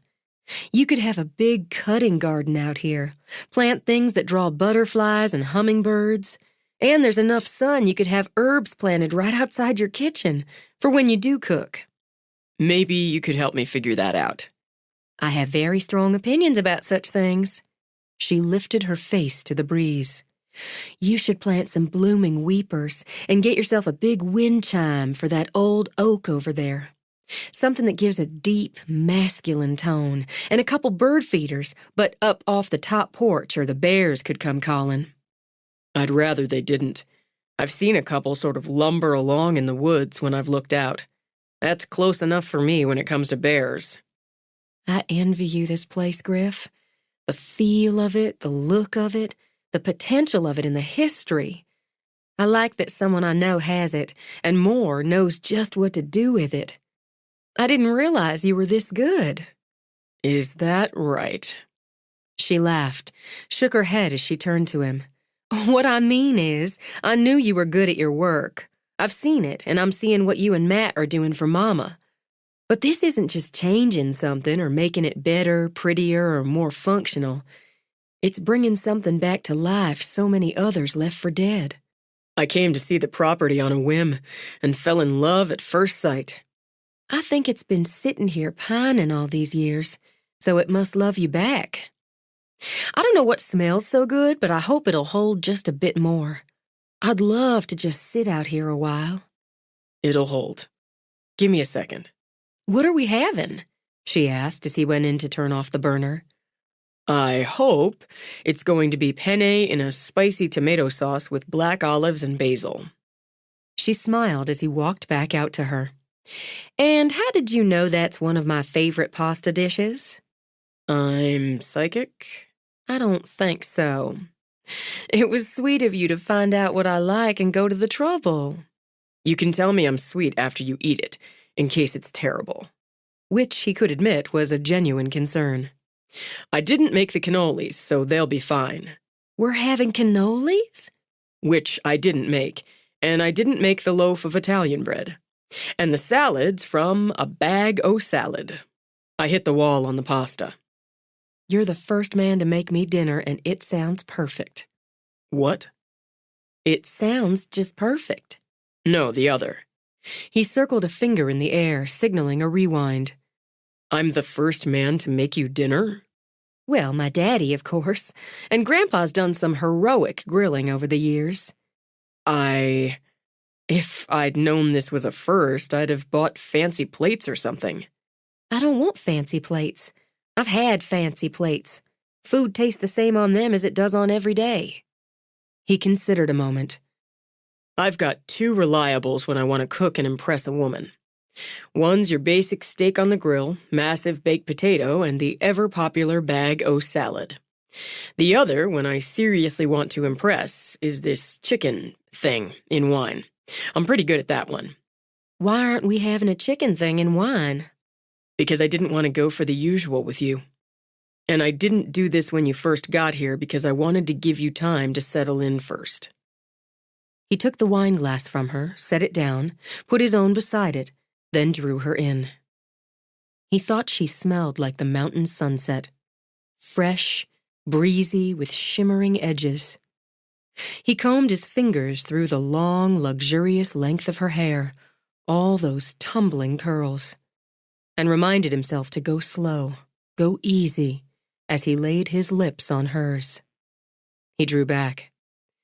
That was just in case you thought I forgot to kiss you hello. I didn't think...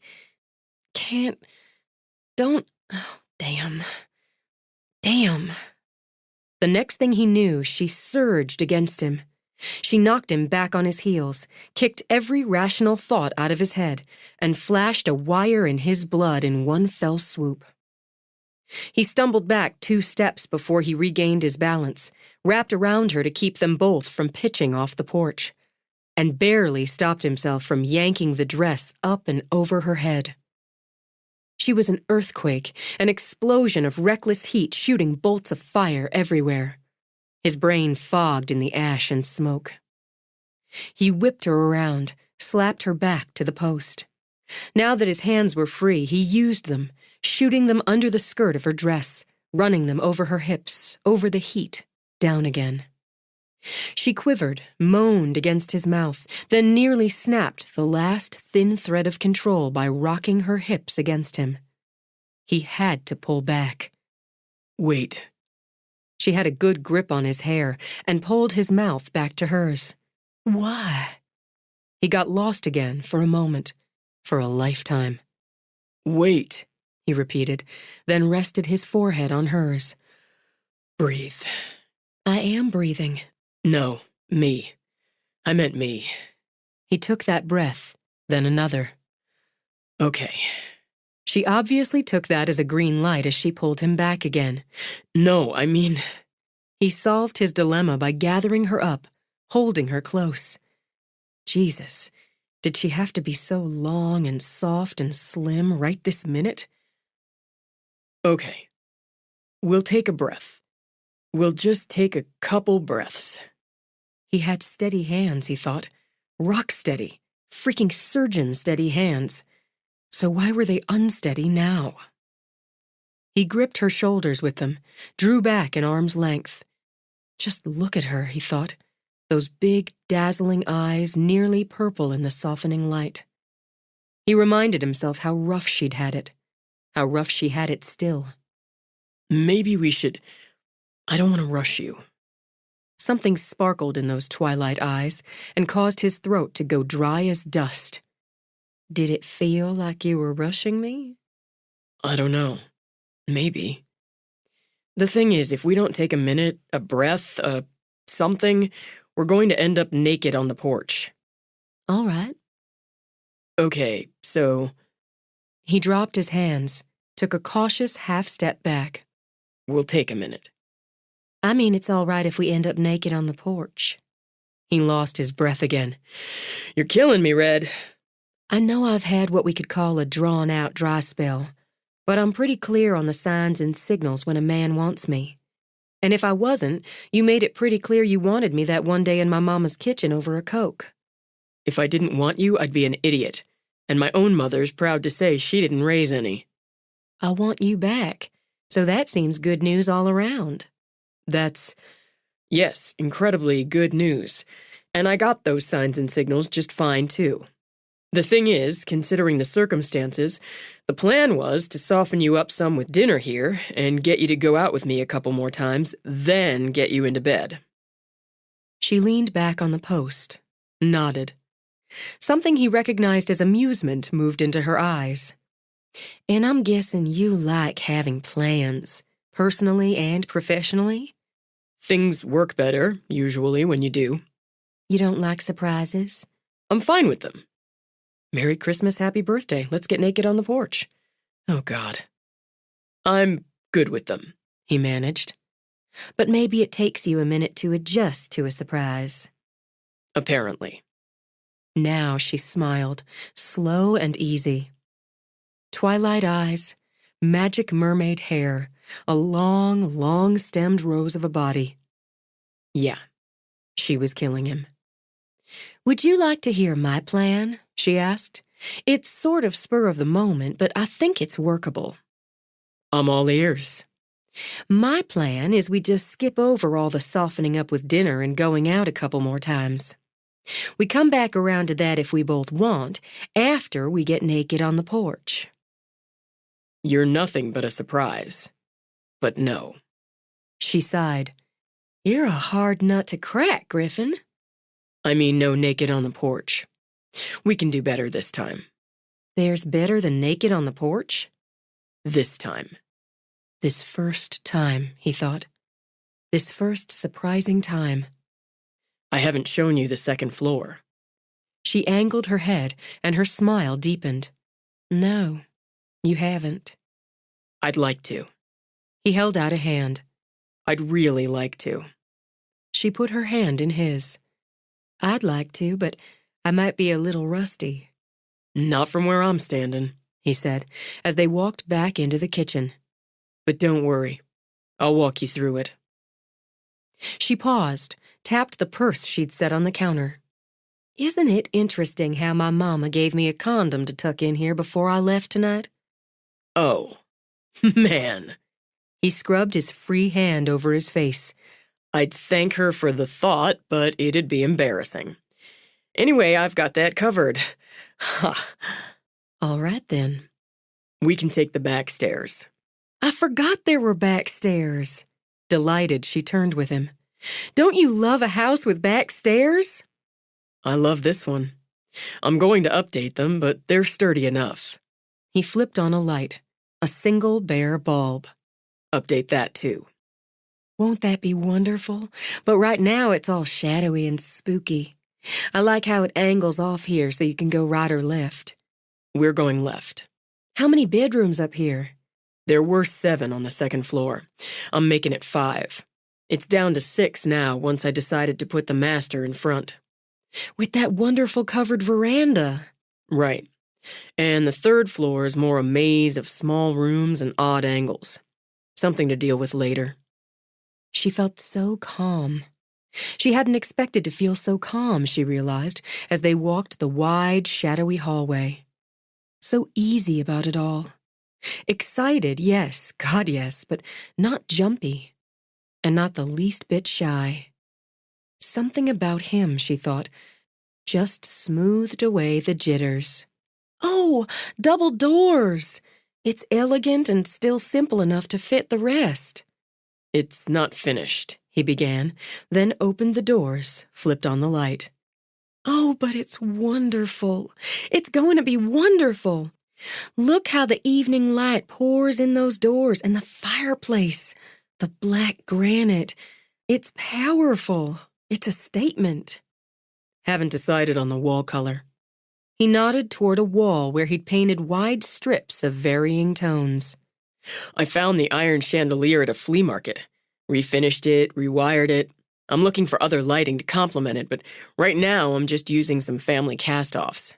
Bed's new, though. Well, the mattress is new. I found the bed a couple weeks ago. Flea market again. She ran her hand along the curved footboard. Smooth, she thought. Sturdy and simple. It's beautiful. Chestnut. Pretty wood. It just needed some work. Almost everything does. What did you use before?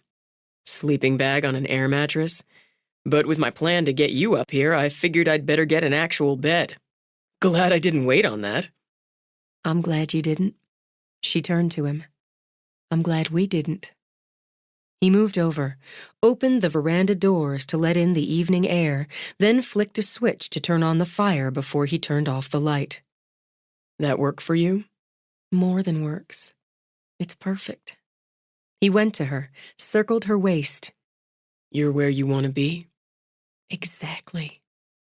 With a little bit of wonder, she brushed a hand through his hair. You're a surprise, too, because I didn't expect to be here with anyone. Not for a long time. She lifted her arms, circled his neck. A long kiss this time, slow and long and deep. Like the first time, and like the first time, her body melted like a candle in the sun.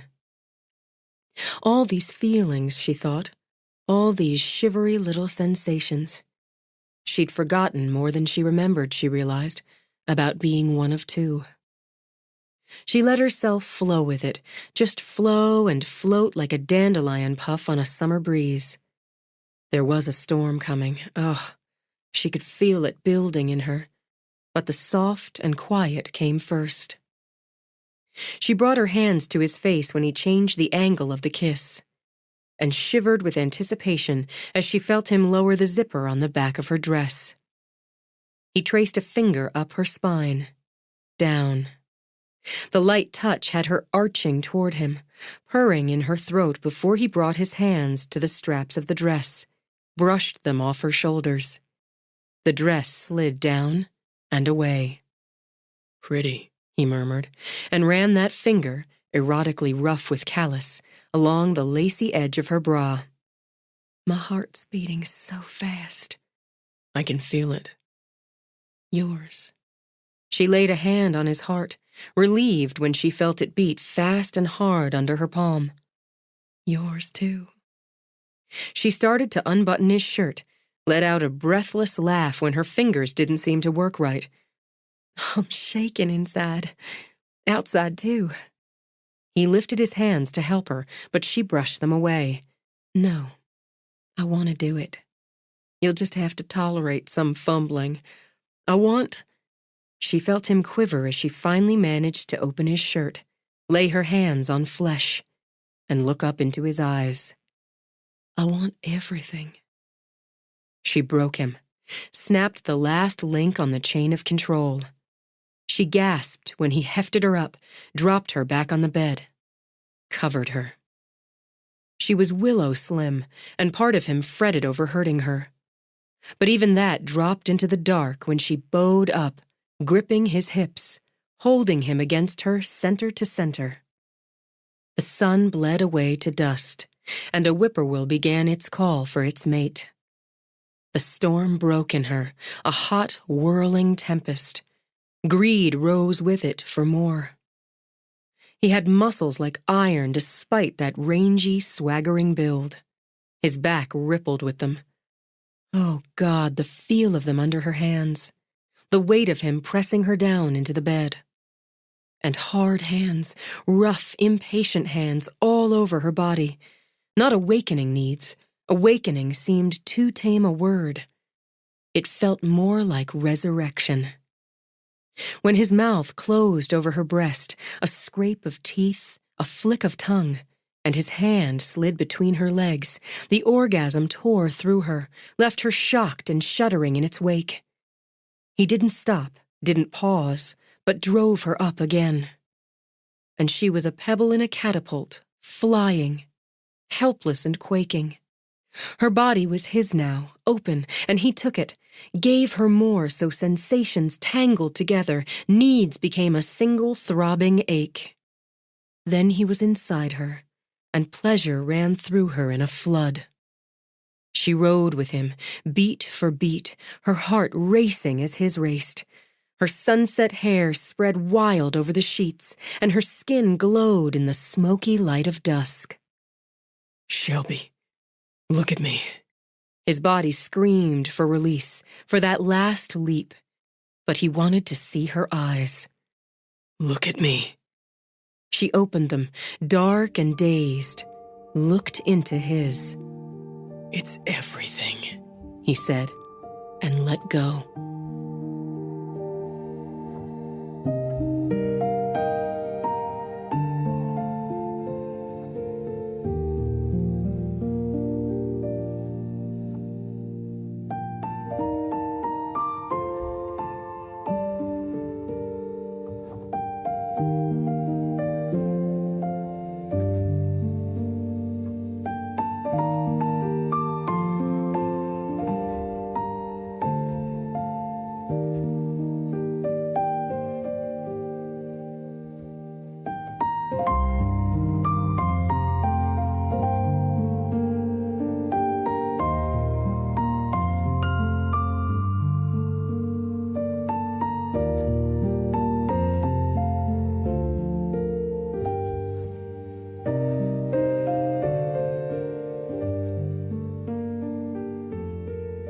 "17. Shelby's first coherent thought when the haze cleared from her mind was, "So this is what it's like." She felt heavy and light and limp, hulled out and filled up again all at once. She thought she could run a marathon or sleep for a week. Most of all, she felt utterly and completely alive. Griff lay flat out on top of her, and that was just fine. She liked the weight of him even now, the sensation of his skin against hers, everything still hot and damp like after a strong summer storm. In pretty contrast, the breeze fluttering through the open doors cooled her cheeks, made her smile. Everything made her smile. If she wasn't careful, she'd burst into song. "Gonna move in a minute," he mumbled. "You're fine. It's fine. Everything's just really, really fine." He turned his head enough to brush his lips over the side of her throat. "I was a little rougher than I meant to be." "To my way of thinking, you were just rough enough. I can't figure if I've ever felt this used up or if I've just forgotten the feeling. You're sure thorough, Griffin. You sure do good work." "Well, anything worth doing." He levered up to look down at her in the flickering of the fire. You weren't rusty, by the way. Pleased, languid with it, she touched his cheek. I forgot to worry about it. I wondered what you'd look like, lying here like this. It's better. Even better than I imagined. Right this minute, everything's better than I imagined. That might be due to that long, dry spell, but I'm giving you credit for it. I'll take it. It's cooling down. You're going to get cold. I don't feel cold. Yet. And I haven't fed you. He dropped a kiss on her lips. I need to finish off dinner. But first... He rolled, and as he did, scooped her up. Her heart did a stuttering roll as he just lifted her right up as he stood. Muscles like iron, she remembered. He was stronger than he looked. We should take a shower. We should? Definitely. He grinned as he carried her. You're going to love the bathroom. She did. She loved the generous space, the oversized clawfoot tub, the earthy tones of the tile work. Most of all, she loved the enormous shower with its multiple jets, and what could be done in all that heat and steam by two inventive and agile people. By the time they were in the kitchen again, she felt fresh and new, and so happy she wished she'd learned to tap dance. I need to let my parents know I'm going to be a little later than I said. Go ahead. Though, since your mother gave you a condom on your way out the door, I don't think they'll be surprised. She sent a quick text, asked if Callie had gone to bed without any trouble. Then, as Griff had the heat going under the sauce again and water on for the pasta, she channeled some of the giddiness into a quick additional text to Emma Kate. Been at Griff's for 2 hours. We haven't eaten yet. Bet you can guess why. I'm just going to say wow until I talk to you in person. Make that wow twice. Shelby. What can I do? She asked Griff. You can have that glass of wine we never really got to. All right. She picked up her phone at the signal. It's just Mama saying Callie's sleeping like an angel and to have a good time. Oh, I forgot to tell you. Callie was a little put out she wasn't going on a date with you. I said we'd ask you on a date. Oh, yeah? He glanced back as he pulled the salad out of the refrigerator. Why don't I take care of that? Do you have a salad set so I can toss it? Huh? A couple of forks, then. I got those. What kind of date am I going to be asked to go on? A picnic. She took the forks, the bottled Italian dressing, smiled back at him. Is that a cold fried chicken and potato salad picnic or an imaginary tea party picnic? That would determine the dress code. The first. I know a place. It's not a far drive, and a short hike after that. I was thinking Sunday afternoon if that's all right. 2 pretty redheads and food? I'm already there. She's awful fond of you, Griffin. It's mutual. I know that. It shows. I just want to say she's had a lot of adjustments to make in a short time, and... Looking for trouble, Red? It kind of goes with the territory. You've got a kindness in you, Griff. That shows, too. I just want to say, whatever happens with us, I hope you'll still take her on a date now and again. I'm lucky to know 4 generations of Donahue Pomeroy women. I'm crazy about every one of them, and not looking for that to change. Sass and strength. It runs right through all of you. I'm still hunting up pieces of mine. That's bullshit. He said it so casually it took her a minute to look up, blink. Most people I know, and I might be one of them, would have been crushed flat finding themselves millions of dollars in debt, and through none of their own doing. He'd have heard the details, she thought. That's how things worked. I went along with... I'm going to repeat myself. Bullshit. What you did was be young and impulsive and fall for the wrong man. As wrong as it gets from where I'm standing. I can't say you're standing in the wrong place on that. Then, instead of staying crushed when you find out fully how wrong, find yourself on your own with a kid and buried under a mountain of debt, you pushed up the weight and started hacking away at it.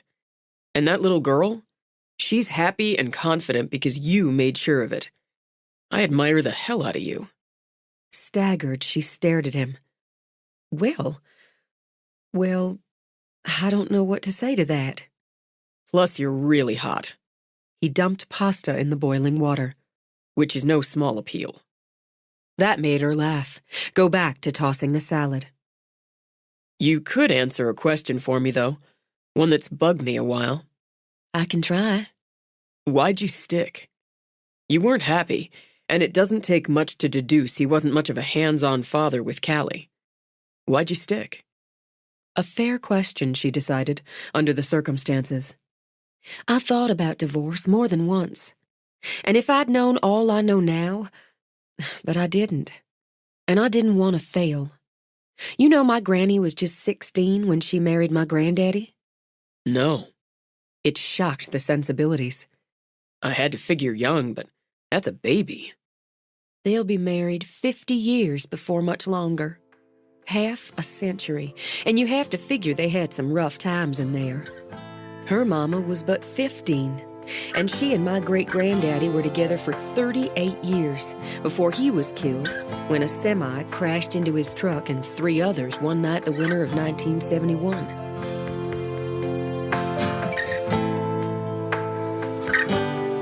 This is the end of disc number 7. Please insert disc number 8.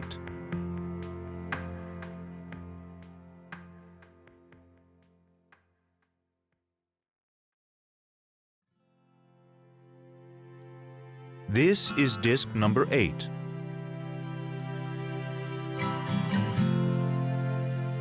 They'll be married 50 years before much longer. Half a century, and you have to figure they had some rough times in there.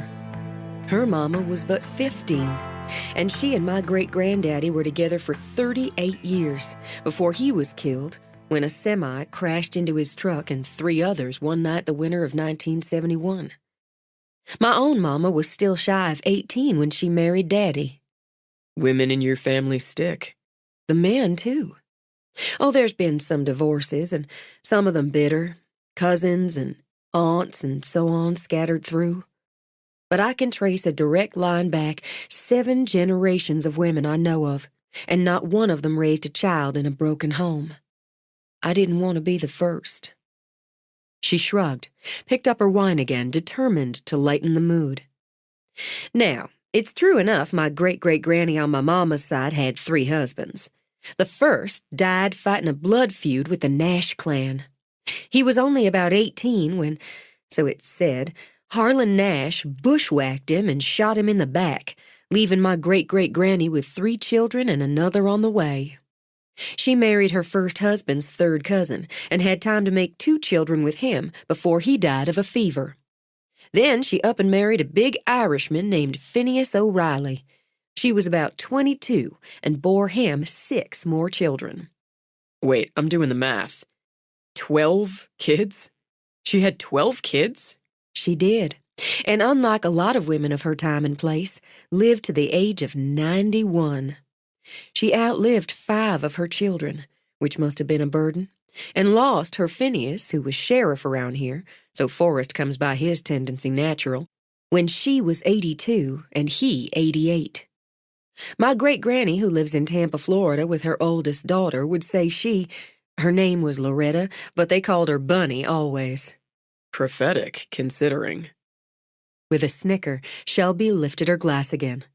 They say she might have married again, as she had a gentleman caller, a widower who'd bring her flowers every week, but he died before she'd made up her mind. I'd like to think I could draw a gentleman caller at that age. I'll bring you flowers. Then if I don't see you on my doorstep in 60 years, I'm going to be disappointed. It relieved him that dinner was not only edible, but actually tasty. She entertained him with the story of Melody's eviction from the salon. He'd already heard a couple of versions, but hearing it from her could visualize it perfectly. What's her problem, anyway? She's been a bully since I've known her. Spoiled, superior, with that mean streak you mentioned yourself. Her mama doted on her, and does still. Pushed her into all the beauty pageants, even as a little thing. And she won most of them, then sashayed all around being important. Sashayed. Not a word you hear every day. It suits. She almost always got what she wanted whenever she wanted it. Can't say she's shown any gratitude for it. She's hated me for as long as I can remember. Probably because she knew if you'd entered those pageants, you'd have beaten her little beauty queen ass. I don't know about that, but I beat her out of some of what she wanted. Simple as that. Such as? Oh, silly things. Or they are now. A boy she wanted when we were about 14, and he liked me. She got Arlo Cattery to beat him up. I know she did, but Arlo wouldn't say. I made captain of our cheerleading squad, all through high school, and she wanted that. Grandpa fixed up this old clunker of a Chevy so I didn't have to walk home after practice. She spray-painted slut and worse all over it. I know it was her because when I called her on it, Jolene looked so damn guilty. Same as she looked guilty the night of the homecoming dance when I got voted queen, and the windshield of that old Chevy was busted up and the tires slashed. She's sounding more pathological than annoying now. She's just mean. I guess some people are, and if they never pay a real price for it, they just get meaner. She doesn't worry me, especially since she's banned from the salon and day spa. You made a wonderful meal, Griffin. Maybe you are a good catch. I'm telling you. I'm going to help you put this kitchen back to rights. Then I need to get on. He traced a finger down her arm. No way you could stay? He had those wonderful green eyes, those rough, skilled, thorough hands, and a way of kissing her that just puts sparkles into her blood. It's tempting because that porch is still out there. It's a lot more tempting than I thought it would be. But I wouldn't feel right not going home tonight to Callie. Maybe I could have a pizza date with Callie between now and the picnic. Oh, that'd be nice. But I've got such a busy week. I need to rehearse and... I wasn't asking you. Still, he leaned over, kissed her. Any problem with me taking Little Red for pizza? I guess not. She'd really like it. She rose, carried the plates to the sink. Are you sure you want to take this on, Griffin? Callie or you? We're a set. Nice set. He distracted her with talk of plans for the house while they loaded the dishwasher. He liked running his ideas and plans by someone who understood them, saw the potential. The one thing you need, and before much longer, is a porch swing. You can't have a beautiful front porch like that and not have a front porch swing. Front porch swing. Check. Back porch? An old bench, maybe a rocking chair. You could sit and rock and look out at the gardens you worked so hard planting. I'm planting gardens? With a wisteria arbor in my imagination. Those pretty weepers. She dried her hands after wiping up his cooktop. I had a wonderful time. I don't just mean, well, I wouldn't want to leave out the tour of the second floor. He slid his arms around her waist. I've still got a lot to show you. She let herself melt in, just sink into the kiss, and pulled back with real regret. I'll really have to go. Okay, but you're going to come back for the rest of that tour. I don't think I could resist it. She picked up her purse. He plucked keys out of a dish on the counter. Oh, are you going out? She asked as they walked to the front door. Sure. I'm following you home. Don't be silly. I'm not being silly. I'm following you home. Argue if you want. I'm still doing it. The woman who threatened you was shot less than a week ago right outside where you were working. You're not driving home alone after dark. I can't stop you from trailing me all the way home, then doubling back, but it's silly. Either way.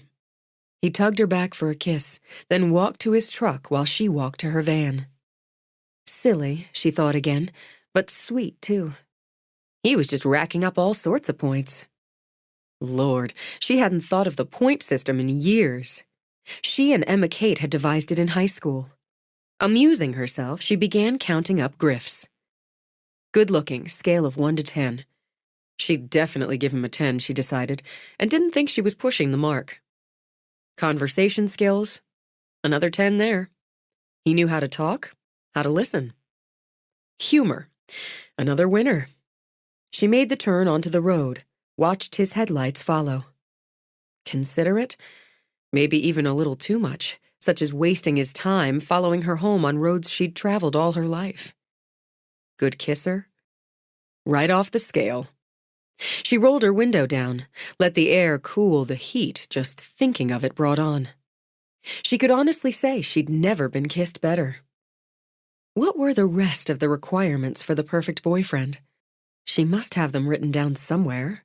They'd made them up before either one of them had had sex, so that hadn't been on the list. The adult Shelby list would include it, and he'd top that scale too. She took the back roads, automatically skirting the town, taking the winding path, with Griff's headlights not far behind. And all right, they made her smile. It wasn't such a bad thing to let someone look after her, just a little. As long as she remembered she needed to be in charge of her own life, and Callie's. She pulled into the drive, noted her parents' bedroom lights were still on. When she got out, she thought she'd wave Griff off, but he was already getting out of his truck. "You don't have to walk me to the door." "Sure I do. That's how it's done. And if I don't walk you to the door, how am I going to kiss you goodnight?" "I like the second part. The first time I was kissed at this front door, I was 15, and Silas Nash, a descendant of the infamous Nash clan, gave me one that had me floating through the door and dreaming of him half the night." "I can beat that," Griff said after a moment. "I can beat some teenager named Silas." "He's getting his law degree from the University of Tennessee College of Law." "I can definitely beat a lawyer," Griff claimed, and to Shelby's mind, proved it. "I guess I'm going to float upstairs and dream about you." All night. He gathered her hair into his fist, kissed her again until the world spun around her. "I'm not settling for half." "Good night, Griffin." "Night." He waited until the door shut, walked back to the truck. He'd do some dreaming of his own tonight, he thought. The woman had him wrapped. Everything about her struck home for him. He glanced up, imagined her going in to check on Callie. And thinking of him. She'd better be thinking of him when she undressed for bed. He'd sure as hell be thinking of her. He pulled out and, as she had, took the back roads. No hurry. A lot to think about. Plans to make. He had a pizza date with a pretty little girl to think about, and a picnic with her and her mother to look forward to. Maybe he'd pick up a bottle of champagne, give the picnic a classy, unexpected edge. He glanced in the rear view at the headlights behind him, and since he'd been dawdling, picked up the speed a little. Apparently not enough, he thought, as the headlights beamed closer. He waited for the truck, he could see it was a truck now, to pass, since it was in such a damn hurry. Instead, it rammed him from behind, hard enough to slap him against the steering wheel and back. Instinctively, he hit the gas. He thought of the phone he'd put, as always, in the cup holder, but didn't want to risk taking a hand off the wheel. And the truck rammed him again, faster, harder, sending him into a skid that had his tires smoking over the rough shoulder. Griff fought his truck back, but the next hit right at the curve sent him careening off the road, skidding over the shoulder and into the oak tree green with spring. He heard the crunch, had a moment to think, shit, before the airbag deployed. Still, the impact slammed his head against the side window. He saw stars, and the red eyes of the truck's taillights as it stopped, idled, then punched it to round the curve. "Not hurt," he mumbled, but the stars, and they had jagged, pointy edges, circled his vision. "Not too bad. Nothing broken." Except his truck. He groped for the phone, watched his vision waver like he'd stuck his head underwater. Don't pass out, he ordered himself. In the dash light, he managed to find the name he wanted and pressed dial. Where's my sister? Forrest asked. Home. I'm not. I've got trouble. In case I pass out, I'm on Black Bear Road about 2 miles from my place. You know that turn where the big oak stands? Yeah. My truck's in that tree. Somebody ran me off the road. I could use a cop. Sounds like you could use a tow truck. You hurt? I don't know. Jagged, pointy stars circling. Hit my head. Bleeding some. Stay there. I'm on my way. Truck's in the tree. Where am I going? But Forrest had already hung up. He sat for a moment, trying to get a fix in his mind on the truck that had run him off the road. Chevy. Yeah, a Chevy, he thought. Half-ton pickup. Older model, maybe 4 or 5 years. Something fixed on the front grille like a plow? It hurt his head to think, so he stopped, fumbled off his seatbelt, and discovered when he fought open the door and shifted, everything hurt a little. The best he could do right now was sit on the side of the seat, breathe in the cool night air. He swiped at the wet on his face, saw blood smeared on his hand. Fuck. He'd have a bandana in the glove box, but he wasn't going to try to get to it, not right at the moment. Nothing broken, he reminded himself. He'd broken his arm once when he was 8, and the tree branch he'd been swinging on snapped. And his wrist at 17, jumping out of Annie's window. So he knew what a broken bone felt like. Just banged up, shook up, and rattled around some. But his truck, and goddamn he loved his truck, was a different matter. He made himself stand to make sure he could. A little bit dizzy, but not bad. Bracing himself, he walked around to check out the damage. Shit. Fuck. Fucking shit. Furious it was as bad as he feared, he shoved a hand through his hair and saw stars again as he smacked against the wound.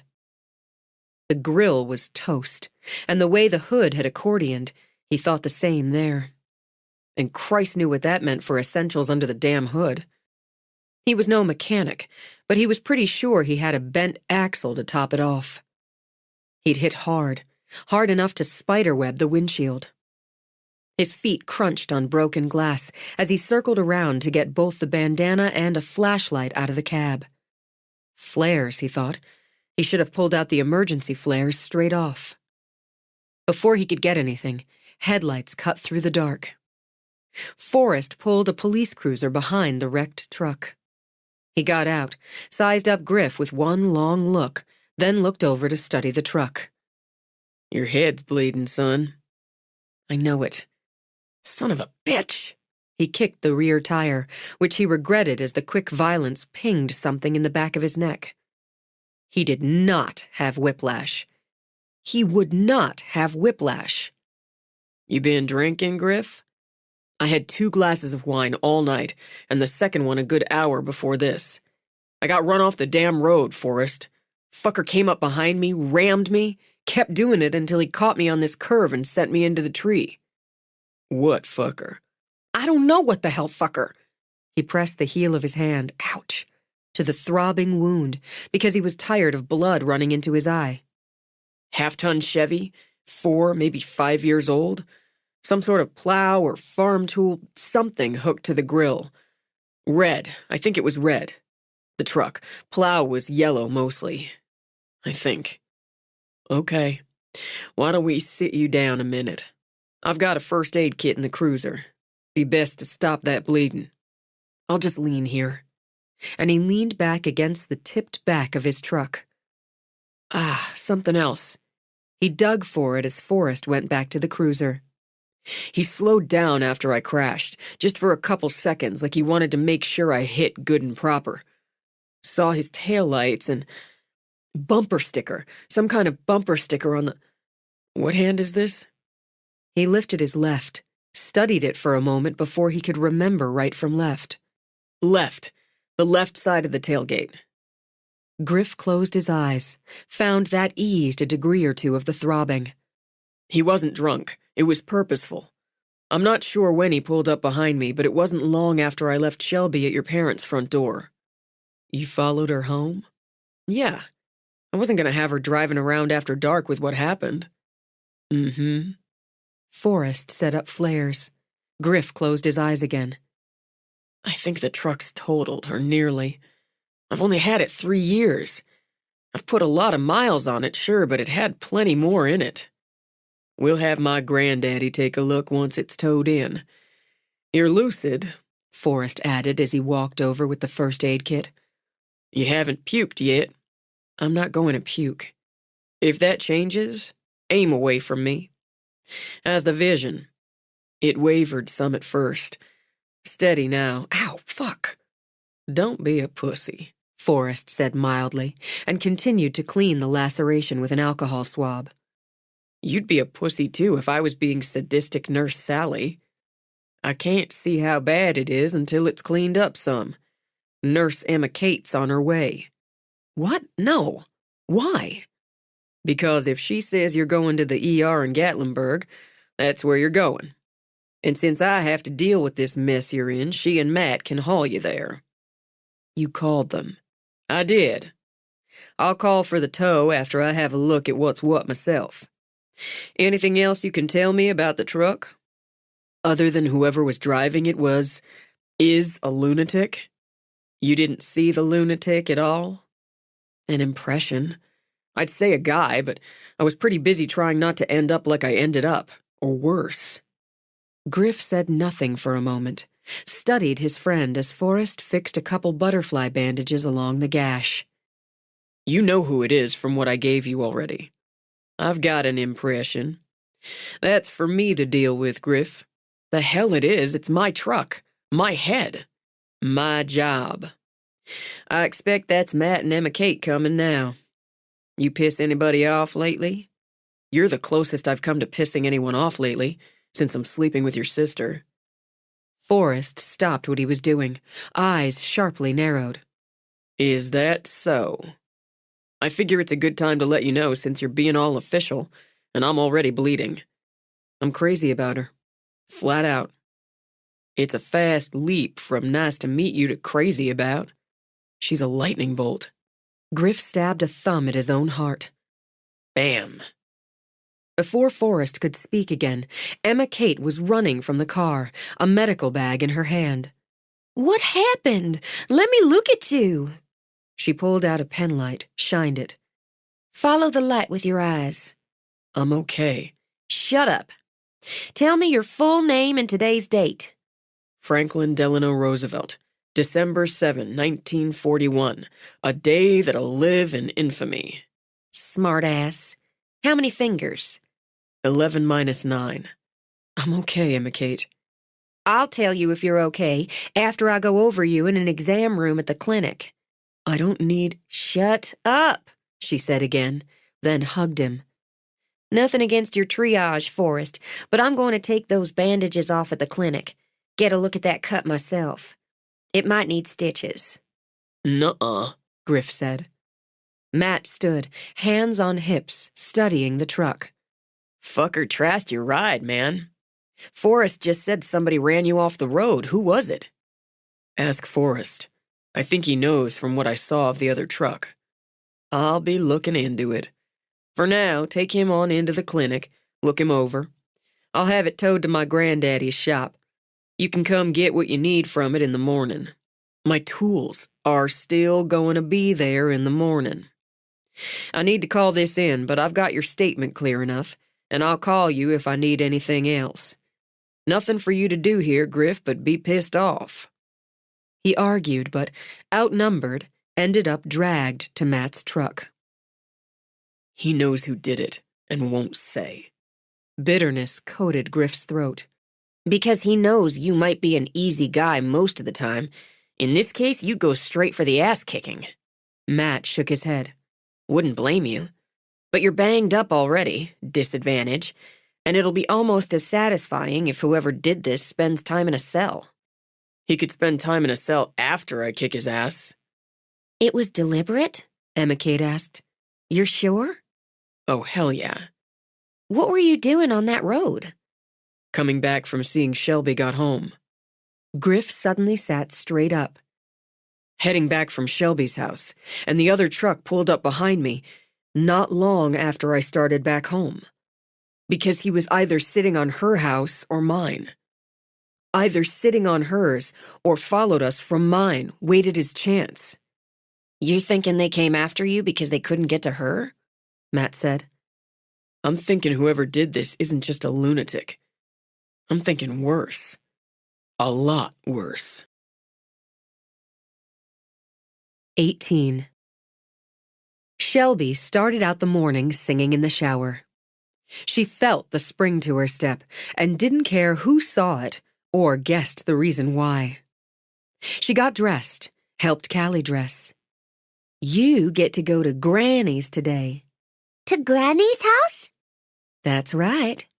It's her day off, and she asked especially if you'd come over and stay with her. Won't that be fun? Granny has cookies and Bear. Bear was the big yellow dog who'd race and play with a little girl all day and sleep in the sun when nobody was around to play with. I know. And Grandpa's going to be there for a while, too. Your Gamma's going to take you over on her way to work. I've got some paperwork of my own to get to this morning. Then I'll come get you when I'm finished work today. With Callie babbling about everything she had to take to Granny's, everything she had to do at Granny's, they walked into the kitchen. Shelby's parents broke off their conversation immediately, and the quick look they exchanged set off Shelby's radar. Is something wrong? What could be wrong? Ada Mae said brightly. Callie Rose, it's such a pretty morning. I decided we're going to have our breakfast on the back porch, like a picnic. I like picnics. I'm taking Griff on a picnic date. I heard about that. This can be like practice. I've got these pretty strawberries all cut up and some cheesy eggs already scrambled. Let's take this on outside. Mama wants a picnic too. She'll be right along. Shelby stood where she was, while Ada Mae scooted Callie out onto the porch. Something's wrong. Oh, God, Daddy, did someone else get shot? No, it's nothing like that. And I want to tell you right off, he's all right. Griff? It's Griffin. As her heart took a hard bump, she grabbed her father's hands. He'd stay steady, she knew, no matter what. If it was Clay or Forrest, Mom'd be a mess. What happened to Griff? He got a little banged up is all. It's nothing serious, Shelby. You know I'd tell you if it were. Somebody ran his truck off the road and into the big oak on Black Bear Road last night. Banged up how? Who did it? Why? Sit down. Take a breath. Turning, Clayton opened the refrigerator, took out a Coke. He's got some abrasions from the seatbelt, the airbag, and got a pretty good knock on the head. Emma Kate took him into the clinic last night, gave him a going over, and I'm going to do the same myself later this morning. But if Emma Kate said he didn't need a doctor or the hospital, we can trust that. All right, I will. But I want to see for myself, too. You can do that, he continued in his calm way, after you take that breath. It must have happened when he was driving home from here. He wouldn't have been on the road if he hadn't insisted on following me back here, making sure I got home all right. I want to go over and see for myself if you could keep Callie. Don't worry about Callie. He's not out at the house. He stayed the night at Emma Kate's as she wouldn't have him stay on his own. Good. She did manage that breath now. That's good. But I expect he's on his way to the police station by now. Forrest and Nobby, you remember my second cousin Nobby, they went down the holler last night and brought Arlo Cattery in. Arlo? He ran Griff off the road? She pressed her fingers to her eyes. Drunk, I expect, and driving crazy. I don't know as that's the way it was. You go on down. It's best you hear it straight out than the bits and pieces I have. And you tell Griffin he's got an exam at 10 o'clock or he's not clear to drive or so much as touch a power tool. I will. Callie, she's just fine. Go on. Thank you, Daddy. When she ran out, leaving the Coke unopened on the counter, Clayton knew his little girl was at least halfway in love. With a sigh, he picked up the can, opened it for himself. It was smarter than a shot of whiskey at 7:30 in the morning. Griff strode into the station house, eyes, including the left one, where angry bruising had come to the surface overnight, hot. He arrowed straight to Forrest. I want to talk to the son of a bitch. Forrest stopped tapping at his keyboard, pulled the phone from between his shoulder and ear. I'll get back to you, he said, and clicked off. You'd best simmer down some first. I'm not in a simmer down mood. I don't even know Arlo Cattery, never spoke a word to him in my life. I want to know why he deliberately ran me off the road. Forrest? The sheriff spoke up from his office doorway. Why don't you go ahead? Let Griff go back and have his say, he said when Forrest hesitated. In his place, I'd want mine. All right, thanks. Nobby, you think you could call back that fella at the lab, finish that conversation? I sure can. That eye doesn't look too bad there, Griff. Nobby, a 20-year vet, gave Griff's face a considering look. Seen a lot worse. You get some raw red meat on it, won't be so bad. I'll do that. As Griff turned toward the back, Shelby came flying in. Oh, Griff! Now, Shelby, honey, I was just telling him it wasn't that bad. It's not. Griff picked up Nobby's theme and ran with it. I'm okay. It doesn't hurt. Ached like a son of a bitch, but didn't hurt. Daddy said it was Arlo Cattery. I don't know why the man has a license if he's still driving drunk like he did when we were teenagers. We don't know as he was drunk when he ran Griff off the road. He must have been. Why else would he do something like this? Forrest exchanged a look with the sheriff, nodded slightly. Why don't we go back and ask him? He was half drunk when Nobby and I went and got him, and tried to say he'd been home all night. The plow was still on his truck. Arlo gets paid to plow some of the private roads outside of town, he explained to Griff. Hardly much reason for a snowplow on his truck in May. White paint on it, too. And yellow paint like the plow on the back of Griff's truck. Nobby and I informed him of those facts, so he claimed somebody stole his truck, put the plow on it. Bullshit.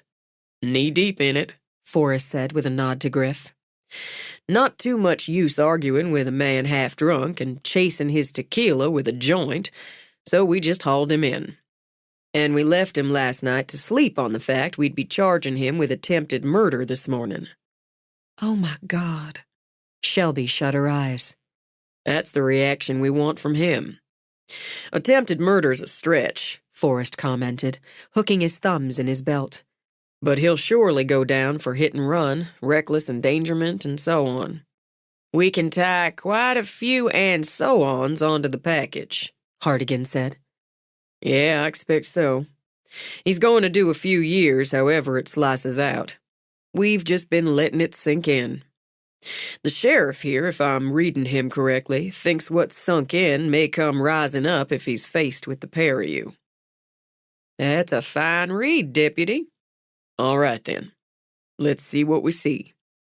Y'all don't mention lawyer, all right? He hasn't gotten there yet in his pea brain. Forrest led the way back through a steel door to the 3 cells. In the center one, Arlo Cattery sprawled on a bunk. She'd gotten a look at him that night at Bootleggers, him and his pale-eyed stare. What she saw now didn't look much different than the last time she'd seen him in full light years before. Straw-colored hair shorn short, face grisly with the pale blonde scruff. Those small snake eyes, closed now, long neck with a tattoo of barbed wire circling it. On the short side and stocky, with scarred knuckles from countless fights, most of which he'd instigated. Forrest let out a shrill whistle that made her jump, and had Arlo's eyes popping open. Wake up, darling. You've got company. Eyes so pale blue they seemed almost colorless, skimmed over Griff, landed on her, slanted away again. Didn't ask for no company. You best let me out of here, Pomeroy, or your ass is in the fire. Looks to me like it's your ass smoking, Arlo. All Griff wants to know, and it's a reasonable request, is why you rammed his truck and forced him into that old oak tree. Wasn't me. Told you that already. Half-ton Chevy pickup, dark red, yellow plow on the front, bumper sticker on the bottom left of the tailgate. Griff stared at him while he spoke, saw Arlo's jaw twitch. Plenty fit that bill around here. Nope, not with the details. Funny bumper sticker, too. It's got a target on it full of bullet holes, and it says, "If you can read this, you're in range." Forrest shook his head. That's sure a knee slapper, Arlo. Add that paint transfer, and it's all wrapped up. Nobby's out there right now talking to those forensic people over in the lab. Might take a little time, but they can match that yellow paint to your plow, that white paint to Griff's truck. That lab stuff is bullshit. More bullshit like all the rest of this. Juries sit store by it, especially in capital cases, like attempted murder. I didn't kill nobody. Arlo surged up now. He's standing right there, isn't he? That's where the attempted comes in, Arlo. Tried and failed. I wasn't trying to kill nobody. Huh. Forrest nodded as if considering that, then shook his head. Nope. Don't see a jury buying that one. See, we do what we call accident reconstructions. And it's going to show that you deliberately and repeatedly rammed Griff's truck. Took some skill, so you won't be able to try for diminished capacity, saying you were drunk. That wouldn't buy you much time off anyway. I figure you're going down for about 20 here. No fucking way. Every fucking way, Griff disagreed. Forrest, hum a tune and close your ears while I tell this asshole I'll swear on a mountain of Bibles in front of God and country that I saw him behind the wheel. I'll swear I counted the bullet holes in that idiotic bumper sticker and got his license plate. That's a fucking lie. I had the plates covered with burlap. You truly are a moron, Arlo, Forrest murmured. He's a fucking liar. Incensed, Arlo jabbed a finger between the bars. He's fucking lying. You tried to kill me, Griff reminded him. I didn't try to kill nobody. It wasn't even supposed to be you. It was supposed to be her. You want to say that again, son? Forrest's voice was quiet as the hiss of a snake, but Griff had already shoved forward, reached through the bars to grab Arlo's shirt, yanked him so his head smacked the bars. Now, Griff, I can't let you do that. But Forrest made no move to stop him as Griff repeated the action. All right, that'll do. For now. Forrest gripped Griff's shoulder. We don't want him getting off on some technicality, do we? Step back now. Why? Shelby hadn't moved, not at the words, not at the vicious look Arlo had given her when he said them, not at the sudden violence. Why would you want to hurt me? I've never done anything to you. I always thought you were too good for me, looking down your nose and turning your back to me. Ran off with the first rich guy you could rope in, didn't you? Heard that didn't work out so well. You'd have hurt me because I wouldn't go out with you back in high school? I've got a child. I've got a little girl, and I'm her only parent now. You'd have risked making my baby an orphan because I wouldn't go out with you? Wasn't going to make nobody no orphan.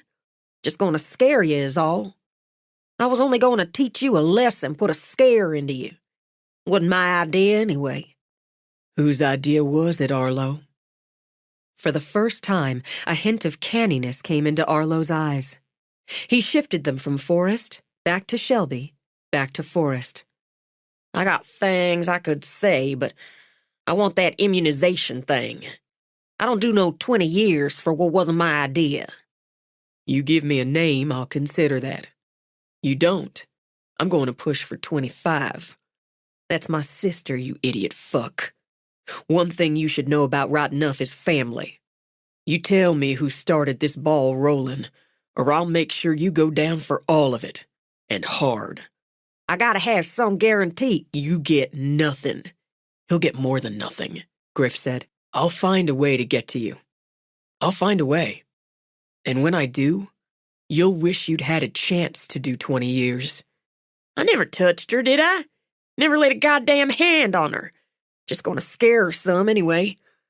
She gave me $1,000. Said she'd give me 1,000 more after I gave you a good scare. Taught you a good lesson. Just going to give you a nudge off the road is all, but you passed me going the other way. By the time I got turned around and going, I seen you head down to the old Triple Horn place. You followed me? I had to wait, figured fine. I'd teach you that lesson you had coming when you drove out again. Better when it was dark, right? But then he drives out behind you and I couldn't get to you. Didn't see why I should have wasted my whole night for nothing. Figured pushing him off would give you a scare. Northern boys, they're good enough for you, looks like. You jumped right in the sack with this one, but you never would give me so much as a long look. I seen him take your clothes off. You were watching.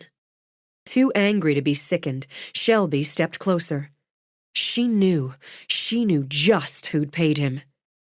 Did Melody Bunker tell you to spy on me, too? She gave me $1,000, said I'd get another. Didn't tell me how to go about it, just to get it done. Miss High and Might is real peeved at you, real peeved. She come right to my trailer in the holler, give me cash money. That's how peeved she is you got her kicked out of the beauty salon. I hope you got a good look, Arlo. And you take that with you to Bledsoe County and the cell you'll be occupying there. And when you do, you think about this, Arlo. I never thought along the lines of being too good for you. I just didn't like you. She turned, started out. Forrest signaled for Griff to go with her. Hold on, Red. I can't hold on. I can barely breathe. I swear if you hadn't wrapped his head, I'd have done it myself. He went after you because he couldn't get to me quick enough. He could have killed you. He didn't. If you hadn't followed me home, I did. He took her by the shoulders. He didn't want the what-ifs playing in her mind, or his, not then and there. He's locked up, Shelby. He'll stay that way. All this because Melody got her pride handed to her, and got it handed to her because she earned it. She knows full well what he might have done. She gave him money and an excuse to do it. I'd lay odds before the morning's up, she's in a cell right along with him. Those are good odds, Forrest said as he came out. Just hold on a minute. Nobby, you think you could sit with that moron Arlo for a bit? I got him writing it all out. Sure can. He confess, and then some. Sheriff, I need to run this by you, and then we're going to need a warrant. That's going to be pretty sticky, as we're going to need it for Melody Bunker, for soliciting a crime, conspiracy to do bodily harm. Well, hell, Forrest. On a long, windy sigh, Hartigan rubbed the back of his neck. Are you damn sure on it? I'll tell you how Arlo says it went. He wasn't lying, Griff put in. He didn't pull her name out of his ass. She gave him money for it, and he probably didn't have a chance to spend it yet. We'll be going out to his trailer, Forrest began, then glanced around. Where's Shelby? She was right here. Oh, hell. Oh, hell no. Melody. My sister's got a hell of a temper if you flip the right switch. Sheriff, Forrest said, as Griff was already bolting out the door. Yeah, go on with him. Just what we need to tie a ribbon on this day. Your sister tossing Florence Piedmont's granddaughter out some window. She didn't plan on tossing Melody out a window, primarily because she hadn't thought of it. She didn't have a clear idea what she intended to do, but the one thing she was clear on, she didn't intend to do nothing. Ignoring the bitch hadn't worked, sarcasm hadn't worked, straight talk hadn't worked. So she'd find something that did and finish this off once and for all. The Piedmont house sat on a long, sloping rise of lush green with terraced walls of white brick showing off a bounty of graceful trees, perfectly trimmed shrubs. From its vantage, it could look down at the ridge, out at the hills, down into folds of valleys. It stood elegantly, as it had since before the war between the states, laced with verandas flowing out from the snow-white facade. Gardens swept along its feet in rivers of color. It was a house she'd always admired. Now she shot toward it like an arrow from a bow. She knew Melody lived in the carriage house, aimed for it once she'd crested the rise. Ears buzzing with temper, she slammed out of the van, strode past Melody's car, and would have marched straight to the door if someone hadn't hailed her. Why, it's Shelby Ann Pomeroy. She recognized the housekeeper, a longtime member of the big house, and Maybelline's sister, and struggled to rein in her fury enough to smile in return. It's wonderful to see you, Miss Patty. How is everything for you? It's just fine. The woman, tall, thin, her salt and pepper hair in a tidy and tight cap of curls, walked over. She carried a basket half full of early roses. Such a pretty spring we're having this year, even if the heat's already starting to rise. I'm so glad you're back home to enjoy it. I am sorry about your husband. Thank you. Miss Patty, I really need to speak to Melody. Why, she's having breakfast on the back veranda with Mrs. Piedmont and Miss Jolene. I expect this has something to do with the trouble at Miss Vi's. I got an earful on it from Maybelline, and Lauralee, too. Yes, it's something like that. Then you go right around. I hope you girls can settle this. Settling it's why I'm here. Thank you. She let the fury come back, bubble up as she took the walkway, crossed the velvety green lawn, as she heard female voices and smelled those early roses. And there was Melody, sitting at a table draped with white, decked with pretty china and juices sparkling in glass pitchers. I am not going to apologize, Grandmama, so there's no point hounding me on it. I didn't say a thing that wasn't true, and I won't lower myself to crawl into those people just so Jolene can have her trashy hairdresser back. Crystal isn't trashy, Melody, and we shouldn't have... You just stop it, Jolene, and stop that whining, too. I'm sick to death of it. If anything, that little slut and her interfering grandmother should... She spotted Shelby, pushed to her feet as Shelby came up the slope like a highballing train. Melody's eyes widened as she saw Forrest and Griff running full out behind her. You get out of here. You're not welcome here. I say who's welcome here, Florence said in a snap. If she is, I'm not. Melody started to turn away, but Shelby grabbed her arm, spun her around. You paid him. You paid Arlo Cattery to try to hurt me. Get your hand off me. I don't know what you're talking about. You're a liar on top of it. Before she knew it was her clear intention, Shelby bunched a hand into a fist and used it. She heard shouting through the buzzing in her ears, saw through the red mist that blurred her vision Melody's eyes go glassy. The next thing she knew, someone clamped her arms down from the back, lifted her off her feet.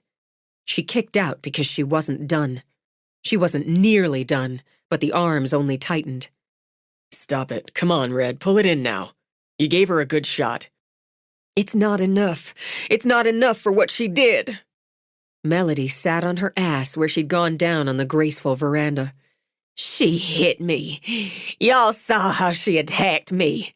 Sobbing, she held a hand to her jaw. I want to press charges. Fine, Forrest told her. I think the ones against you are going to be a lot weightier. I didn't do anything. I don't know what she's talking about. Grandmama, it hurts. Jolene, stop waving your hands around like you're going to take flight and go get an ice pack. Florence, who'd gotten to her feet, sat again heavily. I need an explanation. I need to know why this girl would come here with these wild accusations and strike my granddaughter." "I'll say it," Shelby said before Forrest could. "Let me go, Griffin. I won't do anything." "I apologize to you, Mrs. Piedmont. Not to her, but to you. I apologize. This is your home, and I should never have come here this way. I was too mad to think straight." "Grandmama, make her go away. She belongs in jail." "Be quiet now, Melody. It'll only hurt to talk. Why did you come here like this?" "Because she went a lot further than saying ugly things, or slashing tires, or making up lies. This time, she paid Arlo Cattery $1,000 and promised 1,000 more if he put a scare into me. If he taught me a lesson. I never did any such thing. Why, I wouldn't lower myself to speak to Arlo Cattery or any of his kin. He's a liar, and so are you. I said be quiet, Melody Louisa." "Why would you say Melody did this?" "Because Arlo ran Griffin off the road last night, wrecked his truck. Look at him, Mrs. Piedmont. He's hurt because he made sure I got home safe, and because he did, Arlo couldn't get to me and do what she'd paid him to do. He got to Griff instead. She went down to the holler, down to Arlo's trailer, and paid him to do it. She's crazy, a liar." "Oh, my God!" Jolene stood just outside the French doors, a blue ice pack in her hand. "Oh, my God, Melody! I didn't think you meant it. I never thought you meant it." "You shut up, you hear? Don't you dare say another word, Jolene, not one more word." "I won't shut up. I won't. My God, Melody, this isn't just playing, just gossip or poking some fun. I didn't think she meant it. I swear to God I never thought she meant it." "You hold your tongue, Melody." "Meant what, Jolene?" Florence demanded. "Stop blubbering now and say it straight out." "She said, after Miss Vi banned us, she said she knew how to get back at Shelby. She knew how to teach her a lesson she wouldn't forget, and how Arlo would likely do it for free, but she'd sweeten that pot." "Liar!" Scrambling up, Melody launched herself at Jolene, fingers curled to scratch. She might have done considerable damage if Jolene, in shocked defense, hadn't thrown the ice bag at her. The lucky shot knocked Melody back a step and gave Forrest time to pull her back. "You'd best listen to your grandmama and hold your tongue. Jolene, let's hear the rest." "What is wrong with you? What is the matter with you, Melody? I just don't know." "You'd better shut your mouth, Jolene, or you'll be sorry."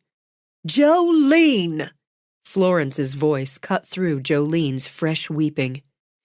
"You tell Deputy Pomeroy the rest of what you know, and right now.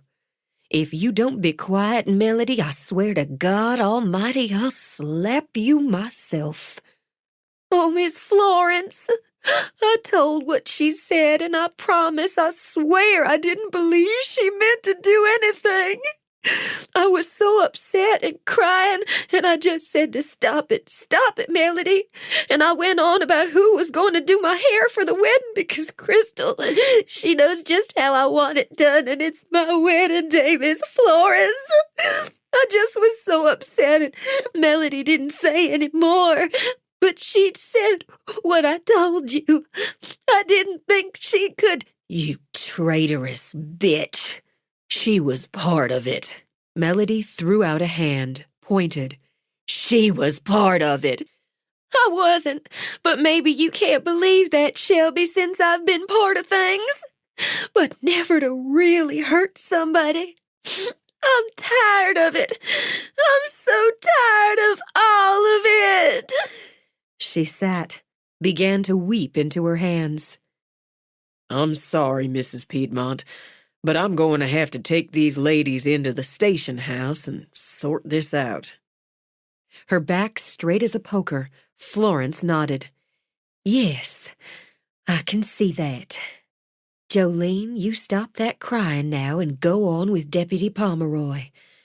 Melody, go with the deputy. I don't want to go with him. It's all just some story that lowlife made up, and Jolene's lying. She's just lying. I'm not lying. And that started the two of them shouting at each other until Forrest broke in. I'd advise the two of you to be quiet. Melody, you can come along on your own, or I'm going to haul you. You take your hands off me this minute. The threat had her struggling against his hold. I don't go anywhere I don't want to go. And her grandmother surged to her feet. Melody Louisa Bunker, if you don't go along with Deputy Pomeroy and stop resisting, you have my oath I'll do nothing to help you. I'll make certain your mama doesn't do a thing to help you. You don't mean that. By God, I do. You go with Forrest, and you go now, or I'll wash my hands of it. And you. I'll go. But now I know you're just as hateful as the rest. I'll take Melody, Forrest said to Griff.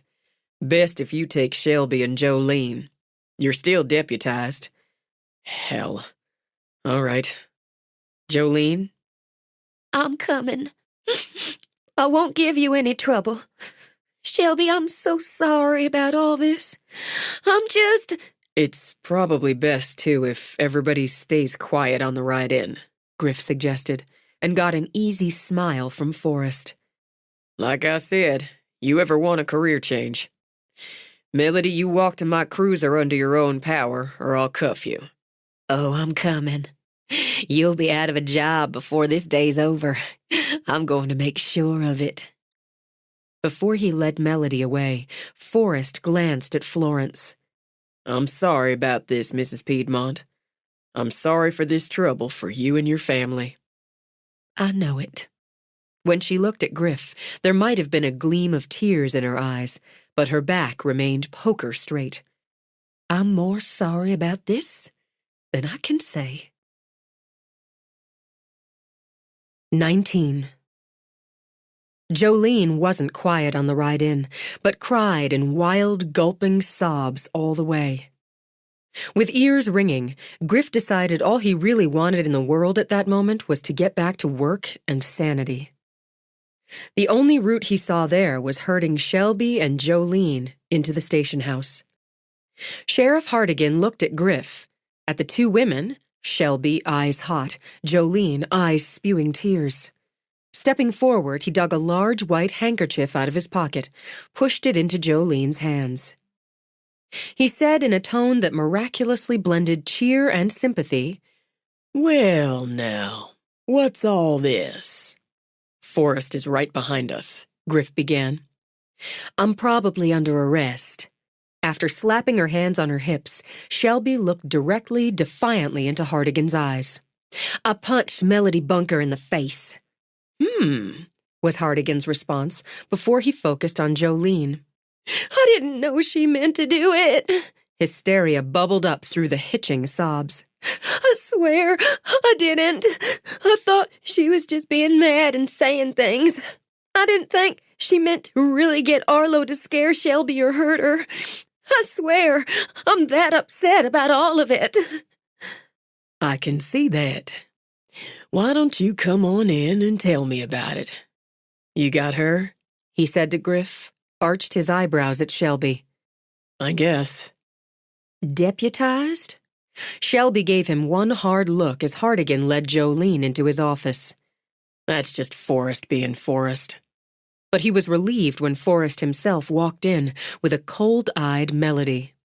Jolene? Sheriff's talking to her. Good enough. You got her? At the repeated question, Griff winced. Yeah. Forrest escorted Melody into the back break room, walked out again. Nobby, I need you to sit on her for a couple minutes while I sort some of this out. No problem there. When Forrest turned to his sister, she held out her hands, wrists together. Stop that shit. Maybe you want your deputy to do it. When she turned with the same gesture to Griff, he just took her face in his hands. Cut it out. Now. She bristled a moment, but he didn't let go, kept his eyes level on hers until she hissed out a breath. I'm not mad at either of you. Too much. And I'm sick about what happened to you, Griff. I'm just all around mad. Am I under arrest? It's not going to come to that, Forrest said. Even if she pushes it, she's in a hell of a lot more trouble. She earned the punch. She surely did. Hell of a right cross you got there, Red. Thank you. Clay taught me, but it's the first time I actually put it into practice. What do I do now? You leave this to me and the sheriff, like you should have before you stormed the damn castle. Not that I'm ever going to blame you for the punch. And go on to work or home or whatever business you got going. I can just go? That's right. And if she pushes the assault charge, we'll deal with it. But I believe she's going to be persuaded to let that alone. All right. She could hardly stay mad at her brother if he wasn't going to arrest her. I'm sorry for my part in this morning. No, you're not. No, I'm not. Not yet, but I might work around to it. She walked out, paused when Griff walked out with her. None of this was my fault, and I'm pretty sick at taking responsibility for what I didn't do, but— There's no but, he interrupted. She shook her head. But there's no question I brought you trouble. I wouldn't blame you for stepping back. I'll be sorry and disappointed if you do, but I wouldn't blame you. His answer was to take her face in his hands again, and this time to take her mouth as well. Long, serious, and slow. That should settle that. I'm going to go see your dad now so I can get cleared and get the hell back to work. She smiled a little. That black eye looks kinda rakish. Just what I was going for. I'll see you later. It's been a hell of an interesting morning so far. She supposed he could put it that way, she thought, as she walked to the salon. But she'd dearly love a couple of boring mornings. She figured word of some of the interesting morning, and the incident the night before that had generated it, would have reached the salon by now. The way conversation stopped, eyes turned to her when she walked in, told her she'd gauged correctly. How is that boy? How bad's he hurt? Viola demanded. He's going to see Daddy now, but I don't think it's too awful. He's got cuts and bruises. I heard they hauled Arlo Cattery in for hit and run, Crystal put in. And Lauralee here saw you driving hell-bent toward the big house a little while ago. You might as well say what Melody's got to do with all this, Viola told her. Everybody's going to find out anyway. She paid him. She paid Arlo to do it. After the collective gasp, Shelby dropped into a chair. She was early for work anyway, and God, interesting mornings were exhausting. Wait 1 minute. Eyes narrowed, Viola swiveled the chair so Shelby faced her. You're saying Melody paid that Cattery boy to run Griffin Lot off the road? Why in hell would she do that? She paid him to go after me, but Griff was in the way, so he went for him. After you? But what? Realization struck, chilled her blood so some of it drained out of her face. Because I kicked her out of here. It's not on you, Granny, and it's not on me. It's not on either of us. Any of us. God knows she's spoiled as rotten fruit and always had a bright streak of mean in her. But I'd never have expected her to try something like this.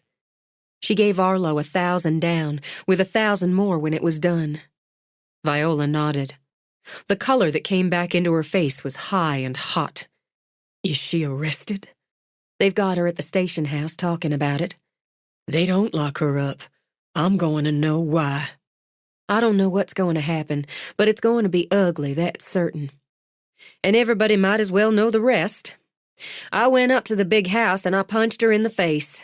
I just saw red and punched her, knocked her flat. I'd do it again if I could. More gasps, even as Viola grinned. She leaned over, gave Shelby a hard hug. That's my girl. I wish I'd seen you do it. Maybelline folded her arms. It's not Christian to say so, but I wish I'd seen you do it and taken a picture with my phone. Aunt Patty says she gets hoity-toity and orders her around something fierce when Miss Piedmont's not around.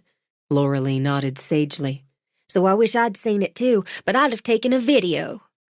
She walked over, gave Shelby a hug. So don't you fret about it, Shelby. I know more people than I can count who'd have paid good money to see you knock that girl on her second runner-up's ass. Right, Miss Vi? Couldn't be righter, Laura Lee. I won't fret. She patted Laura Lee's hand. But I'm going to start work early if that's okay. Deal with towels and supplies and such. Clear my head some. You go on. Crystal waited until Shelby went in the back. What do you suppose Mrs. Piedmont's going to do about all this? I guess we'll wait and see. They didn't have to wait long. In the mid-afternoon lull, when stay-at-home mothers picked up their kids from school or greeted them at the door, before those who worked outside the home could run in for an after-work cut and color or massage, Florence Piedmont stepped into Vi's. Once again, the salon hushed like a church. Florence, all dignity in a navy blue dress and sensible shoes, nodded at Shelby, who manned the front counter, then Viola. Viola, do you have a few minutes to speak with me? Privately, you and Shelby. Of course we do. Shelby, do we have anyone in the relaxation room? We shouldn't have. We have 3 coming in for treatments in about an hour and 2 in treatments right now. That's fine, then. We'll go on back here, Florence, where it's nice and quiet. Crystal, when my 3:30 comes in, you set her up with a magazine. I appreciate the time, Viola. You'd make it for me. Viola led the way back through the locker area. We've known each other a lot of years. We have. A lot of years. How is your mama, Vi? Feisty as ever. And how's yours? Slowing down some, but she dearly loves living in Florida. My brother Samuel looks in on her every day. He always had a sweetheart. You have a seat now. Thank you, Vi. I could use one. I'll tell the truth and say I'm tired to the bone. We have some nice peach tea, Mrs. Piedmont. Hot or cold, Shelby added. Could I get you some? I would love some hot peach tea, thank you, if it's no trouble. Not a bit. Granny? That'd be nice, darling. Thank you.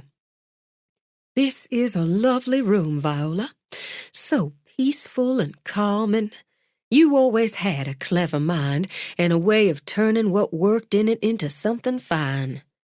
That's a nice thing to hear.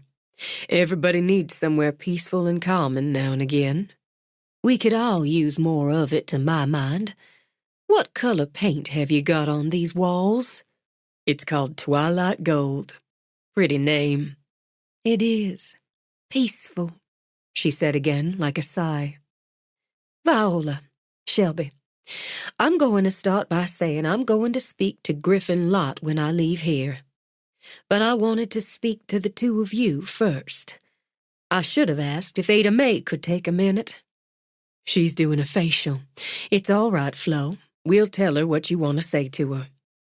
I want to apologize to all of you. To your daddy, too, Shelby. Your daughter. Your brothers. To Jackson, Viola. Mrs. Piedmont, ma'am, you don't have anything to apologize for. I ask you to accept an apology from me. Of course. Shelby carried over the tea in its pretty cups. Thank you. Would you sit too? I've just come from the police station. Melody has admitted to going to Arlo Cattery, to giving him money to cause you trouble, Shelby. I'm not sure she'd have admitted it this soon, but they had 3 people already who saw her driving up to his trailer in the holler. And though it pains me to say it, I wouldn't get her a lawyer until she told the truth. Saying nothing, Viola just reached out, took Florence's hand. I don't know what she thought would happen, or why she'd do something so mean, so reckless. I don't know why she's always been so jealous of you, Shelby. When you were voted head cheerleader back in high school, she had hysterics, begged me to make a big donation to the athletic department if they'd take you down, put her up. And when you were homecoming queen over her, she came home and cut her dress to ribbons. Florence sighed. She's angry most of the time, it seems. I'd hoped by putting her in charge of the Artful Ridge, having her live in the carriage house, she'd be happier, start being more responsible. But I know, I see now, I indulged her too much all along, and her mama did even more. She's my grandchild, my first granddaughter, and I love her. Of course you do. I overlooked too much over the years, but I won't overlook this. She caused someone true harm, and it could have been much worse.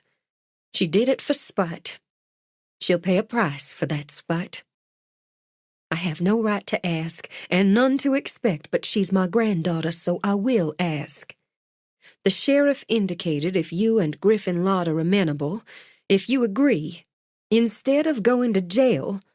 For the first time, Florence's hand shook, so she set the teacup down carefully in its saucer.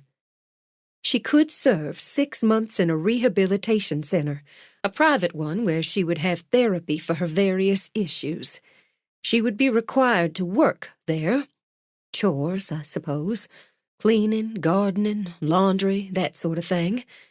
Then, if deemed ready, she would serve another 6 months community service in a halfway house, with a year's probation to follow that.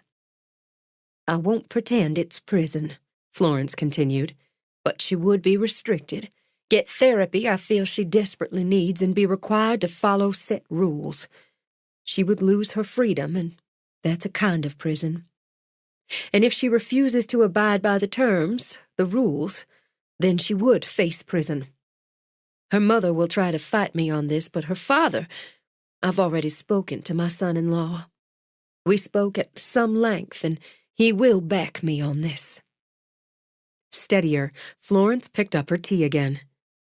It's your granddaughter and mine, Vi. Who would have thought we'd come here? Once again, Viola took her hand. Life's full of hard bumps and slick twists. We do the best we can to drive it, start to finish. Some days best isn't near to good enough. You'll want time to think about this, Shelby. It's not that. It's Griff she hurt, or hurt through what Arlo did. It's you she meant to. All I want, I swear to you, Mrs. Piedmont, is for her to leave me and mine alone. I have a child to think of. I have a life to try to rebuild with my little girl, and I just want Melody to leave us be.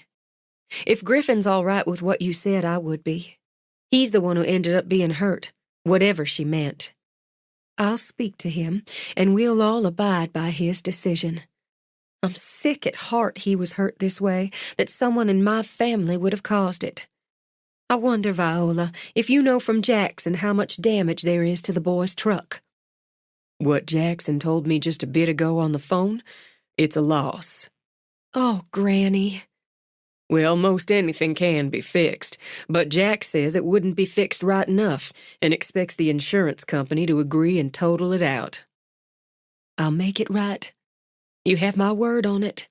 I never had any doubt on that, Flo. I know you're both busy, and I thank you so much for taking this time and for your understanding, for your kindness.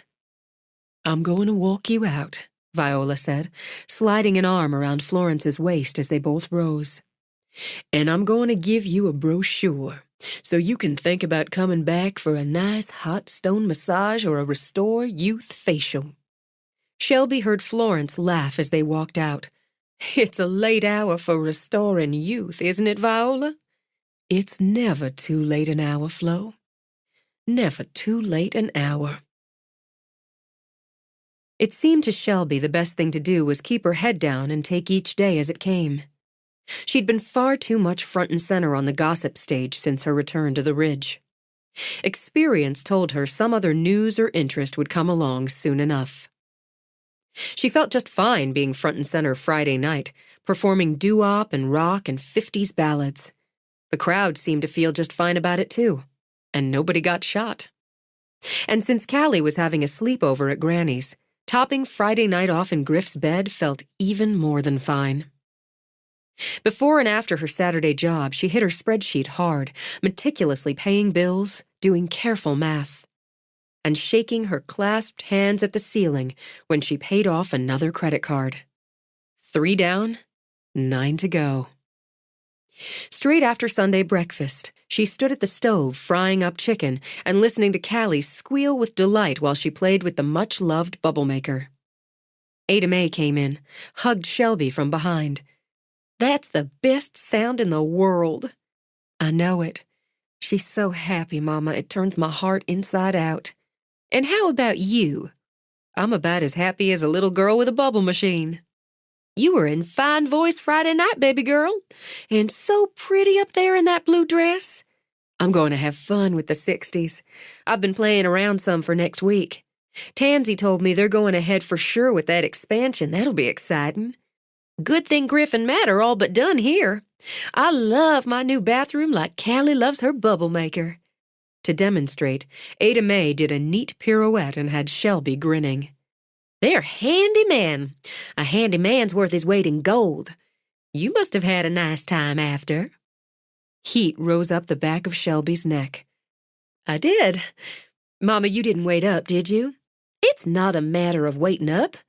You have a child under your roof, whether she's 14 or 40, you hear that car pull up the drive.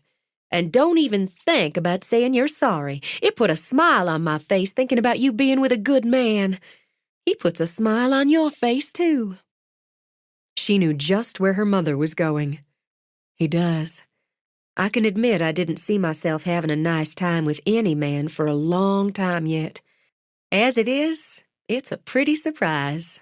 Still, I can't think past next week. Not yet." "That's all right. You take your time. Give him a good test drive." "Mama, you think your generation invented sex? And you're doing the 60s next week? That generation likely figured the same. Speaking of test driving, I heard Florence Piedmont bought Griff a new truck." "He said she wouldn't take no. Turned it around so it felt like he'd be insulting her if he refused.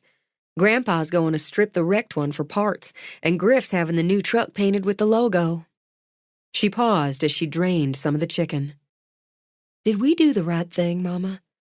Letting Melody get off with going to that rehabilitation center, anger management therapy and the like? Next thing to a country club, I expect, and that just chafes my thighs. But down under it, I think it was the right thing. I don't know if she'll be coming back here, at least not for some time. I do know Miss Florence isn't holding her job." "Oh. And I expect you could have that job if you wanted it." No. I think I like just how things are. I like working at Granny's. I like the girls and the work and the customers. I like knowing if something came up, nobody'd be upset if I had to take off to deal with it. And I do know for certain I wouldn't want Melody's old office, her old job, her old anything. Just bad juju. You know what I mean, Mama? I do. You've got your granny's hand with fried chicken, girl. If you don't want to look past next week yet, you'd better be careful. Chicken like that could drive a man to propose marriage." "I think I'm safe there." And safe, Shelby thought, was where she needed to be. At noon, when Griff pulled up in his rental truck, she had the hamper loaded and ready, and Callie in her yellow dress with a ribbon in her hair. She'd opted for jeans and her old hiking boots. Callie rushed out before Griff got to the door and launched herself at him. "You look like a picnic, Little Red." "I got a bow." Callie reached back to where the yellow ribbon trailed. "I see that. Pretty as they come, and so's your mom. Here, let me take that." "You've already got her. We'll take my van since I know where we're going. I've got the blankets in there already." "I've just got to get a couple things out of the truck." He strapped Callie in her car seat. Expertly, Shelby noted.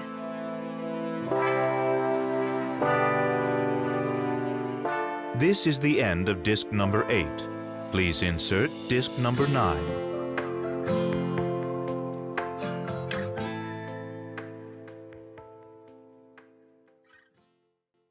Viola nodded. The color that came back into her face was high and hot. Is she arrested? They've got her at the station house talking about it. They don't lock her up. I'm going to know why. I don't know what's going to happen, but it's going to be ugly, that's certain. And everybody might as well know the rest. I went up to the big house and I punched her in the face. I just saw red and punched her, knocked her flat. I'd do it again if I could. More gasps, even as Viola grinned. She leaned over, gave Shelby a hard hug. That's my girl. I wish I'd seen you do it. Maybelline folded her arms. It's not Christian to say so, but I wish I'd seen you do it and taken a picture with my phone. Aunt Patty says she gets hoity-toity and orders her around something fierce when Miss Piedmont's not around. Laura Lee nodded sagely. So I wish I'd seen it too, but I'd have taken a video. She walked over, gave Shelby a hug. So don't you fret about it, Shelby. I know more people than I can count who'd have paid good money to see you knock that girl on her second runner-up's ass. Right, Miss Vi? Couldn't be righter, Laura Lee. I won't fret. She patted Laura Lee's hand. But I'm going to start work early if that's okay. Deal with towels and supplies and such. Clear my head some. You go on. Crystal waited until Shelby went in the back. What do you suppose Mrs. Piedmont's going to do about all this? I guess we'll wait and see. They didn't have to wait long. In the mid-afternoon lull, when stay-at-home mothers picked up their kids from school or greeted them at the door, before those who worked outside the home could run in for an after-work cut and color or massage, Florence Piedmont stepped into Vi's. Once again, the salon hushed like a church. Florence, all dignity in a navy blue dress and sensible shoes, nodded at Shelby, who manned the front counter, then Viola. Viola, do you have a few minutes to speak with me? Privately, you and Shelby. Of course we do. Shelby, do we have anyone in the relaxation room? We shouldn't have. We have 3 coming in for treatments in about an hour and 2 in treatments right now. That's fine, then. We'll go on back here, Florence, where it's nice and quiet. Crystal, when my 3:30 comes in, you set her up with a magazine. I appreciate the time, Viola. You'd make it for me. Viola led the way back through the locker area. We've known each other a lot of years. We have. A lot of years. How is your mama, Vi? Feisty as ever. And how's yours? Slowing down some, but she dearly loves living in Florida. My brother Samuel looks in on her every day. He always had a sweetheart. You have a seat now. Thank you, Vi. I could use one. I'll tell the truth and say I'm tired to the bone. We have some nice peach tea, Mrs. Piedmont. Hot or cold, Shelby added. Could I get you some? I would love some hot peach tea, thank you, if it's no trouble. Not a bit. Granny? That'd be nice, darling. Thank you. This is a lovely room, Viola. So peaceful and calming. You always had a clever mind and a way of turning what worked in it into something fine. That's a nice thing to hear. Everybody needs somewhere peaceful and calming now and again. We could all use more of it, to my mind. What color paint have you got on these walls? It's called Twilight Gold. Pretty name. It is. Peaceful, she said again, like a sigh. Viola, Shelby, I'm going to start by saying I'm going to speak to Griffin Lott when I leave here. But I wanted to speak to the 2 of you first. I should have asked if Ada Mae could take a minute. She's doing a facial. It's all right, Flo. We'll tell her what you want to say to her. I want to apologize to all of you. To your daddy, too, Shelby. Your daughter. Your brothers. To Jackson, Viola. Mrs. Piedmont, ma'am, you don't have anything to apologize for. I ask you to accept an apology from me. Of course. Shelby carried over the tea in its pretty cups. Thank you. Would you sit too? I've just come from the police station. Melody has admitted to going to Arlo Cattery, to giving him money to cause you trouble, Shelby. I'm not sure she'd have admitted it this soon, but they had 3 people already who saw her driving up to his trailer in the holler. And though it pains me to say it, I wouldn't get her a lawyer until she told the truth. Saying nothing, Viola just reached out, took Florence's hand. I don't know what she thought would happen, or why she'd do something so mean, so reckless. I don't know why she's always been so jealous of you, Shelby. When you were voted head cheerleader back in high school, she had hysterics, begged me to make a big donation to the athletic department if they'd take you down, put her up. And when you were homecoming queen over her, she came home and cut her dress to ribbons. Florence sighed. She's angry most of the time, it seems. I'd hoped by putting her in charge of the Artful Ridge, having her live in the carriage house, she'd be happier, start being more responsible. But I know, I see now, I indulged her too much all along, and her mama did even more. She's my grandchild, my first granddaughter, and I love her. Of course you do. I overlooked too much over the years, but I won't overlook this. She caused someone true harm, and it could have been much worse. She did it for spite. She'll pay a price for that spite. I have no right to ask, and none to expect, but she's my granddaughter, so I will ask. The sheriff indicated if you and Griffin Lott are amenable, if you agree, instead of going to jail. For the first time, Florence's hand shook, so she set the teacup down carefully in its saucer. She could serve 6 months in a rehabilitation center, a private one where she would have therapy for her various issues. She would be required to work there. Chores, I suppose. Cleaning, gardening, laundry, that sort of thing. Then, if deemed ready, she would serve another 6 months community service in a halfway house, with a year's probation to follow that. I won't pretend it's prison, Florence continued, but she would be restricted, get therapy I feel she desperately needs, and be required to follow set rules. She would lose her freedom, and that's a kind of prison. And if she refuses to abide by the terms, the rules, then she would face prison. Her mother will try to fight me on this, but her father, I've already spoken to my son-in-law. We spoke at some length, and he will back me on this. Steadier, Florence picked up her tea again. It's your granddaughter and mine, Vi. Who would have thought we'd come here? Once again, Viola took her hand. Life's full of hard bumps and slick twists. We do the best we can to drive it, start to finish. Some days best isn't near to good enough. You'll want time to think about this, Shelby. It's not that. It's Griff she hurt, or hurt through what Arlo did. It's you she meant to. All I want, I swear to you, Mrs. Piedmont, is for her to leave me and mine alone. I have a child to think of. I have a life to try to rebuild with my little girl, and I just want Melody to leave us be. If Griffin's all right with what you said, I would be.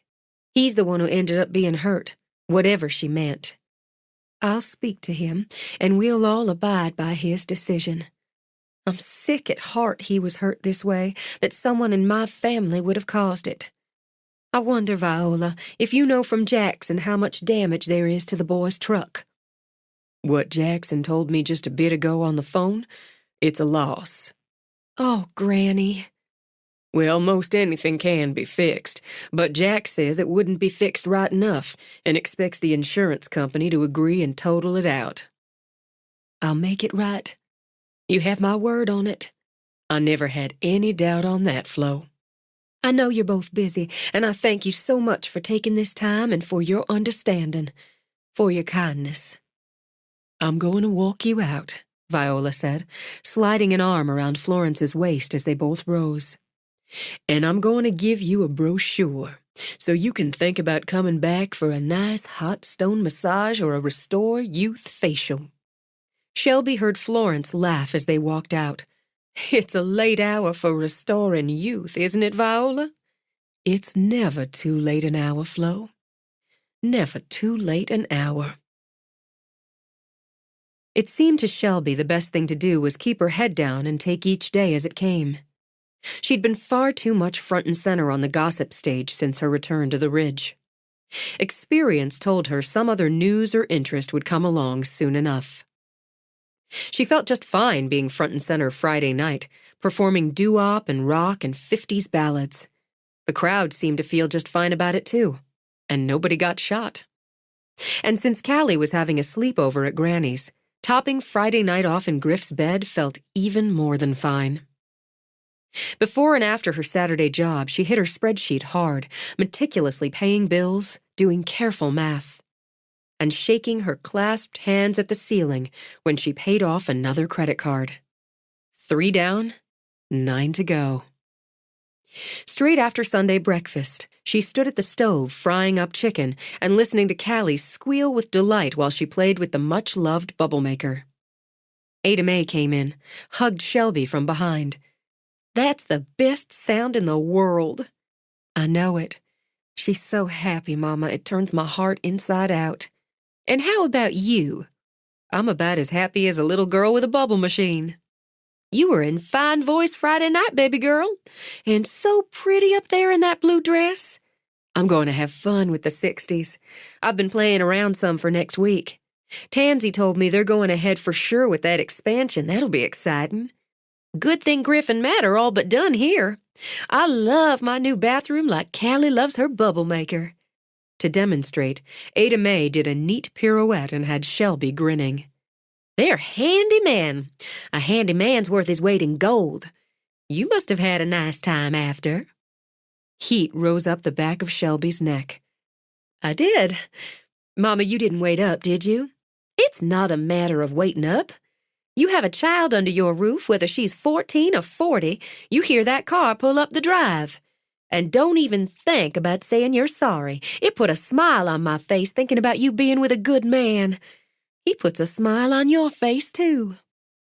She knew just where her mother was going. He does. I can admit I didn't see myself having a nice time with any man for a long time yet. As it is, it's a pretty surprise. Still, I can't think past next week. Not yet. That's all right. You take your time. Give him a good test drive. Mama, you think your generation invented sex? And you're doing the 60s next week? That generation likely figured the same. Speaking of test driving, I heard Florence Piedmont bought Griff a new truck. He said she wouldn't take no. Turned it around so it felt like he'd be insulting her if he refused. Grandpa's going to strip the wrecked one for parts, and Griff's having the new truck painted with the logo. She paused as she drained some of the chicken. Did we do the right thing, Mama? Letting Melody get off with going to that rehabilitation center, anger management therapy and the like? Next thing to a country club, I expect, and that just chafes my thighs. But down under it, I think it was the right thing. I don't know if she'll be coming back here, at least not for some time. I do know Miss Florence isn't holding her job. Oh. And I expect you could have that job if you wanted it. No. I think I like just how things are. I like working at Granny's. I like the girls and the work and the customers. I like knowing if something came up, nobody'd be upset if I had to take off to deal with it. And I do know for certain I wouldn't want Melody's old office, her old job, her old anything. Just bad juju. You know what I mean, Mama? I do. You've got your granny's hand with fried chicken, girl. If you don't want to look past next week yet, you'd better be careful. Chicken like that could drive a man to propose marriage. I think I'm safe there. And safe, Shelby thought, was where she needed to be. At noon, when Griff pulled up in his rental truck, she had the hamper loaded and ready, and Callie in her yellow dress with a ribbon in her hair. She'd opted for jeans and her old hiking boots. Callie rushed out before Griff got to the door and launched herself at him. You look like a picnic, Little Red. I got a bow. Callie reached back to where the yellow ribbon trailed. I see that. Pretty as they come, and so's your mom. Here, let me take that. You've already got her. We'll take my van since I know where we're going. I've got the blankets in there already. I've just got to get a couple things out of the truck. He strapped Callie in her car seat. Expertly, Shelby noted.